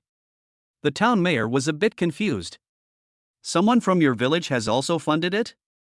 The mayor of Sake Village said, yes, just a short while ago. What's wrong? The mayor was surprised as hell. Nothing, I'm just more curious. It's because I asked the Yunkai side before, and the Yunkai side was also funded by someone not too long ago, so I wanted to ask your village's opinion. I just didn't expect your village to be funded as well. After the Sake village chief sniffed, he smiled. The matter of the clouds being funded, that I know. The one who subsidized them, and the one who subsidized us, are all one person.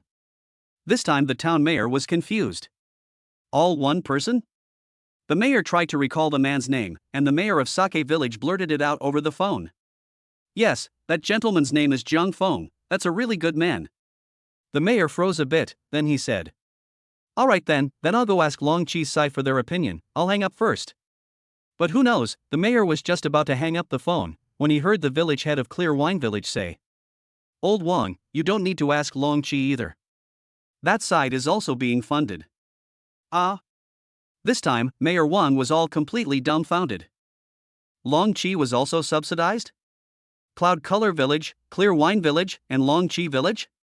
Suddenly, as if he had thought of something, Mayor Wang asked with some disbelief. It's that Mr. Jiang again? The mayor of Clear Wine Village said, yes. This Mr. Jiang has funded 3 of our villages at once, each starting at $20 million. Mayor Wang was completely numb. This Mr. Jiang was really kind. This Mr. Jiang is really kind. He even subsidized 3 villages at once. Now, he had to report to the city's education bureau.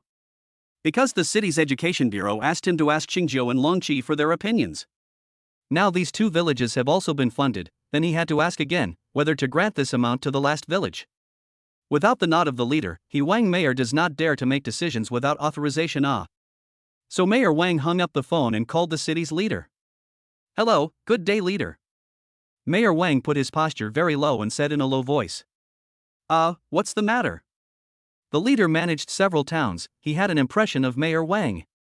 The thing is this leader, didn't you say before that you wanted me to ask Qingjiu and also Longqi for their opinions? I just went to ask, and both of their villages, just like Yunkai, have been subsidized. Mayor Wang said so.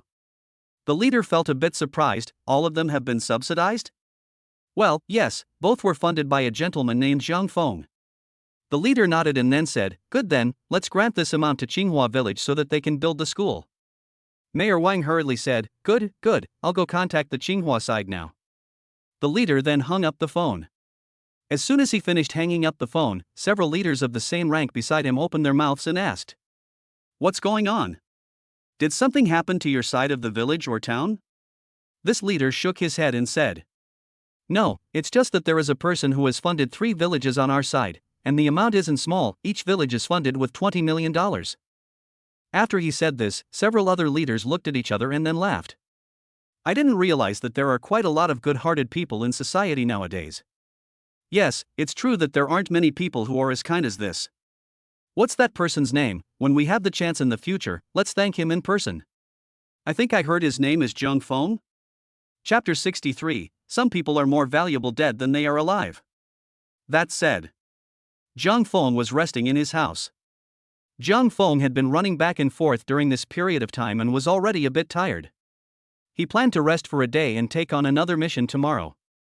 But just at this time, Jiang Feng's phone rang. Jiang Feng remembered this phone, it was Zhao Xing's phone. What Jiang Feng didn't know was that ever since Zhao Xing saw that group photo, he kept calling Jiang Feng. However, Jiang Feng's phone was either unanswered or had been turned off. It was only now that Jiang Feng had finished his mission and was back to rest that he got through. Jiang Feng picked up the phone and said, "What's the matter?" Zhao Xing said, "Are you free now? I want to invite you for a meal." Jiang Feng felt a little surprised. He didn't have much dealings with this Zhao Xing, right? The only dealings were that he had arrested himself once and then asked for a favor. "Is there something you want me to help you with?" Jiang Feng said. Jiang Feng had already thought about it. If Zhao Xing was asking for a favor, then he would just shrug it off. Today, Jiang Feng wanted to have a good day's rest.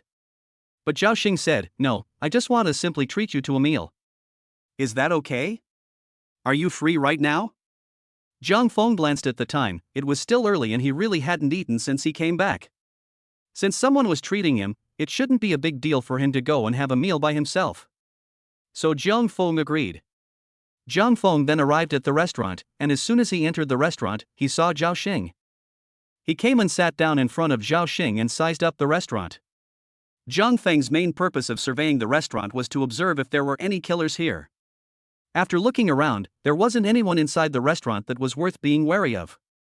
However, what made Jiang Feng feel a little surprised was that the restaurant that Zhao Xing had booked was not of a low specification. It was a Western restaurant with luxurious decorations, and the people coming and going were all high-end people. A meal at this kind of restaurant was estimated to cost a few $1,000s. Anyway, Jiang Feng wasn't willing to spend so much money on a meal. From this it could also be seen that Zhao Xing had really broken the bank this time to thank Jiang Feng. "Feel free to order whatever you want." Zhao Xing handed the menu to Jiang Feng. Jiang Feng shook his head and pushed the menu back. He wasn't the proprietor, so naturally he couldn't order randomly. This point of politeness Jiang Feng still had. Zhao Xing didn't say much. He ordered a lot of dishes, and the prices weren't low. In between waiting for the dishes, Zhao Xing suddenly said, "Thank you." An unexplained sentence made Jiang Feng feel a little surprised. Jiang Feng thought that Zhao Xing was thanking him for helping to find out the lone wolf last time, so he didn't take it to heart. He just gave a light hum. But in Zhao Xing's mind, this was Jiang Feng's way of acknowledging the fact that he had built the school. Right now, Zhao Xing's opinion of Jiang Feng was complicated. He had seen Jiang Feng's resume and knew that Jiang Feng was an uncompromising killer. The people who had died under him were enough to be described as a mountain of corpses and a sea of blood. But such a killer had dispersed his family's wealth to help build schools for children in impoverished areas. This made Zhao Xing's feelings conflicted. He wanted to catch Jiang Feng, but he also didn't want to let Jiang Feng fall into the net. Personally, he was on Jiang Feng's side, but he was forced to do so due to professional pressure. "I still have a few things to ask you," Zhao Xing said. He then gave a photo. This photo was a photo of the scene of the original cruise ship murder case. After Zhao Xing gave the photo, he had been watching Jiang Feng's expression. "Did you do this incident?" Zhao Xing said. Jiang Feng didn't have the slightest expression on his face. He just glanced at it and then returned the photo. "I'm just a student, officer, I don't understand what you're talking about." Zhao Xing let out a long sigh. This wasn't the first time this answer from Jiang Feng had come up. Zhao Xing had investigated Jiang Feng, and at the time of the crime, Jiang Feng happened to submit a leave of absence request to the school. Zhao Xing didn't say anything more as he displayed another photo. It was a photo of the scene of that incident of protecting Ma Yao Yao. "Did you do this incident?" At this point in time, Zhao Xing didn't have any other ideas. He simply wanted to hear the answer from Jiang Feng. Although the surveillance didn't capture Jiang Feng's face in these two incidents. However, Zhao Xing's intuition told him that these two incidents were Jiang Feng's doing. Jiang Feng didn't answer, he just looked at Zhao Xing. Zhao Xing then let out another sigh before withdrawing his gaze. Soon, the dishes were served. Jiang Feng and Zhao Xing both started eating. It was at this time that Zhao Xing suddenly said, "Jiang Feng, I'm leaving Jiangcheng soon. I'm being transferred to the Haicheng General Bureau. And let me tell you Jiang Feng, the General Directorate is now fully investigating these two cases. The shock caused by these two cases is just too great, even the officials have noticed." The leaders of the General Directorate are frantically petitioning and rebuking the assassin community. That's right, the General Directorate over there knows about you guys. Moreover, the General Directorate has also brought in one of the nation's top criminal investigation experts to thoroughly investigate this matter, bound to catch the murderer. Although I also just learned about the assassin world, I know that your assassin world has some kind of star rating, 1 star to 9 stars, right? This criminal investigation expert has captured several 9-star killers. I know you're good, but can you be even better than a 9-star killer, Zhang Feng? When Zhao Xing said this, he suddenly stopped eating and instead raised his head, looking at Zhang Feng. Stop it, Zhang Feng. If you keep this up, you'll get caught. Zhao Xing couldn't bear it in his heart. It was because of Zhang Feng that his own daughter had a school. And Zhang Feng was only 20 years old this year. He had a great future ahead of him. If this continued, Zhang Feng's outcome would be miserable. Zhao Xing couldn't bear to see his benefactor end up in such a situation. Zhang Feng looked at Zhao Xing and blandly said, "I'm full, thank you for your hospitality. Count me as owing you a favor this time. If there's anything you need me for in the future, I can help you once." Zhang Feng then wiped his mouth and prepared to get up and leave. When Zhao Xing saw Zhang Feng in this state, he sighed. He gave up, he completely gave up on persuading Zhang Feng. Since Zhang Feng was so stubborn, there was nothing he could do. Anyway, he had already done his best in terms of kindness and justice. Next, when he arrived in Haichang, he would investigate these two cases with all his might. Whether the murderer was Zhang Feng or not, he himself would investigate it and catch it. Zhang Feng put on his clothes and left the restaurant. Zhang Feng gave Zhao Xing a sideways glance, and there was something he didn't say.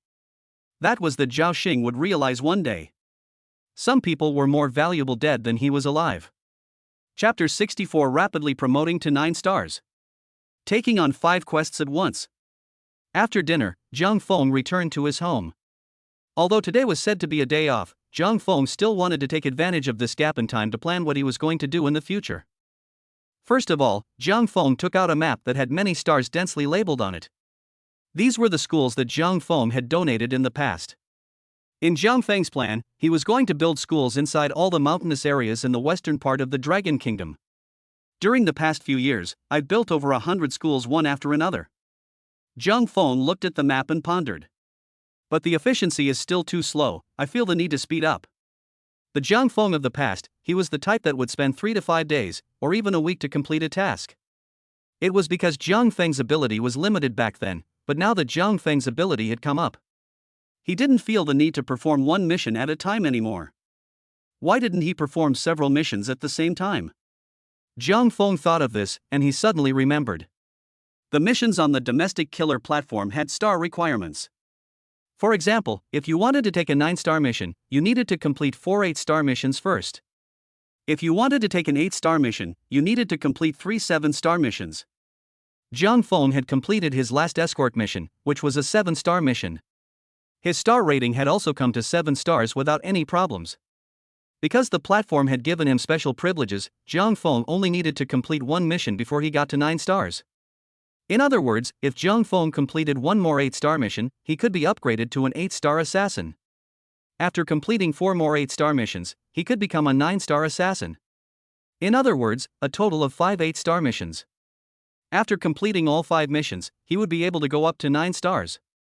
The reward amount for 9-star missions was particularly high, and some could even be as high as 100 million, or even hundreds of millions. Even Zhang Feng had once seen a bounty order of over $1 billion on a foreign platform. Only the difficulty of that $1 billion bounty order was also extremely exaggerated.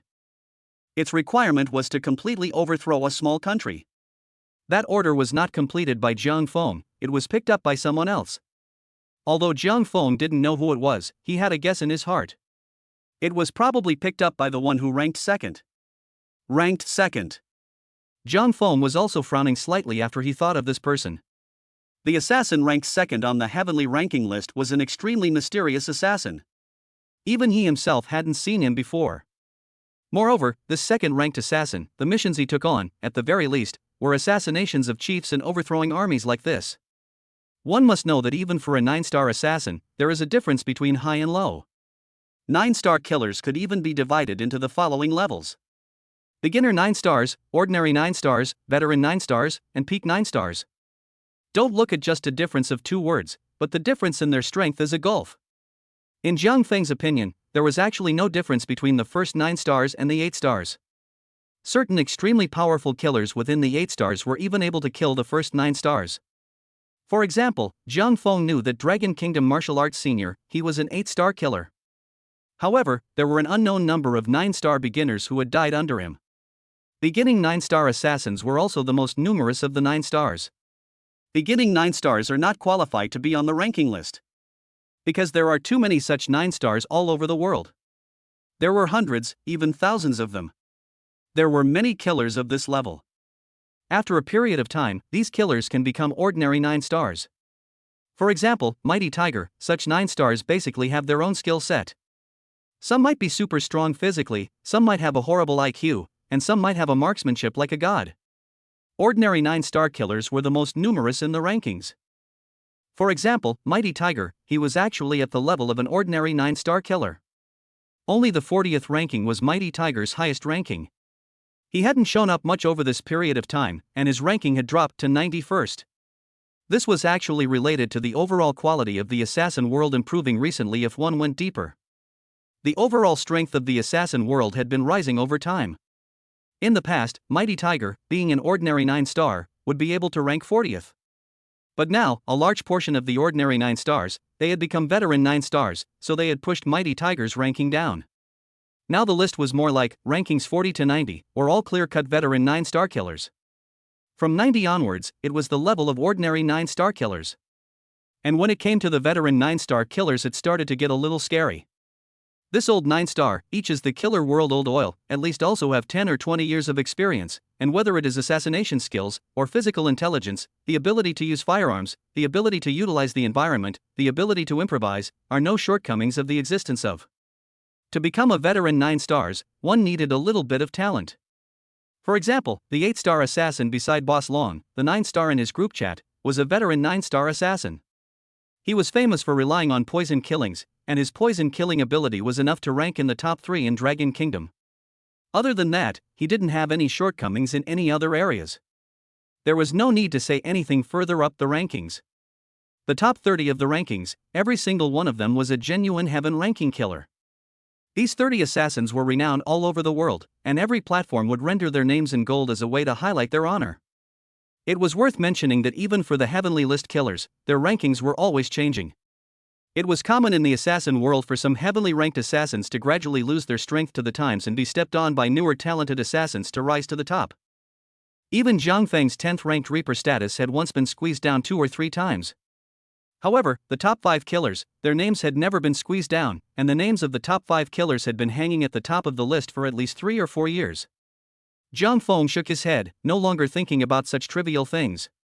Regardless of what was going on in the rankings of the assassin world, one always had to take on missions. Take 5 8-star missions at once. Jiang Feng opened the Dragon Country Slayer forum and started looking through the orders. But then again, this Dragon Kingdom Assassin forum is really contradictory. Jiang Feng had no reason to remember what Zhao Xing had said today. According to what Zhao Xing had said, the demon spirit leader over in Haichang had already written a letter denouncing the killer community. In other words, at the top of the Dragon Kingdom, there was actually a group of people who didn't treat killers as such. However, the official Dragon Kingdom was partial to having its own hunting and killing teams. This was particularly contradictory. Because according to Jiang Feng's observation, in other countries, there were basically only 2 ways. Either they were predominantly killers, which meant that the existence of killers was completely allowed. Either they completely banned the appearance of killers, and as long as a killer appeared, then they would immediately be subjected to overwhelming arrests without fail. It was really the first time that Jiang Feng had seen something like the Dragon Kingdom, which was caught in the middle and so contradictory. However, Jiang Feng didn't think deeper. This could be a simple disagreement at the top. It wasn't his turn to worry about such matters, he'd better look at the mission. It was at this time that Jiang Feng's eyes lit up. He saw a good mission. Chapter 65, Medicine Can Kill and Save. Mission Objective, Rescue a Poison Corporate Chairman. Objective details, viewable after accepting the quest. Difficulty, 8 stars. Bounty, $30 million. Note, the task is a special task. After taking the task, you can go to the scene to check the situation. If the ability is not enough to save the treatment in time to stop, it is not considered a failure of the task. If it is a haphazard treatment led to the death of the target, it will be scratched off all the stars of the killer, and permanently cannot take the task. Zhang Feng didn't even think about it and directly took this mission. The reason was simple: he was a poison scorpion. The world actually only knew that poison scorpion was incredibly vicious and no one survived. But what they don't know is that the scorpion is in charge of both death and life. Poison mixing was just one of Zhang Feng's skills. Over the past few years, Zhang Feng had drawn a lot of skills about saving lives. After taking this quest, Zhang Feng took 4 more quests. Of the 4 remaining 8-star missions, 3 of them were assassination missions and 1 was a protection mission, and the bounties were all a clear $30 million. Zhang Feng estimated that after completing these 5 missions, he would receive $150 million. It was almost enough to top the bounty of a 9-star mission. Moreover, in order to avoid suspicion, Zhang Feng had taken these 5 missions, all of which were far away from Haichang and Zhangchang. It wasn't that Zhang Feng was afraid of the top criminal investigation expert in Haichang. Previously, when Zhang Feng was on a mission in a beautiful country, he even escaped out of thin air under the surveillance of the FBL in a beautiful country, and tricked their criminal investigation experts into fooling around. Zhang Feng just felt that there was no need to ask for trouble. After picking up the mission, Zhang Feng didn't set off immediately. Today was supposed to be a day off, so Zhang Feng planned to rest until the evening before setting off on his mission. At the same time, Zhang Feng opened his personal panel. He skillfully found a skill. Master Level Rejuvenation Divine Art. This was also a skill that Zhang Feng had acquired a long time ago, and it was also at the Grandmaster level. On a normal day, Zhang Feng would use this skill to heal himself, or to heal others. Master level skills, barely, weren't as good as God level skills. Zhang Feng thought of this and added 100 points to the Reclamation Divine skill. In this way, the Master Grade Spring Return Divine Art was promoted to a God Grade skill. In an instant, a massive amount of pharmacological knowledge flooded into Zhang Feng's mind. Regardless of whether it was Chinese medicine or Western medicine, all the various medicinal herbs as well as the methods of blending them were all imprinted in Zhang Feng's mind. One could even say that the current Zhang Feng was a medical god walking on earth. The pharmacological knowledge in his head was even more terrifying than the world's oldest inherited medical families. Zhang Feng checked up on the details of his target, and he quickly realized which kind of poison it was. If Zhang Feng hadn't guessed correctly, this corporate chairman had been poisoned by a poison killer, and looking at the technique, it was at least a 9-star killer. Almost in a moment, Zhang Feng knew how to undo this poison. So Zhang Feng contacted the forum's black market trader, bought some herbs and started to mix them up. Time passed quickly, and in a blink of an eye, it was 7 o'clock in the evening. According to Zhang Feng's plan, it was just right to leave now and take a 2-hour ride to the place. At 9 in the evening, Zhang Feng arrived at the corporate building where the target was located. The building towered over the clouds, and it was obvious that this enterprise was extremely powerful in the area. Only Zhang Feng did not stay too long. He walked into the building. Who would have thought that just as Zhang Feng walked into the building, he was stopped by someone? "The company is closed today, not entertaining anyone. What do you do?" Zhang Feng glanced at him and spat out 2 words. "Saving people." The man's face changed slightly after hearing those 2 words, and he hurriedly called the higher-ups. After receiving permission, he hurriedly released them, even nodding his head all the way behind Zhang Feng as he watched him board the elevator. Just as Zhang Feng walked into the room, several corporate executives greeted him, each as anxious as the next. "You're finally here, sir. We've been waiting for you for a long time." In fact, these few corporate executives were aware of the existence of the Killer Forum. The bounty orders were also posted by them. As early as a few hours ago, they had received a message from the forum saying that the mission had been claimed. They then began to look forward to the stars and the moon, seeing that their own chairman would not be able to support himself soon. Now this high person had finally arrived. You quickly take a look at what's going on with our chairman. Our chairman is inspiring. If it wasn't for him, how could our business have gotten this far? If something happens to the chairman, I'm afraid our business will be torn apart as well. Zhang Feng, surrounded by a group of executives, came to the side of the dying chairman. The chairman's face was as black as a pot, his lips were pale, it looked like the poison was attacking his heart, and now the poison had spread to all parts of his body along with his blood. If Zhang Feng came a little later, I'm afraid he would really be finished. However, in fact, Zhang Feng had actually timed his calculations very well. As long as he took the mission, it was impossible to let this chairman die. On the other side, among the executives behind Zhang Feng, there was one with a cold smile on his face. Rescue? The chairman is already poisoned and on fire. I don't believe you can save him. That's right, it was this executive who poisoned the chairman. Not only that, this executive had consulted a poison killer who was ranked in the top 3 in the Dragon Kingdom. He himself paid a high price and bought a bottle of poison from that person. This poison was made with the ancient method of the Dragon Kingdom, although the onset of toxicity is slow, but once the onset of the attack, even if the greatest immortal comes, it will not be able to save. And as long as the chairman died, then according to the contract, he himself would immediately inherit this business. Can it be saved, sir? The other executives looked at Zhang Feng anxiously. It can. Zhang Feng said blandly. He had come here and had long been fully prepared, saving someone wasn't casual. Zhang Feng then began to perform his medical skills. Since the chairman had been hit by an ancient poison from the Dragon Kingdom, Zhang Feng also used Chinese medicine to detoxify the poison.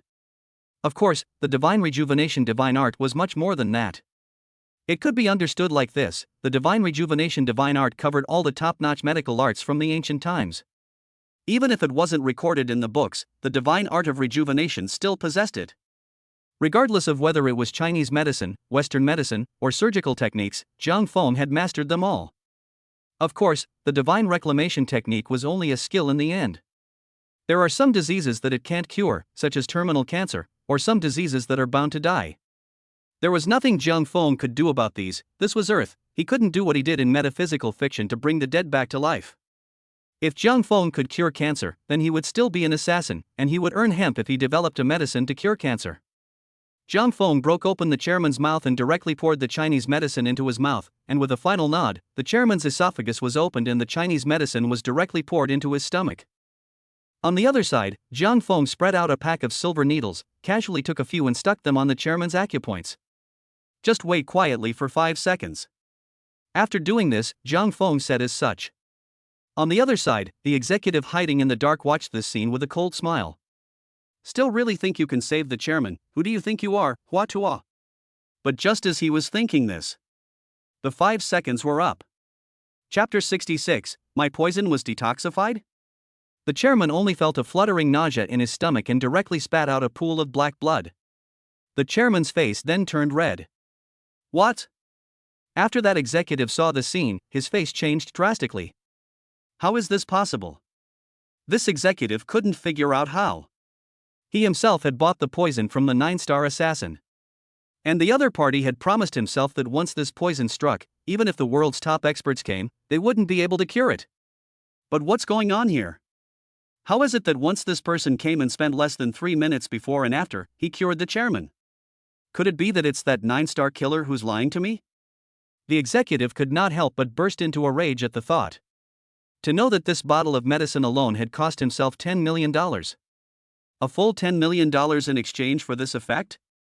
The executive made up his mind on the spot to find that 9-star killer and theorize about it. Anyway, the two of them knew each other through the forums. Even if he scolded him, he couldn't do anything about it. After the other executives saw that the chairman's face was gradually flushed and he was conscious, they all breathed a long sigh of relief. Some executives were overjoyed and pleaded with Zhang Feng on the spot to stay and have a meal together. Only Zhang Feng was rather busy. He had 5 8-star missions to perform tonight. This was only the first one, and there were still 4 left to perform, so he had to hurry up and perform them himself. So Zhang Feng left. But just as Zhang Feng was leaving, he glanced at the executive who had poisoned him. That executive instantly fell like an ice cellar. Zhang Feng didn't say anything more, he just hurriedly left. This time, the mission was to save the chairman, not to find out who was behind it or to kill it. His own mission had been accomplished, and he didn't care about the rest. As for whether this executive poisoned himself later or what he wanted to do, it had nothing to do with himself. Zhang Feng didn't stop after leaving the corporate building and immediately headed to the next mission location. And at this time, the poison executive's face gradually changed from shock to shame and anger. Damn it! Damn it! Damn it! The executive looked for a place where no one was, and directly dialed the phone number of that 9-star assassin. The first sentence after the call was answered, he directly said angrily. What bull poison you sold me? It was casually undone. At this moment, that 9-star killer was talking to someone else. This Dragon Country's top 3 ranked poison killer was codenamed Viper. Coincidentally, that 8-star assassin beside the dragon boss of the cruise ship incident was Viper's close friend. Originally, these two people were chatting when Viper's phone rang. He had a disbelieving expression on his face after listening to his customer's words. "My poison was undone?" Viper truly couldn't believe it. Each of his own poisons was secretly made using his family's ancient methods. The toxicity was so fierce that it could be said that as long as one ate it, it would be a certain death. Even Viper himself had no way to undo this poison. But now his own customers were telling him that his poison had been undone? It was the first time he had sold so many poisons himself. Nonsense. What am I lying to you for? What kind of crap poison you sold me? A random person just came and undid it. You hurry up and give me a refund. The executive said so. Viper wasn't annoyed. As a 9-star assassin, how could he get angry just because a mole called out twice? Only that Viper felt curious as to how exactly his poison was undone. Therefore, Viper asked the executive to steal 2 pictures of the current chairman. Without much ado, the executive did as he was told, snapping 2 pictures and sending them to Viper. At first Viper didn't think anything of it, thinking that there was a mistake in the executive's poisoning technique that caused the toxicity to not be maximized. But when Viper saw the picture of the chairman, this really startled Viper. Viper stared at the screen with wide eyes in disbelief. The 8-star assassin next to him also came over and asked in a low voice, "What's wrong, old brother? Is something happening?" The 8-star assassin also looked twice at Viper's cell phone screen, only he couldn't see anything. Wasn't it just a middle-aged man lying on a sofa and then a few silver needles inserted in his body? But after Viper saw this photo, his heart was shocked to the point of no return. These several acupoints. Are our families lost for hundreds of years, transforming poison back to Heaven Sutra? Viper's family was an ancient lineage that had been passed down for a long time, and Viper's old ancestor was the former chief imperial physician of the palace, the kind that specialized in healing the emperor. And this old ancestor once wrote a copy of the Resolving Poison Back to Heaven scripture, which was rumored to have recorded 99% of the world's poison solutions. A bowl of Chinese medicine, a packet of acupuncture, feasible world carry on. Only later dynasty turmoil, foreign invasion, this scripture has been torn into several chapters, most of which are unaccounted for. Only a remnant has been passed down in the Viper family. Earlier in his life, Viper had worshipped this scripture, and he was shocked by the terrifying knowledge in the scripture at that time. He himself had only learned a little bit of the skin of the scripture, and had easily become one of the top 3 Viper slayers in the Dragon Kingdom. And this person in front of him, it was obvious that he had learned more than himself. Maybe he was a poison slayer who had learned the entire book. This person's power is far above his own. Detoxification and poisoning are inseparable. Therefore, whether this person is poisoning or detoxifying, he is several levels better than himself. At this time, Viper was somewhat numb. Our Dragon Kingdom, when did such a powerful poison killer appear? The 8-star assassin next to him still didn't know what had happened, so he asked, "What exactly happened, old brother? Quickly tell me." Viper didn't see any outsiders, so he gave him a rundown of what happened to his family. The 8-star slayer was shocked to the core. Then he suddenly thought of what happened earlier for no reason. That is, that incident of the cruise ship poisoning case. The 8-star killer's pupils slammed for a moment, then he timidly said, "Older brother. You said that this person who detoxified the poison. Could it be the one who poisoned the cruise ship?" These words came out. Viper also directly froze. Chapter 67. The people who killed you have already been solved. The next mission John Fong was going to carry out was a protection mission. This time, the one he was protecting was also a rich man. Strictly speaking, when it came to high-star missions, the target was basically a tycoon because ordinary people simply couldn't afford to pay such an expensive bounty. The platform also had orders for ordinary people to buy murders. For example, killing a mistress, investigating a cheating man, and so on and so forth. Only the price of these orders is generally low, tens of thousands to hundreds of thousands, hundreds of thousands. Basically, it was just a 1 to 3-star mission difficulty. Jiang Feng was running to where the target was. He wanted to protect the tycoon through the night. Inside the building, a tycoon was anxiously walking back and forth. Inside his room, at this moment, it was filled with burly bodyguards, some even holding guns. These bodyguards were all hired by him at great expense, and each one of them was exceedingly capable. But even so, this tycoon was still uneasy, because he had received gossip. He had already been on the platform's bounty list, and 3 8-star assassins had taken the order and were coming to kill him tonight. On the other hand, the tycoon had also received a message from the platform that the person responsible for protecting him was already on his way. But now, the tycoon had waited for almost 2 hours, but he could not see anyone. This time, the tycoon was also completely anxious. He dialed the platform's phone and questioned, "Where is the person? Where is the person? Where are the people you said? Didn't you say they were already on their way here? I've been waiting for 2 hours without seeing anyone. My life is in danger tonight. If he doesn't come, I might be in trouble." The rich man was anxious. However, the reply given by the platform side was to let him wait quietly. The platform had rules. As long as an assassin took a mission, unless the mission stated that it could be abandoned, it could not be reversed. In other words, as long as people took the mission, they would definitely be there. The tycoon was also annoyed to the extreme and directly slammed his cell phone on the floor. He sat on the sofa with his head in his hands, seemingly waiting for death to come. However, what the tycoon didn't know was that Zhang Feng had actually arrived. It was just that Zhang Feng didn't go upstairs. Protecting the mission, as long as we get rid of all the killers, won't we not need to protect them? That was Zhang Feng's thought. There was still a long time until dawn, so he couldn't waste the other 3 missions just to protect one person, could he? One should know that the bounty for this one mission was $30 million. To lose $90 million for $30 million, wouldn't that be a small loss? Therefore, Zhang Feng wanted to simply solve the assassin in charge of tonight's assassination, and then go to the other 3 missions.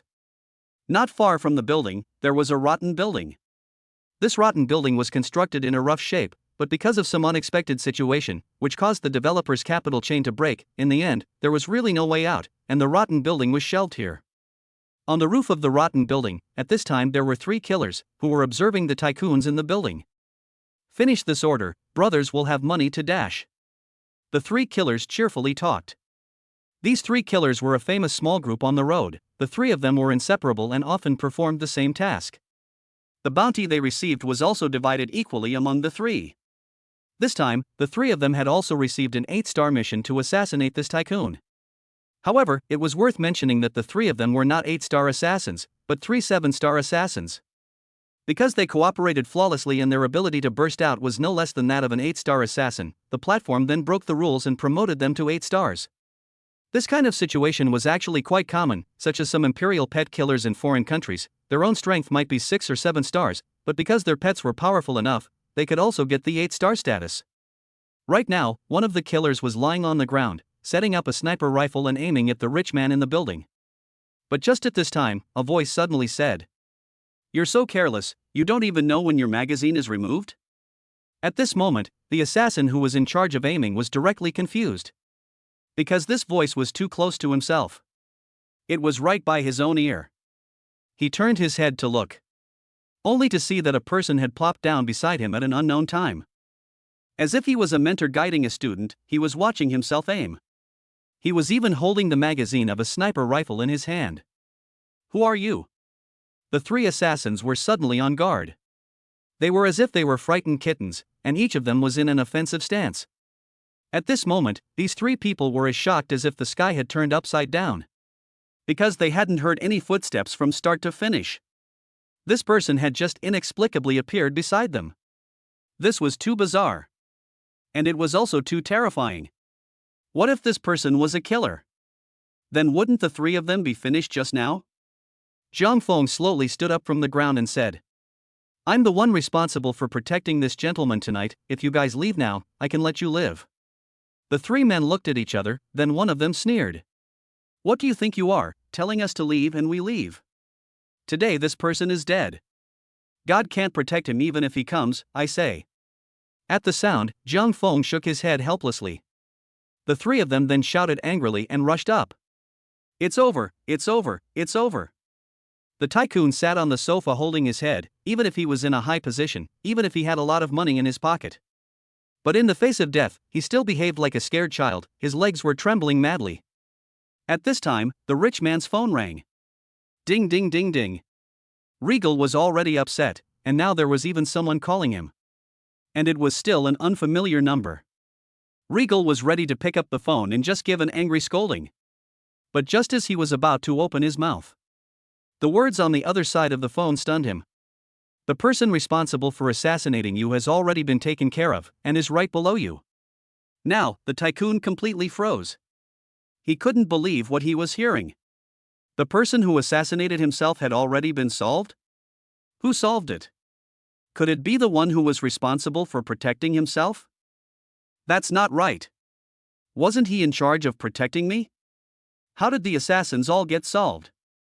Thinking of this, the rich man trembled and asked, "Who are you? Who are you?" Beep beep beep. The other party didn't answer at all, and the other party hung up the phone after finishing that sentence. The tycoon put down the phone, his face filled with a shocked expression. The killers were taken care of? And they're right downstairs? The tycoon didn't dare to go downstairs rashly. He was afraid that this was the killer's ploy, in order to trick himself into going downstairs.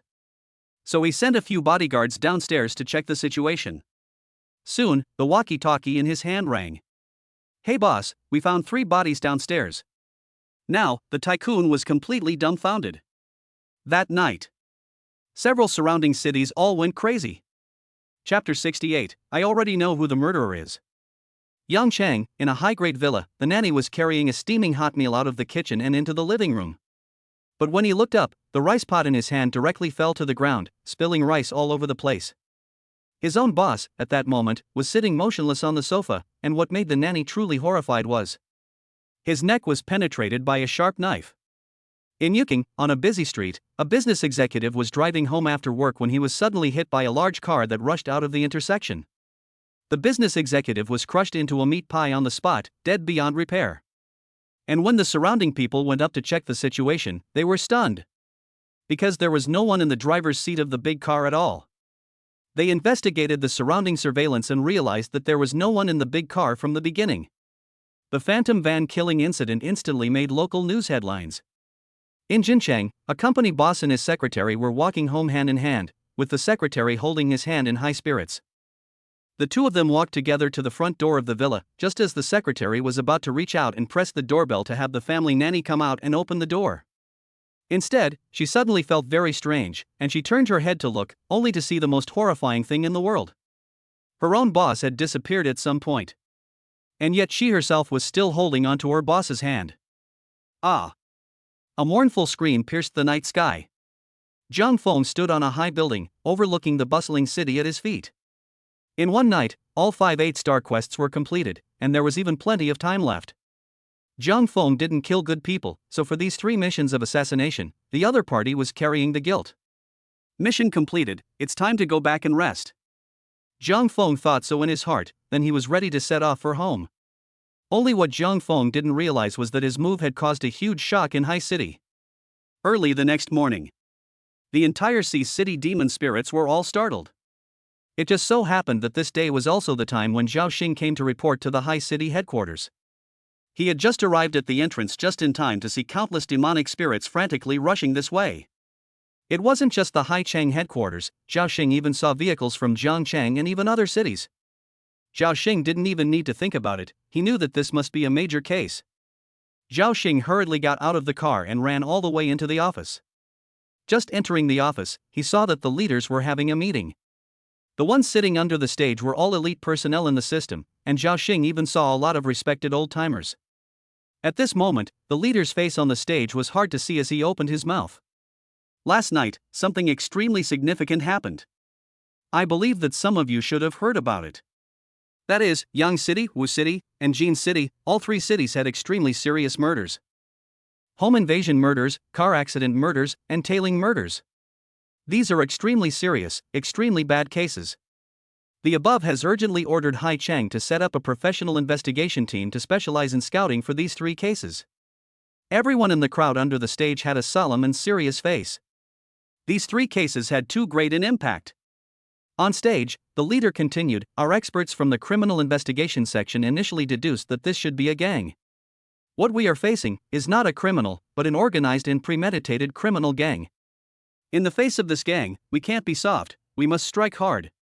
Apprehend it and bring it to justice. The crowd under the stage all nodded their heads vigorously. The impact of this incident was bad. Apprehending the murderer is their natural duty. In view of the difficulty of that case, the higher-ups have specially deployed a top expert to assist us in solving the case in Haichang. Allow me to introduce to you all, this expert is codenamed Luo. Next, please invite Mr. Luo to analyze the case for us. After Zhao Xing heard this code name, he frowned slightly. This Mr. Luo was the top expert who had captured several 9-star killers.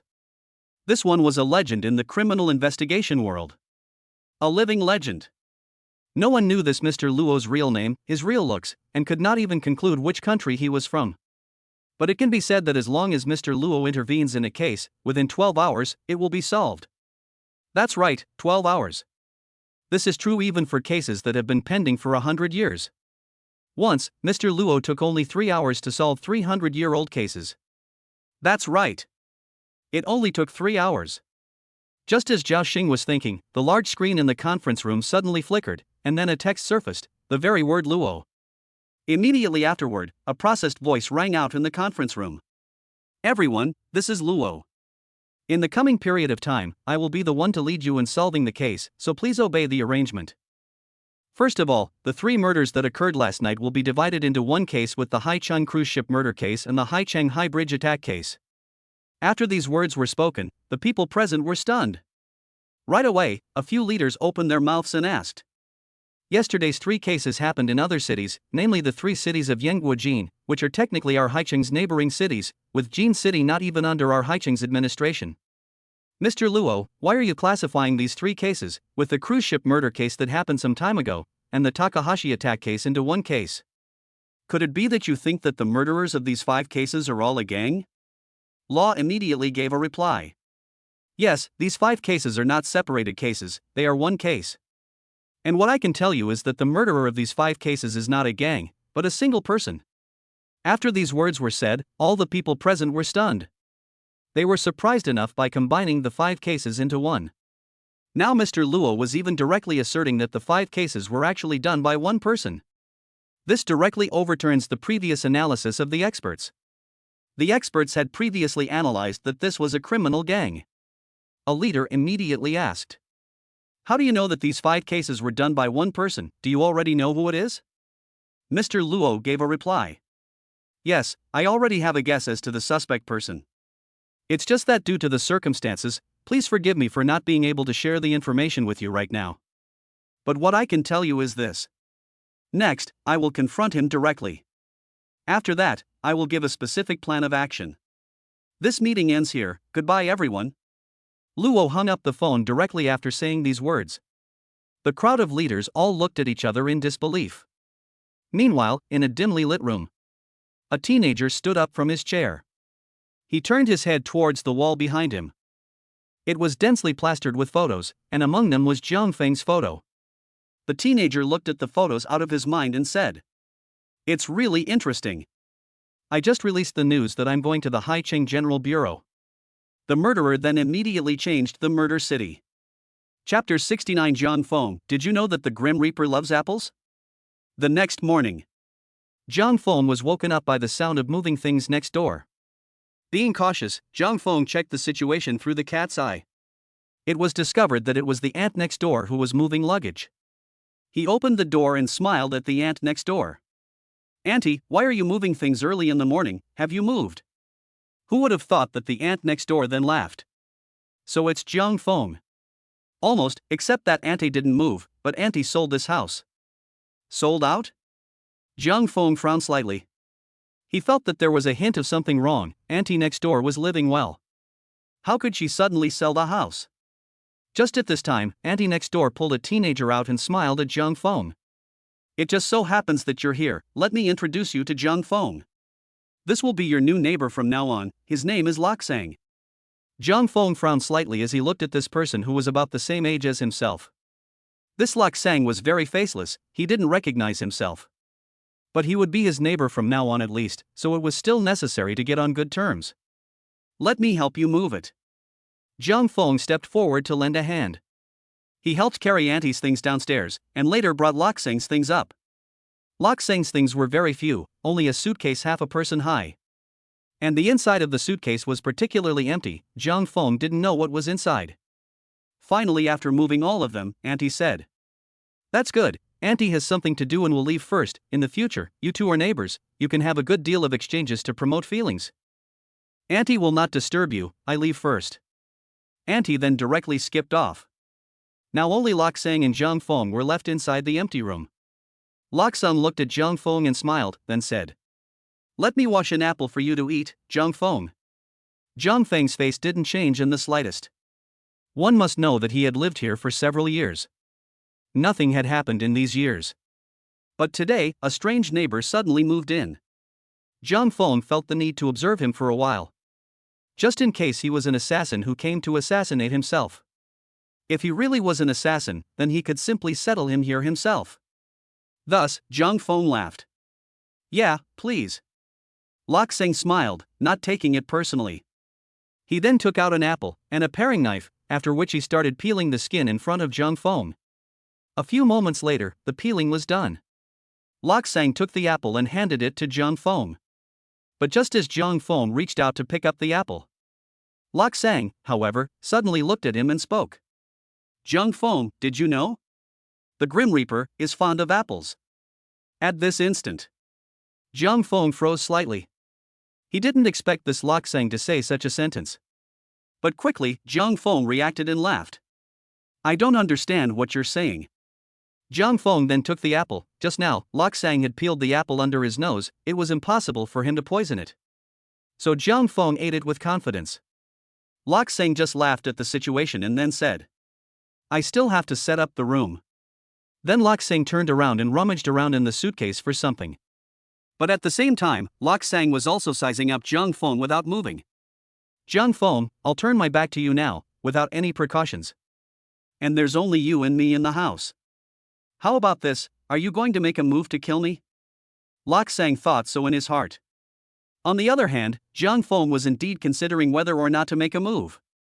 After the conversation just now, Zhang Feng already knew. This Lok Sang was not a good person. Zhang Feng could tell that this Lok Sang had gone through some training. His physical quality was definitely no less than a 9-star killer. And it wasn't that kind of beginning 9 stars, ordinary 9 stars. At the very least, he was a veteran 9-star, or even a peak 9-star. If he had made a move, he could have killed him in seconds. But the question is, could oneself really make a move? This Lok Sang, surprisingly leaking a break to himself so simply. Is he a little cutie? Knowing that he wouldn't kill him? He was asking himself to kill him on purpose. Thinking of this, Zhang Feng smiled, got up and said, "Since you're packing up the house, I won't bother you anymore. I'll leave first." Without looking back, Lok Sang said, "Make yourself at home." Zhang Feng then left Lok Sang's house and returned to his own home. Closing the door to his room, Zhang Feng frowned slightly. Is this the top criminal investigation expert from Haichang headquarters? That's right, Zhang Feng wasn't a cutie pie either. He deduced Falling Shang's identity almost instantly. It was simple. Firstly, Zhao Xing had talked to himself about this matter. Second, he had just finished his mission last night, and this Lok Sang moved in early the next morning. How could there be such a coincidence in this world? He knew that I purposely took on missions outside of Haichang and relied on that to find me? Zhang Feng felt a bit surprised because he would disguise himself for all his missions and there were a lot of tourists in Haichang every day. This person could find himself from the sea of tourists all at once. It was enough to see how powerful this Lok Sang was. But even so, Zhang Feng didn't feel the slightest bit timid. Instead, he felt that things were getting interesting. There was a time when Zhang Feng had teased the top criminal investigation experts of pretty countries. I wonder how this Falling Shang compared to them. On the other side, after Zhang Feng closed the door of the room, Lok Sang's phone also rang. "How is it, Mr. Luo, is he the murderer?" A thoughtful look appeared on Lok Sang's face. It can't be concluded 100%, but there's a 95% chance. I also didn't expect that the first person lined up would have such a high suspicion. The caller quipped. It's really worthy of Mr. Luo to have identified the murderer from so many people in one go. It's true that as long as Mr. Luo makes a move, there's no unsolved case that can't be solved. After Lok Sang heard these words, his face changed slightly. There's no unsolved case that can't be solved? Lok Sung frowned slightly. The world knew that he was the #1 divine detective. But what they didn't know was this. There was once a case that he himself had not solved. This case was still fresh in Lok Sung's mind. Because of that case. It was the last case done by the #1 assassin of the heavenly list before he went into hiding. Chapter 70 Special Skills. Dragon Kingdom ranked 99th. Zhang Feng stood in front of the window and slightly lifted the curtains to look downstairs. Beside a few black cars on the street below, there were a few people smoking while looking around. It seemed like they were observing something. Demon spirit? Zhang Feng made a judgment almost instantly. These people were afraid that they had received orders from Lok Sang and had come to spy on them. But even so, Zhang Feng didn't take them to heart. No matter what happened, nothing could stop Zhang Feng's heart from moving forward. He slowly lowered the curtains and began to reflect on the situation at hand. First of all, he had already accumulated 150 million yuan after 5 missions last night. Moreover, his platform identity had been upgraded to become a 9-star assassin. This represented that one could perform more difficult missions with more generous bounty payouts. Another thing was that Zhang Feng had donated 2 villages to build schools last time. The system returned 200 points of skill value, and he used 100 of them to add to the spring return divine art. Now he still had 100 points of system value left. And after spending this $150 million, one would be able to obtain 700 points of skill value, which combined would be 800 points. First, contact the people from the foundation and build the school. Zhang Feng stood in front of the map. Finally he selected a few locations and dialed a phone number. The person on the foundation's side immediately answered. Zhang Feng's meaning was obvious: pay the money and then let them build the school. The foundation didn't even think about it and directly agreed because this wasn't the first time Zhang Feng had done this kind of thing, they had long since seen it before. Soon after, $150 million was called over, and Zhang Feng's balance was only a few tens of thousands of dollars left again. But Zhang Feng didn't care about this. Tens of thousands of dollars was enough for his own life. Those children needed the money more than he did. And judging from Zhang Feng's experience, $150 million could almost build 6 or 7 schools. Because each school's geographical location was different, the price of local construction materials was different, and the cost of labor was different. So the cost of each school was different. $150 million was almost the standard for 7 schools. As soon as the funds hit, the project was established. Zhang Feng's side also immediately received system point feedback. Zhang Feng looked at his 800 system points and fell into deep thought for a moment. I'm being watched right now. The skill I need the most right now isn't that kind of firearms proficiency, or any god tier physique. What I need most, instead, are skills that can disguise me. Zhang Feng frowned slightly and began to think carefully. First of all, he currently possessed a disguise skill, which was transfiguration. This kind of disguise skill was very powerful, and was even able to change one's pupil color, or other dominant genes. But the problem came: there were so many demonic spirits downstairs right now. No matter who walked out of this building, then it would immediately attract their attention. They would probably send out some people to follow. After all, nowadays, all killers would disguise themselves, and they couldn't guarantee that the one going downstairs wasn't themselves. Then one would need to spend extra energy to get rid of them afterwards. This would not be good. So he needed more powerful disguise skills. Zhang Feng went through his skill library and realized that he didn't have such a powerful skill. After that, Zhang Feng turned his attention to the page for extracting skills. The system was divided into several modules. Skill library, extract skills, extract props, etc., etc. In the past, when Zhang Feng had just bound the system, he had used the extraction page and gained quite a few skills. For example, super physique, firearms proficiency, and even rejuvenation divine art, etc., all of these were extracted. Only the extraction skills were also divided into several grades. Ordinary extraction and special extraction. First of all, ordinary extraction, the skills in it were some very ordinary skills. For example, firearms proficiency. After obtaining this skill, it was the same as Zhang Feng instantly gaining 10 years of shooting experience. He could maintain a 99% on target rate within how many meters, but of course, this was entry-level firearms proficiency. Another example, super physique. After Zhang Feng obtained this skill, his physique instantly skyrocketed by several notches. But these were all just ordinary skills. What was meant by ordinary skills? It's a certain kind of skill that regular people can achieve even after a lot of hard work. Whether it was cold weapon proficiency, firearm proficiency, or rejuvenation divine art. Ordinary people can also master that skill after a long period of study and training. Even the butterfly effect also can be artificially learned to master, such as now international certain 7 or 8 star killers, they go as to imitate the bad luck, use the butterfly effect this skill. Only artificial learning, their success rate is lower, but ultimately human can reach. But special abilities could be different. Special abilities were something that could not be achieved by human hands. For example, see-through, through walls. These were all categories of special skills. In the past, Zhang Feng didn't have many system points. A normal extraction was only 100 points. And a special extraction was 500 points to start with. So Zhang Feng had never tried special extraction. Now, Zhang Feng had set his sights on a special extraction. I hope I can draw a camouflage type skill. Zhang Feng thought so in his mind. He then tapped the extraction button. A burst of golden light flashed by. A brand new skill appeared in front of Zhang Feng. You have extracted the entry-level short-time stealth skill. Effect, you can be invisible for 5 seconds. Upgrade required, 500 points. Seeing this skill, Zhang Feng was surprised. Stealth skill? This was the most powerful disguise skill. You have to know, no matter if it's transfiguration or whatever the dominant gene mucous membrane is. None of these were as powerful as stealth. With this skill, Zhang Feng could easily get rid of other people's reconnaissance. It really is a special class skill. Zhang Feng felt some admiration. Special class skills were completely non-existent skills in the world. Only that these types of skills were powerful, but the subsequent upgrades were also ridiculously expensive.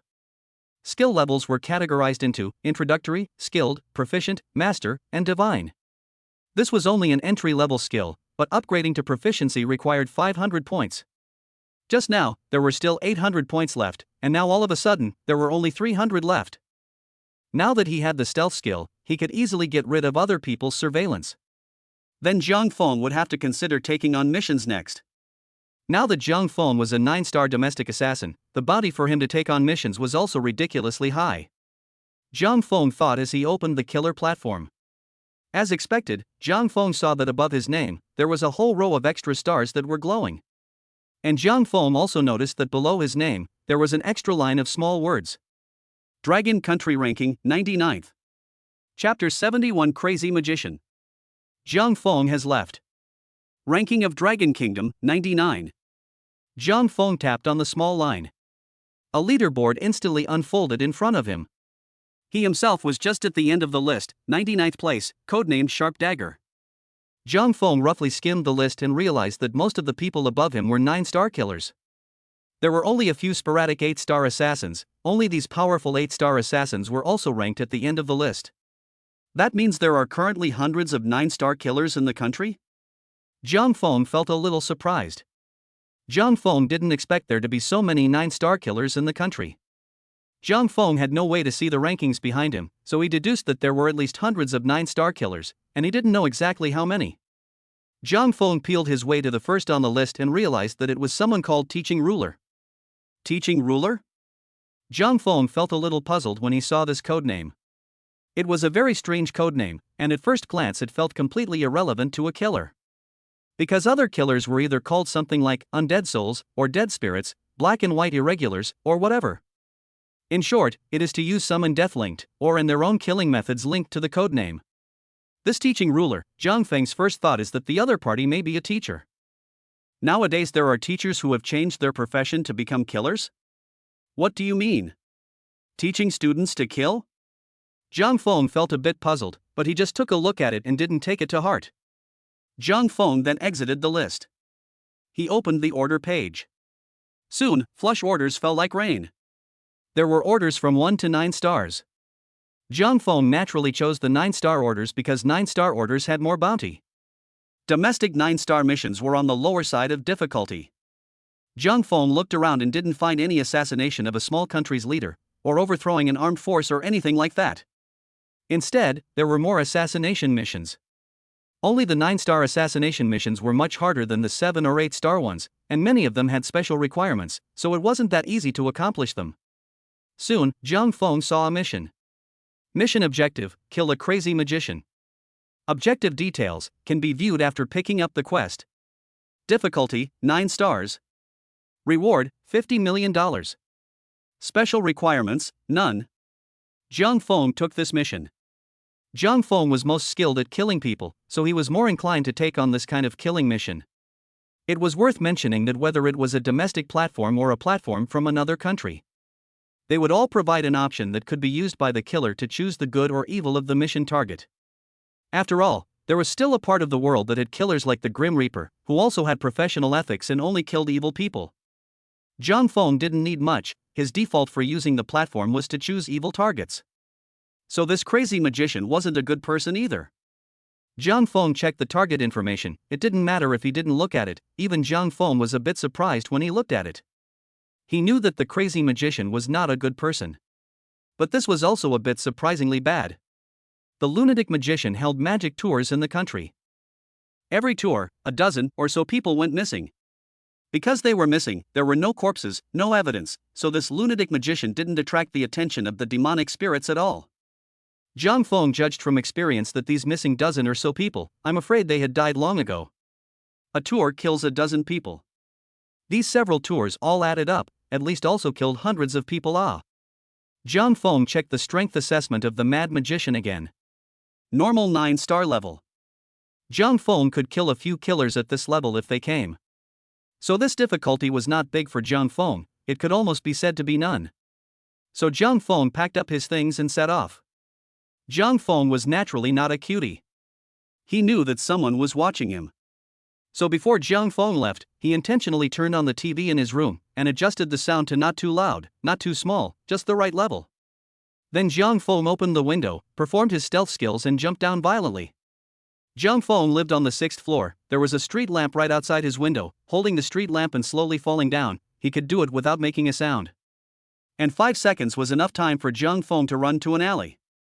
After 5 seconds had passed, the stealth time ended, and Jiang Feng stood in the alley and glanced at the demonic spirits on the street. They hadn't noticed themselves at all, then Jiang Feng turned around and left. The lunatic magician's performance location was in Haichang, anyway, now that he was locked up, it didn't matter if he killed someone in Haichang or not. So Jiang Feng immediately moved to Haichang. On the other side, Demon Spirit was still on guard downstairs. Soon. 10 minutes passed. 20 minutes passed. 30 minutes passed. 1 hour passed. 2 hours passed. The demonic spirits on guard downstairs, their headsets suddenly rang. Have you seen the target coming downstairs? Lok Sang's voice came out of the earpiece. Reporting to Chief Commander, no. The demon spirit immediately replied. On the other side. Lok Sang, who was upstairs, was listening to the movements in Jiang Feng's house. Gradually, his brows furrowed. Since Jiang Feng had turned on the TV, 2 hours had passed, and the sound of the TV had been coming out of the house as well. Of course, the sound of the TV wasn't that loud, and if he hadn't been listening to Jiang Feng's house all this time, then he wouldn't have been able to hear the sound of the TV inside. Afterwards, Lok Sang suddenly ordered. All of you, go upstairs immediately now. There's no need to guard the streets. Jiang Feng has already left. The 3 short sentences directly stunned the demonic spirits downstairs. They looked at each other in disbelief, unable to believe what they were hearing. Jiang Feng has left? How could that be? It's impossible. We've been watching from downstairs. Yeah, there were our men at the front, side, and back of the building. We didn't see Jiang Feng go downstairs, nor did we see anyone else go downstairs. How could Jiang Feng have left? Although the demon spirits had 10,000 unanswered questions, they hurriedly obeyed the order. Everyone came to Jiang Feng's door. Open the door. Lok Sang ordered. A demonic spirit was worried. How did you know that Jiang Feng wasn't in the house? In case he didn't leave, then aren't we spooking the snakes now? Open the door. Lok Sang repeated once more. This time, the demon spirit didn't dare to be slow and opened the door in a hurry. There were experts within the demon spirits who were proficient in door opening techniques, and opening a door was nothing difficult. When the demonic spirits rushed into the house with a brain, they were all stunned by the sight before them. Only a gentle breeze blew in from outside the window, slowly raising the curtains. The television was playing. But there was no one in front of it. Jiang Feng had disappeared. Right under their noses. In this instant, everyone was shocked and their scalps went numb. How is this possible? How did he suddenly disappear? We didn't see anyone at all. The window just opened, did he jump from the window? Are you kidding me? This is the 6th floor, do you dare jump from the window? And we were standing right below, we wouldn't have seen him jump from the window? Then how did Jiang Feng disappear? In the next second, everyone turned their gazes to Loksang. Someone snapped. Mr. Luo, how did you know that Jiang Feng had left? Chapter 72 Killing Magic. The good show is on. Loksang frowned slightly, then pointed at the television and said. 2 hours ago, Jiang Feng turned on the television set and tuned the channel to 54. The television set at that time was playing a foreign movie, a martial arts action movie. But an hour later, the movie ended and the next program was a parenting program. Jiang Feng is 20 years old, according to the investigation he doesn't have a girlfriend, isn't married, and has been alone all this time. Why is he watching a parenting program? After these words were spoken, all the demonic spirits present were shocked. At this moment, everyone admired this Mr. Luo. How could they not expect that Mr. Luo could be smart to such an extent? One must know that Mr. Luo was much younger than them now, just about the same age as Jiang Feng. But this reconnaissance power was at the top level of the world. Mr. Luo, then according to your deduction, how did Jiang Feng leave the room? Facing this question, Loksang frowned slightly, he just stretched out his thumb and kept gnawing on his fingernails. This was Loksang's habit, he would subconsciously make this action when he was thinking about a problem. This also represented that Loksang was getting into the mood. Finally, Loksang looked towards the window and said, I don't know how he left. But I surmise that he must have jumped from the window. As for why you guys didn't see it, I don't know at the moment. The crowd of demonic spirits were astonished beyond measure. Before they could say anything, Falling Shang ordered. Jiang Feng has already left. We just happened to implement the second step of the plan. Take this room and cover it with cameras all over. The crowd of demon spirits nodded their heads in succession after hearing this. They then invited out their internal experts who specialized in setting up miniature cameras and began to set up Jiang Feng's room. They wanted to achieve 360 degrees of dead-angle monitoring for the entire room. This way, if Jiang Feng was the murderer, he would be instantly exposed. That said, at this time, Jiang Feng had already left Jiang City and arrived in Hai City. And he was right outside the venue of the magician's tour, quietly waiting for the tour to convene. In front of Jiang Feng, there was a huge circus bag. That crazy magician's tour was convened inside. And Jiang Feng estimated that this circus bag, at least, could hold thousands of people. Soon, the tour was convened. Jiang Feng took the tickets and walked into the circus bag. It was packed with people, walking was crowded. Jiang Feng casually found a seat and sat down. But who knew that Jiang Feng had just sat down? A girl next to him accosted him. Hey handsome, are you here to see the magic show too?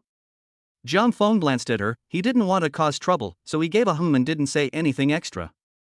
He didn't want to cause trouble, so he let out a hum and didn't say anything else. Who knew that this girl was quite enthusiastic and took the initiative to hand over the popcorn, inviting Jiang Feng to eat it. Jiang Feng smiled and waved his hand, and then concentrated on waiting for the magic show to begin. The girl saw that Jiang Feng was so cold, and she didn't say anything more after that. Soon, the magic show started. The lights of the entire venue dimmed and the stage lit up. 2 assistants took a black cloth and quickly ran to the stage. They pulled the black cloth up, and then ripped it away with a violent force. A magician wearing a tall hat appeared. As soon as this magician appeared, he immediately caused the entire audience to gasp in shock. This was the genius magician who was famous all over the world. Unlike the others, Jiang Feng didn't exclaim. He just quietly looked at the magician. Is he the target this time? Jiang Feng didn't make a rash move. He was just quietly observing. Jiang Feng had a rule that if he made a move, he had to make sure that there was a 99% or even 100% success rate. Jiang Feng had a small knife hidden in his pocket. Right now, he himself was a long way away from the magician. According to Jiang Feng's ability, he was perfectly capable of killing this magician from a distance. But the problem was that the audience in front of himself was too dishonest. They were sometimes standing up, sometimes sitting down, and there were people walking back and forth. By striking out on his own, there was a chance that he might injure them by mistake. Looks like it's better to assassinate them at close range. Zhang Feng thought in his mind.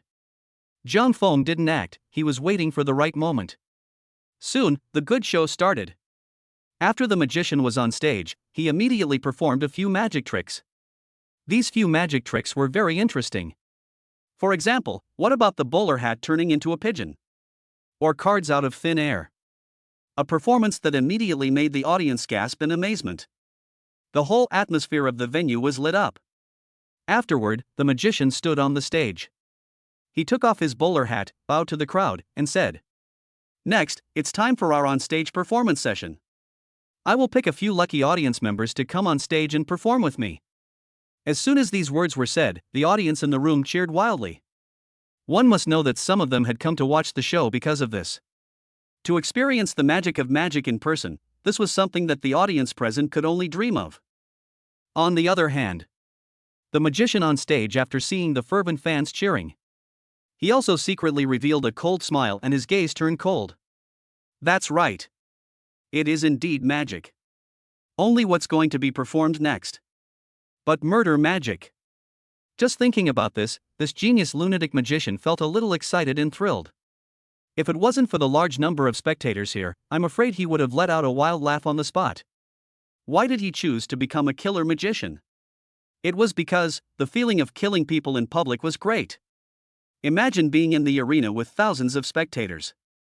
They're all looking at you in unison, taking in every corner of the stage. But it's under these circumstances.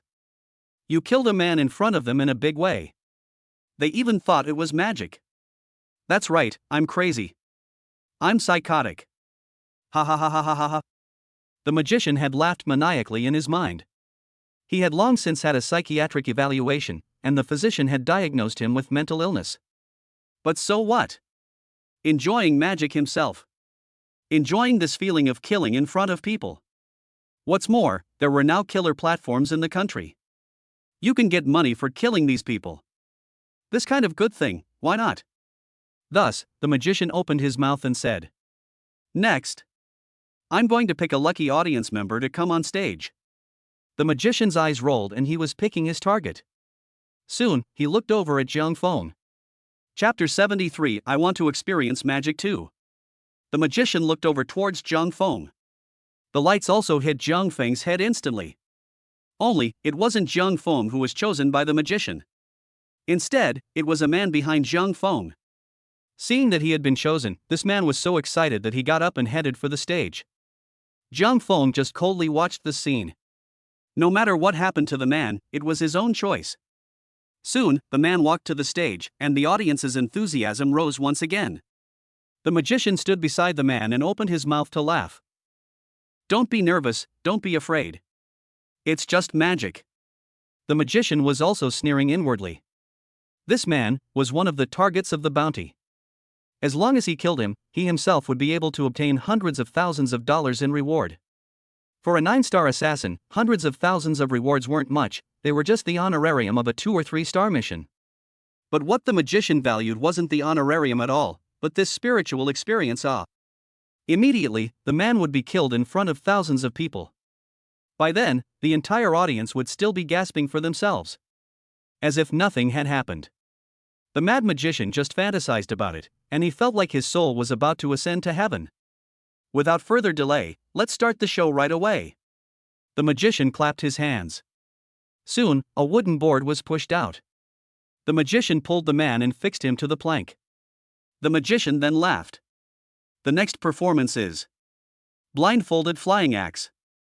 Just as the magician finished speaking, the entire audience went wild. Blindfolded flying axe? I've heard of this performance. I've heard that it seems like the audience is tied to a wooden board, and then the magician throws the axe blindfolded. I've seen this kind of show on TV, and the magicians who can perform this kind of show are pretty good, and the axes they throw will perfectly avoid the audience. Indeed, indeed. I've seen it too. Is it that exciting? The entire audience was talking frantically. Soon, the magic began. It was just as everyone expected. The crazy magician took a black cloth and blindfolded himself. He then picked up an axe and threw it at the lucky audience. The axe spun in the air. Then there was a bang. under the hopeful gaze of the entire audience. The axe hit the man directly in the head. That's right. The axe didn't avoid it at all, but hit it directly. In an instant, the man's head exploded violently, and blood and brain matter sprayed all over the place. And it was also at this time the faces of the entire audience changed subtly. The expressions on their faces gradually shifted from the hopefulness they had at the beginning to consternation. In the end, everyone roared hysterically in shock. Everyone was shocked by this sudden scene. Dead people. Dead man. The show's gone wrong. The magician killed someone. Holy. This is scary. Run. Everyone run. For a while, the entire venue panicked. But just at this time, the magician suddenly laughed. Who said my performance was a mistake? A short sentence, but it caused the crowd present to freeze again. Everyone looked towards the stage, only to see the magician take out a black cloth and cover the man's body. Now, all the audience slowly sat back to their seats again. They all had expressions of disbelief on their faces, because they vaguely guessed what the magician was going to do next. The magician was going to bring the dead back to life? What do you mean? A great change of life? It can still be played like this? Really? Resurrecting the dead? It can't be. That axe is so heavy, it's definitely not fake. I also feel as if that spectator's head really exploded. But just as the entire audience was in disbelief, swish! The magician violently pulled back the black cloth. A shocking scene appeared, only to see that the man whose head had been split open had actually come to life at this moment. His brain was intact, without the slightest trace of being split by the axe. The axe was still stuck in the wooden board behind him, and there was a bloodstain on the board. Not only that, but the man was greeting the audience and cheering as if to prove his survival. After the audience saw the scene, they too went completely crazy. Holy! So awesome! This is awesome! How did this happen? It really is a great transformation. Resurrection of the dead. Awesome! On the other side, Jiang Feng watched this scene with just a slight frown. In fact, technically speaking, a dead person did die just now. That lucky spectator had been killed. And the one standing on the stage now was the double that the magician had prepared in advance. Just now, after the magician had covered the black cloth, the mechanism underneath the stage operated, transporting the corpse down and the double up. This was what created the illusion of the dead coming back to life. So this is the method used to kill people? After seeing through the magician's killing method, Jiang Feng only felt a little dumbfounded. This method couldn't be said to be stupid, but it couldn't be any more brilliant. It was just that as a 9-star killer, this magician's killing method was indeed a bit clumsy. Jiang Feng let out a long sigh, then he got up and walked towards the stage. On the other side, the magician was still immersed in the thrill of killing in public for a long time. At this time, he saw an additional young man beside him, and it was none other than Jiang Feng. I also want to experience magic. Jiang Feng spoke. The magician who was enjoying the cheers was slightly stunned. He looked at the young man in front of him. He was 1 meter 8 tall and had a clean look, but he couldn't see anything peculiar about him. The fact that he suddenly came on stage and said he wanted to experience magic made the magician a little confused. Because this young man wasn't on his kill list. What? No. Jiang Feng smiled. It was this one sentence that made the magician react and immediately said, "Of course. It's my honor to let you experience the magic of magic firsthand." The magician secretly laughed coldly. Although this young man was not his target. But since he dared to come up, then he didn't mind giving him a ride. The magician clapped his hands. Soon, a large water tank was pushed up. This water tank was 2 meters long and 2 meters high. It was filled with water. The magician moved a small ladder and placed it next to the tank, then made an invitation gesture. It meant to let Jiang Feng enter the bathtub. Jiang Feng smiled slightly, then he walked up the ladder and jumped into the fish tank. A huge lid was then placed down, completely sealing the fish tank. Jiang Feng also struggled inside for a while, and then didn't move. This scene once again caused the audience to let out an ecstasy. Only what they didn't know was Jiang Feng actually possessed the master level hold your breath skill. Let's put it this way, the current world record for breath holding was 11 minutes and 54 seconds. But Jiang Feng's master-level breath-holding was able to allow him to reach a terrifying 20 minutes. It exceeded the world record by almost double. It was a pity that the magician didn't know about this. He sneered inwardly after seeing Jiang Feng motionless, sinking to the bottom of the fish tank. There's a way to heaven and you don't go, but there's no door to hell and you barge in. This is the first time I've seen one who actively seeks death. Chapter 74, Letting you monitor yourselves. The magician sneered inwardly. He then took out a large black cloth and covered the fish tank. The mechanism began to operate and the fish tank was transported under the stage, ready to be replaced. But just as the understudy opened the fish tank and went in to replace Jiang Feng's eyes suddenly opened. This moment directly stunned the understudy. Jiang Feng kicked him out of the fish tank. Immediately afterward, the lid of the fish tank closed again, while the mechanism began to operate again. Just like that, Jiang Feng was once again run onto the stage. The black cloth was pulled back, and Jiang Feng walked out of the fish tank. At this moment, the whole audience cheered. Jiang Feng stood beside the magician, enjoying the cheers with him. But right at this moment, Jiang Feng's next sentence directly stunned the magician. The magic is quite interesting, it's the killing technique that's not so good. A simple sentence that froze the magician on the spot.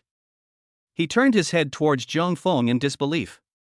It was at this time that a staff member backstage ran up quickly and whispered something to the magician. The magician's face began to turn ugly. The staff had just told him that the young man wasn't dead, and had even kicked the double to death. Now, even the magician guessed something. "You're a killer?" The magician whispered. To which Jiang Feng didn't reply. Jiang Feng just held the microphone and said to the entire audience, "Actually, I know a little bit of magic, I don't know if everyone would like to see it." The entire audience had been excited in their heads for a long time, and as soon as Jiang Feng said that, they immediately agreed. "Willing. Perform. Perform. Let him perform."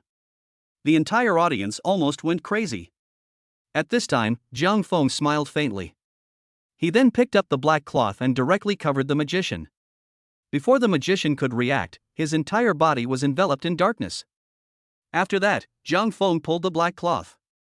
The entire magician instantly disappeared. The whole audience let out a gasp of surprise. Jiang Feng then put the black cloth over the fish tank. He pulled it with all his might. The magician even appeared inside the fish tank out of thin air. One should know that from beginning to end, the lid of the fish tank was covered.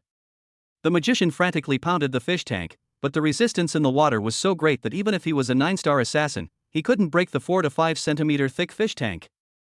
Instead, the strenuous exercise made him spit out the only air left in his lungs. Gulp gulp. Gradually, the magician stopped struggling and sank to the bottom of the water. At this moment, the emotions of the audience were once again ignited. Awesome! Amazing! How did this man get in? I don't even know how he changed. So powerful. It's almost comparable to a magician. This passerby is really awesome. Facing the entire audience who were incredibly excited, Jiang Feng made a booing gesture.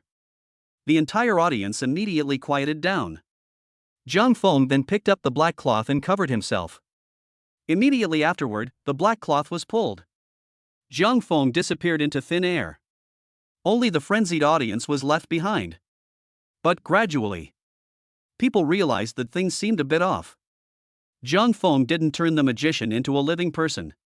The magician was still sunk under the water, not moving a muscle. The audience began to panic. A few bold spectators went up to check the situation. When they removed the cover and fished out the magician's body, they were so scared and pale that they couldn't care about anything and rushed to flee the scene. For a while, the originally lively venue was instantly filled with ghostly cries. Everyone was fleeing out of the venue like crazy. On the other side, Jiang Feng just looked at the scene indifferently. This time, the 9-star mission had been successfully completed. Compared to other 9-star missions, the difficulty of this one was already very low. All it took was to kill a 9-star assassin. Moreover, this magician wasn't the kind of 9-star killer that was particularly powerful. He was afraid that he hadn't completed a single 9-star mission, he had only completed a few 8-star missions and then upgraded to 9-star, and was just moping around at the 9-star level. Before Jiang Feng left Sea City, he thought carefully about it. Should he go home or not? Because Zhang Feng knew. Right now, his home was being monitored by Lok Sang and the others. Going home wasn't a wise move. Moreover, Zhang Feng had several shelters in the Dragon Kingdom. As long as Zhang Feng wanted to, then he could go to those shelters. But after Zhang Feng thought carefully, he felt that he still had to go home. The reason was simple. It was Zhang Feng who was monitored by Lok Sang, it was Zhang Feng's identity.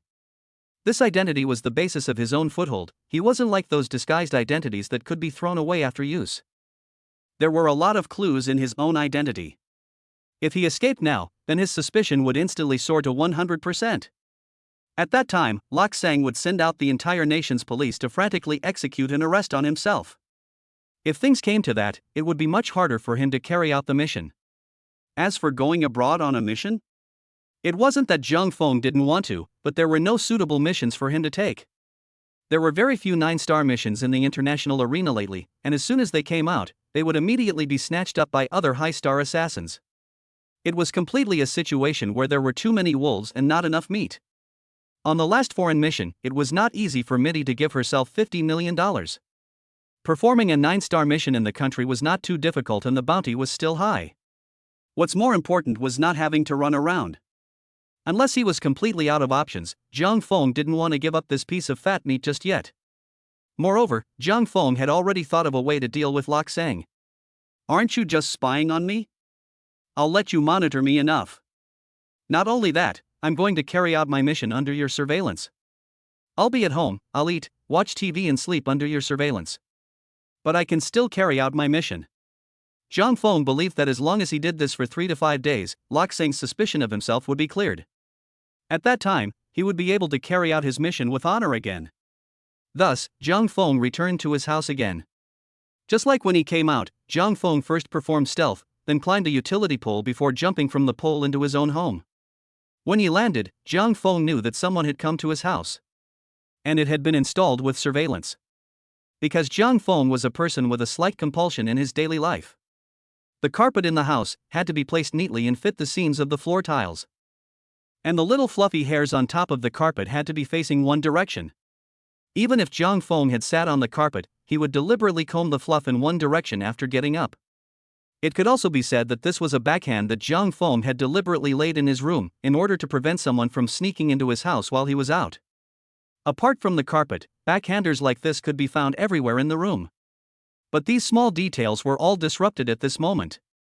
From this, Zhang Feng deduced that someone had come to his house shortly after he left. Right now, Zhang Feng took advantage of the fact that the stealth time hadn't disappeared yet, and he hurried to the toilet. But who knew that the toilet had also been secretly placed under surveillance? Zhang Feng relied on his intuition and found the location where the surveillance was at the first moment. He then picked up a towel and covered the camera. Just as the towel covered the camera, his stealth time was up, and his entire person was revealed. However, Zhang Feng did let out a long sigh of relief because when he showed up, he wasn't captured by any other cameras. Otherwise, he was afraid that his suspicion would have skyrocketed like crazy. Afterwards, Zhang Feng walked out of the restroom in a big way, and all the surveillance cameras captured him. It was also this instant. The experts watching the surveillance were dumbfounded. Chapter 75 Killing Dolls, out. On the surveillance screen, Zhang Feng walked out of the restroom. The group of experts looked at each other in disbelief. They couldn't believe what they were seeing. This was because they had previously lined up the toilet and determined that there was no one inside the toilet. The toilet in Zhang Feng's house wasn't big in the first place, it was only 4 or 5 square feet, so it could be said to be the size of a palm. How could one hide in a place that was plain to see? Right now, Zhang Feng's sudden appearance really puzzled the group of experts. Mr. Luo, what do you think about this matter? The crowd of experts were all casting glances towards Lok Sang. They couldn't think of anything, but this Mr. Luo might have an idea. As expected, the next second, Lok Sang spoke. Camera 5 was just covered by something. It looks like a towel, but it's a bit strange. It's a bit windy today, and the window of the restroom was open. It's possible that this towel was blown up by the wind and covered the camera. This statement from Lok Sang caused the group of experts to fall into deep thought. They had also seen that scene just now, but no one could say what was going on. Lok Sang pondered for a moment, he couldn't think of an answer to this question, and finally just gave up. He began to think about the answer to another question. and that was how did Zhang Feng appear in the toilet? This was what the experts wanted to know the most.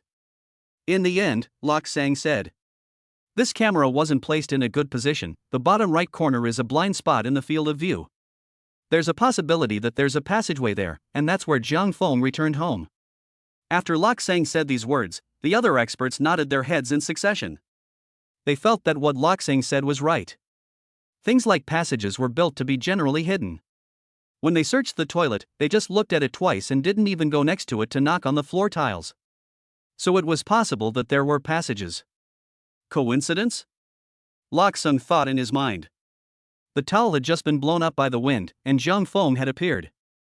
It was a bit of a coincidence, but it still made sense logically. Lok Sang then looked at the surveillance screen. If the towel was really put up by Zhang Feng, then Zhang Feng wouldn't have put the towel there for no reason, he must have known there was a camera.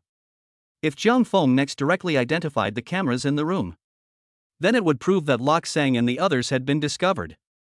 But the next image in the surveillance made Lok Sang feel a little surprised. It looked like Zhang Feng hadn't found the camera. After he came out of the toilet, he walked straight to the living room, sat down on the carpet again, and started to watch the TV program. Lok Sang looked at the scene and began to ponder. On the other side, Zhang Feng sat on his own carpet and watched the program absently. In fact, he had already grasped the locations of all the cameras. 5 on the left, 5 on the right. 3 above my head, and 3 more in the corners. To monitor me, can it even go to this extent? Zhang Feng stood up and walked into the kitchen as if he didn't care, then took out an apple and began to nibble on it. Even the kitchen has 5 cameras. Zhang Feng thought in his mind, then he sat back down on the carpet. It's just a pity that even if you're monitoring me like this, I can still carry out my mission. Zhang Feng smiled faintly, then opened the system panel. The system panel could only be seen by Zhang Feng alone, and this Zhang Feng had experimented with long ago.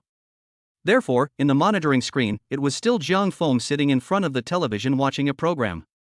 At this moment, underneath the system panel, the number of points had changed from 300 to 500. Zhang Feng had spent 500 system points after performing the special ability extraction, leaving him with 300 points. However, on the way back, Zhang Feng had called another $50 million to the foundation so that they could build the school. So far, Zhang Feng's points were back to 500. And 500 points was just the price to buy special props. Props were different from skills in that Zhang Feng could spend points to buy them directly. Their prices were not uniform, the cheaper ones were 500, while the more expensive ones required thousands. Zhang Feng had long gone through the props mall. He remembered that inside the mall, there was a special prop named Puppet Doll. Puppet Doll can replace the host for assassination missions. Puppet strength level, 9 stars. Effective range of manipulation, 50 kilometers around. Puppet generation location can be selected after purchase. Zhang Feng's mind moved. Puppet doll purchased successfully. Please select the location for generation. A map appeared in Zhang Feng's mind, which covered all the streets in the surrounding 50 kilometers. Zhang Feng randomly chose a location far away from his home to generate the doll. After that, Zhang Feng got up and stretched. So tired, time to rest. Zhang Feng turned off the TV and laid down on his bed. There's no camera planted on the bed, is it because you're afraid I'll find out? But there does seem to be a camera under the bed. Zhang Feng lay on the bed, opened his cell phone, and directly opened the killer forum. It was simple, if Zhang Feng played with his phone sideways, then the camera would be covered and the phone screen would not be seen at all. Zhang Feng just swung around and checked the bounty orders. There are so many takeaways nearby, which one should I eat? Zhang Feng quickly looked at a few bounty orders. None of these orders had high star ratings, only 6 or 7 stars, and a single order was probably around $10 million. But the key thing was that these mission locations were all very close to Zhang Feng. Since the furthest manipulation distance of the doll was only 50 kilometers, it was impossible for Zhang Feng to pick up orders from Haichang. Soon, Zhang Feng took 3 orders and then moved his mind. In a nearby alley, a doll jumped out of a trash can, then walked into the darkness and disappeared. 20 minutes later, Zhang Feng's room door was knocked on, it was the delivery man. Zhang Feng got up, opened the door to his room, and took the meal from the delivery man. Hard work. Zhang Feng smiled. The takeaway clerk looked at Zhang Feng and was slightly stunned. This takeout clerk was also a demon spirit impersonator. They had learned through the surveillance that Zhang Feng had placed a takeout order, so they immediately rushed to a nearby food restaurant, intercepted the takeout, and personally delivered it to Zhang Feng. The reason for this was that they wanted to investigate this takeaway to see if there would be a communicator or something hidden inside this takeaway, so that Zhang Feng could instruct others to kill. But unfortunately, the demon spirit had investigated and it was just a simple takeaway with nothing special. Zhang Feng closed the door to his room, opened the box in front of all the surveillance, and started eating it.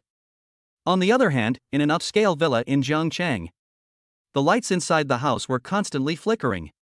A middle-aged balding greasy man kept retreating, his face full of panic, and he had already retreated to the corner of the wall at this moment. "Don't kill me, don't kill me." The greasy man continuously begged for mercy. He even suspected for a moment that he hadn't woken up, because he saw a little bear in front of him, who was holding a knife towards him at this moment. This little bear doll was going to kill himself. Chapter 76, Major Suspects. Arresting Zhang Feng. On the other hand, Zhang Feng's home. The merchants didn't cut up my meat? Well, I still have to do it myself. Zhang Feng sighed, then stood up and went to the kitchen. He picked up a kitchen knife and sliced down violently at the large chunk of meat in his meal. At the same time, Little Bear's knife also slashed down. In an instant, blood flew across the room. After finishing his meal, Zhang Feng patted his stomach and laughed. It's better to exercise after the meal. Zhang Feng took a dumbbell and started working out. On the other hand, the bear was in the courtyard and directly lifted a cart and smashed it on the target, who couldn't dodge in time and was smashed into mush on the spot. After doing the exercise, Zhang Feng began to stretch, he broke his head. On the other side, the bear directly broke the target's head into a weird 90 degrees, and the target died on the spot. After doing all this, Zhang Feng laid back on the bed and started to rest. At the same time, he was secretly watching these cameras. He didn't know how he would react when these three cases fell into Lok Sang's ears later. On the other side, in the surveillance van, Lok Sang was staring at Zhang Feng without looking away. He had watched Zhang Feng's every move just now. Lok Sang was analyzing Zhang Feng's moves. However, just at this time, a demon spirit ran over in a panic and said to Lok Sang, "Something big has happened, Mr. Luo, something has happened." Lok Sang, still staring daggers at the surveillance screen, opened his mouth and said, "Speak." Just now, there was a murder case in Haichang. A magician was drowned in a fish tank, and that fish tank was his magic prop. Upon hearing this, Lok Sang just faintly hummed. At this moment, all the experts were looking at Lok Sang, seemingly waiting for him to speak. However, Lok Sang was still staring at the surveillance screen, looking at Zhang Feng, who was lying motionless on the bed. A murder case happened in Haichang? The time just happened to coincide with Zhang Feng's disappearance. It takes about an hour for Zhang Cheng to reach Haichang. The timing makes perfect sense. In other words, the Haichang murder case was done by Zhang Feng. Lok Sang gnawed on his nails as he watched the surveillance screen. Who knows, just at this time, another demon spirit rushed in, his face pale as he spoke. "Something happened again, Mr. Luo. 3 murders just happened in Zhangcheng. In 3 upscale villas, people are dead. And there were no witnesses at the scene. The method of death was also very strange. One was cut through the artery by a pocket knife, one was smashed to death by a car, and one had his neck broken." The faces of all the criminal investigation experts present suddenly changed, followed by them all looking towards Lok Sang, seemingly waiting for Lok Sang to give orders. Some of the experts really couldn't hold their breath and opened their mouths at this time. "Mr. Luo, in my opinion, this Zhang Feng is not a murderer at all." "Indeed, Mr. Luo, if we are talking about the Haicheng murder case, he had the time to commit the crime, no problem. But the Zhangcheng murder case just now, we can all see it in our eyes. Zhang Feng was in his own house all the time, he was having dinner, how could he have any time to commit the crime?" "Right, Mr. Luo, we've been looking for the wrong person all along. We have to hurry up and give up on Zhang Feng and go investigate the murder that happened in Zhangcheng so that we can catch the murderer the fastest." Facing the pleas of the group of experts, Lok Sang was still staring unseeingly at the surveillance screen. Afterward, Lok Sang picked up the microphone and suddenly said into it, "Now, all team members listen to the order. I announce that Zhang Feng is officially a major suspect. Please prepare all departments to carry out the arrest operation." After these words from Lok Sang came out, all the personnel present were confused. Whether it was a demonic spirit or a criminal investigation expert, They were all incredulous, staring at Loksang with wide eyes. Mr. Luo, isn't it a mistake? Right, Mr. Luo, just now Jiang Feng, he didn't have the time to commit the crime at all. Mr. Luo, why would you list Jiang Feng as a major suspect? To this, Loksang didn't answer, he just silently looked at the surveillance screen. Jiang Feng, you're a competitive person. I've only just spied on you, and then people start dying in Jiangchang. Can there really be such a coincidence in the world? Or are you in a hurry to clear your name? This hurry, on the contrary, makes me feel that you are more like the real murderer. Since Jiang Feng wanted to prove that he wasn't a murderer, then he himself would let him prove it, let him stay by his side, and he would always keep an eye on him. Soon, the arrest operation began. The loaded demon spirits kicked open the door of Jiang Feng's house, then walked into Jiang Feng's house with their guns. They slowly approached towards the bed. Put your hands up, Jiang Feng, we now suspect you of committing intentional homicide, please come with us. Jiang Feng smiled faintly, he had already considered this situation. He slowly sat up and held out his hand to the demon spirit. In this situation, one couldn't resist, much less suddenly become invisible in public. Otherwise, it would instantly skyrocket one's suspicion. Right now, no matter if it was Loksang or anyone else, they had no substantial evidence at all. Even if one followed them back to the station, they couldn't do anything about it. More importantly, if one was incarcerated for these few days, Jiangchang or Haichang were still dying, then the people would definitely put pressure on the demon spirit, and at that time, one could be released. At the same time, one's suspicions would be cleared instantly. Therefore, Jiang Feng stood up and allowed the demon spirit to handcuff himself. Then he followed the demon spirit into the vehicle and headed straight to the station. Along the way, everyone was whispering after seeing this scene. Because in the eyes of the neighbors, Jiang Feng had always been a good boy. The demon spirit suddenly took him away with such fanfare, so maybe the kid had committed something. Soon, in the bureau, after Jiang Feng was finished being searched, he entered a room. According to demon spirit's usual practice, he needed to wait here to make a statement. However, the truth was that since Jiang Feng had entered this room, no one had come to question Jiang Feng, much less come to make a statement, as if they were simply holding him here. On the other side, Loksang was in the monitoring room of demon spirit, observing Jiang Feng. Mr. Luo, just keep Jiang Feng here? A demon spirit spoke up. Loksang didn't say anything, he just eyed Jiang Feng. Now what about Jiang Feng? If someone still dies outside under these circumstances, then I'll believe you're innocent. Before, Jiang Feng might have commanded the killings through his cell phone in the dimly lit room. But what about now? Jiang Feng was locked in the room and his every move could be seen by himself. In this situation, if someone could still die outside, then it would prove that one did suspect the wrong person. On the other hand, Jiang Feng was in his room, and he did start thinking about how to carry out the mission next. Chapter 77 Ranking Dividend. In the room, Jiang Feng was secured to a chair. There was more surveillance here than in the hotel. Not to mention standing up, even moving a finger would be immediately detected. Just in such a situation, Jiang Feng still didn't change his face and began to think about his next move. Jiang Feng manipulated the doll, and the doll's vision was shared with Jiang Feng, or else the doll wouldn't have been able to enter the room and kill someone. Now, Jiang Feng saw that the doll was inside a trash can. With a movement of his mind, the doll jumped out of the trash can once again. Unluckily, at this moment, in the alley, there was a couple kissing passionately. The guy was leaning against the wall, wrapping his arms around the girl's waist, and their heads were buried together. There was a clanking sound as the bear jumped out of the trash can, and then the metal lid of the trash can closed again. The guy seemed afraid of being discovered, so he opened his eyes, only to see a bear cub sitting paralyzed next to the trash can. Was there this bear just now? The thought flashed through the male's mind. Whatever, now is not the time to think about that. The male pressed down on the girl's head and the two of them buried themselves together again, and he closed his eyes. But what the boy didn't know was that Bear was approaching him. With a light body, Bear stomped up the wall and took the boy's cell phone right out of his pants pocket. On the other side, the boy also felt the difference. He opened his eyes, looked at his panting girlfriend and laughed. "Why are you so active today?" The girlfriend was a bit confused and just didn't say anything.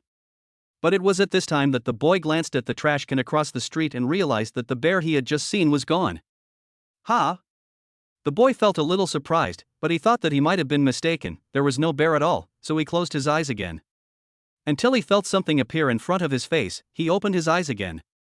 At this moment, the boy was completely stunned. Only to see a little bear, who was holding his cell phone, had opened his cell phone screen and was unlocking it right in front of his face. Ah! The boy screamed miserably and subconsciously pushed the girl away. What are you doing? The girl's face was full of displeasure. The boy pointed at the girl's shoulder and opened his mouth. It's haunted. It's haunted. Didn't you just see, there was a doll, a bear doll, it moved by itself. Nuts. After the boys made such a mess, the girls were completely angry and turned their heads away. Boys at this moment also do not dare to stay in this small box more, rushed out. Cubby hugged his cell phone and found a safe place, directly opened the browser, typed in the killer forum's URL, logged into his account, and began to check the orders. Jiang Feng was very careful in what he did. He would clear his browsing record every time he logged into the forum to keep it clean. Soon, Jiang Feng saw a 6-star order that was very close to here, only 3 or 4 kilometers away.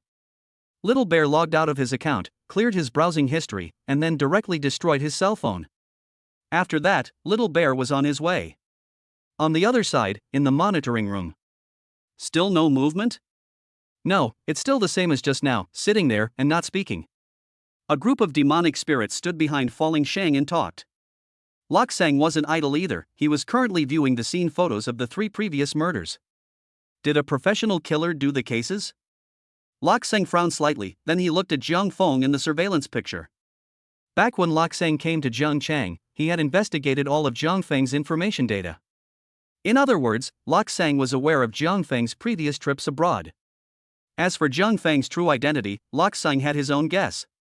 10th on the heavenly list of killers, the god of death, is it? Jiang Feng was very powerful, he was able to deduce that Lok Sang had at least the strength of a veteran 9-star at their first meeting. But Lok Sang is a global top expert, his observation power was not to be underestimated, he could tell that Jiang Feng's behavior and demeanor seemed natural and smooth. In fact, this was a reaction that only came from practicing his killing skills to the extreme. Once Lok Sang had caught a killer in the top 20 of the heavenly ranking, he also practiced his killing skills to the peak, so that people could not see that he was a killer at all. But just as Lok Sang was viewing the photos of the scene, the door of the room was suddenly pushed open, and a demon spirit hurriedly walked in, saying, Mr. Luo, there was just another murder in Zhangchang. At this, the experts present all looked at Lok Sang again. This time, the experts did not persuade Lok Sang. They knew that Lok Sang was a very stubborn person, other people's persuasion was useless, only if he made up his own mind. Lok Sang let out a long sigh, then put the photo in his hand down and said, Maybe I guessed wrong. Release him. Soon, the door to Jiang Feng's room was opened, and the demon spirit unbound him and said, You can leave now. Jiang Feng smiled faintly, then got up and left. While leaving, Jiang Feng also saw Lok Sang in the conference room, and of course, Zhao Xing. Zhao Xing was looking at himself with a shocked face, as for Lok Sang, he was looking at himself with a bemused face. Just like that, in the gaze of the two, Jiang Feng left the bureau. He returned to his home and realized that the cameras in his house had all been removed. In other words, at this point, Lok Sang had completely given up on detecting himself. But even so, Jiang Feng still didn't feel relieved. He knew that Lok Sang had only released himself due to pressure, and his suspicion of himself had not diminished in the slightest. Jiang Feng sat on the bed and began to think about his next actions. First of all, this Lok Sang who had suddenly killed him, it had to be said that he had disrupted his actions to a certain extent. But that didn't hinder anything, his own actions wouldn't come to a halt just because of him. And the few quests that he had just picked up, sporadically added up to $40 million. That meant that 2 schools could be built. Jiang Feng directly called the foundation. Mr. Jiang. The person from the foundation spoke. It's fine now. Jiang Feng said. Did you run into any trouble just now? Well, a little something. Jiang Feng answered truthfully. Jiang Feng then directly explained his intention to build the school with $40 million. The foundation's people were also very smart, they didn't need Jiang Feng to explicitly say it, they all knew its meaning. Soon the $40 million was called over. The foundation's people also opened their mouths and said, Mr. Jiang, I feel like you've been working a bit too hard lately, why don't you take a break next? It's fine. Jiang Feng replied. By the way, Mr. Jiang, the construction work has already started over there in Yunkai village, the village head over there means that he would like to invite you over, he should still want to thank you again. Jiang Feng nodded and said, I know about this matter, let's see what I'll arrange later, I'll go over when I have time. After the two of them finished talking, Zhang Feng hung up the phone. And then Zhang Feng opened the killer forum. His own ranking was still 99. Zhang Feng wasn't surprised about this. This was because once you became a 9-star killer, you wouldn't be able to raise your ranking if you did another mission. If he wanted to continue to improve his ranking, he could only find other 9-star killers to fight. Kill the other party, or make them soften and voluntarily give up their rankings to them. Those who were strong would be able to dominate the high rankings, and they would be able to obtain a large amount of money. Zhang Feng looked through the rankings. The domestic rankings were not very highly funded. Excluding the first 10 places, not to mention, roughly from the 11th place to the 20th place, there was a bonus dividend of $200 million every month. You could receive it once a month, 200 million at a time, and that was a full 2,400 million a year. The 21st to the 30th place, every month there is 100 million bonus dividends. The 31st to the 40th place, each month has 50 million bonus dividends. From the 41st to the 50th place, there is a monthly bonus of $30 million. As for the 50th position and beyond, there would be no bonus dividends. If I can get the top 30 in the domestic rankings, I'll also have 100 million in bonuses every month. Zhang Feng thought internally. Chapter 78: Zhang Feng's Best Friend, 9-Star Diviner. As for first place, it wasn't that Zhang Feng didn't want to take it, but Zhang Feng felt that looking for first place right off the bat was a bit of a big step. No matter what, it was always good to be careful. Even though he was now the number 1 heavenly ranking killer, was he really globally invincible? This was something that even Zhang Feng himself didn't dare to say. Zhang Feng had seen a lot of powerful people, and every one of them had managed to squeeze into the top 30 of the rankings and become a heavenly ranking killer. But everyone's pursuits were different. Some people he merely liked to hone their skills and not carry out missions, so they didn't choose to become killers. So Zhang Feng felt that there was no problem with being careful. You have to eat your meal in small bites and take the road one step at a time. So Zhang Feng planned to set a small goal first. Squeeze into the top 30 in the domestic rankings. This way, he himself would be able to get $100 million in dividends every month, which meant that he could build 5 schools. Zhang Feng looked at all the killers from 21 to 30. In the end, he selected the 30th assassin, whose codename was Faceless. Now that he had a target, but there was still a problem plaguing Zhang Feng. That was, how should he find the 30th ranked Faceless? One must know that for every killer, their camouflage sneaking ability was top-notch. What's more, the ranking competition was right here, and every killer was not a cutie pie. No one wants to expose their whereabouts. Finding Faceless was a big problem. And right now, he only had 200 points of system value, which was not enough to extract special skills or special props. It seems like I can only visit a deceased person. Zhang Feng thought in his mind. As the number 1 person in the assassin world, Zhang Feng's network was naturally very wide. Whether it was domestic or foreign, there were many people who were willing to sell Zhang Feng face. In the country, Zhang Feng knew such an expert who could pinpoint the location of a certain killer. It was a pity that this expert was not in Jiang City or Hai City, but in the more distant Golden City. Zhang Feng didn't procrastinate and immediately booked a ticket to Golden City. About 4 or 5 hours later, Zhang Feng arrived in Golden City. Following the route in his memory, he arrived at a club. At this time, it was already very late in the day, and it had just rained lightly in Golden City. The alley where the club was located was very humid, with only a few neon signs flickering faintly. This alley was filled with all sorts of strange and bizarre stores, what with bars with dark doors, certain special massage places, and so on and so forth. Zhang Feng just walked all the way into the deepest part of the alley and came to a door. Above this door, there was a line written, Divination Club. Zhang Feng just wanted to push the door, but who knew that the door opened by itself? A little girl in a purple robe said to Zhang Feng. Please come in, Miss Qing has been waiting for you for a long time. Zhang Feng smiled faintly. This wasn't the first time he had met with this Miss Qing. The other party was a very powerful person. In fact, what the people in the assassin world didn't know was that on the path of imitating doom, the ones who had traveled the furthest were not those 7 or 8 star killers. Instead, it was this Miss Qing. Several years ago, when Doom was famous, Miss Qing had imitated Doom's killing methods and performed a mission. That butterfly effect murder Zhang Feng had watched from the sidelines the entire time. Until the end, even Zhang Feng couldn't help but clap for it. This Miss Qing could be described in one word: anticipating things like a god. Zhang Feng deduced that if Miss Qing continued to follow this killing technique of the butterfly effect, she could easily reach the level of a veteran 9 stars or even a peak 9 stars. But it was a pity that Miss Qing had only imitated it that one time and never imitated it again after that, and that murder was not known to everyone in the assassin world. In fact, strictly speaking, this Miss Qing hadn't been on a mission for a long time. According to Miss Qing's own words, that is, if you kill too much, you are bound to suffer, so stop early and be blessed with half a life. Zhang Feng walked into the hut, only to see a lady wearing a purple veil sitting in front of a huge crystal ball. This was his old acquaintance, Miss Qing. Long time no see. Should I call you Death, or Poison Scorpion, Doom? Miss Qing smiled faintly at Zhang Feng. Whatever. Zhang Feng said, then he sat down directly. You should also know the purpose of my visit today. Zhang Feng said as he opened the door. Miss Qing laughed, old friends reuniting, why are you in such a hurry?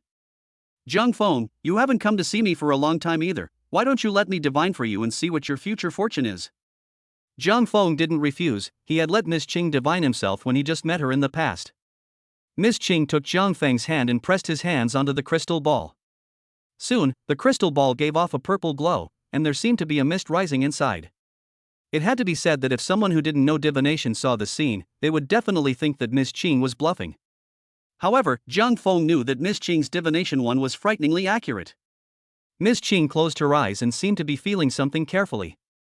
But gradually, her brows unexpectedly furrowed. A moment later, she violently let go of Zhang Feng's hand. You've been in trouble lately. Miss Qing's face wasn't very pretty. It was because in the divination just now, Miss Qing saw a person. That person wasn't Zhang Feng, but he was of a similar age to Zhang Feng. A great energy had erupted between him and Zhang Feng. In other words, between the two of them, there was bound to be a life and death struggle. But who exactly that person was, Miss Qing didn't explicitly say. She believed that Zhang Feng had already met that person as well. Zhang Feng didn't say anything. Which one who was a killer wasn't in trouble? Zhang Feng, in the next 10 days or so, you will suffer a major blow. Miss Qing said. In the divination just now, she had also perceived something else.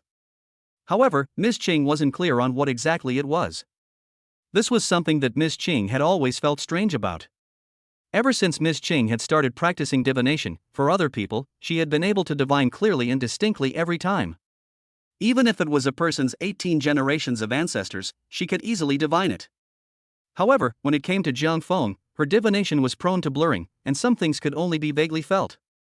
It seemed like there was a force protecting Zhang Feng in the underworld. Zhang Feng listened to Miss Qing's words and he kept this in his mind. Zhang Feng then asked Miss Qing to divine the whereabouts of Faceless for himself. Under Miss Qing's divination, he quickly got a location. Faceless was in Golden City, and he had already taken a 9-star quest and was on his way to the quest location. Thanks. Zhang Feng got up and then bid farewell to Miss Qing. Miss Qing looked at Zhang Feng's back as he left, and for a moment, she had mixed feelings.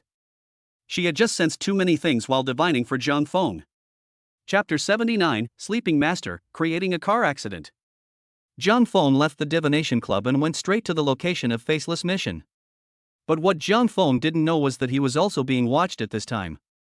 After Zhang Feng left, a foreign-looking man took off his hat in an alleyway down the street and quietly looked at Zhang Feng. Is this the god of death? This foreign man was the most recent rising genius on the world heavenly ranking. He had only been on a mission for 2 years and had currently ascended to the high ranking of the 40th position. Moreover, the original 40th ranked assassin didn't even manage to make it past 10 moves under him before dying tragically under him. This foreign man, whose code name was Sleeping. In the world, there were not a few soothsayers like Miss Qing. After all, the West had their own divination occult, such as tarot cards, crystal balls, and so on. There were also many assassins who practiced this, and the assassins would sometimes seek them out to help them divine the whereabouts of their targets in order to find their prey. To put it bluntly, it was the same thing that Zhang Feng had just done. It was worth mentioning that the one who had traveled the furthest in divination was still the Dragon Kingdom, because the Dragon Kingdom's divination science could even be traced back to the ancient times, the plum blossom eye chants, the trigrams, and so on. Of course, there were also killers in the Dragon Kingdom who were proficient in this path, and in terms of divination strength, they were only higher than Miss Qing. Jiang Feng once knew a dragon country divination expert, trigrams. That person is an old man. This year pinch a finger counting also have 120 years old, is considered an old fairy. This gentleman was enshrined by the dragon country, became a special department of the technical advisor. The content of its divination are national level things, in other words, is the fate of the country.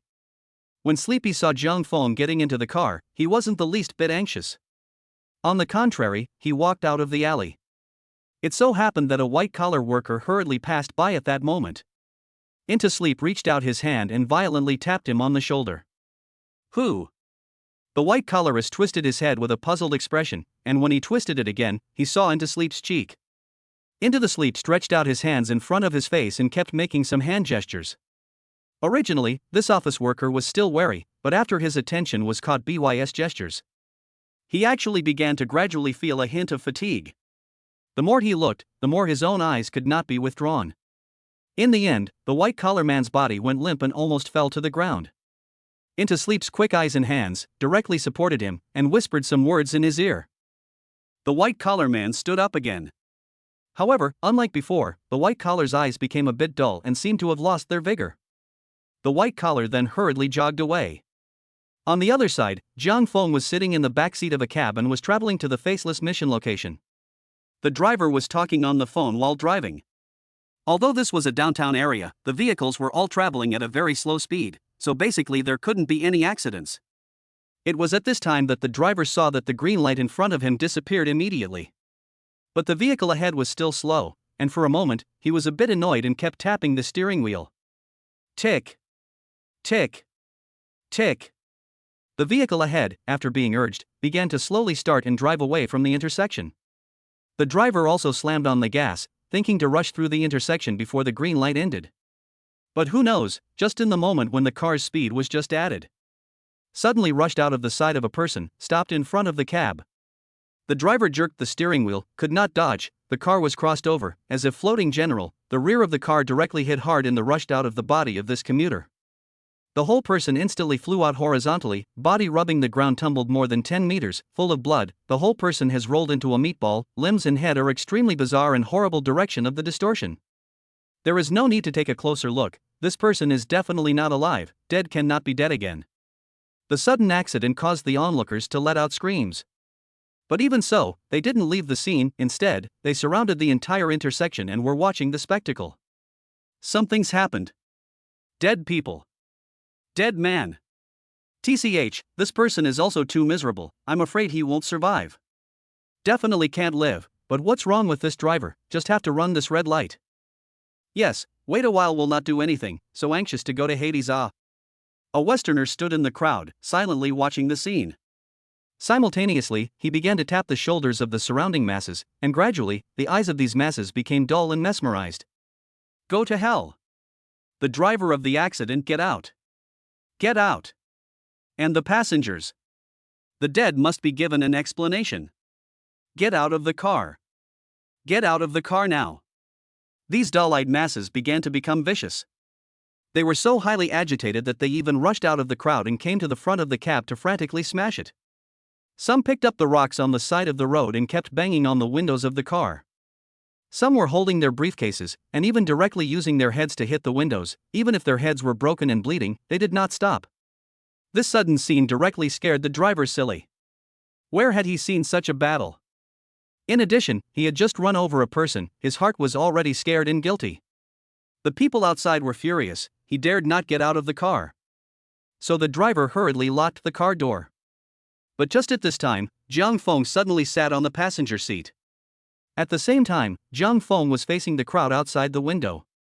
He also started to make some strange gestures.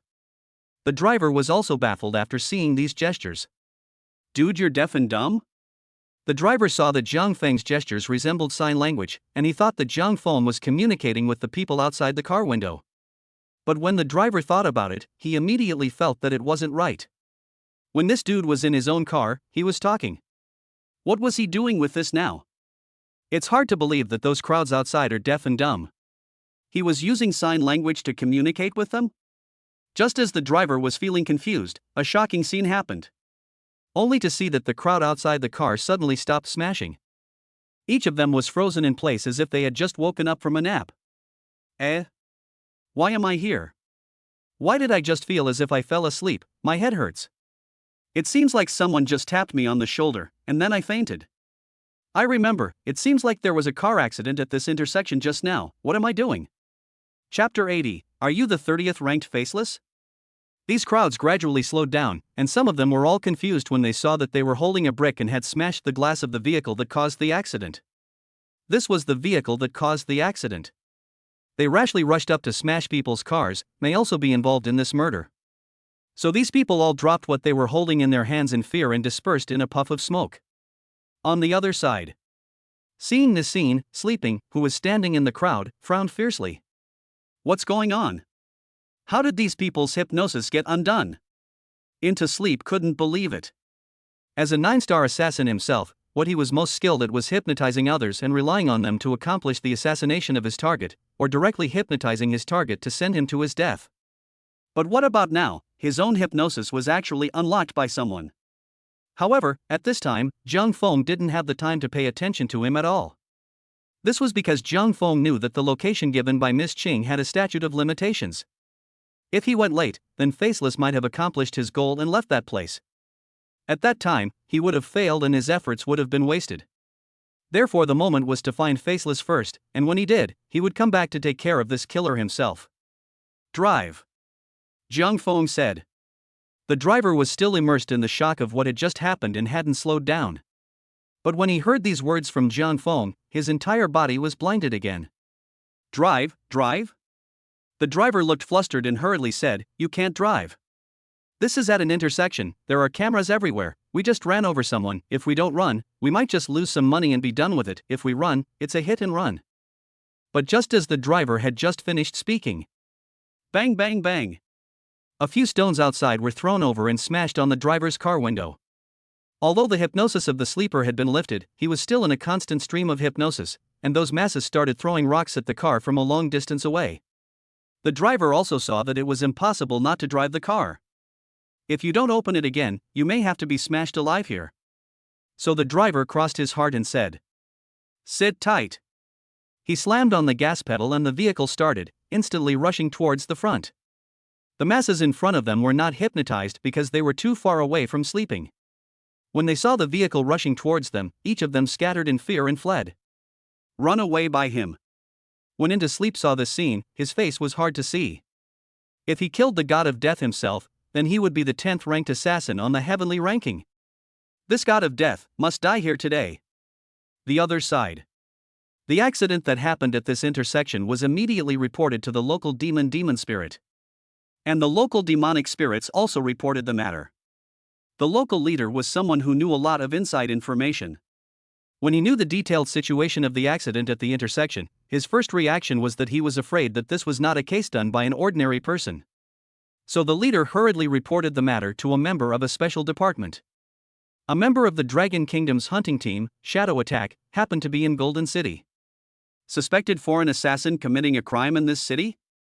In the tall building, Shadow Raid answered the phone, feeling a bit surprised. Good. Without saying a word, Shadow Raid took on the task. The corner of his mouth hooked up slightly. There are still outsiders who don't know how to die and dare to carry out a mission within the Dragon Kingdom. After he put down the phone, his entire person instantly disappeared, as if he had never appeared, bizarre to the extreme. The other side. A certain gang stronghold in the underground of Golden City. Shoo shoo shoo. Several gangsters were holding silenced pistols and were shooting wildly at a man in black. But the bizarre thing was that they were clearly aiming at this black-clothed man, but they just couldn't shoot him. It was as if all those bullets were shot into an interdimensional space and completely disappeared. The man in black held a knife in both hands and slowly walked towards these bandits. Don't come over. The bandits backed up while firing wildly. But unfortunately, the man in black had already walked in front of him. Swish. The man in black didn't rush to kill the bandit. Instead, he plunged a knife into the sand, then he grabbed the bandit's palm and had his gun pointed at his head. Shoot. The black-clothed man's voice was low and strong, slightly smoky, and sounded like he was estimated to be in his 40s or 50s. Shocked, the bandit heckled and fired. But the weird thing was, even though the gun was already on top of his head, but the man in black was still uninjured. The man in black slowly smiled, and in front of the bandits, he uncovered the black bandage on his face a little bit. And after the bandit saw the true face of the man in black, his entire body was stunned. Under the black-clothed man's bandage, there was no face at all. An empty piece. This is the 9-star assassin, Faceless. Among the top 30 killers in the Dragon Kingdom, Faceless was a very special existence. He was special in the sense that no one knew exactly how he did it. His entire body seems to have no entity, completely made up of bandages. Immune to gunshots, immune to fire, immune to flooding. Even after bombing with howitzers and killing Faceless on the spot, but after a while, Faceless would rush out of the jungle again. Therefore, within the Dragon Kingdom, Faceless is a terrifying killer that people are afraid to talk about. Some people even call him the Undead Devil. A guy who can't be killed at all. Faceless saw that the bandit was stunned and fainted. He drew out the knife on the ground and plunged it into the bandit's heart before pulling it out again. The remaining few bandits were completely stunned at the sight. They couldn't care less about anything and ran wildly with their legs pulled out. Swish, swish, swish. With 2 or 3 simple cuts from Faceless, these few people were instantly killed. The gangster inside the factory was also confused. He was surrounded by several 8-star killers. However, after seeing Faceless, each of these assassins stayed in place in shock, not daring to move. Why are you here? An 8-star slayer spoke up. Is Faceless really Faceless? It's that Faceless who was ranked 30th. Faceless was here. Where would these few 8-star assassins dare to make a move? One must know that the ranking place could mean strength. None of these few 8-star assassins of theirs could make it to the top 100. In other words, they couldn't even beat an ordinary 9-star assassin, or even a first-time 9-star assassin. Not to mention a veteran 9-star slayer like Faceless. As long as they wanted to make a move, Faceless would be able to take their lives in almost an instant. On the other side, this boss also saw the hesitation of the several killers and shouted angrily. What are you few doing? I spent so much money to raise you guys, what are you guys waiting for now? Hurry up and get on me. Having said that, the several 8-star assassins remained frozen in place, hesitant to step forward. In the end, when Faceless stepped forward, these 8-star killers were even more frightened and backed up. Are you kidding me? Money is someone else's, but your life is your own. Spending more money is not as valuable as one's own life. And so it was under the watchful eyes of the crowd of 8-star killers that Faceless took the boss's life. I always like to kill everyone. Wildfire burns out, spring breeze blows again, don't you think so? Faceless flung the blood on the 2 knives on the ground, then carried the knives towards the group of 8-star killers. If he let them go today, what if they grew up later and came after him again? To be on the safe side, it was better to kill them all. But who knew, just as Faceless was about to make his move. Bear. As if the sound of a vehicle braking sharply, it rang out at the entrance of the factory. Faceless looked sideways. Only to see the door of the vehicle open and a person walk down from the vehicle. This person got out of the car and straightened his attire before taking a step towards the inside of the factory. Are you the 30th ranked Faceless? Chapter 81. Hello, I'm the Grim Reaper. Zhang Feng looked at the black bandaged man in front of him and opened his mouth. Faceless looked at Zhang Feng and spoke. You are? Zhang Feng didn't shy away and said directly. I'm the 99th ranked Sharp Dagger, the newly promoted 9 stars. I've come to find you today, you should also know what's going on. As soon as Zhang Feng's words came out, the remaining few 8-star assassins froze. They were at least 8 stars and had been in the assassin world for so long, so how could they not hear the meaning in Zhang Feng's words? To put it bluntly, I'm currently ranked 99 and came to you in order to kill you. On one side is the 30th ranked Faceless, and on the other side is the 99th ranked newly promoted 9 stars. For a while, the 8 stars present guessed the outcome of this battle. Without a doubt, it would definitely be a victory for Faceless. One must know that ranking 99 was not a powerful ranking at all, but a very trashy ranking. Like this kind of ranking at the end of the charts, to put it badly, basically a group of people would change in 2 or 3 days. On the other hand, on the top of the 99, they are all ordinary 9-star assassins and veteran 9-star assassins.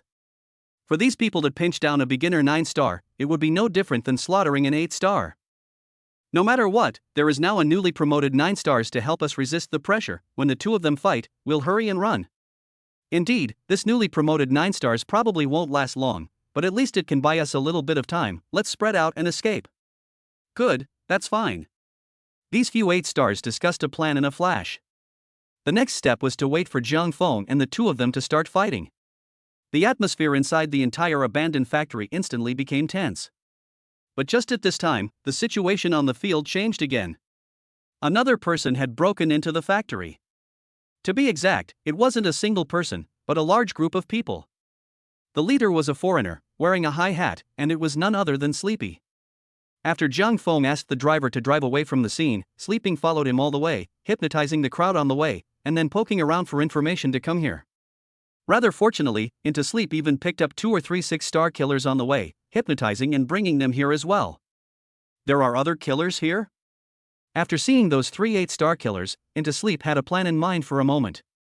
The more killers one could hypnotize, the higher the odds of winning. This was also a common tactic of Sleeping In, to directly use the Sea of Men tactic to dunk the other party to death. However, at this moment, Jiang Feng also noticed Sleeping. Jiang Feng wasn't a cutie pie. He knew at the first moment that this foreigner was the one who had attacked him on the road. Thus, Jiang Feng's eyes gradually chilled down. Anyway, now that Faceless had been found, as long as he was here, Faceless wouldn't be able to escape. He could free up his hands to clean up this foreigner first. Thinking of this, Jiang Feng turned around and walked over towards Enter Sleep. Want to fight against me? Interesting. Do you know who I am? At this point in time, Into Sleep didn't bother hiding his identity. 40th in the world's assassin rankings, Into Sleep. You dare to challenge me, you're great. But just during the time when Jiang Feng was walking towards Into Sleep's phone rang. He frowned slightly and glanced at the cell phone screen. Into Sleep was from a foreign assassin organization, and technically, he was an assassin trained by the assassin organization. The one who was calling him now was his superior. It was strange to say that ever since he entered the territory of the Dragon Kingdom, his own boss had been calling him constantly. This made Sleeping a little disturbed. He was obviously hunting, but he had to be disturbed all the time. But at least it was a call from his own boss. Into Sleep had already intentionally not answered several of them. It would be unreasonable not to answer them again. So Into Sleep took the call. Where are you now? The voice of his own boss rang out on the other end of the phone. Long Gua. Into Sleep spoke while looking at Jiang Feng, who was walking towards him. You went hunting in the Dragon Kingdom? The supervisor felt a bit surprised. Into Sleep returned, yes, what's the problem? There's nothing wrong, I just didn't expect you to go to the Dragon Kingdom for hunting. You left in too much of a hurry. There are a lot of things about the Dragon Kingdom that I haven't told you yet. The superior spoke up. Well, go ahead. Enter Sleep said. The superior said, you are now also a senior assassin at the 40th position on the ranking list, and you are now in the Dragon Kingdom, so you must also be a hunting heaven ranking assassin, right? There are several top 30 assassins in the Dragon Kingdom, such as 8 Extremes, Yin Yang. These are all sky ranking assassins in the Dragon Kingdom, around the 30th place. It's no problem for you to hunt them. But there is one person in the Dragon Kingdom, you must not go looking for trouble with him. Into Sleep frowned slightly. 8 Extremes, Yin and Yang, he knew all these heaven ranking killers. It was only that Enter Sleep disliked that these two were ranked too low. Since he was going to hunt, he definitely wanted to do a big job, so Into Sleep didn't look for trouble with the two of them, and looked for the 10th ranked death god. Go ahead, I'll pay attention. Who can't I find trouble with? Into Sleep spoke while looking at Jiang Feng, who was walking slowly. The 10th ranked death god. The words landed. It was as if at this moment the entire world was quiet for it. Sleep Entry couldn't hear the voice on the other end of the phone at all. His entire attention was attracted by Jiang Feng, who was walking slowly. Ta! Ta! Ta! Slow and heavy footsteps. It was as if death was slowly approaching. Each step stepped on his heartbeat with unerring precision. 4. Why? Into Sleep's face began to become a bit ugly as he opened his mouth to ask. The supervisor on the other end of the phone also gave an immediate reply. Because you probably don't know, this god of death, he's not just as simple as being ranked 10th. Ranked 5th, Poison Scorpion, and ranked 3rd, Doom, are all part of his identity. His true identity is actually the number 1 heavenly ranking killer. At this moment, the pupils of Sleeping's eyes slowly widened. SH. Before he could even finish his words, his entire body was already in pieces. Enter Sleep's head hit the ground and rolled on the ground for a long time before coming to a stop. Until he was dead, his face was still covered in an incredibly shocked expression. Splat! Sleepy's cell phone fell to the ground, the screen flickered continuously, and his boss's voice came out from there. Hey, Entry Sleep, did you hear what I said? Quickly answer me, is something wrong on your side? Zhang Feng picked up the cell phone and slowly placed it to his ear. Hello, this is Reaper. Chapter 82, You Do It. Hello, I'm deaf. The words landed. There was silence on the other end of the phone.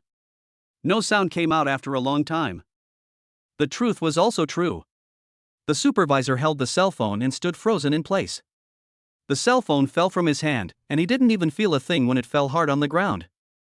At this moment, there was only one sentence echoing repeatedly in his mind. I am the god of death. I am the god of death. I am the god of death. In the next second, an enraged look surfaced on his superior's face, and his heart was almost roaring in anger. Damn, falling asleep. Didn't I say not to go to the Shinigami? How did he mess with the Grim Reaper? Did he expose the organization? It's over. It's all over now. The organization that the boss has worked so hard to run has run into this god of death. The supervisor's heart crumbled to the extreme, but right now he didn't dare to have the slightest seizure. He lowered his voice and barely squeezed out a smile, saying, Mr. Death God, I'm sorry for disturbing you. I would like to ask, where is he now, sleeping? Is it convenient for you to give him the phone? On the other side, Zhang Feng heard his superior's words and glanced down at Sleepy's head. Then Zhang Feng slowly walked over and closed into Sleep's eyes, then said, He's asleep. The supervisor was inwardly shocked to the point of no return after hearing these words. It wasn't like he was a little cutie, naturally knew what this meant. It was possible that Sleeping had died. Killed by the Grim Reaper. This damn sleeping in. The superior hurriedly laughed, Mr. Death, let me explain. We didn't mean to assassinate you, it's this sleep in. Beep beep beep. Before his superior could finish, Zhang Feng hung up the phone. Zhang Feng didn't care about so many things. Since this into sleep was someone from your organization, you didn't control him well and let him assassinate himself. Then it wouldn't be a problem for myself to follow the trail and destroy your organization, right? Well, that's reasonable. Zhang Feng glanced at Sleepy's shoulder, where a pattern was painted and engraved on it. Halley Orphanage. Zhang Feng memorized the pattern. Zhang Feng had heard of this organization slightly. He had heard that it was a slightly famous orphanage around the world, specializing in taking in some orphans. But Zhang Feng had also heard some rumors. That was that the children in this orphanage, they weren't fatherless or motherless, but had been taken from all over the place. The institution then kept these children here and focused on training them in the art of killing. Once they're trained, they're sent out to collect bounties and make money. The owner behind the Halley Orphanage is a genuine heavenly ranking killer, or the kind that ranks well. In addition, Sleepy wasn't a captive child, he joined the orphanage voluntarily. When he was 8 or 9 years old, he had strangled several wild cats with his own hands, and had murdered his own mother and finally set fire to his own home. With nowhere else to go, he learned about the Halley Orphanage and joined it on his own initiative. In terms of killing people, Sleepy was quite talented. After resolving Sleepless, Zhang Feng didn't immediately look for trouble with Faceless. Instead, he squatted down and searched into Sleep's body. As expected, Zhang Feng touched a pocket watch, and his eyes lit up before he put it in his arms. Only after doing this did Zhang Feng stand up and look towards Faceless and the others. At this moment, the few 8-star killers had been dumbfounded. Zhang Feng had struck too quickly and too viciously, so much so that they hadn't even seen the action. By the time they reacted, Sleeping's head had already flown up. 9 stars. Every 8-star assassin's face was horrified. Can't be wrong. It's definitely 9 stars. Beginning 9 stars?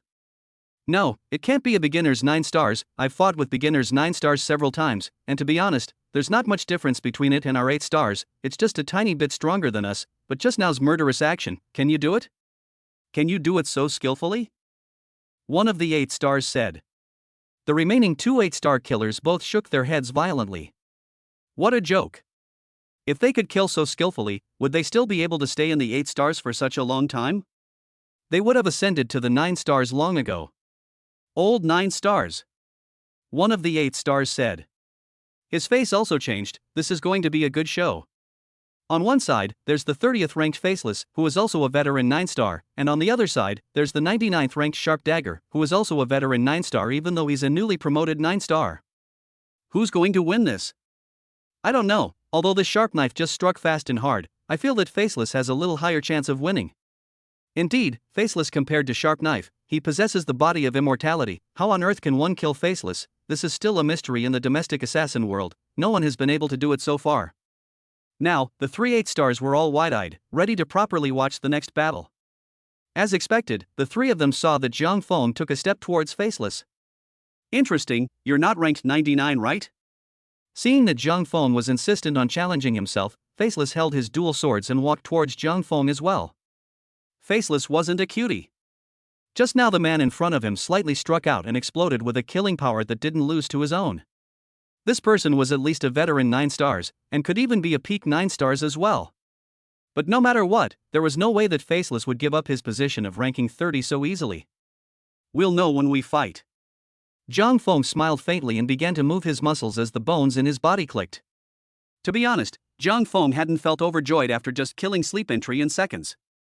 Sleep Entry's own killing skills were very average, although he was also a veteran 9 stars, he relied more on hypnosis to walk up the ladder. Zhang Feng had long said that killing techniques that relied on external forces were ultimately only minor. At the pinnacle of the real killer world, everyone relies on their personal abilities to reach the top. Although Faceless' skills were a bit worse, but at least he was on the right path. If you let Faceless compete with Sleeping, and the latter didn't use hypnosis, Faceless could beat Sleeping to a pulp.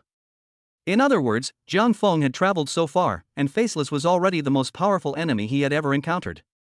Zhang Feng was also looking forward to the fight with Faceless, so he could take the opportunity to see if his skills had regressed. Zhang Feng and Faceless soon came together, the distance between them was only an arm's length.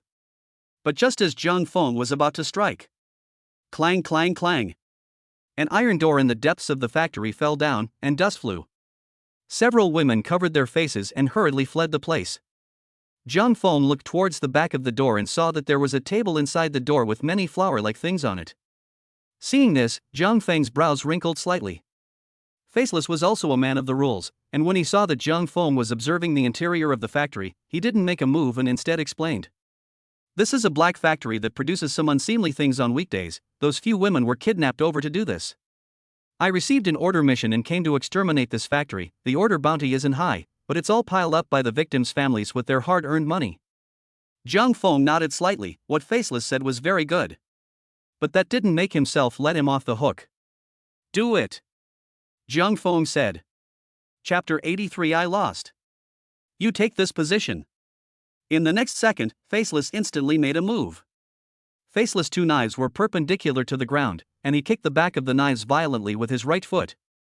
The entire blade was like being hit by a heavy hammer, suddenly slashing towards the top.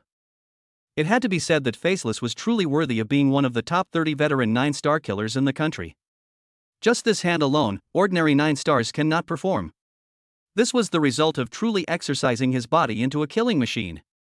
Unfortunately, Zhang Feng wasn't a vegetarian. He had long since seen through Faceless' movements. As early as when the knife was slashing upwards, Zhang Feng kicked his toes, and the entire knife instantly deviated from its path and dipped to the side.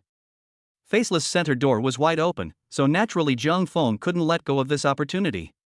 He stretched out 2 fingers and probed right into Faceless' brain. He had long heard that Faceless could not be killed. Zhang Feng wanted to try and see if that was the case or not. Faceless reacted quickly and immediately dodged away. But immediately after that, Faceless stomped his feet and rushed forward again, fighting with Zhang Feng. This exchange of blows between the two sides just now had already left the 3 8-star assassins present looking confused. An expert. An absolute expert. Too powerful. Just where exactly is this 99 ranked sharpshooter? At this moment, these 3 8-star assassins had been completely dumbfounded, so much so that the 3 of them had forgotten to run away. The exchange between Zhang Feng and Faceless just now was extremely fast, even though it was less than 2 seconds. But they all saw the end of it. The exchange of blows just now was completely a victory for Zhang Feng. The reason was simple. Faceless was the first to attack, but the attack was easily defused by Zhang Feng, then Zhang Feng immediately saw the right moment to strike, forcing Faceless to retreat back and forth. One must know that in a fight between truly strong people, victory or defeat could often be seen in a split second. Don't underestimate the steps that Faceless took to retreat. Once he retreated, even if it was just one step, it could show that he was not as skilled as the others. Zhang Feng didn't follow up on his victory just now, or else Faceless would have been directly pressed into a body fight. Where would he have the chance to adjust his posture and strike again? Right now, as the 3 8-star killers observed, they became more and more certain in their hearts. There's no mistaking it. This 99th ranked sharp dagger is definitely stronger than Faceless. When did such a powerful character appear in our Dragon Kingdom? Newly ranked 9 stars, are all the newcomers nowadays so terrifying? Indeed, as soon as they came up, they dared to fight the 30th ranked Faceless. The key is that they are really powerful. These 3 8-star killers, the more they looked at them, the more frightened they were. On the surface, Faceless and Zhang Feng were fighting hard. But with a closer look, it was obvious that every time Faceless launched an attack, but it was easily defused by Zhang Feng. Although Faceless was extremely aggressive and made a lot of killing moves, he couldn't touch Zhang Feng's clothes. After a few exchanges, Faceless was slightly flustered inside. How? How could this happen? It shouldn't be. It was such a short moment of lost concentration that was immediately caught by Zhang Feng. You've wandered off, Faceless. Swish. Zhang Feng violently probed out with one hand. It directly penetrated Faceless' chest. It's a big no-no to wander off between moves. Zhang Feng said lightly. In fact, after the exchange just now, Zhang Feng had already figured out Faceless' strength. Faceless was a genuine veteran of the 9 stars. He could be ranked in the top 30 in the country, but if he was put on the international ranking, it was estimated that he could be ranked between 40 and 50. For Zhang Feng, an assassin at this level was the difference between an adult and a baby. This was not an exaggeration at all. One must know that every heaven-ranking killer, when they watched those veteran 9 stars perform their skills, it was as if a sportsman was watching a baby learning to walk, as if it was crooked and twisted. Zhang Feng didn't have much to say about Faceless' skill, it was moderate and average. Such skills could be caught in the international arena. Therefore, Zhang Feng had no interest in fighting, and when he saw the opportunity, he directly punched through Faceless' chest. But the next thing that happened was that Faceless laughed out loud. Ha ha ha ha ha, sharpshooter. You are indeed very powerful. It looks like you're a bit short on brains. Don't you know that I'm immortal? So what if you punch me through the chest? Can you kill me? Faceless didn't dodge and simply opened his chest directly. Only to see that Zhang Feng's fist had already missed his body, and Faceless' body was also made up of black bandages, but strangely enough, not a single bit of blood flowed down. Zhang Feng smiled faintly at the sound, then as if he had grabbed something inside Faceless, he pulled hard. Ka ka ka ka. A center control module style thing was pulled out. This thing was like a central processor on a computer, with many wires attached to the back. There's no such thing as an immortal Faceless. This little trick of yours is fine to fool others. That's right, Zhang Feng had seen it long ago. What immortal body, that was nothing more than blackmail in the assassin world. This Faceless in front of him, his real identity was a robot. Wrapped in many layers of bandages and disguised as a human, it was fine to fool others, but it was impossible to fool Zhang Feng. That was why after every death of Faceless, he could be reborn. Because when this robot died, the real Faceless could still go on to recreate it. Moreover, Zhang Feng knew that the real Faceless was nearby, and there was a 99% chance that it was inside the factory. Zhang Feng had built this kind of robot before, and its signal reception distance was very short. Coupled with the fact that the Faceless location given by Miss Qing was right here, the real Faceless was almost 100% inside the factory. Miss Qing's divination technique wouldn't divine the whereabouts of a robot. Deep inside the factory, the real Faceless saw that Zhang Feng had easily cracked the secret of this machine of his. For a moment he couldn't speak. The cost of manufacturing machines for Faceless was very high, on average one was in the tens of millions of dollars. And now that Zhang Feng was holding the central control module in his hand, as long as Zhang Feng was willing, he could scrap this machine of his with a slight force. This person in front of him was so smart, he was afraid that he had also deduced that his real body was here. As long as he was willing, he could immediately come over and kill himself. Why don't you do it yet? Faceless opened his mouth. But immediately afterward, a scene that shocked Faceless happened. Only the hand that was tightly holding the center control module loosened. Faceless looked at Zhang Feng with a face full of shock. Didn't you want the 30th ranked position? If you kill me, the position will be yours. Zhang Feng clapped his hands and said in a breezy manner. I don't kill good people. Since you're willing to stand up for those commoners, I'll give you the benefit of the doubt that you're a good person. The position of ranking 30 is certainly useful, but compared to a district, I still prefer to have one more good person in this world. After saying these words, Zhang Feng was about to leave the scene. But just at this time, Faceless suddenly called out to him. Wait! Zhang Feng stopped and turned his head towards him. Faceless flopped onto his knees and opened his mouth. I lost. Willing to gamble, you can take this ranking 30 position. Chapter 84 Ranking Promotion. The forum shook. In this battle, Faceless lost willingly. The man in front of him had perfectly outclassed himself, both in terms of killing skills and on an emotional level. It was his honor to give up his position to this man. This man's future achievements would never stop here, he would go higher and higher. Even at this moment, Faceless saw in Zhang Feng's body the shadow of the once number 1 ranked man. The number 1 ranked assassin in the Dragon Kingdom, teaching ruler. Faceless thought of that man without reason. Once upon a time, Faceless was also that man's defeated man. Some years earlier, when Faceless first entered the world of assassins, he was also a spirited and talented assassin. He acted with a code, and that was not to kill good people. Faceless was ranked as high as 20th in the country. Until he met that man. Teaching ruler.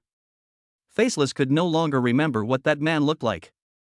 But until now, Faceless still clearly remembered that man's weapon was a plastic teaching ruler.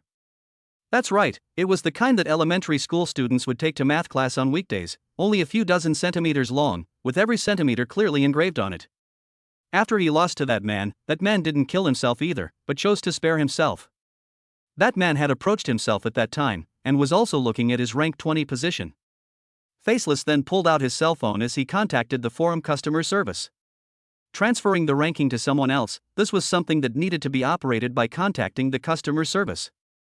Either he was killed, the killing hand took his cell phone and contacted the customer service to transfer the ranking. Either you are willing to gamble and lose, and contact the customer service to transfer the rankings yourself. Faceless was in the latter category. The other side. After the forum customer service received the message from Faceless, she was also shocked. The 30th ranked Faceless, voluntarily transferring rankings? Transferring rankings to a 99 sharpshooter? The forum customer service couldn't believe her eyes. She carefully read over the message sent by Faceless to make sure she hadn't misread it. One had to know that an assassin ranked 30 in the Dragon Kingdom could definitely be called a high-ranked assassin. Unlike the end of the rankings, at the position of 30, their rankings didn't change much. For example, Faceless, he had dominated this position for 2 years. And now, Faceless had actually taken the initiative to request a transfer of rankings. There were only 2 possibilities. First, Faceless was killed. Second, Faceless was defeated. But these 2 possibilities, no matter which one, seemed to be incomparably shocking. As for spending money to buy rankings, this kind of thing was almost impossible to happen. Because high rankings meant risk. Even if a certain rich son spent a lot of money and bought a high ranking. But the question was, could this rich son of a family guarantee that other killers wouldn't come to him? If other assassins were to target him, wouldn't he be dead in the water? That's why no one would do such a stupid thing. What strength is what ranking, this is a recognized rule in the assassin world. Rank 99 sharp dagger? I've never heard of this person, is he a newly promoted killer? The forum customer service was shocked beyond measure. She hurriedly pulled up the information of the sharp knife. It didn't matter if she didn't look. When the forum customer service took a look, she was immediately stunned. Registered less than half a month ago? Completed a 6-star mission as a 2-star assassin? And completed 8 8-star missions in one night? It took less than 10 days before and after to be promoted to a 9-star assassin? And he even defeated the 30th ranked Faceless today? The more the forum customer service looked at Sharpshooter's battle record, the more scared she became. What the was this? The heaven ranking god came down to open a trumpet, didn't he? Wait, completing a 6-star mission as a 2-star assassin? Why do I feel so familiar? The forum customer service clicked on the Sharp Knife's chat box. When the familiar chat content came into view, it was as if a thunderbolt had suddenly struck the forum customer service's mind. So it's him. Forum customer service suddenly remembered. This person she had an impression of. This sharpshooter had once even asked herself if there was a way to advance quickly. So it was that guy. Good fellow. This promotion speed is too terrifying. The forum customer service exclaimed. This promotion speed, even after 10 years of opening the forum, he couldn't find the second one. Oh no, with such a terrifying promotion speed, it seems like there was really one a few years ago. While being shocked, the forum customer service suddenly thought of something. An assassin as terrifying as Sharp Dagger had really appeared a few years ago. That person was today's #1 assassin in the Dragon Kingdom, teaching ruler. His promotion speed was about the same as Sharp Dagger's, and he was also terrifying to the extreme. Both were big gods driving small numbers. No, I have to hurry up and report this matter. Forum customer service thought internally. Actually, the supervisor had emphasized this kind of thing since the last time it happened. A 2-star assassin completing a 6-star mission wasn't a big deal, and this kind of small matter shouldn't be reported in the future. But the problem was that now and then weren't the same thing at all. The matter of the Sharp Dagger had to be reported in a hurry. The other side. It wasn't just customer service. Even the forum shook. You have to know that there will be a system notification when a ranked 30 killer transfers his position. That is to say, something like a ranking change would be communicated to all killers. At this moment, the entire forum exploded. Faceless has transferred his position? Faceless? Is that the 30th ranked Faceless? Why did he transfer his position?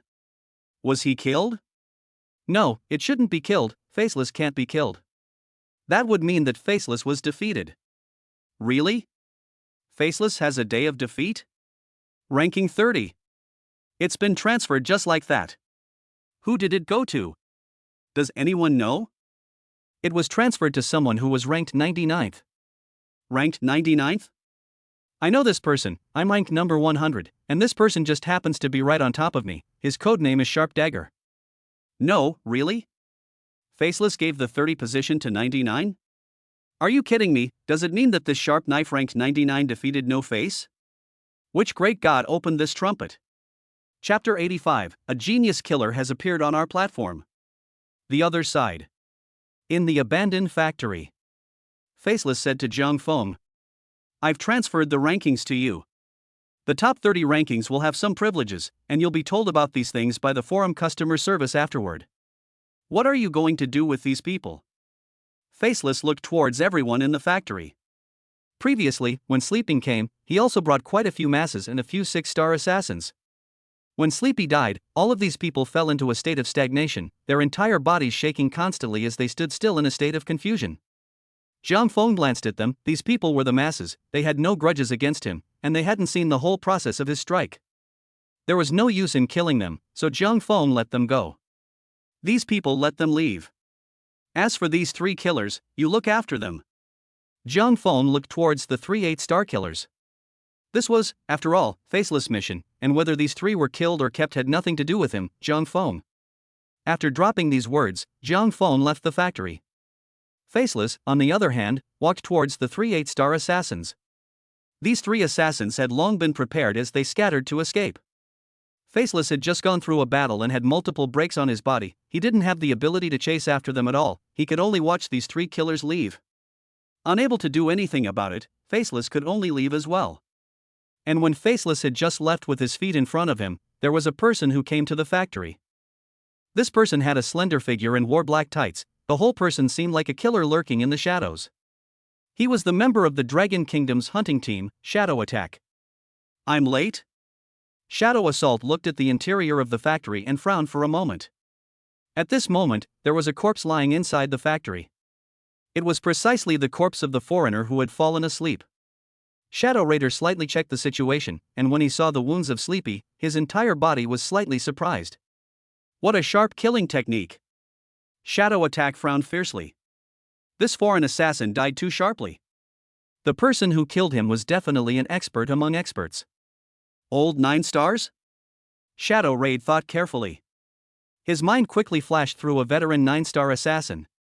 But they were all rejected by him in the end.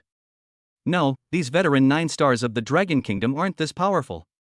Peak 9 stars? In the end, Shadow Raid came down for sure. The one who killed this foreign assassin was definitely a peak 9 stars. But there shouldn't be many peak 9 stars from the Dragon Kingdom and Golden City? And this location, should it be the location of Faceless' mission? That means that Faceless killed this foreign assassin? Shadow Raider was the top figure in the Dragon Kingdom's killer community, so to speak. There was no peak killer that Shadow Raider didn't recognize wherever they called their name in the country.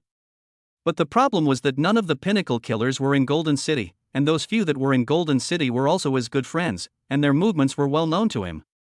That is to say, either there was a new peak 9-star killer within the Dragon Kingdom.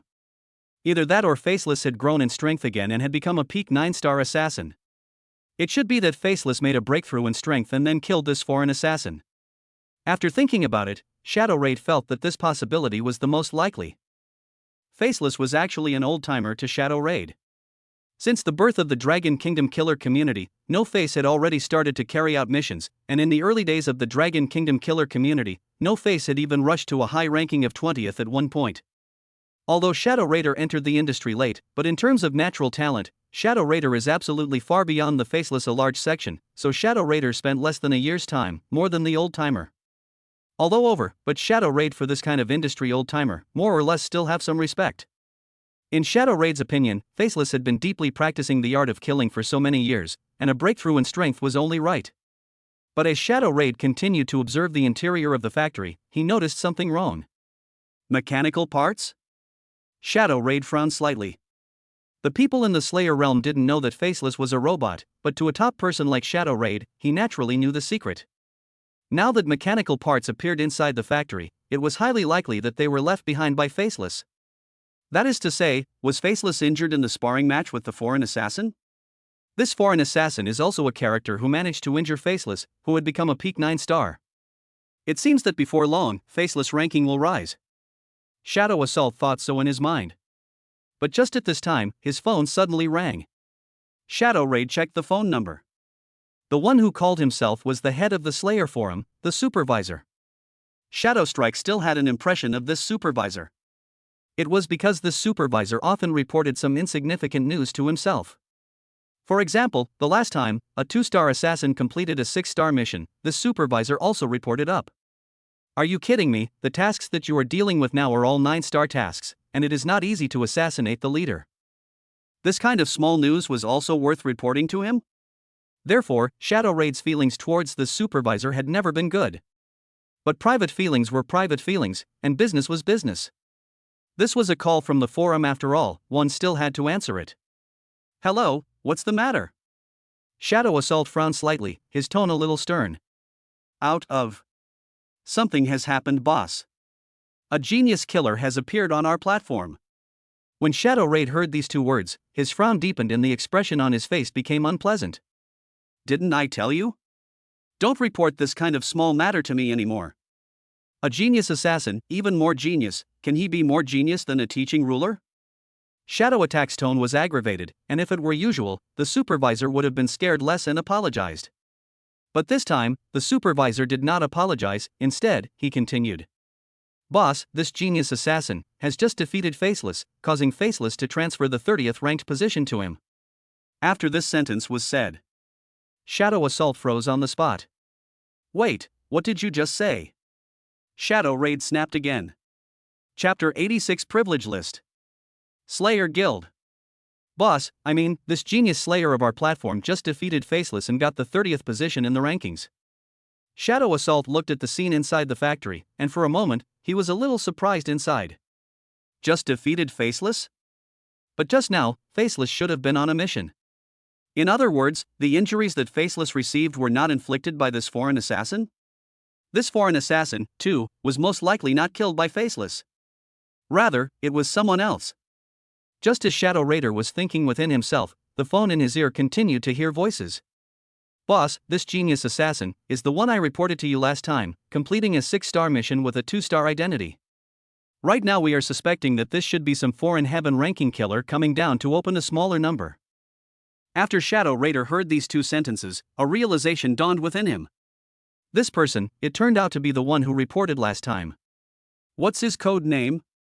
This time, Shadow Raid also squared his eyes. This kind of genius was not rare, and if this rising genius had potential, he might not be unable to be invited into the Dragon Kingdom hunting team in the future. Therefore now, Shadow Raid asked for his code name, also to leave an impression. If in the future, this person had the ability to kill to the first place in the Dragon Kingdom heavenly ranking, then he himself wouldn't mind representing the Dragon Kingdom hunting and killing team and extending an olive branch towards him. Back to the boss, his codename is Sharp Dagger. In less than half a month before and after registering his account, he was promoted from 1 star to 9 stars and got a rank of 99. Today he defeated Faceless again, and his ranking was promoted to 30. After Shadow Assault heard these words, he nodded and said, "I know about this matter, I will keep an eye on it in the future. Next everything will just be done according to the original rules." After saying these words, Shadow Raid hung up the phone. Immediately afterward, a look of suspicion surfaced on his face. Why are there so many strange things lately? Shadow Raid recalled the recent events. First, Rose encountered an expert in a foreign country, and it was still unknown if this expert was Doom. Now another expert had appeared in the country. Slayers were about an accumulation, and unless they were proud of their natural talent like themselves, it was common to simmer their seniority. In just less than 10 days, the world had sprung up with so many geniuses. However, Shadow Attack didn't think about it in detail, and then made a call to notify the special department to come and deal with the scene. He then left. And shortly after Shadow Raid left on the front foot. Deep inside the factory, a dark door fell down. Clang clang clang. 2 greasy middle-aged men groped their way out. Aborted life. It's a premature death. It's really a premature death. Seeing so many big shots in just one day today. Let's both just hurry up and get out of here. These 2 were nobodies, killers trained by the factory owner, both very trashy killers, 2 4 stars. As early as when the battle took place in the factory, they sensed that it was not good and hurriedly hid in the depths of the factory, which prevented them from dying. However, what happened today had hit them both very hard. After all, the 2 rookie killers had witnessed a true upper-tier killer, which made them both terrified. Therefore the 2 of them came together and planned to find a place to get out of the wind first, and when this period of time passed, they would come out to commit crimes themselves. "Where do you think the 2 of us will go to take shelter?" one of them said. The other glared at him angrily. "Where else? Just find a random ravine and hide for a while first." The 2 then left the factory. On the other hand, Jiang Feng found a random place in Golden City and lived there temporarily. As for Jiang Cheng's home, Jiang Feng didn't feel the need to go back. He might even be spied on by Lok Sang. Anyway, he was quite comfortable outside and could do missions whenever he wanted. In the rental house, Jiang Feng opened the forum. He saw that his ranking had indeed risen to the 30th place. 29th place, Impermanent. 30th place, Sharp Knife. 31st place, the Dream Weaver. Meanwhile, after Jiang Feng's ranking rose, he also unlocked some privileges. The first was the forum handling fee. After 30 places, when a killer consigned items, the platform needed to take a 20% handling fee. But after becoming 30 himself, the handling fee was reduced to 10%. For a $10 million item, the platform needed to siphon off $1 million. To be honest, the tax rate was still a bit high. But compared to 20%, it was already much better. After Jiang Feng saw that the tax rate had been lowered, he remembered the pocket watch that Sleeping had on him. As a hypnotist, his specialty was this old pocket watch. Don't look at this pocket watch, but in reality, it was created by the world's top craft designers. Every pattern on it contained a hidden mystery. It can be said that using this piece of pocket watch to hypnotize others, the success rate will be 10 to 20% higher. For killers who wanted to hypnotize others, this was a top treasure. Jiang Feng had seen similar contraptions before, and they were all worth a lot. This piece, it should be worth $60 million. Jiang Feng quickly judged the value of the pocket watch. Jiang Feng contacted the platform's black market personnel. The offer was $60 million, and the other party accepted it readily. The black market personnel then came to the door and picked up the pocket watch. At the same time, $54 million hit Jiang Feng's account. Of course, Jiang Feng had other gains besides the $54 million. That was the ranking rewards. For those who were promoted to the rankings for the first time, they could directly receive a bonus share. Let's say Jiang Feng was promoted to the 30th position, then he could immediately receive a one-time $100 million bonus. Of course, this behavior was strictly regulated by the platform. If it was found that someone had made a private agreement to swipe the prize money by constantly transferring rankings, then the platform officials would step in and directly exterminate the two. Zhang Feng naturally will not do this. At that moment he contacted the forum customer service. After explaining his intentions, the customer service was very quick to submit an application for him. In less than 5 minutes, the 100 million bonus wholesale came down. Right now Jiang Feng's account was lying at 154 million funds. In other words, that was 7 or 8 schools. Zhang Feng didn't immediately contact the people from the foundation, he instead scrutinized the high-ranking privileges. Bonus dividends, lower tax rate, exclusive customer service, weapon forging. To be honest, there were an exceptional number of privileges for ranking 30. It was densely packed with a dozen items. These privileges were all things that Zhang Feng's rank 99 didn't possess. However, Zhang Feng was at least as the number 1 assassin in the heavenly ranking. He had long since gotten used to these privileges. As for weapon forging and exclusive black market services, Zhang Feng couldn't use any of them. Just as Zhang Feng was checking the list of privileges, his background messages were already bursting at the seams. Countless killers were frantically chatting privately with Zhang Feng. "Hello, Mr. Sharp Dagger, I'm ranked 50th, may I ask if there's a chance to work with you? Mr. Sharp Dagger, I have a mission worth $10 million on my side, would you be interested? Mr. Sharp Dagger, our killer guild is recruiting, and we are currently in short supply of great masters like you, are you interested in joining our guild?" Chapter 87 Education Building Meeting. The number of schools skyrocketed.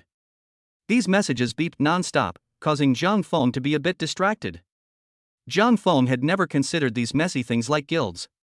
He was used to traveling alone, and this kind of stuff like guilds would only bind him. And the most important thing is, some killers' guilds are not ethical, often do some unseemly things, and some are simply the vicious murderers, can be described as a nest of snakes and rats, stinking. So for the guild, Zhang Feng was avoiding it as far as he could. Zhang Feng casually clicked the button and set his private chat status to "No one may disturb." Now the world was clean. Zhang Feng went back to the privilege list. Nothing special. Zhang Feng swept the privilege list, then was about to exit. But just at this time, Zhang Feng saw a strange privilege. All platform speech? Zhang Feng was attracted to these words. It was because this privilege was something he hadn't seen before. Zhang Feng carefully checked the privilege and he understood what it was for. Speaking across the platform was simple. To put it bluntly, it was exactly the same as the all-service shout in the game. When one used this privilege, all the killers in the Dragon Kingdom would receive a message. Only if one ranked 30, one could only shout once a month. Like ranking in the top 20, or the top 10, they had more times, shouting once a week, or once every 3 to 5 days. Another function that can't be used. Zhang Feng retracted his gaze after looking at it for a couple of moments. The domestic platform had such an extra function than the foreign platform, but he couldn't use it himself. Zhang Feng then closed the killer forum. Immediately afterward, Zhang Feng called the foundation. Zhang Feng briefly inquired about the construction of the previous few schools. The reply he got was that everything was going well and it would probably be completed by the end of the month. Zhang Feng was still very pleased about this. He had always been extremely relieved that the foundation was doing its job. The work efficiency was high and everyone within the organization was of one mind, it was very good. Zhang Feng then put $150 million in the past and kept $4 million for himself. $150 million, almost enough to build 7 schools. But with such a large amount of money arriving, it was a problem for the people on the foundation side. Mr. Jiang. Us to build so many schools at the same time. There's a bit of a shortage of manpower within the society, even though we only use supervision, we don't have that many people. Zhang Feng said, "I'll think of a way to do this, you guys can hold on to this money for now, and when these schools are finished building, you'll start building the other ones." The people from the foundation heard that Zhang Feng had said so they naturally had no objections and then agreed. It was just that when the foundation people hung up the phone, they brought up the matter from last time again. "By the way, Mr. Jiang, the last time I talked to you about the Cloud Color Village, how are you considering it? Yunkai Village was built the earliest and is the earliest school to be completed, it's estimated to be finished by the end of the month." Zhang Feng froze for a moment, then he remembered. It seemed like there was such a thing. Earlier, the people from the foundation had called him and said that the head of Yunkai Village wanted to invite himself over again, saying that he wanted to thank him.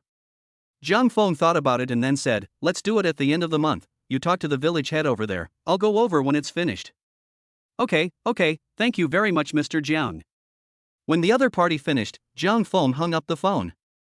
So tired, take a day off. Zhang Feng was a bit mentally tired at this point after a whole day of running around. Zhang Feng then laid down on the bed and started to rest up. But what Zhang Feng didn't know was, at this moment, the Ministry of Education of the Dragon Kingdom set off a huge storm.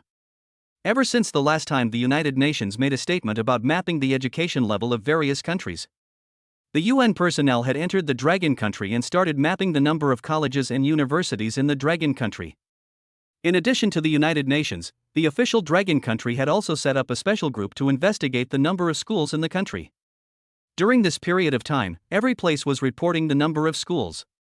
Today, it was the time to consolidate the information. In other words, the Ministry of Education needed to combine these data submitted from all over the country to arrive at the current number of all institutions in Dragon Country. Therefore, a leader in a suit stepped into the building. On the highest floor of the building, there was an exclusive conference room. Sitting inside at this moment were leaders from all over the Dragon Kingdom, who had come with the data from their hometowns' institutions. Soon, the meeting began. The big leader opened his mouth and said, "Now, please start reporting the number of institutions from each place." As soon as the big leader's words hit the ground, one of the leaders below raised his hand and spoke. "Wait, I have a question." The big leader looked at him, nodded and said, "Speak." This leader's face showed a difficult expression as he stood up and opened his mouth. "Leader, what is your definition of a school?" This great leader was a bit surprised to hear this. He didn't expect his subordinate to ask this question.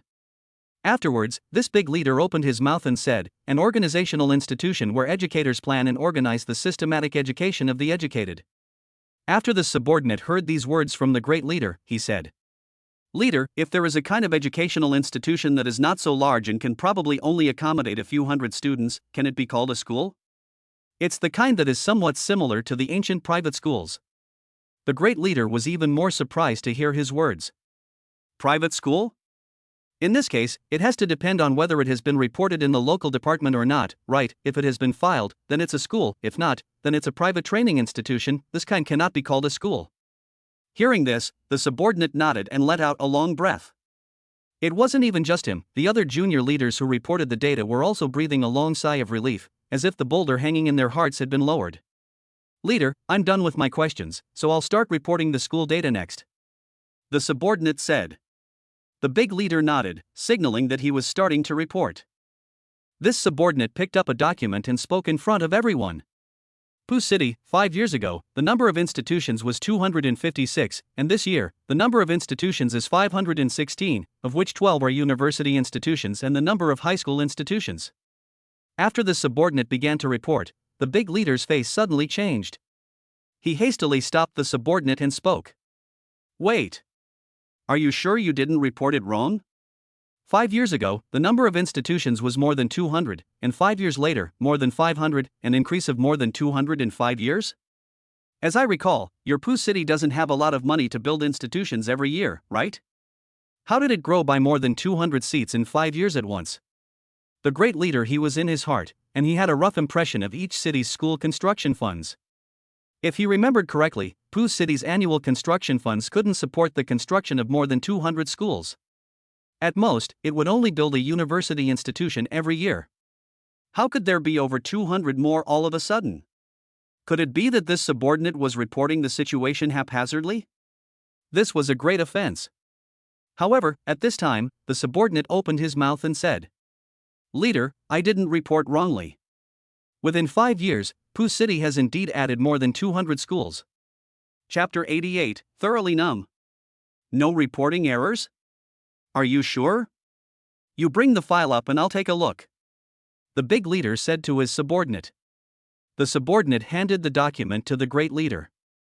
The great leader put on his glasses and carefully examined the document. The more he looked, the more surprised the big leader was in his heart. On this document, the places where each institution was located were noted in detail, as well as the names of these institutions, as well as the number of teachers teaching and the number of students. It can be said to be detailed to the extreme. This kind of document could not be forged at all, because one only needed to do a little bit of investigation to know whether these institutions existed or not. And since this subordinate of his dared to submit the document, it meant that it was true. This subordinate of his was not lying. Within 5 years, Pooh City had indeed increased by more than 200 institutions. Not bad. Not bad. The big leader gave a thumbs up to this subordinate, praising him for doing a good job. Your Pooh City added so many schools in 5 years, surely you didn't build them? It should have been built with funds donated by private organizations. Your Pooh City is also lucky to receive such strong support from civil organizations. You guys should cherish this luck, and next continue to improve the quality of teaching and improve the environment for students to receive education. Other city leaders, you should not envy Pooching. Pooching is with the support of civil organizations in building up so many schools. It doesn't matter if you guys don't have support, just do your part honestly. The big leader said to the crowd. The crowd of small leaders on stage nodded their heads. The debriefing continued. Soon, the second small leader stood up and he reported aloud. Leader, this is the data of our River City's institutions. 5 years ago, our River City had a total of 110 institutions, and 5 years later, our River City has 620 institutions. Among them, university institutions account for. When the great leader heard this subordinate's words, he froze violently. Wait. The great leader was a bit confused at this moment as he interrupted the subordinate's report and said, You repeat what you just said. Your River City had more than 100 institutions 5 years ago, and this year there are 620? More than 500 more? Are you serious? When this subordinate heard the leader questioning, he thought for a moment that he had reported wrongly and hurriedly looked down to check the documents. The subordinate then glanced at the document and realized that he had actually reported it wrong. This subordinate's face was filled with sweat, and he hurriedly said, I'm sorry, leader, it was my negligence, the data I just reported was wrong. Hearing this, the surprised look on the big leader's face eased a bit, and his spine leaned back into the chair. I told you, how is it possible for any region to grow more than 500 schools in 5 years? It must be that you reported it wrongly. The big leader opened his mouth and laughed. But just as he started laughing, he was shocked by this subordinate's next statement. Leader, our River City technically has 820 institutions at the moment. I just reported it incorrectly and underreported by 200. This is my problem. Hearing this, the big leader was completely confused. No. You wait. The big leader suddenly couldn't turn the corner. What did it mean that the reporting was wrong? Just now there were over 600, now there are over 800. You're telling me it was just underreported by 200 houses?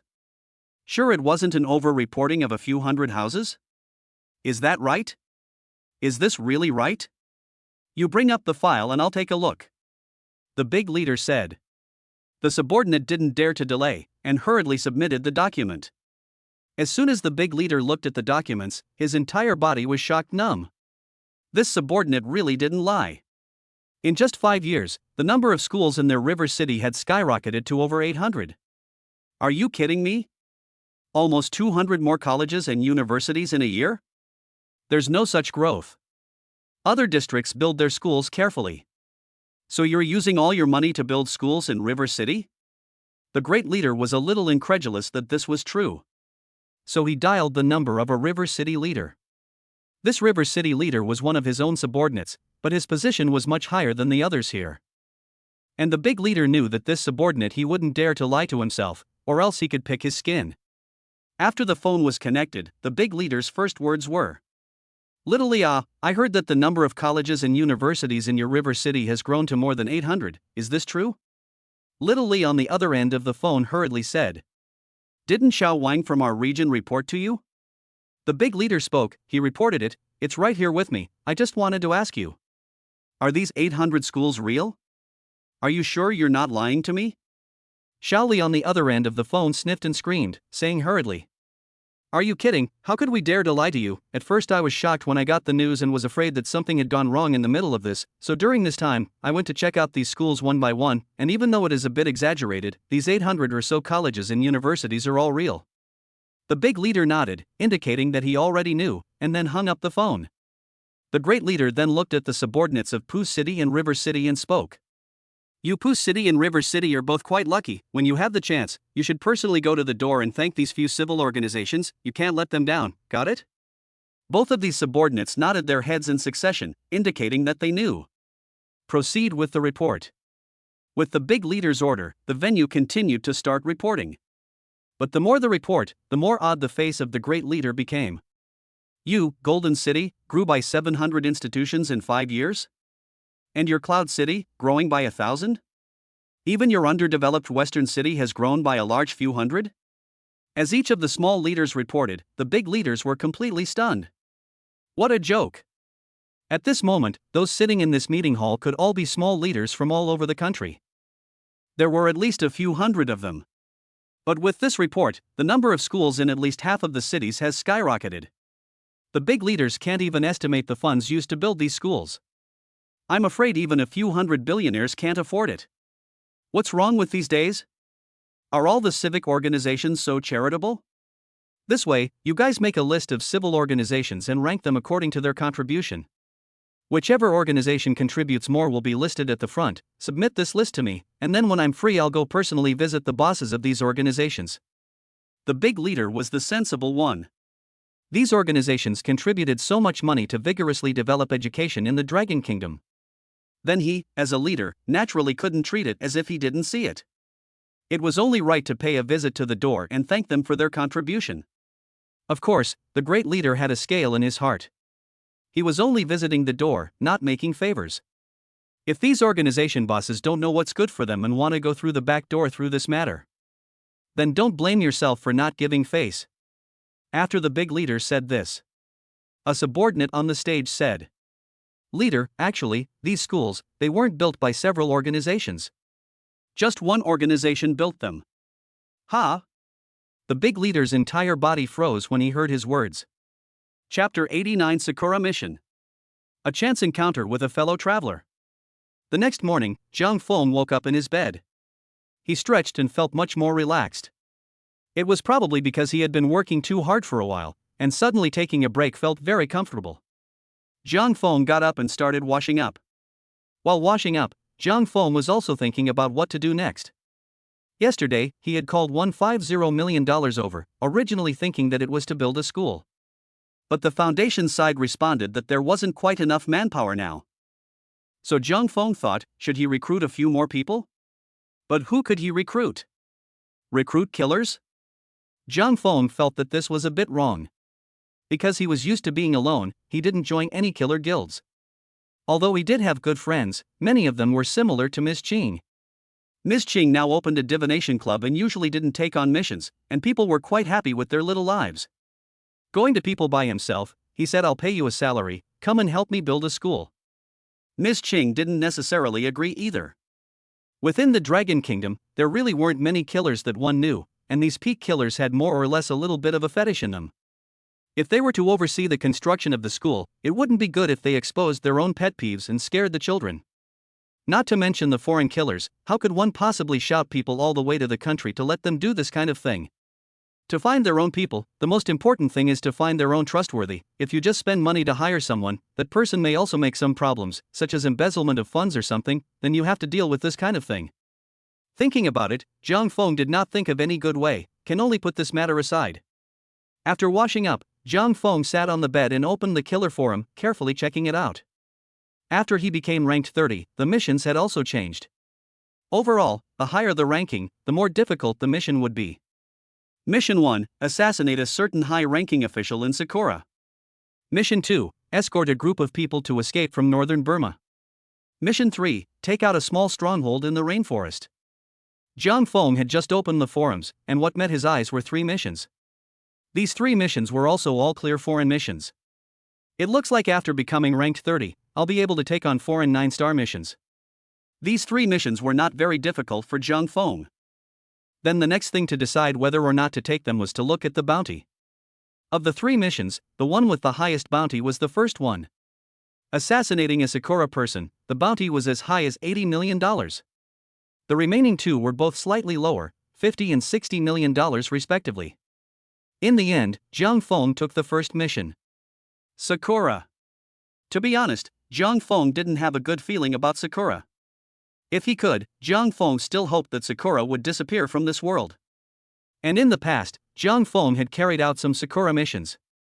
assassinating targets, or even burning down the divine toilet. It was just a pity that on that mission, one's main objective was to assassinate the target, and burning down the divine toilet was something one did casually. The result was that in the end, he was not able to completely burn down the divine toilet, and instead, Sakura was allowed to build it again. Zhang Feng had also dealt with a few killers from Sakura's side. The killers on their side were actually no different from the legendary ninjas, specializing in camouflage, stealth, and their usual weapon was the shuriken. This was actually related to Sakura's ninja heritage. Zhang Feng immediately obtained the details of the target after taking the mission. It went without saying that this high-ranking official was full of evil.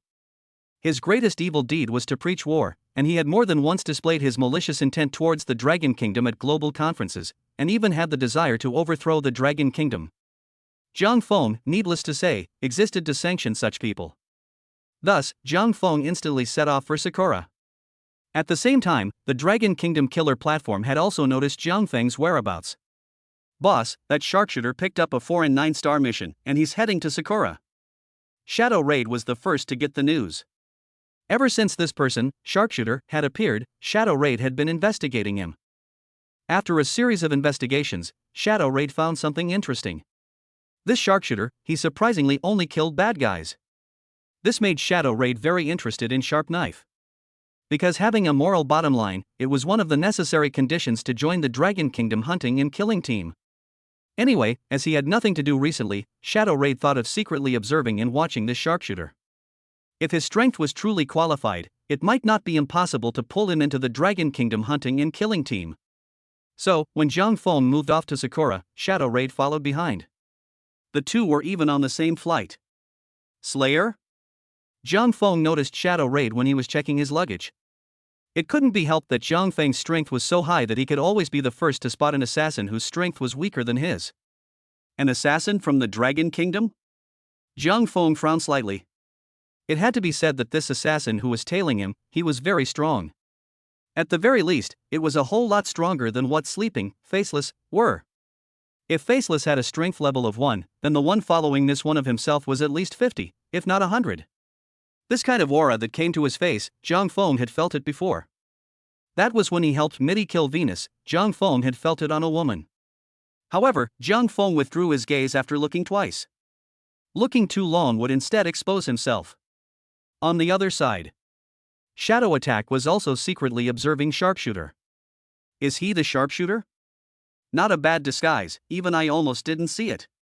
Shadow Raid looked Zhang Feng up and down. Zhang Feng's disguise was pretty good. If not for Shadow Raid's meticulous observation, then he really wouldn't have been able to tell that this was an assassin. Looking into his heart, Shadow Raid didn't see any bright spots on Zhang Feng. This sharp knife killer, he even walked loosely. Pretty standard old 9-star killer strength. At most, he was a bit stronger than Faceless. There was still a big gap between the peak 9 stars. But since we're all here, let's see how he handles this mission. Shadow Raider thought to himself, it's idle to be idle in the country, so this time he's going abroad as a tourist. It would be nice to see Sakura's little sister.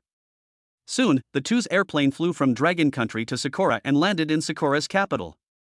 Zhang Feng had booked a high-class hotel in Sakura's capital before getting on the plane, and he went straight to the hotel after getting off the plane. Of course, Zhang Feng wouldn't be so wasteful in his normal life. The reason he booked such an expensive hotel was still because the mission required it.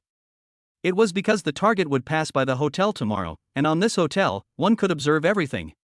Shadow Raid couldn't help but appreciate Zhang Feng inwardly after seeing him check into that hotel. Not a bad mindset for a mission. If it was me, I would have booked this hotel as well. Shadow Attack thought inwardly. This sharp knife might be the kind of killer who was not good at hard power, but had a good thought process. Only that Shadow Raid didn't check into this hotel in order not to spook the snakes. Instead, he found a random one nearby and stayed there first. At midnight, Zhang Feng sat at the table and was thinking about tomorrow's killing plan. How to observe, how to strike, how to deal with unexpected situations, and how to escape afterward. Zhang Feng was considering it step by step. But just at this time, swoosh! A muffled sound rang out. Zhang Feng's entire body was instantly alert. Someone is on a mission in this hotel? Chapter 90, Finding People. Harvest Little Helper. Zhang Feng looked towards the ceiling. The one who carried out the mission was in the room above his head. The loud sound just now should have been a pistol with a silencer installed. The sound of the gunshot was so small that I'm afraid I wouldn't have been able to hear it if it was anyone else, but naturally, Jiang Feng had super hearing, so he easily captured it. Could it be that Sakura High officials people? Jiang Feng had always been known for his caution. If one failed tomorrow's mission because of this person upstairs, then one would lose the $70 million bounty. Since that was the case, one might as well just take care of him tonight first, so that he wouldn't get in his way tomorrow. Doing as he said, Jiang Feng quickly felt his way upstairs. The door to the room above was tightly closed. Jiang Feng directly knocked on the door, and then cast stealth. The door opened a crack. It seemed that the killer inside the door was observing the situation outside the house. Right at this moment, Jiang Feng kicked the door open and then directly took the killer hostage. Just as Jiang Feng was about to make his move, he suddenly saw a familiar face. Stephen? Jiang Feng was surprised. This killer in his arms was no one else. It was none other than his previous student, Stephen. The same student who had spent hundreds of thousands of dollars to ask himself for advice on how to clean up the scene. You are? Because of Jiang Feng's disguise, Stephen didn't recognize him. Jiang Feng surrendered his pistol while searching him all over. After making sure there were no weapons, Jiang Feng released him. It's a big no-no to carry out a mission without a disguise. Jiang Feng looked at Stephen, his brows furrowed for a moment. Teacher? Now Stephen sort of recognized Jiang Feng. He was inwardly shocked beyond belief. How could he not expect to run into that Mr. Death and Sakura? Jiang Feng simply tore off his disguise and frowned at him. Why are you here? Although Stephen was his own student, the two were only in a monetary employment relationship. If Stephen hindered himself from carrying out his mission, then he would still not hesitate to step in. Afterward, Stephen told Jiang Feng the whole story. Only then did Jiang Feng realize that Stephen had already become a 6-star assassin. And he had come here today to carry out a mission. This person, who trafficked women, is not worthy of death. Stephen looked at the corpse in the room and sprayed a mouthful of saliva. Stephen was Death's little fanboy, and it was because of the influence of Death. Stephen only killed bad guys. Jiang Feng looked at Stephen and started thinking. After this incident, he had concluded that Stephen would not get in the way of his mission. Although Stephen had grown over this period of time, he was only a 6-star assassin. It was impossible for a 6-star assassin to get in the way of one's own mission. On the other hand, Stephen's appearance made Jiang Feng think of something. Stephen is a 6-star assassin, he knows the inside story. And he's young enough. Can I recruit him into the foundation and have him help me build the school? Jiang Feng thought in his mind. On the way to Sakura, Jiang Feng had been having a headache over this matter. Only now that he saw Stephen, Jiang Feng had an eyebrow. First of all, Stephen and himself had met a few times and were considered acquaintances. Secondly, Stephen was relatively young, and from the point of view of his mission, he belonged to the more decent kind. Of course, these were only Jiang Feng's thoughts. Whether Stephen was willing to help or not, it would depend on his personal wishes. Jiang Feng didn't hide anything, and directly gave Stephen a few words about what he meant. Who would have thought that Stephen would agree very readily? Of course, teacher. Only I have one request. Stephen said. Jiang Feng looked at him and spoke. Yes, go ahead, if it's a monetary request, I'll try my best to fulfill it. Stephen shook his head. He looked at Jiang Feng with hot eyes and then said. I don't want money, teacher, I want to continue learning from you. Hearing this, a difficult color appeared on Jiang Feng's face. All along, Jiang Feng was used to being alone. Although there were also newcomers in the assassin world who spent large sums of money to ask to teach themselves. But those were all one-offs, and Jiang Feng would stop dealing with them after teaching them once. It was really the first time that someone like Stephen had offered to learn from his side. When Stephen saw his teacher hesitate, he hurriedly said, Teacher, it's like this, you also know the situation of our family. Within our family, there will be a specialized butler training process. As long as you need it, I can transfer many butlers from the family to help you. You can rest assured. These butlers are all incomparably loyal and dedicated, and they will definitely take care of your foundation in a well-organized manner. If they can't do it, I'll be right beside you, you can just kill me. Jiang Feng looked at Stephen's hot eyes and began to think. He knew about the Stephen family. Stephen came from a prestigious family in the West, and his ancestors were nobles of prominent status. The butler that came out from his family, that was a one-of-a-kind existence in terms of both cultivation and morality. In terms of ability, it was definitely a lot better than the current Foundation crowd. It was just a matter of letting Stephen follow his side. Teacher. I promise not to cause trouble for you. I'll do whatever you tell me to do in the future. As long as I can follow you around, I'll do whatever you ask me to do. Stephen patted his chest and promised. As a matter of fact, ever since the last time after Jiang Feng's guidance, Stephen's killer rank had started to soar all the way up. From the original 2 stars, it had soared all the way to 6 stars. It had only been less than 2 months. However, Stephen stopped there, he was stuck at 6 stars and couldn't move forward. So Stephen thought of Mr. Death again. As long as he could learn from a sky-ranked killer, not to mention becoming a sky-ranked killer. Becoming a 9-star should be easy, right? This was also the reason why Stephen was so persistent. After thinking about it, Jiang Feng agreed. The reason was that for a while now, Jiang Feng felt that acting alone was indeed a bit inconvenient. For example, booking flights, taking luggage, booking hotels, and such.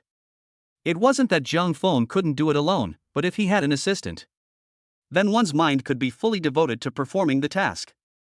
It would allow one to be more focused and have a higher success rate in executing tasks. Yes. Jiang Feng said. Stephen's entire body was overjoyed after hearing Mr. Death agree. Stephen instantly felt that he had really made the best decision of his life by coming to Sakura to carry out a mission this time. And Jiang Feng hadn't expected that he had only come to Sakura to carry out a mission. Surprisingly, he had even gained a little assistant. Then under Jiang Feng's command, the 2 of them cleaned up the scene. The bodies disappeared cleanly. Stephen, like before, held a book, and for every word Jiang Feng said, he took down a sentence, not daring to miss a single word.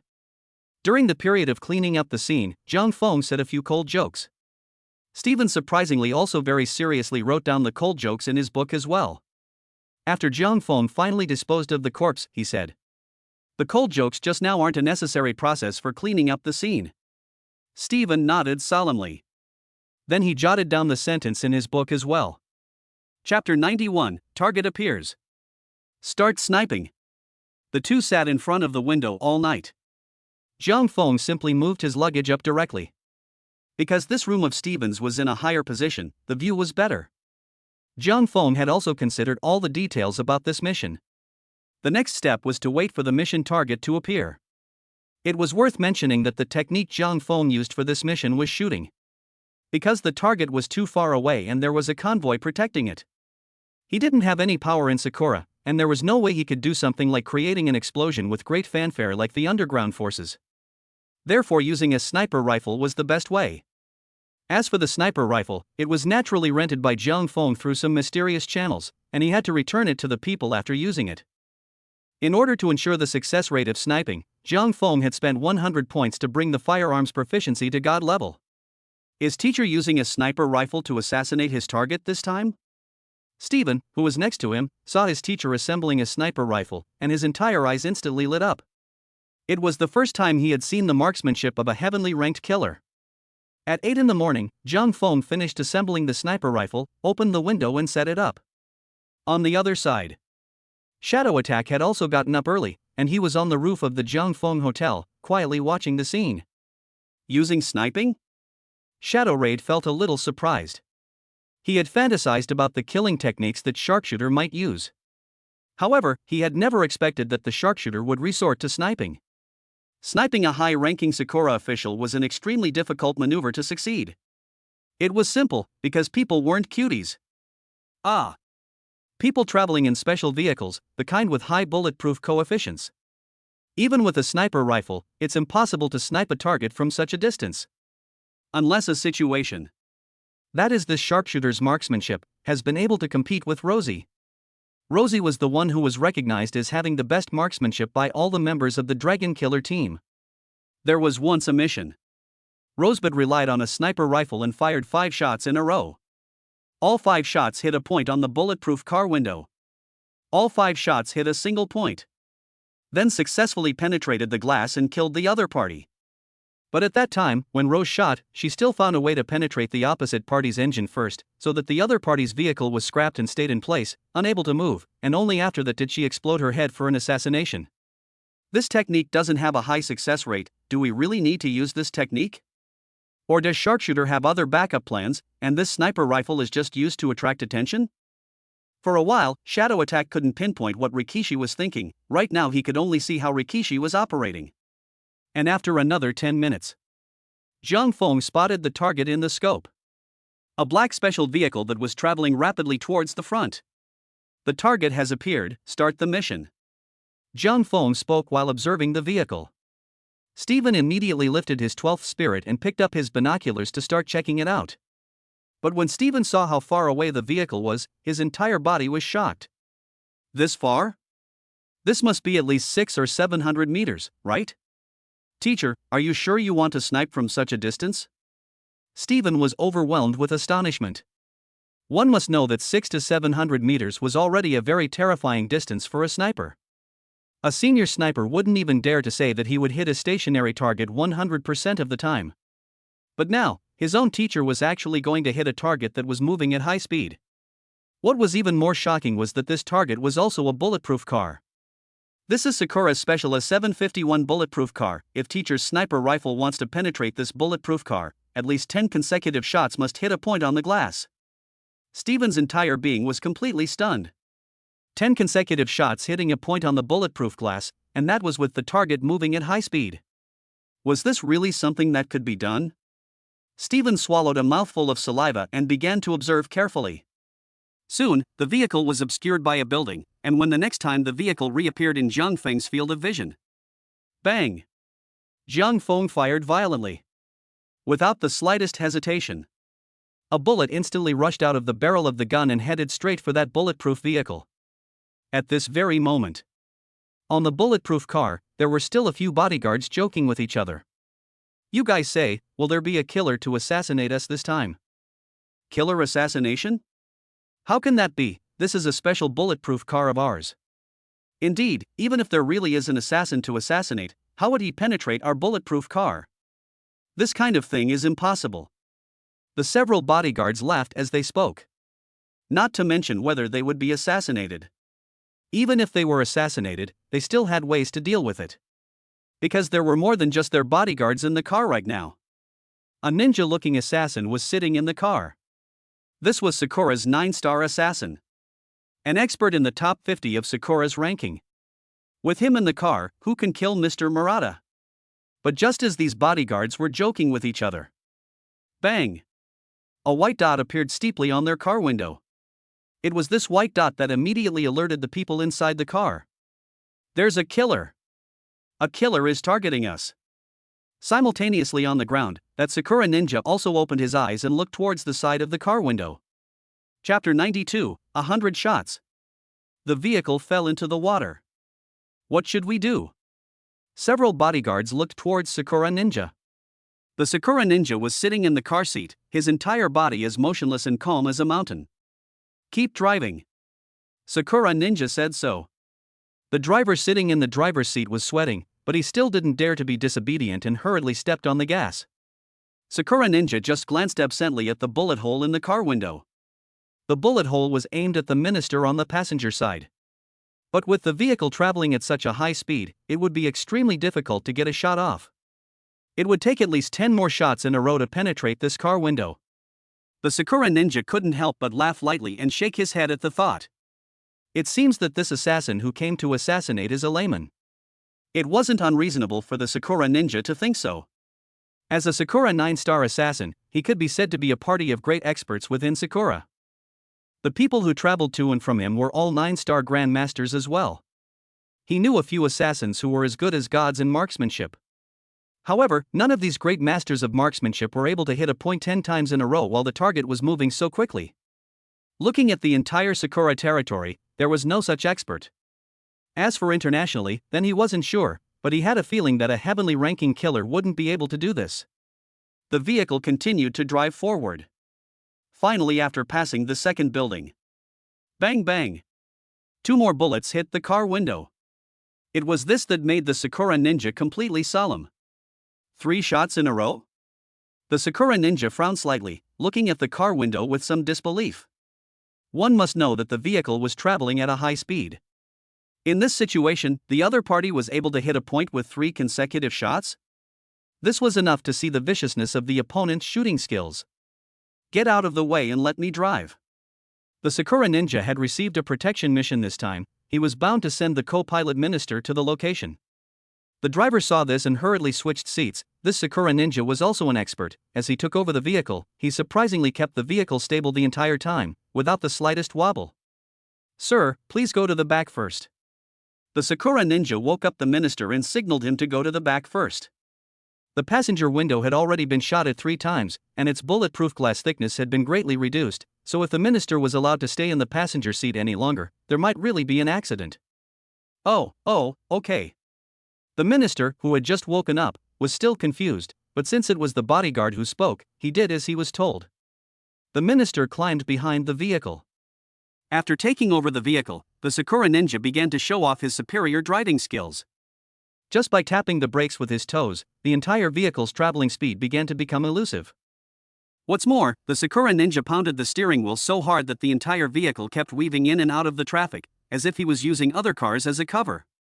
There was no doubt that this maneuvering would definitely make shooting much more difficult. On the other side, the shadow attack standing on the roof of the building couldn't help but frown tightly when he saw this scene. What a smart bodyguard! How should sharpshooter stab in this way? Shadow Raid envisioned many scenarios in his mind, and in the end, he ruled them out one by one. Shadow Raid thought about the problem from sharpshooter's standpoint. If he had encountered the situation at hand, then he would definitely give up the idea of sniping without hesitation and turn to close combat, finding a way to force the vehicle to a halt, open the door and assassinate the minister. But Jiang Feng's next move took Shadow Attack by surprise. Shoo! Another bullet was fired. This bullet didn't hit the passenger window, but the window behind it. Another small white dot appeared on the car window. After the Sakura ninja saw this scene, he frowned. How? Our car windows are treated against prying eyes. How did he know that the minister shifted to the back? Before the Sakura ninja could react. Bang bang bang. 3 more bullets hit the rear car window. This time, Sakura ninja's entire body was shocked. 4 shots in a row? No. With the previous 3 shots it was 7 in a row. Is there really an assassin in the world with such terrifying marksmanship? Sakura ninja's entire body was stunned. He then hurriedly drove his vehicle and clung to the side of a private car.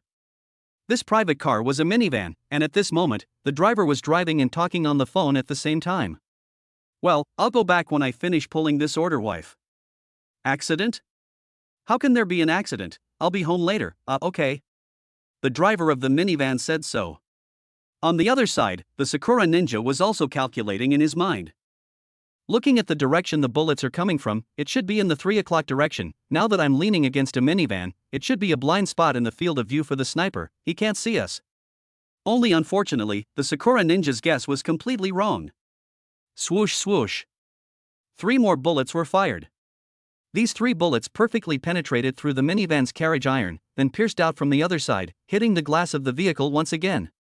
It was still in the same position as before. Not the slightest deviation. Precision and accuracy. Now the Sakura ninja was completely dumbfounded. What the hell? How is this possible? This isn't right. The Sakura ninja immediately realized the gravity of the situation. This car was simply unable to stop this sniper. If we keep driving, maybe the minister will really die in the car. At that time, not only would the mission fail, he himself would even be surrounded by Sakura officials. This is a big crime.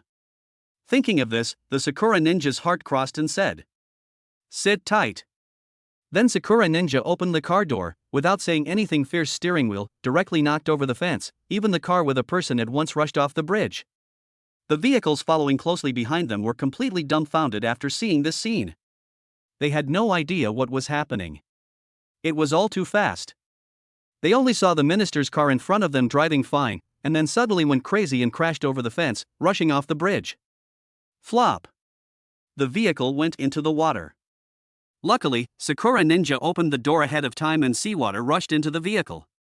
Sakura ninja took the minister's hand and began to parade up through the ocean.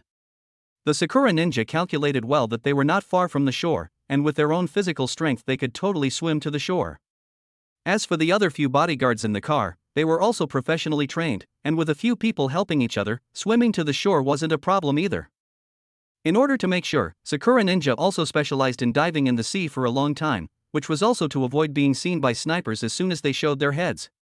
At the end of the day, they finally found a blind area of vision and successfully landed on the shore.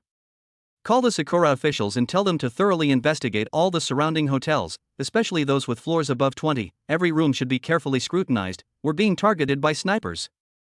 The Sakura ninja said to the bodyguards. These bodyguards didn't dare to delay and hurriedly called the higher-ups to report the matter. It was also at this time Zhang Feng in the hotel slowly left the scope and then started packing his sniper rifle. Chapter 93 The Cubs make a big show.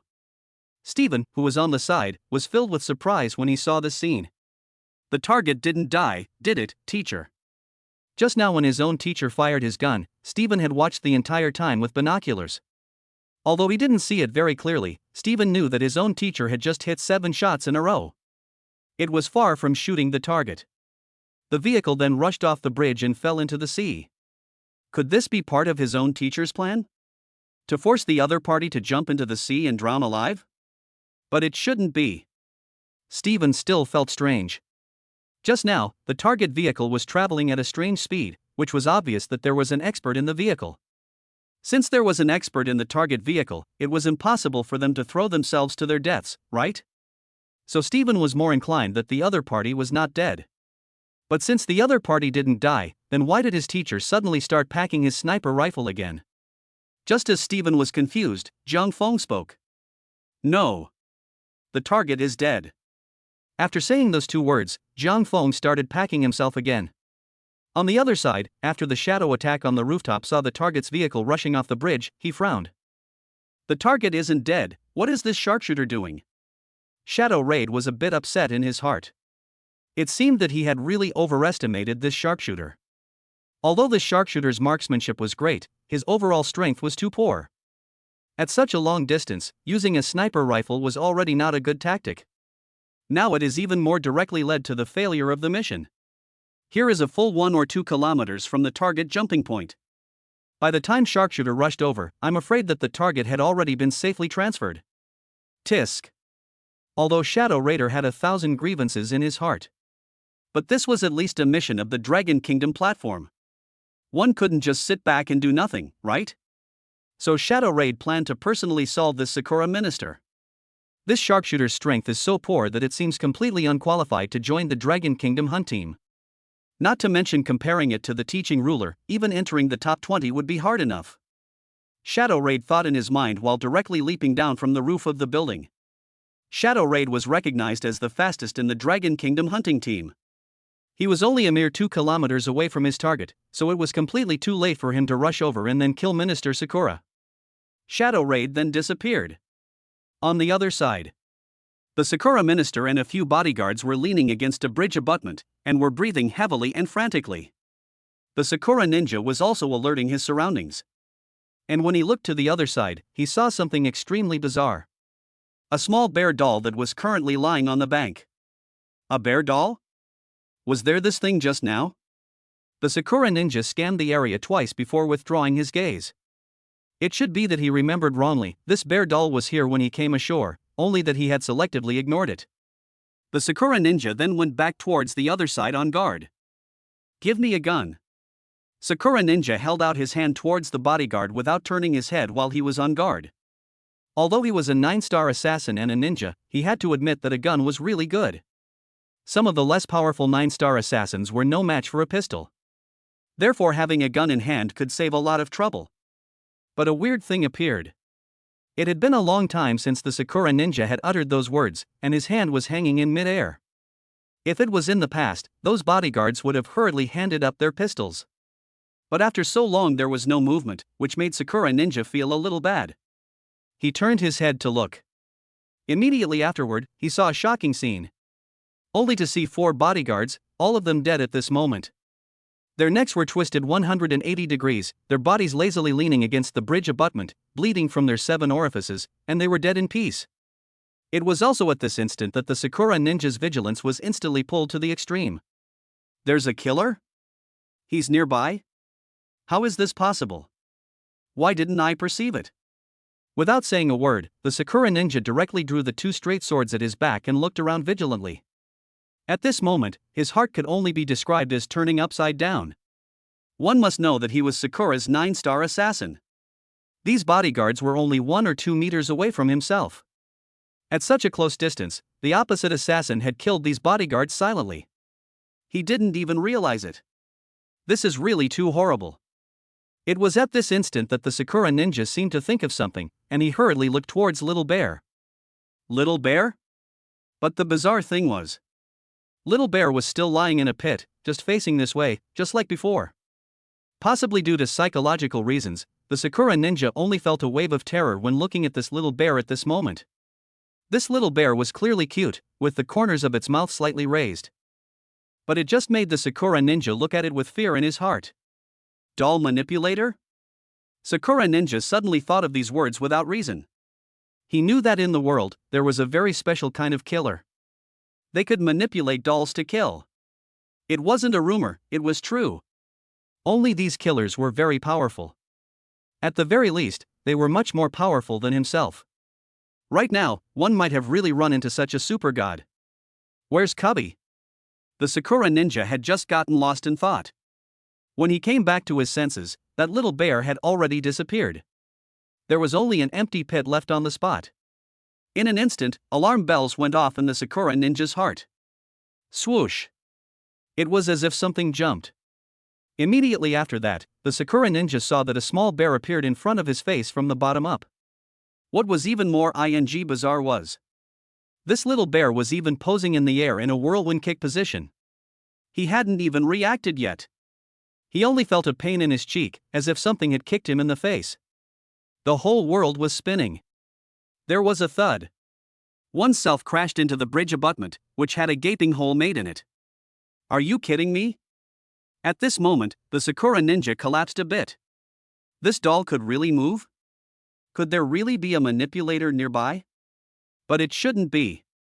Can a manipulator manipulate a doll from so far away? If you're playing with a puppet, you have to be nearby, right? But when I looked around, there was no one here but myself and Minister Sakura. What the hell? Although the Sakura ninja collapsed, he still hurriedly prepared for battle. But even though he was ready to fight, when he looked down, the bear was gone again. Just at this time, a voice suddenly came out from behind his head. Ah, hit! The Sakura ninja then felt a pain in the back of his head, as if he had been hit with a rock. In fact, it was the little bear that had just arrived behind him and gave him a flying kick.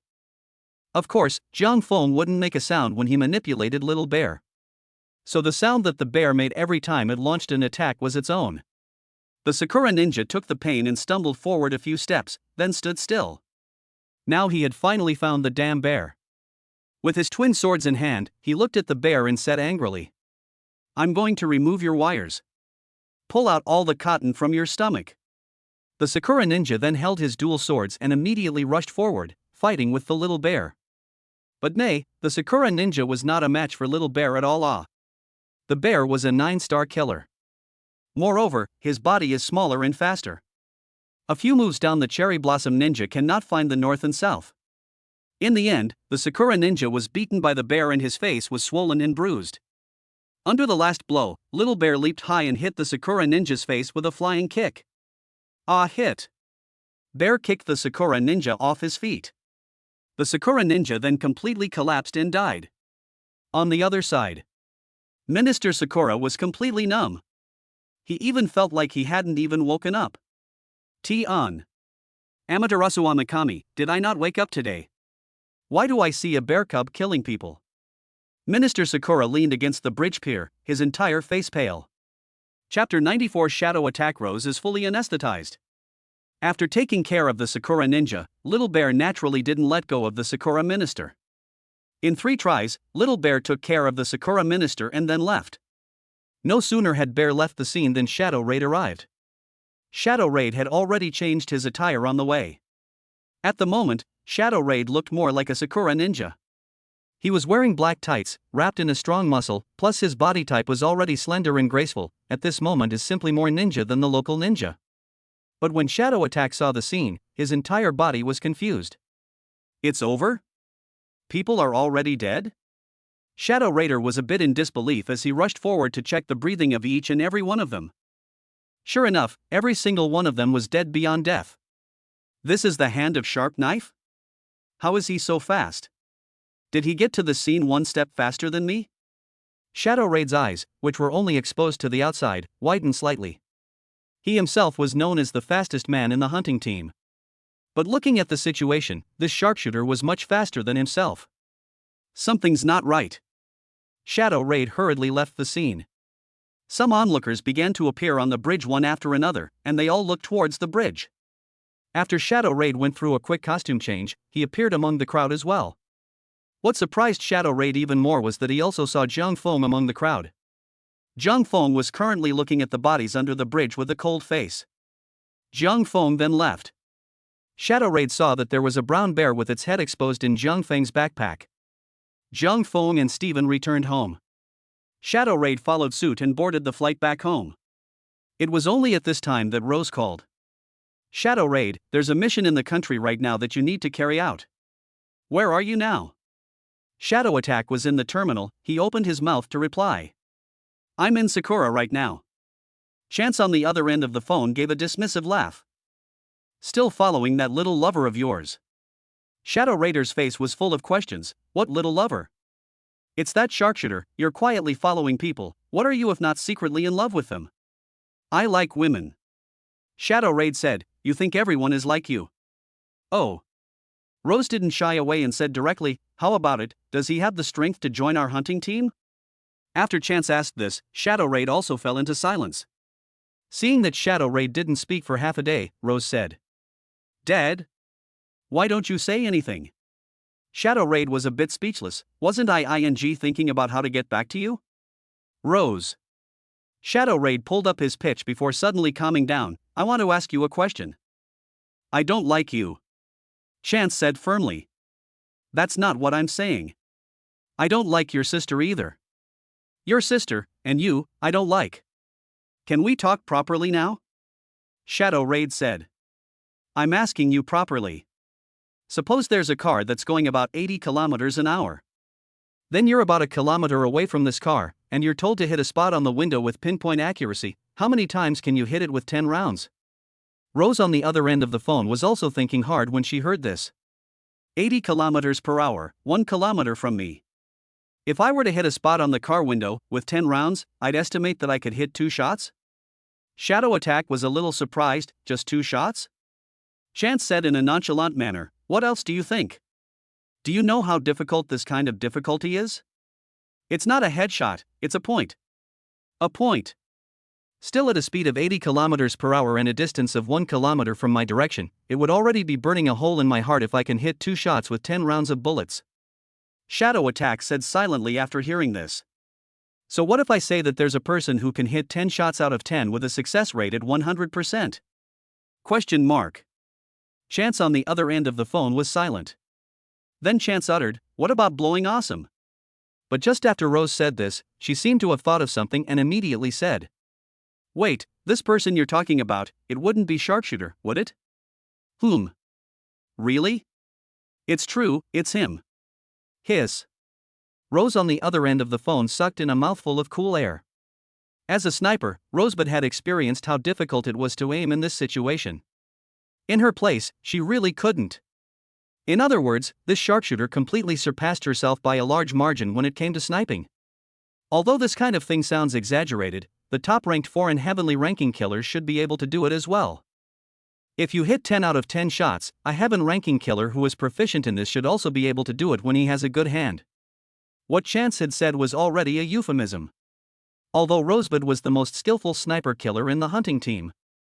But that didn't mean that Rosebud relied on it for a living. What Rosebud was really good at, instead, was assassinating targets at close range. It was like the first time she met Zhang Feng. When Rosie finished speaking, Shadow Raid spoke again. Then what if there is such a person who is faster than me? Chance froze again when she heard this. Finally Chance asked with a tentative tone. This person you are talking about. It wouldn't be sharpshooter, would it? Finally, a voice came from the other end of the phone. Well. This time, Rose was completely numb. At this moment, she was standing in front of the floor-to-ceiling windows of an upscale hotel. Her entire person was completely frozen. What was all this with today? Chapter 95, Re-entering the Village of Clouds. On the flight back, Stefan sat beside Zhang Feng, chattering non-stop along the way. Obviously it wasn't the first time he came to the Dragon Kingdom, but he acted like a child entering the city. Especially when Stephen fantasized about living with Zhang Feng in the future, his face was filled with happy smiles. By the way, you still remember what we discussed before, right? Zhang Feng said to Stephen. Don't worry, teacher, I've remembered everything. I've already contacted the family side, there's a batch of housekeepers rushing over right now, and in the future, as many as you need, our family will send out as many people as you need, and our family will cover all the clothes, food, housing, and transportation for these people. Zhang Feng nodded, he was still relatively assured of Stephen's work. Soon, the airplane landed in Golden City. After getting off the plane, Zhang Feng directly brought Stephen back to his residence. Anyway, the house he rented had several houses, so it wasn't a big deal to let out one for Stephen to live in. What surprised Zhang Feng was that the efficiency of the Stephen family was a bit too high. He had just returned to the country when the Foundation side called. They said that there was a group of people who had found them, and that these people had Western faces and raised their hands and feet as if they had been trained by the nobility. The Foundation called to ask if these people were arranged by Zhang Feng. After confirming with Stephen, Zhang Feng realized that these people were the butlers of the Stephen family. He then informed the Foundation about this and asked the Foundation people to cooperate with them in their work. At the same time, Zhang Feng also handed over the $80 million bounty he got this time to the Foundation. $80 million, almost enough to build 4 schools. After doing all this, Zhang Feng started to rest. Being on the run for the past 2 days had made Zhang Feng a little tired. He didn't take on any quests for the next few days. This was because it would soon be the end of the month, and the construction of the schools in Cloud Color Village was almost finished. According to the agreement, he had to make a trip back to Yunkai Village to attend a banquet and at the same time cut the ribbon, officially declaring that Yunkai Primary School was put into use. What had to be said was that during the few days that Zhang Feng was resting, Stephen took the initiative to take on the role of a little housekeeper, taking care of Zhang Feng's clothes, food, housing, and transportation. Although Zhang Feng had obsessive-compulsive disorder in his daily life, he had to wash his clothes every day after coming home from work. But after doing this kind of thing for too long, he would more or less get a bit irritated. Now that he had Stephen's help, he took care of all of Zhang Feng's chores in a well-organized manner. Even Zhang Feng, who suffered from obsessive-compulsive disorder, couldn't help but praise him when he looked at him. Although Stephen was born into a prestigious family, he was different from those young ladies and young masters who didn't touch the spring with their 10 fingers. He was really serious and meticulous when he did his work. Not only washing clothes, but even cooking, often making meals that were comparable to those of a 5-star chef. Of course, Zhang Feng wasn't someone who liked to take advantage of people. During the time that the two lived together, Zhang Feng often talked to him about some killing points. Zhang Feng would also observe his movements in real time, correct them in time, and give advice and direction. Stephen had followed Zhang Feng for 4 or 5 days, during which he had simply gained more than he had in a year. Stephen could even feel that his 6-star shackles had begun to loosen.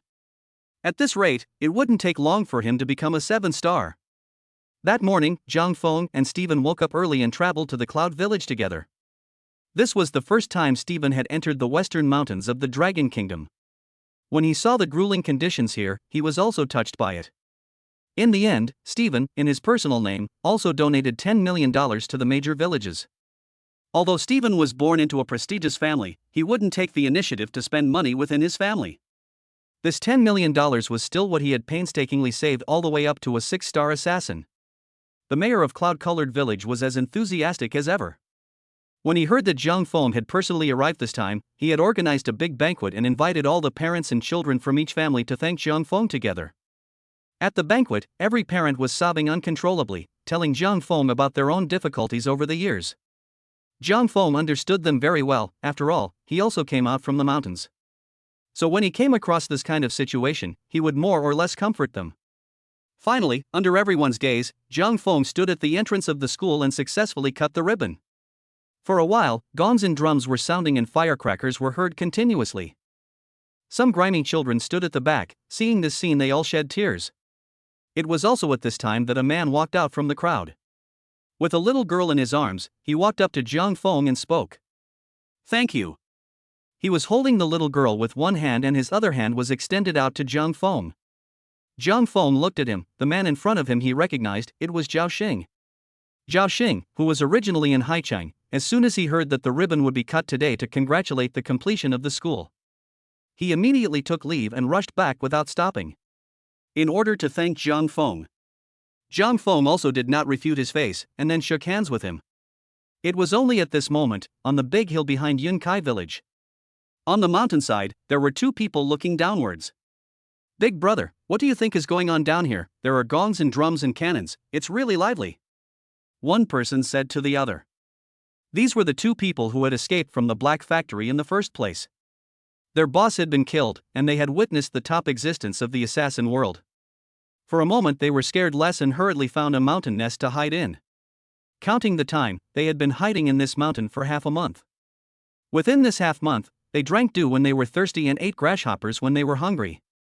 They didn't even dare to go down the mountain. Because they are all famous and wanted criminals, each of them has several lives on their backs. And the boss they originally followed was also a laundry detergent manufacturer.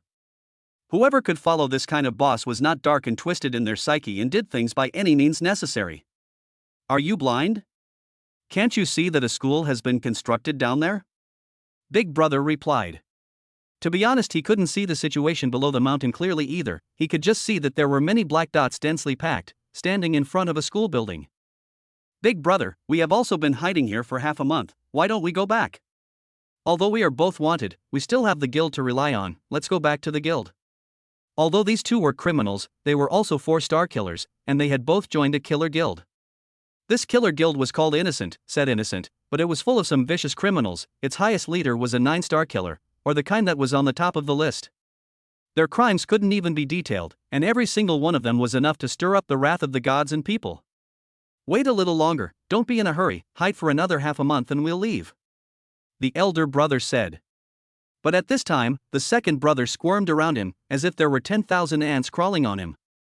But big brother, I kind of can't help it. I haven't killed anyone in a long time. The second brother spoke up.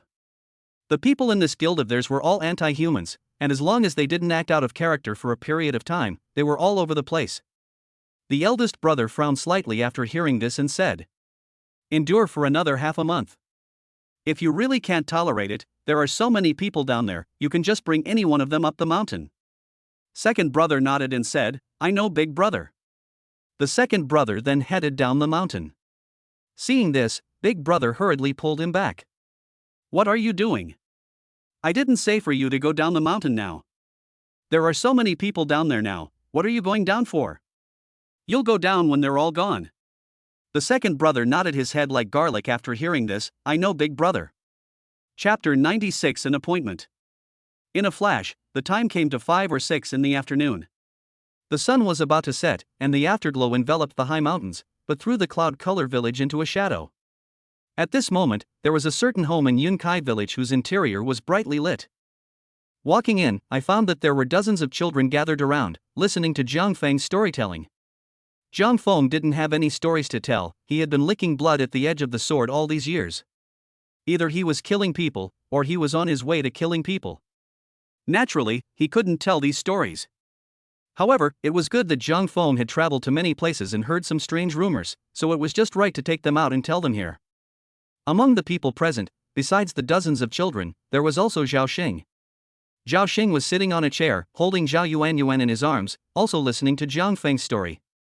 But when Zhang Feng reached the halfway point, suddenly a little girl snapped. "Brother Zhang Feng, what is that thing on the back of your hand?" Zhang Feng was slightly stunned, and everyone's gazes also looked towards Zhang Feng.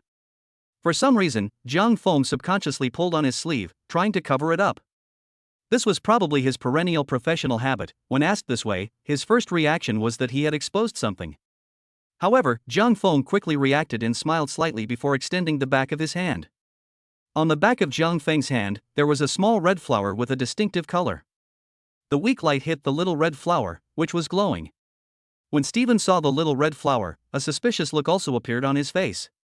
In fact, as early as when he had returned to Dragon Country with Zhang Feng, Stephen had noticed the little red flower on his teacher's hand. And within a few days thereafter, Stephen had been observing the teacher. he realized that the teacher seemed to extremely value this little red flower. For example, when he washed his hands, the teacher would deliberately avoid the little red flower. When the color of the flower became dull, the teacher would even secretly redraw it again with a red paint brush. Stephen had once asked about the origin of this little red flower intentionally or unintentionally. But the teacher gave a reply. A promise. Stephen knew the teacher didn't want to talk about it, so he hadn't asked after that time. Now that it was brought up by the naive little girl, Stephen really wanted to know what this little red flower really meant. Zhang Feng looked at the little girl and opened his mouth to smile. What's your name? My name is Ran Ran, I'm Yuan's best friend. The little girl opened her mouth and said.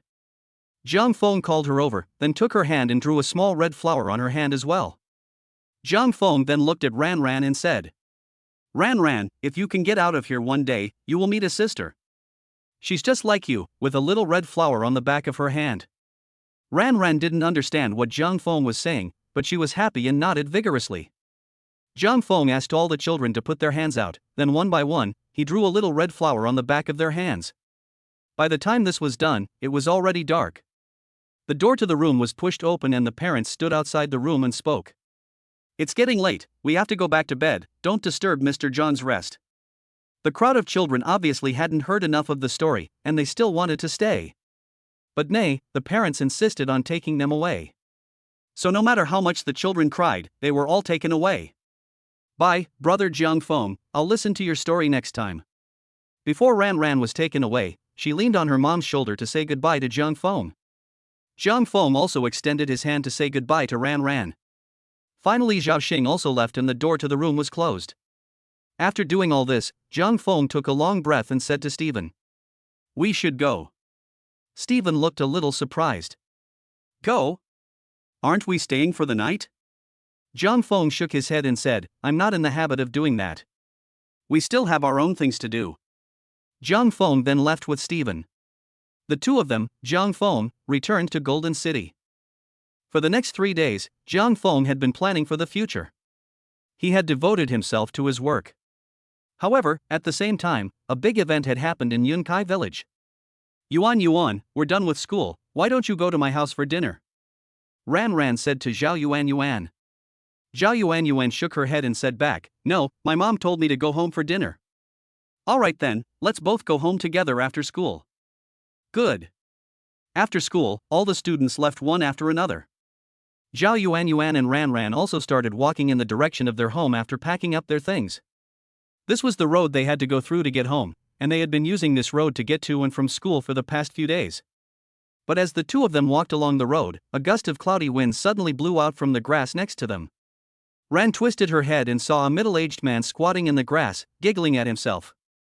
Yuan run. Chapter 97 First in the heavenly ranking.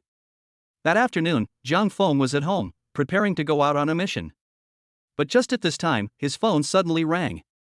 The person who called was Zhao Xing. After 3 words, Jiang Feng's face changed. His eyes widened slightly as if he had heard incredible news. Jiang Feng then rushed to Cloud Color Village with Stephen. When they waited at the entrance of the Cloud Color Village, Jiang Feng saw it. Inside, white strips were hung on every household, even to the point where many adults were wearing white clothes. A woman was kneeling on the ground crying bitterly. This woman Jiang Feng had seen before, she was none other than Ran Ran's mom. In addition to the villagers, a large number of demonic spirits had gathered here. Zhao Xing was among them. Besides Zhao Xing, there was also Lok Sang. Lok Sang had a cold expression and didn't seem to take this case to heart. When Zhao Xing saw Jiang Feng arrive, he walked up to him and whispered. Something happened to Ran Ran. At this time, Zhao Yuan rushed over, and she hugged Zhao Xing's thigh as tears flowed madly down her face. Dad, Ran did this to protect me. I'm sorry Ran, I'm sorry. Zhao Xing squatted down and said to his daughter. Don't worry Yuan, Dad will definitely arrest the person who hurt Ran Ran. Zhao Xing then saw a colleague from the autopsy section passing by, so he said to Yuan. Yuan, you go find Mom first, Dad will talk to you later, listen. Yuan was very understanding and left. At this time Zhao Xing called out to the colleagues in the autopsy section and opened his mouth to ask. Has the autopsy report come out? The colleague from the autopsy section stood still, then took out the report and reported the situation to Zhao. The little girl died a gruesome death, her skull was completely shattered, and her limbs were crushed and fractured. The colleague from the autopsy section said 2 words, then he couldn't go on, and in the end, he even handed the report to Zhao for him to check. Because it was really too cruel. This colleague of the autopsy section, he had worked for so many years, but it was also the first time he had seen such a frightening corpse. There wasn't a single part of the body that was intact. This is the result of a beast's rage. The one who hurt the little girl was simply not a person. Ran. At this time, Jiang Feng heard miserable cries. When he looked up, it was Ran's mom. She was lying beside the coffin at this moment, and her bean-sized tears were falling madly. Seeing this, Jiang Feng walked over and patted her shoulder with his hand, his mouth opening and closing as if he wanted to comfort Ran's mom. But when the words reached his mouth, Jiang Feng couldn't say anything. Mr. Jiang. When Ran's mom saw that it was Jiang Feng, the last line of defense in her heart was completely shattered. Ran's mom hugged Jiang Feng's thigh and looked at Jiang Feng with a pleading face. Mr. Jiang, please save Ran. Ran, she's still just a child. She hasn't even gone to school for a few days. She still has a bright future ahead of her. Mr. Jiang. Please. As Ran's mom reached the end of her sentence, her strength became less and less until it became inaudible. How could Ran's mom not know that a person can't come back from the dead? But even so, Ran's mom did not want to believe the fact that her daughter had been killed. In Ran's mother's mind, Mr. Jiang was the one who brought them light. Mr. Jiang was then almost equivalent to a god. As long as Mr. Jiang made a move, then things would definitely turn around. Jiang Feng watched this scene and his face became expressionless. No matter how much Ran's mom shook her body, he just stood there without the slightest movement. Family members, please express your condolences. Seeing this, the few demonic spirits around them rushed forward and pulled Ran's mom away, then took her away from the scene to prepare for psychological counseling. Jiang Feng stood beside the coffin, one hand resting on it, looking at the petite corpse wrapped in white cloth inside. At this time, Zhao walked over, he looked at Jiang Feng and said, "Any thoughts on seeing this scene?" The expression on Jiang Feng's face was unchanged, he just spoke. "No feelings." Zhao said, "This is your student. As an assassin, don't you have any desire to avenge your student's death?" Jiang Feng didn't make the slightest move as he listened to Zhao words, his pair of eyes just calmly looked at the corpse in the coffin. Zhao seemed to want to say something else, this time Loksang walked over and spoke. "All the people in the village have been exhausted, it wasn't someone from the village who did the crime, it was an outsider. Now the murderer is on the mountain, everyone come with me to the mountain, prepare for a carpet search." All the demon spirits received the summons, they hurriedly gathered and marched towards the mountain. Before Zhao left, he spoke to Jiang Feng. "I really misjudged you, Jiang Feng, I didn't expect you to be a coward." After dropping these words, Zhao left Yunkai village and headed up the mountain to prepare for the search. Jiang Feng twisted his head around and realized that not far behind him had long been filled with children. Every one of these children was gray, but their eyes were unusually bright. Every single child was looking at himself. After the demonic spirits left, the village became silent once again. Soon, night fell. The demon spirits formed a team, holding flashlights, and were checking every corner of the mountain. The village, on the other hand, was dim, probably because of the excessive sadness, families had turned off their lights early today. Stephen stayed alone in a room, he was separated from Jiang Feng. It wasn't that Stephen didn't want to live with Jiang Feng. Rather, Stephen felt that his teacher was very strange today, and his whole person was a lot more indifferent. At night, he had wanted to find his teacher to live with him, but his teacher had closed the door and didn't open it, and it was clear that the house was still lit up. There was no way, Stephen could only find another residence. On the other hand, the room that Jiang Feng was in at the moment was the same room where he had told the children a story a few days ago. Jiang Feng sat in his original position. He looked around the room, it was clear that the room was empty, yet he felt as if it was filled with people. All the children from that night seemed to be here at this moment. They were all looking at themselves with hopeful gazes. Jiang Feng remembered the position of each and every one of them clearly. There was only one spot that was empty. Jiang Feng closed his eyes and took a deep breath. He then turned off the lights in the house and opened his suitcase. The previous times Jiang Feng had come to Cloud-Colored Village, he hadn't brought any luggage with him. But this time was different. Jiang Feng had brought his luggage with him. The things inside the suitcase were simple. A set of tight black leather clothes, a set of black clothes that were comfortable to wear, a straight sword, and that was all. Don't look at the simple things inside the luggage. But if there was a heaven-ranking killer here, if he saw the items inside the suitcase, he would definitely drop his jaw on the spot. Because these clothes, they were the clothes of the number one on the heavenly ranking. These were the clothes that the heavenly ranking number one wore exclusively when he was on a mission. In other words, as long as one saw this outfit, it was the same as seeing that figure that stood at the very top of the assassin world. Chapter 98, I hereby give notice to all killers. The cool moonlight poured into the room, reflecting Jiang Feng's body. Jiang Feng slowly unbuttoned his blouse. At once, a hideous scar was revealed. His back was covered with stab wounds, each scar situated on a fine muscle. Jiang Feng picked up the clothes in his suitcase and slowly put them on. The texture of the leather jacket brushed against his skin, which made Jiang Feng feel some déjà vu. It had been a long time since Jiang Feng had experienced this feeling. Soon, the door to the room opened and Jiang Feng's entire person completely disappeared. At the door, there was a silhouette standing. It was Stephen. Stephen was at least an assassin. He knew that his teacher was out. However, worry surfaced on his face. Teacher, the mountain can be full of demonic spirits now. Even so, do you still want to go up the mountain? In a cave on the mountain.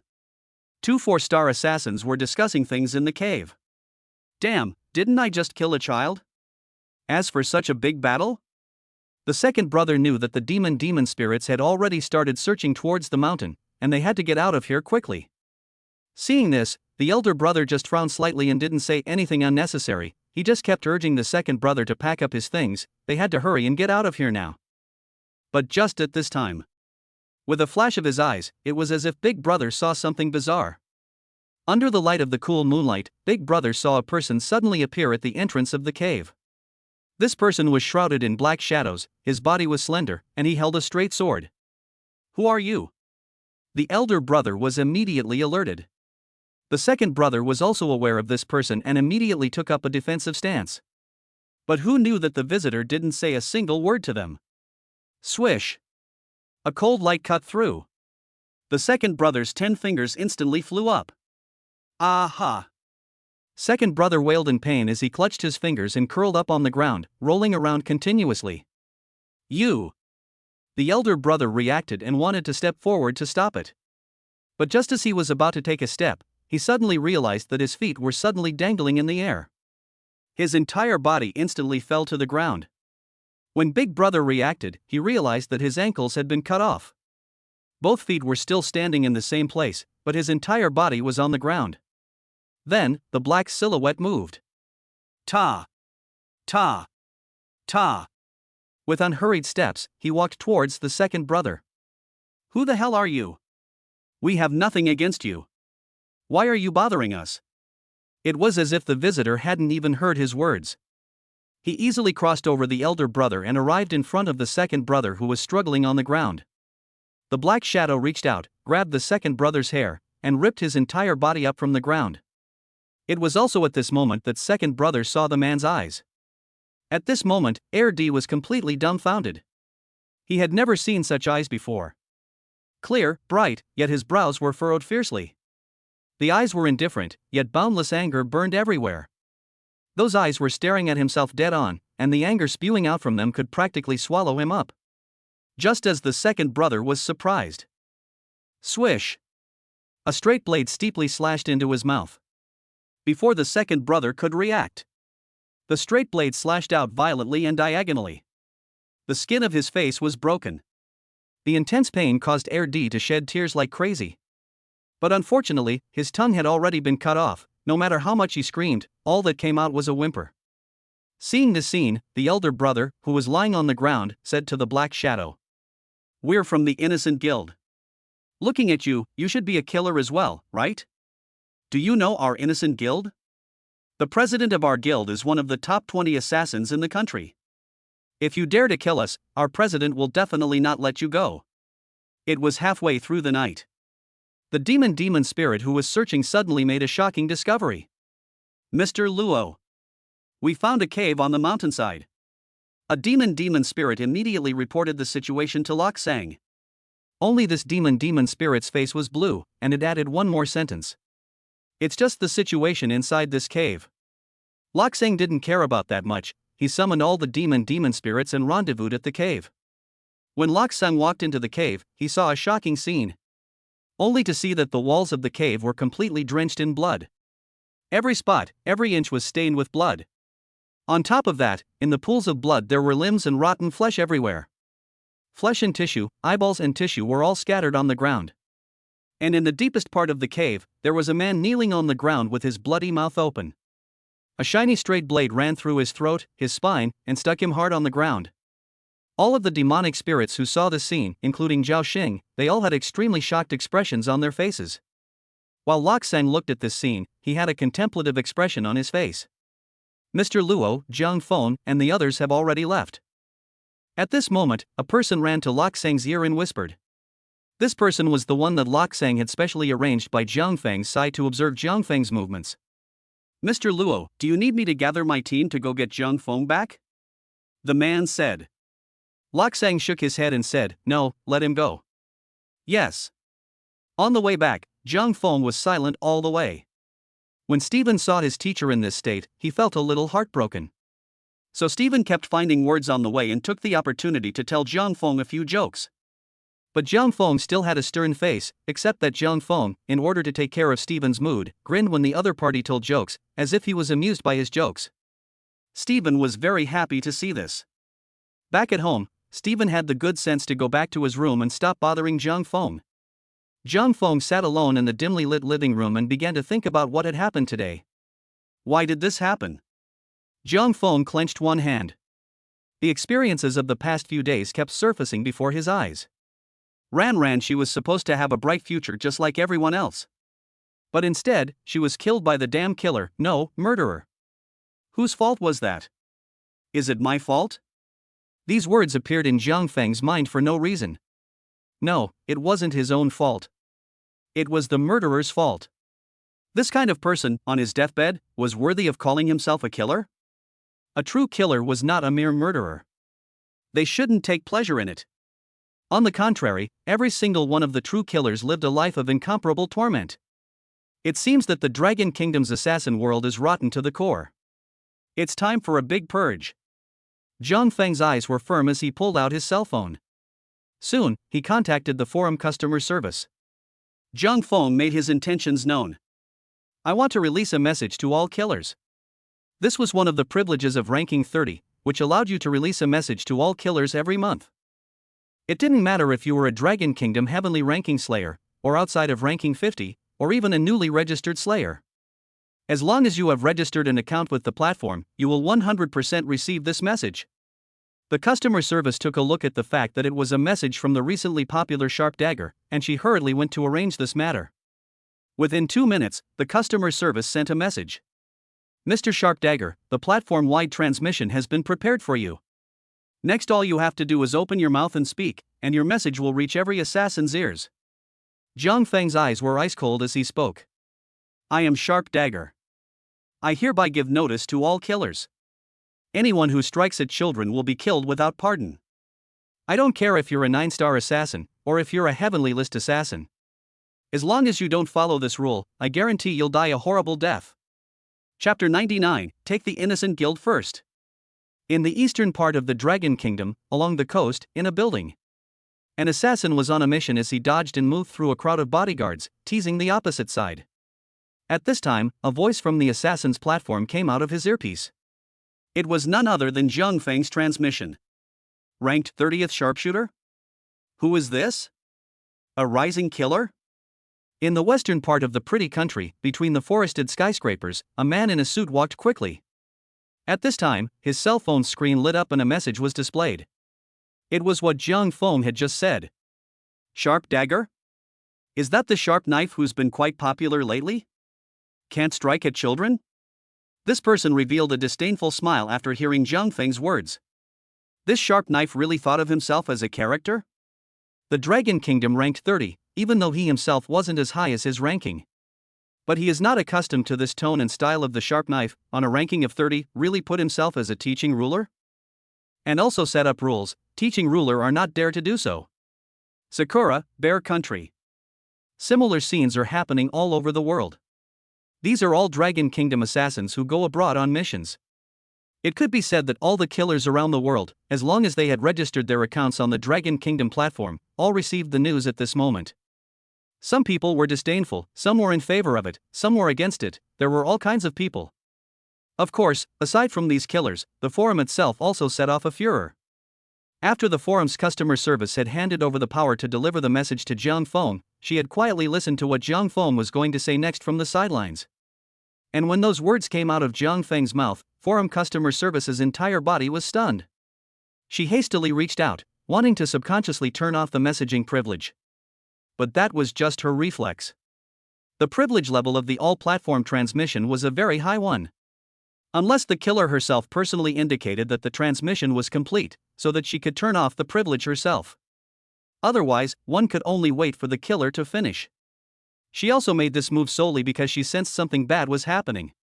A ranked 30 assassin dared to set the rules for the entire platform. This was bound to cause everyone's discontent. These slayers were used to being lazy on a regular basis, and everyone had their own set of rules to follow. Now there's a person who suddenly rides on your head and says you can't do this, can't do that. Anyone would be offended. This behavior was almost equivalent to declaring war on all killers. But even so, the forum customer service didn't dare to shut down the transmission. On the other hand, the forum had completely exploded because of Jiang Feng's words. Thinkless, who is this sharpshooter? Why haven't I heard of it? No delusion, I don't know, I heard himself say that he's the 30th ranked guy. Cripple, I know about this guy, I heard that he defeated Faceless some time ago and got the 30th ranked position. Yen, no, is there really someone so crazy that he dares to talk like that? Catalyst, he's really treating himself like an onion. I didn't know, I thought it was a teaching ruler talking. But then again, brothers, I think what Sharp Dagger said is quite reasonable. I also think that we should take a closer look at this issue. That being said, do any of you actually strike out at children? The one who struck out at children is simply How can you do that? I support Sharpshooter's proposal.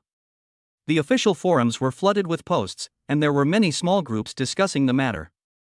Some were in favor of it, others were abusive, and a portion expressed neutrality, just wanting to see what happened next. On the other hand, Jiang Feng hadn't finished his words yet. Anyway, with the transmission privilege, as long as he didn't take the initiative to say shut down, then the forum customer service needed to wait until he finished. Jiang Feng continued to pass on his words to the entire platform. Also, I'm here to make an announcement. All members of the Innocent Guild are already on my mandatory kill list. I don't care who you are, as long as you have a grudge against the Innocent Guild or you want to see them die. Give me the location information of each of their members. I'll let you receive a piece of good news. After Jiang Feng said these words, the entire forum's killers were confused. Innocent Guild? How did the Sharp Dagger suddenly get into it with the Innocent Guild? Could it be that the Innocence Guild has offended the Sharp Dagger? That's how things are estimated to be. The Innocence Guild's people took a shot at the children, and the Sharp Dagger couldn't stand to watch and wanted to exterminate the Innocence Guild. Destroy the Innocence Guild? Can he really do it? I think it's a bit up in the air. Innocence Guild is one of the top 5 guilds in the country, and he's not too good for a sharpshooter. Indeed, the president of the Innocent Guild is ranked higher than him. The Innocent Guild has a bunch of 9 stars, not to mention the president, so many 9 stars can get the sharpshooter killed, right? Killers are supposed to be free. What's with this set of rules? Do I have to look at your face to see who I want to kill? It's better for sharp knives to die early. Jiang Feng didn't bother about how the others were talking. What he had to do had already been accomplished. Next, Jiang Feng informed the customer service that the message was finished. The customer service also hurriedly withdrew the privilege. There wasn't much the customer service wanted to say about Jiang Feng's actions. Saying anything, this was the privilege of the top 30 killers. Even if they said something that could lead to self-destruction, it was a personal will decision. It wasn't her turn to speak as a customer service. Only the customer service could vaguely feel it. If Sharp Dagger could survive this incident, then he would definitely become the leading figure of Dragon Country's assassins. It might not be as good as teaching ruler, but it would definitely be one of the best. An assassin setting rules for others, this was something that had never been done on a worldwide scale.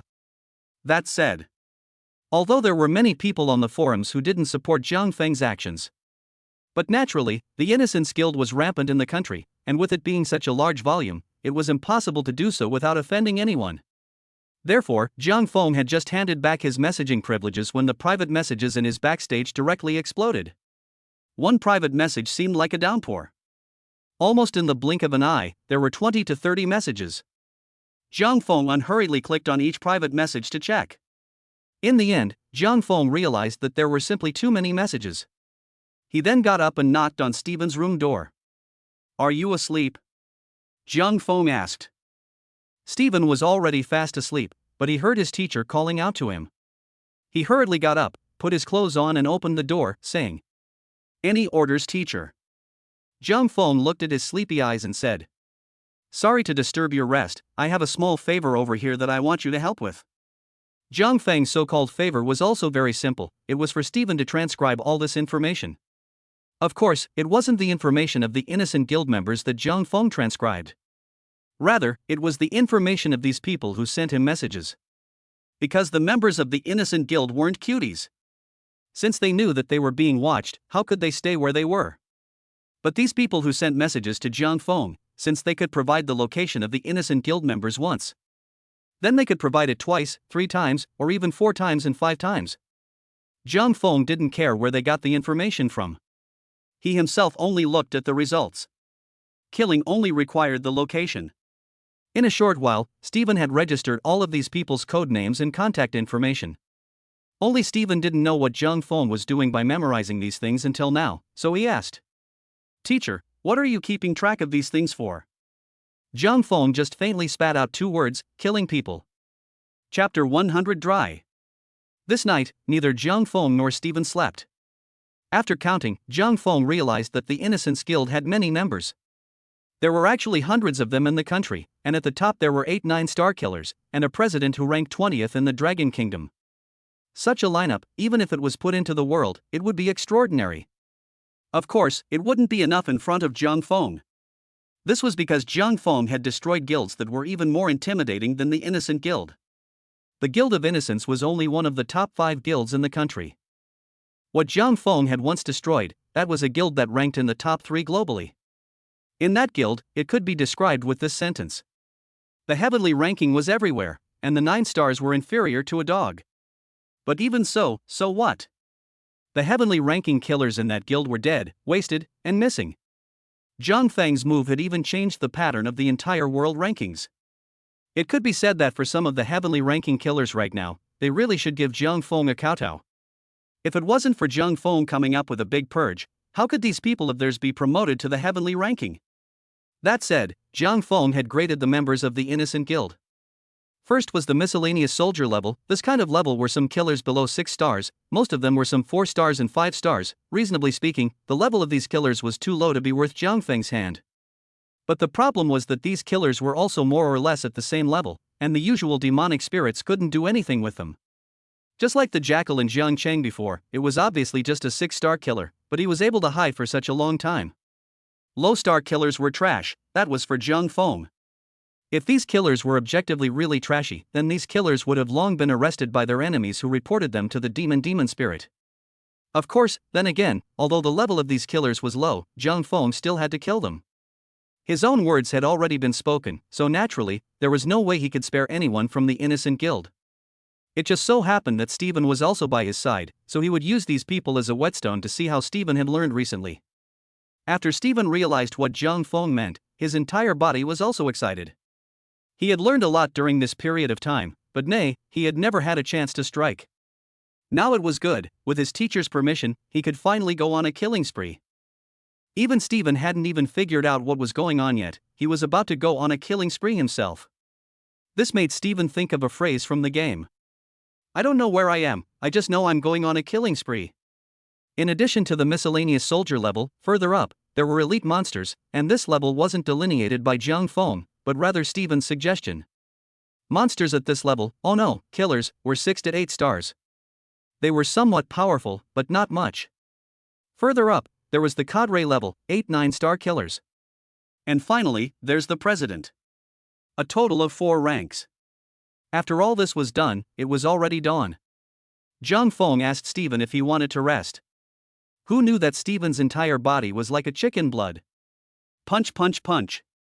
Stephen clenched his fists, and his entire body was about to jump up in excitement. Looking at that look, it felt like there was no need to rest. Who knew that Zhang Feng had just gotten on the train with Stephen? This kid fell asleep on his shoulder. Zhang Feng also wanted to buy a sleeper, but unfortunately, there were no seats left. Soon, at almost noon, Zhang Feng and Stephen arrived at the first stop, H-City. There was a small lair of the Innocent Guild here. According to the intelligence, there are 10 4-stars, 5 5-stars, and 1 6-star here. Stephen said to Zhang Feng. Zhang Feng nodded, then said, "All right, go in them all." Stephen stretched out his finger and pointed at himself, "Me?" For a moment Stephen was a bit terrified. It was true that he himself was a 6-star assassin before. He had no problem dealing with 1 6-star, but the other party had more than 1 6-star. 5 5-stars, 10 4-stars, these were all threats to himself. Zhang Feng nodded, then said, "Don't worry, just remember what I've taught you recently, go." Stephen nodded with difficulty, then took a step towards this building. This was a corporate den, where these murderers hid during the weekdays to do some unseemly things. Just as Stephen reached the door, he was stopped by 2 bodyguards. These 2 were 4-star assassins, standing on the floor of the company just to prevent others from sneaking into the company. "Wait. What are you doing?" The 2 4-star assassins were of formidable size, and the 2 of them were like door gods, one on the left and one on the right.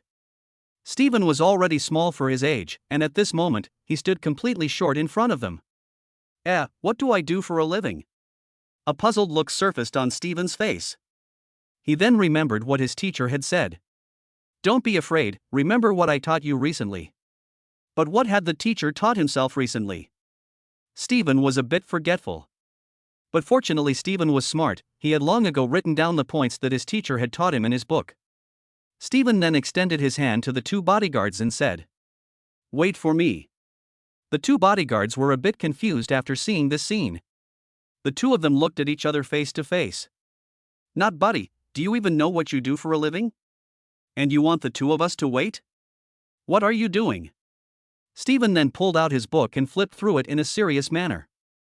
Finally, when he flipped to a certain page, Stephen's eyes suddenly lit up. "Found it.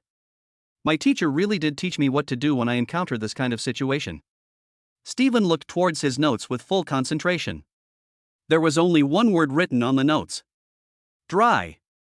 After seeing this word, Stephen closed his notes with a snap. His eyes then began to sharpen. "I know, teacher." The 2 assassins looked at each other after seeing this scene. The 2 of them could sort of see that this person was coming from a bad place. So the 2 of them rushed up piece by piece. Who would have thought that the 2 of them hadn't even reached Stephen yet?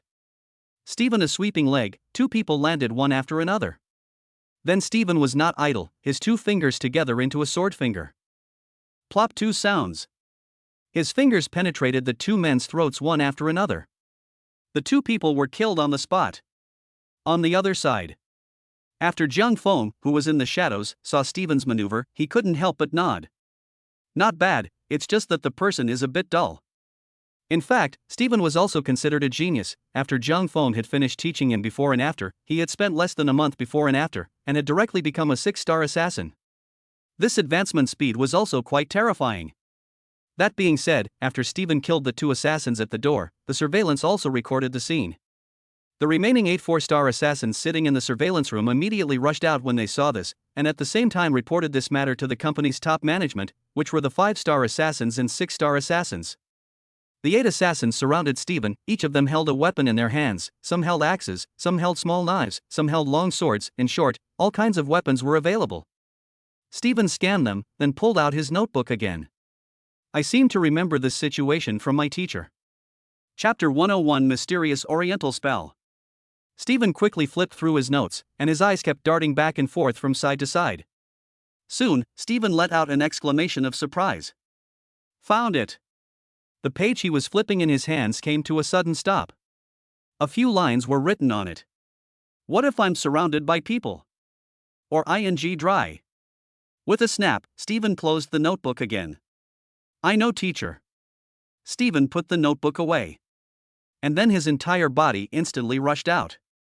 Stephen himself was a 6-star assassin, and after practicing with Jiang Feng these days, his strength had grown by leaps and bounds, and he didn't know exactly how many stars he had reached. But it was definitely stronger than 4 stars. These 8 4 stars combined were also completely no match for Steven.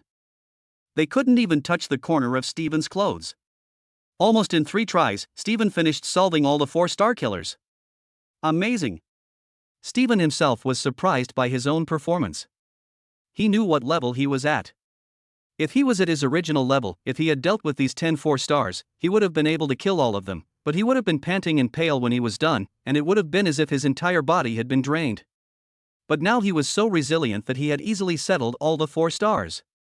This elevation could be considered tremendous. And at this time, the elevator doors slowly opened and 5 people walked out from inside. After these 5 people walked out, they automatically lined up in 2 rows, making way for the people behind them. 1 6-star and 5 5-star were all present at this time. The 6-star assassin's face was filled with a huff upon seeing Steven. "You've got guts, daring to find trouble with our innocent guild. Looking at you, you should be a foreign assassin, right? Don't you know that our guild leader is the 20th ranked assassin in the Dragon Kingdom?" After Steven saw this 6-star assassin, he hastily reached out his hand and said, "Please wait for me, thank you." Steven then took out his notebook again and started flipping through it quickly. "I remember that this kind of situation is also taught by my teacher." Soon, Steven found the page. After Steven finished reading the contents of that page, he slowly looked up and spat out 4 words. "Your mom." To be honest, Steven didn't know what those 4 words meant. Anyway, it was all taught by the teacher, and the teacher had said it when he was teaching. Before both sides go to war, if the other side puts up a hard word, you don't care what he means by it, you just say these 4 words to him. He packs a broken defense. As expected. That 6-star assassin, after hearing Steven say those 4 words, his entire person immediately red warmed up and white smoke was coming out of his head. Steven was stunned after seeing this scene. It's really worthy of being a teacher. It's really the same as what the teacher said, he was in a hurry. Is this the mysterious Oriental incantation? The 6-star assassin spoke. "Kill him for me." Soon, 5 5-star assassins rushed forward. Steven quickly flipped through the book. There was a sentence written on it. "Don't do the damn thing yet, what are you waiting for?" "I know, teacher." Steven closed his notebook and then fought with the 5 5-star killers. But the problem was, these 5 assassins were not Steven's opponents at all. Almost as soon as they exchanged blows, they were defeated. Soon, 2 of the 5 killers died, and 3 more were crippled. The 6-star assassin's face started to become ugly. "Just how many stars are you?" The 6-star killer snapped. Steven shook his head. "I don't know how many stars I am." "Who instructed you to come?" The 6-star killer asked again. "My teacher." "Who is your teacher?" "I'm too lazy to talk to you, you don't deserve to hear it." Steven directly struck without saying a word. Although Steven had gone through several battles earlier, his strength had increased tremendously and he hadn't felt tired until now. Even when facing the 6-star killer's attack, he was able to do so with ease, teasing his opponent. Seeing that he could not attack for a long time, the 6-star killer became irritated for a moment and pulled out his own weapon. It was a dual-wielded dagger, which was cupped in the 6-star killer's hand, reflecting a cold light every now and then. Steven nodded. This kind of situation was also taught by his teacher. If the opponent pulled out his weapon, he had to pull out his own weapon as well. Steven then pulled out a pistol and aimed it at the 6-star killer. The 6-star killer was directly confused. "No?" Before the 6-star killer could finish his sentence, there was a bang of a gunshot. The bullet went through his brain. The 6-star killer fell to the ground in a heap, completely dead. Steven nodded at the sight, then flipped open his notebook again. What teacher taught is really useful. Soldiers are also tricky, although I don't know what teacher means by this. But teacher said that if the other side pulls out their weapons, I'll pull out my weapons as well, so there shouldn't be any problem with that, right? The company door then opened and Jiang Feng walked in with his hands in his pockets. All settled? Jiang Feng glanced at the corpses all over the ground and spoke. All settled, teacher. There were so many deaths this time that Jiang Feng didn't intend to clean up the scene. He just destroyed the surveillance, along with everything that could be recorded, such as hard disks and whatnot. The other 2 erased the traces they left behind and then left. Zhang Feng had kept the bodies of these people in order to give the innocent guild a kick in the pants. This was still just one of the dens. Zhang Feng was going to take out all the dens of the innocent guild today. At the very least, the low-star killers would all go to heaven. Zhang Feng and Stephen didn't stop and immediately headed towards the next den. On the other side, the innocent guild had also received news from this side. The company in H City has been terminated? A 9-star assassin's brows furrowed as he learned of this news. He had also heard slightly about what happened at the forum earlier. Thus this 9-star assassin knew. This should be the hand of that sharp dagger. Got guts. Chapter 102 Bribing Stephen. Near noon, Zhang Feng and the two of them reached another city. This city also had the Innocence Guild's lair, and it was even more crowded than the previous lair. There were a full 24-star assassins, a dozen 5 stars, 3 6 stars, and 1 7-star. After the last incident, the people in this den had become somewhat disorganized. Zhang Feng had just arrived in this city, and he kept receiving news that these people had started running away. However, Zhang Feng wasn't in a hurry, he kept tabs on these people's movements. And more importantly, it was already noon now. Things have come to a head, let's eat first. Zhang Feng didn't know which restaurant was good here, so he found a random restaurant. If Zhang Feng was alone, then the probability was that he would have eaten at a roadside stall or bought something random to cope with the situation. But because he had Stephen with him, and Stephen had contributed a lot along the way, Zhang Feng ordered a restaurant that was of a decent grade. The two entered the restaurant and casually found a seat. Who would have thought that Stephen had just sat down and pulled out his notebook and started recording? Recording what? Zhang Feng felt a bit curious. If he explained some killing points on weekdays, it was still understandable for him to take notes. He had brought him out for a meal, why was he still taking notes? Eat well before you go on a mission. Stephen looked at Zhang Feng with a solemn face, then nodded. Zhang Feng felt a bit speechless, then the meal was served and Zhang Feng started eating. Who would have thought that Stephen was still writing and drawing with his notebook? June 7, 2025, 11:54 a.m., teacher brought me into the Lost Deer restaurant. Teacher doesn't like to use knives and forks, prefers to use chopsticks, right hand holds chopsticks. Teacher likes to eat vegetables, eats less pasta, moderate meat. Stephen kept recording while observing Zhang Feng. During the time he spent with Zhang Feng, Stephen had already recorded quite a lot about Zhang Feng. How many meals the teacher ate a day, what he ate, how many times he drank water, all these things were recorded by him. It could be said that Stephen had completely become an observer and recorder by Zhang Feng's side. Zhang Feng was too lazy to care about Stephen. It wasn't the first time that this situation had occurred. When he was almost done, he would put down his notes and start eating.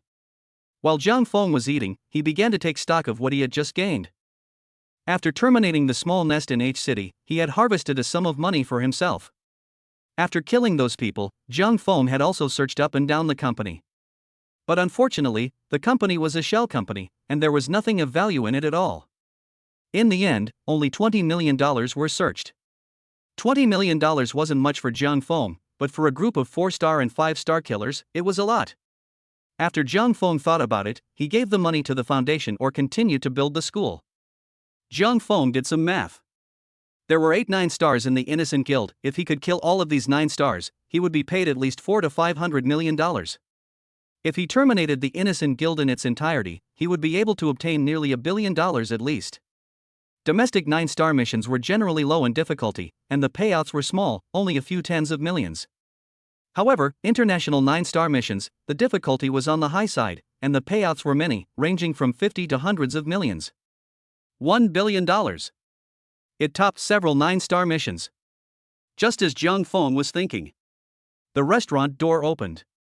Zhang Feng instantly became alert as he looked towards the restaurant door. He only saw 2 middle-aged men walk into the restaurant.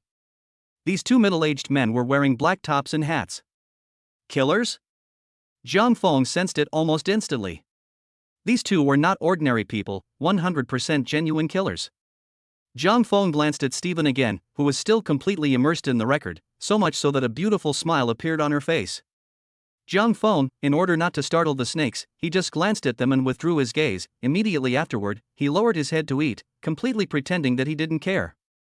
On the other hand, after these 2 people walked into the restaurant, they casually found a seat and handed the menu back to the waiter after ordering. Is that the one who killed our Sakura killer? As soon as these 2 sat down, they started talking in whispers, but their gazes didn't deliberately look at Zhang Feng and the two of them. Can't be wrong, the Yin Yang master said that the guest at table 3 of this restaurant at 12 o'clock noon on June 7th was the one who killed our Sakura ninja. Looking so young, if he's really that strong, would we have been discovered already?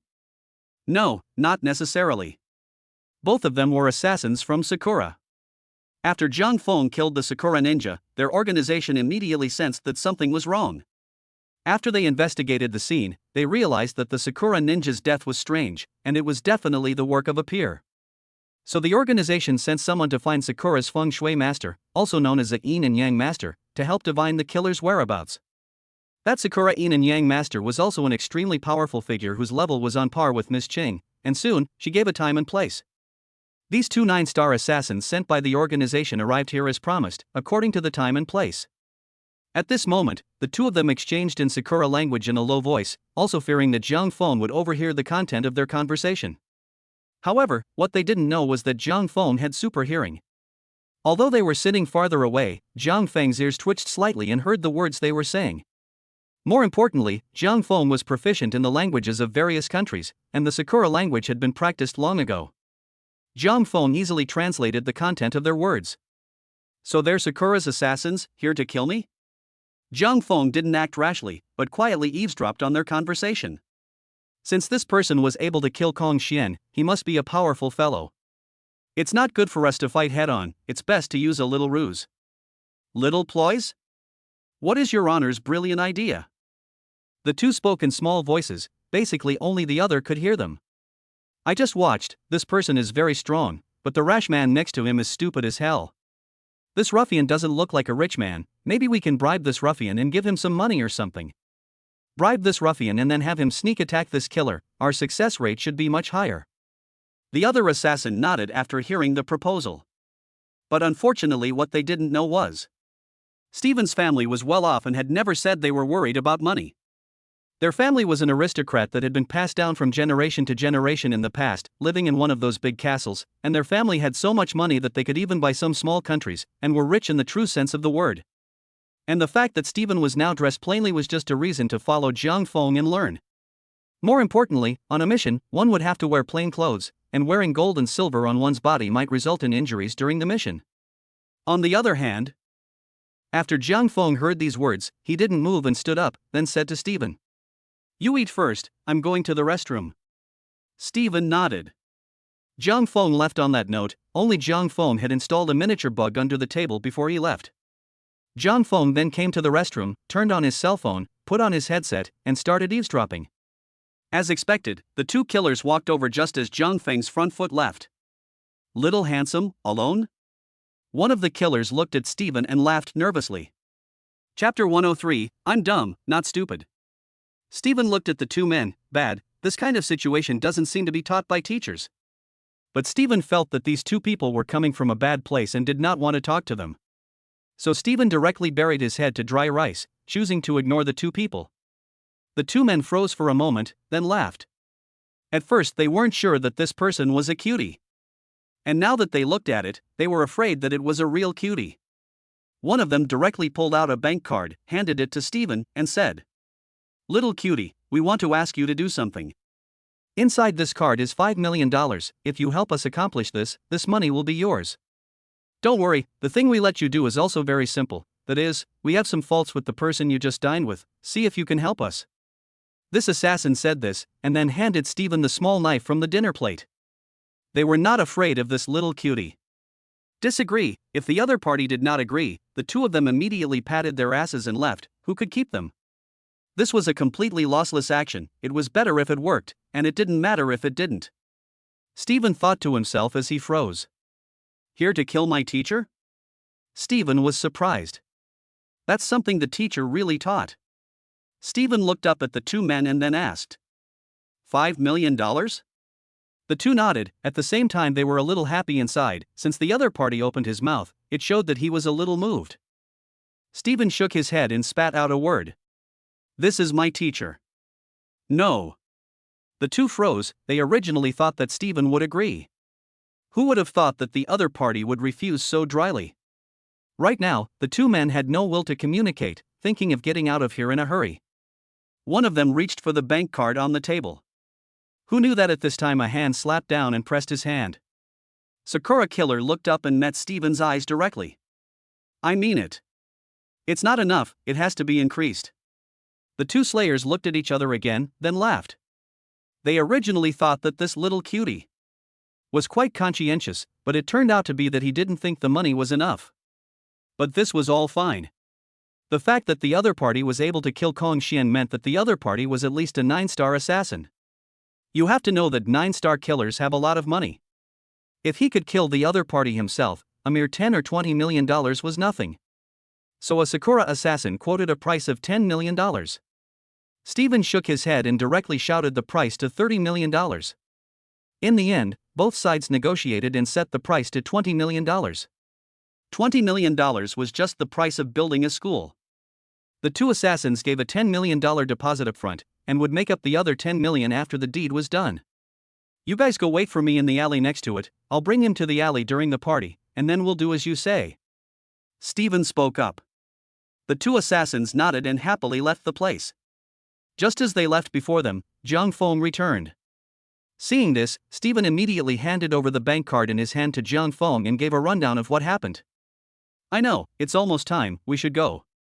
Zhang Feng stood up and put on his clothes. Just like that, Zhang Feng and Steven arrived in the alley next to them. They hadn't walked in for long when a silhouette appeared in front of them, and when they looked back, there was someone behind them as well. Two Sakura killers were blocking Zhang Feng's path in front and behind.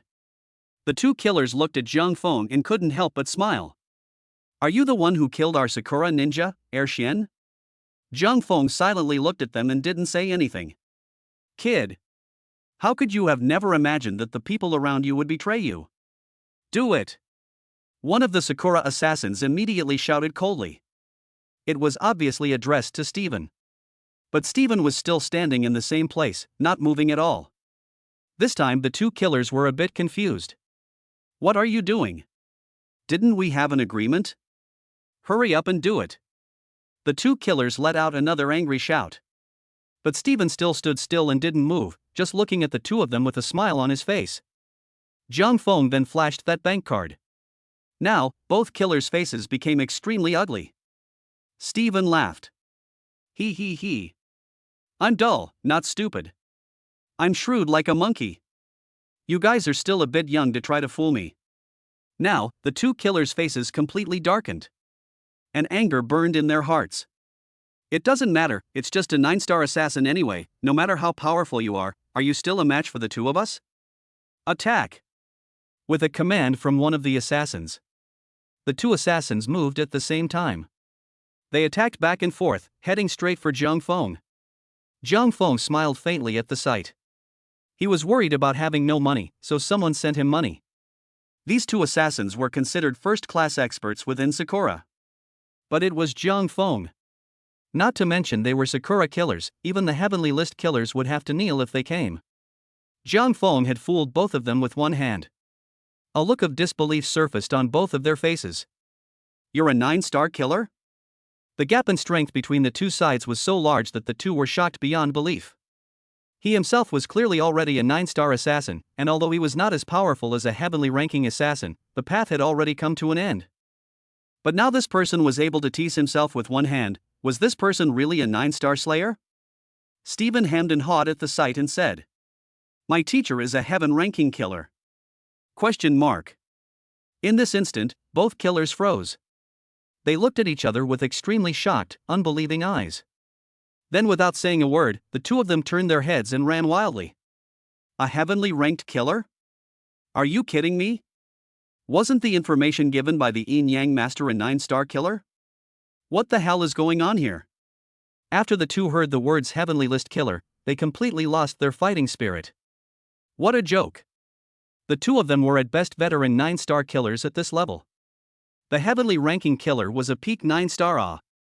Peak 9 stars killing veteran 9 stars was just like a wolf entering a flock of sheep. Come a few dead a few. It could be said that the veteran 9 stars had a specialty. He might be extremely good at using cold weapons, but his physique might be a bit weaker. The peak 9 stars were just all around deathless good at it. Cold weapons, hot weapons, killing thoughts, killing techniques, physique, each of these must be extremely good at in order to become a peak 9 stars. One had only one specialty and one was an all-round specialty. The difference was terrifying. Thus it was only wise for these two to immediately choose to escape. Moreover, what the two of them didn't know was that Zhang Feng was protected when it came to divination. Ms. Qing was unable to accurately divine Zhang Feng's situation, and the same was true of the other diviners. It was a normal situation to misjudge Zhang Feng's strength. It was just a pity that Zhang Feng naturally couldn't let them off the hook. Almost instantly, Zhang Feng caught up with the two men before merging his sword fingers together and slightly poking them. The two men then collapsed, completely dead. Stephen rushed forward and handed Zhang Feng a wet tissue. Zhang Feng wiped his hands, then said to Stephen, "Search their bodies and see if there's anything valuable." Stephen nodded his head and then began to search. In the end, 2 bank cards were found on the two men's bodies, and with the one from before, there were 3 in total. Chapter 104, Let's Be a Man of Quality, Stephen. These bank cards are exclusive to the Slayer community, using complete anonymity and no passwords. As long as they found these killer banks, they could withdraw money directly, which was a lot more convenient. Zhang Feng didn't know how much money was in this card, but Zhang Feng felt that it shouldn't be less. The first order of business was to get out of here first, and things like checking the balance would be said when it was safe to do so. So Zhang Feng and Stephen hurriedly left the place. Zhang Feng walked towards the Innocent Guild's den while calling the International Killer Bank to check the balance of the 3 cards. "Hello sir, the balances of these 3 cards are, respectively, 5 million, 20 million, and 25 million, a total of 50 million, and the unit of currency is the Dragon Country dollar." Zhang Feng nodded and then hung up the phone. One couldn't take out this money yet. Because of the International Killer Bank, it was necessary for the killer to be present with his card in order to take it out. Of course, this killer didn't need to have to be himself, others could also take it out by showing up with a card. The point is to be present with the card. So one might have to make a trip out of the country later.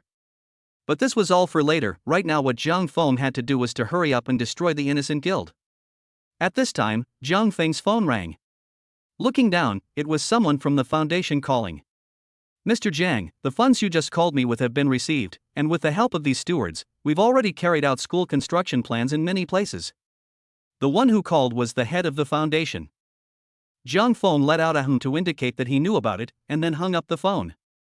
"Since the construction of the school has already begun, then my system value should have arrived," Zhang Feng thought in his mind. He then opened his system panel. He then added the system value to a few more useful skills. For example, super reaction power, which he added to the divine level, in addition to body manipulation, body flexibility, body toughness, and dynamic vision. The reason why Zhang Feng added these skills was still because of the hot weapons. Zhang Feng wasn't afraid of anyone in a close range fight. But if he was facing dozens or hundreds of gun lines, he could be injured, and that was how the scars on his body fell. In the past, when Zhang Feng struggled with armed forces in the tropical rainforest, he often had to face dozens or hundreds of gun lines, and even if there were trees to use as cover, it would be difficult to avoid getting hurt. Zhang Feng had always been haunted by this matter. Now that he had enough system value, Zhang Feng wanted to add these skills to the god level. That way he could truly be unafraid of firearms. Reacting to bullets would even become instinctive, and neither pistols nor rifles would be able to harm himself. On the other side, Zhang Feng reached his destination as he thought about it. At Stephen's reminder, Zhang Feng opened the car door and stepped out of the car. As the Innocent Guild was a top-ranked guild in the country, it had no shortage of funds itself. Therefore most of their dens were shell companies. Zhang Feng straightened his clothes and walked towards the company's front door. This time he planned to take action himself. But after Zhang Feng walked into the company, he realized that the interior of the company was empty, not even a single figure could be seen. All ran away? Stephen was a bit incredulous. Zhang Feng shook his head. "No, the intelligence I got said that there are still a few remnants here." Just as Zhang Feng's words hit the ground, the sound of crisp applause rang out. Zhang Feng looked towards the source of the sound, only to see hundreds of people walking out in great numbers from the depths of the company. "What guts, sharpshooter! How dare you come over here?" At the head of the group was a 9-star assassin who had been clapping continuously after seeing Zhang Feng, the smile hanging on his face carrying a hint of mockery. A 9-star assassin? Stephen instantly saw the strength of this person. He immediately looked at Zhang Feng. Teacher, didn't the information we got say that there are at most 7-star killers here?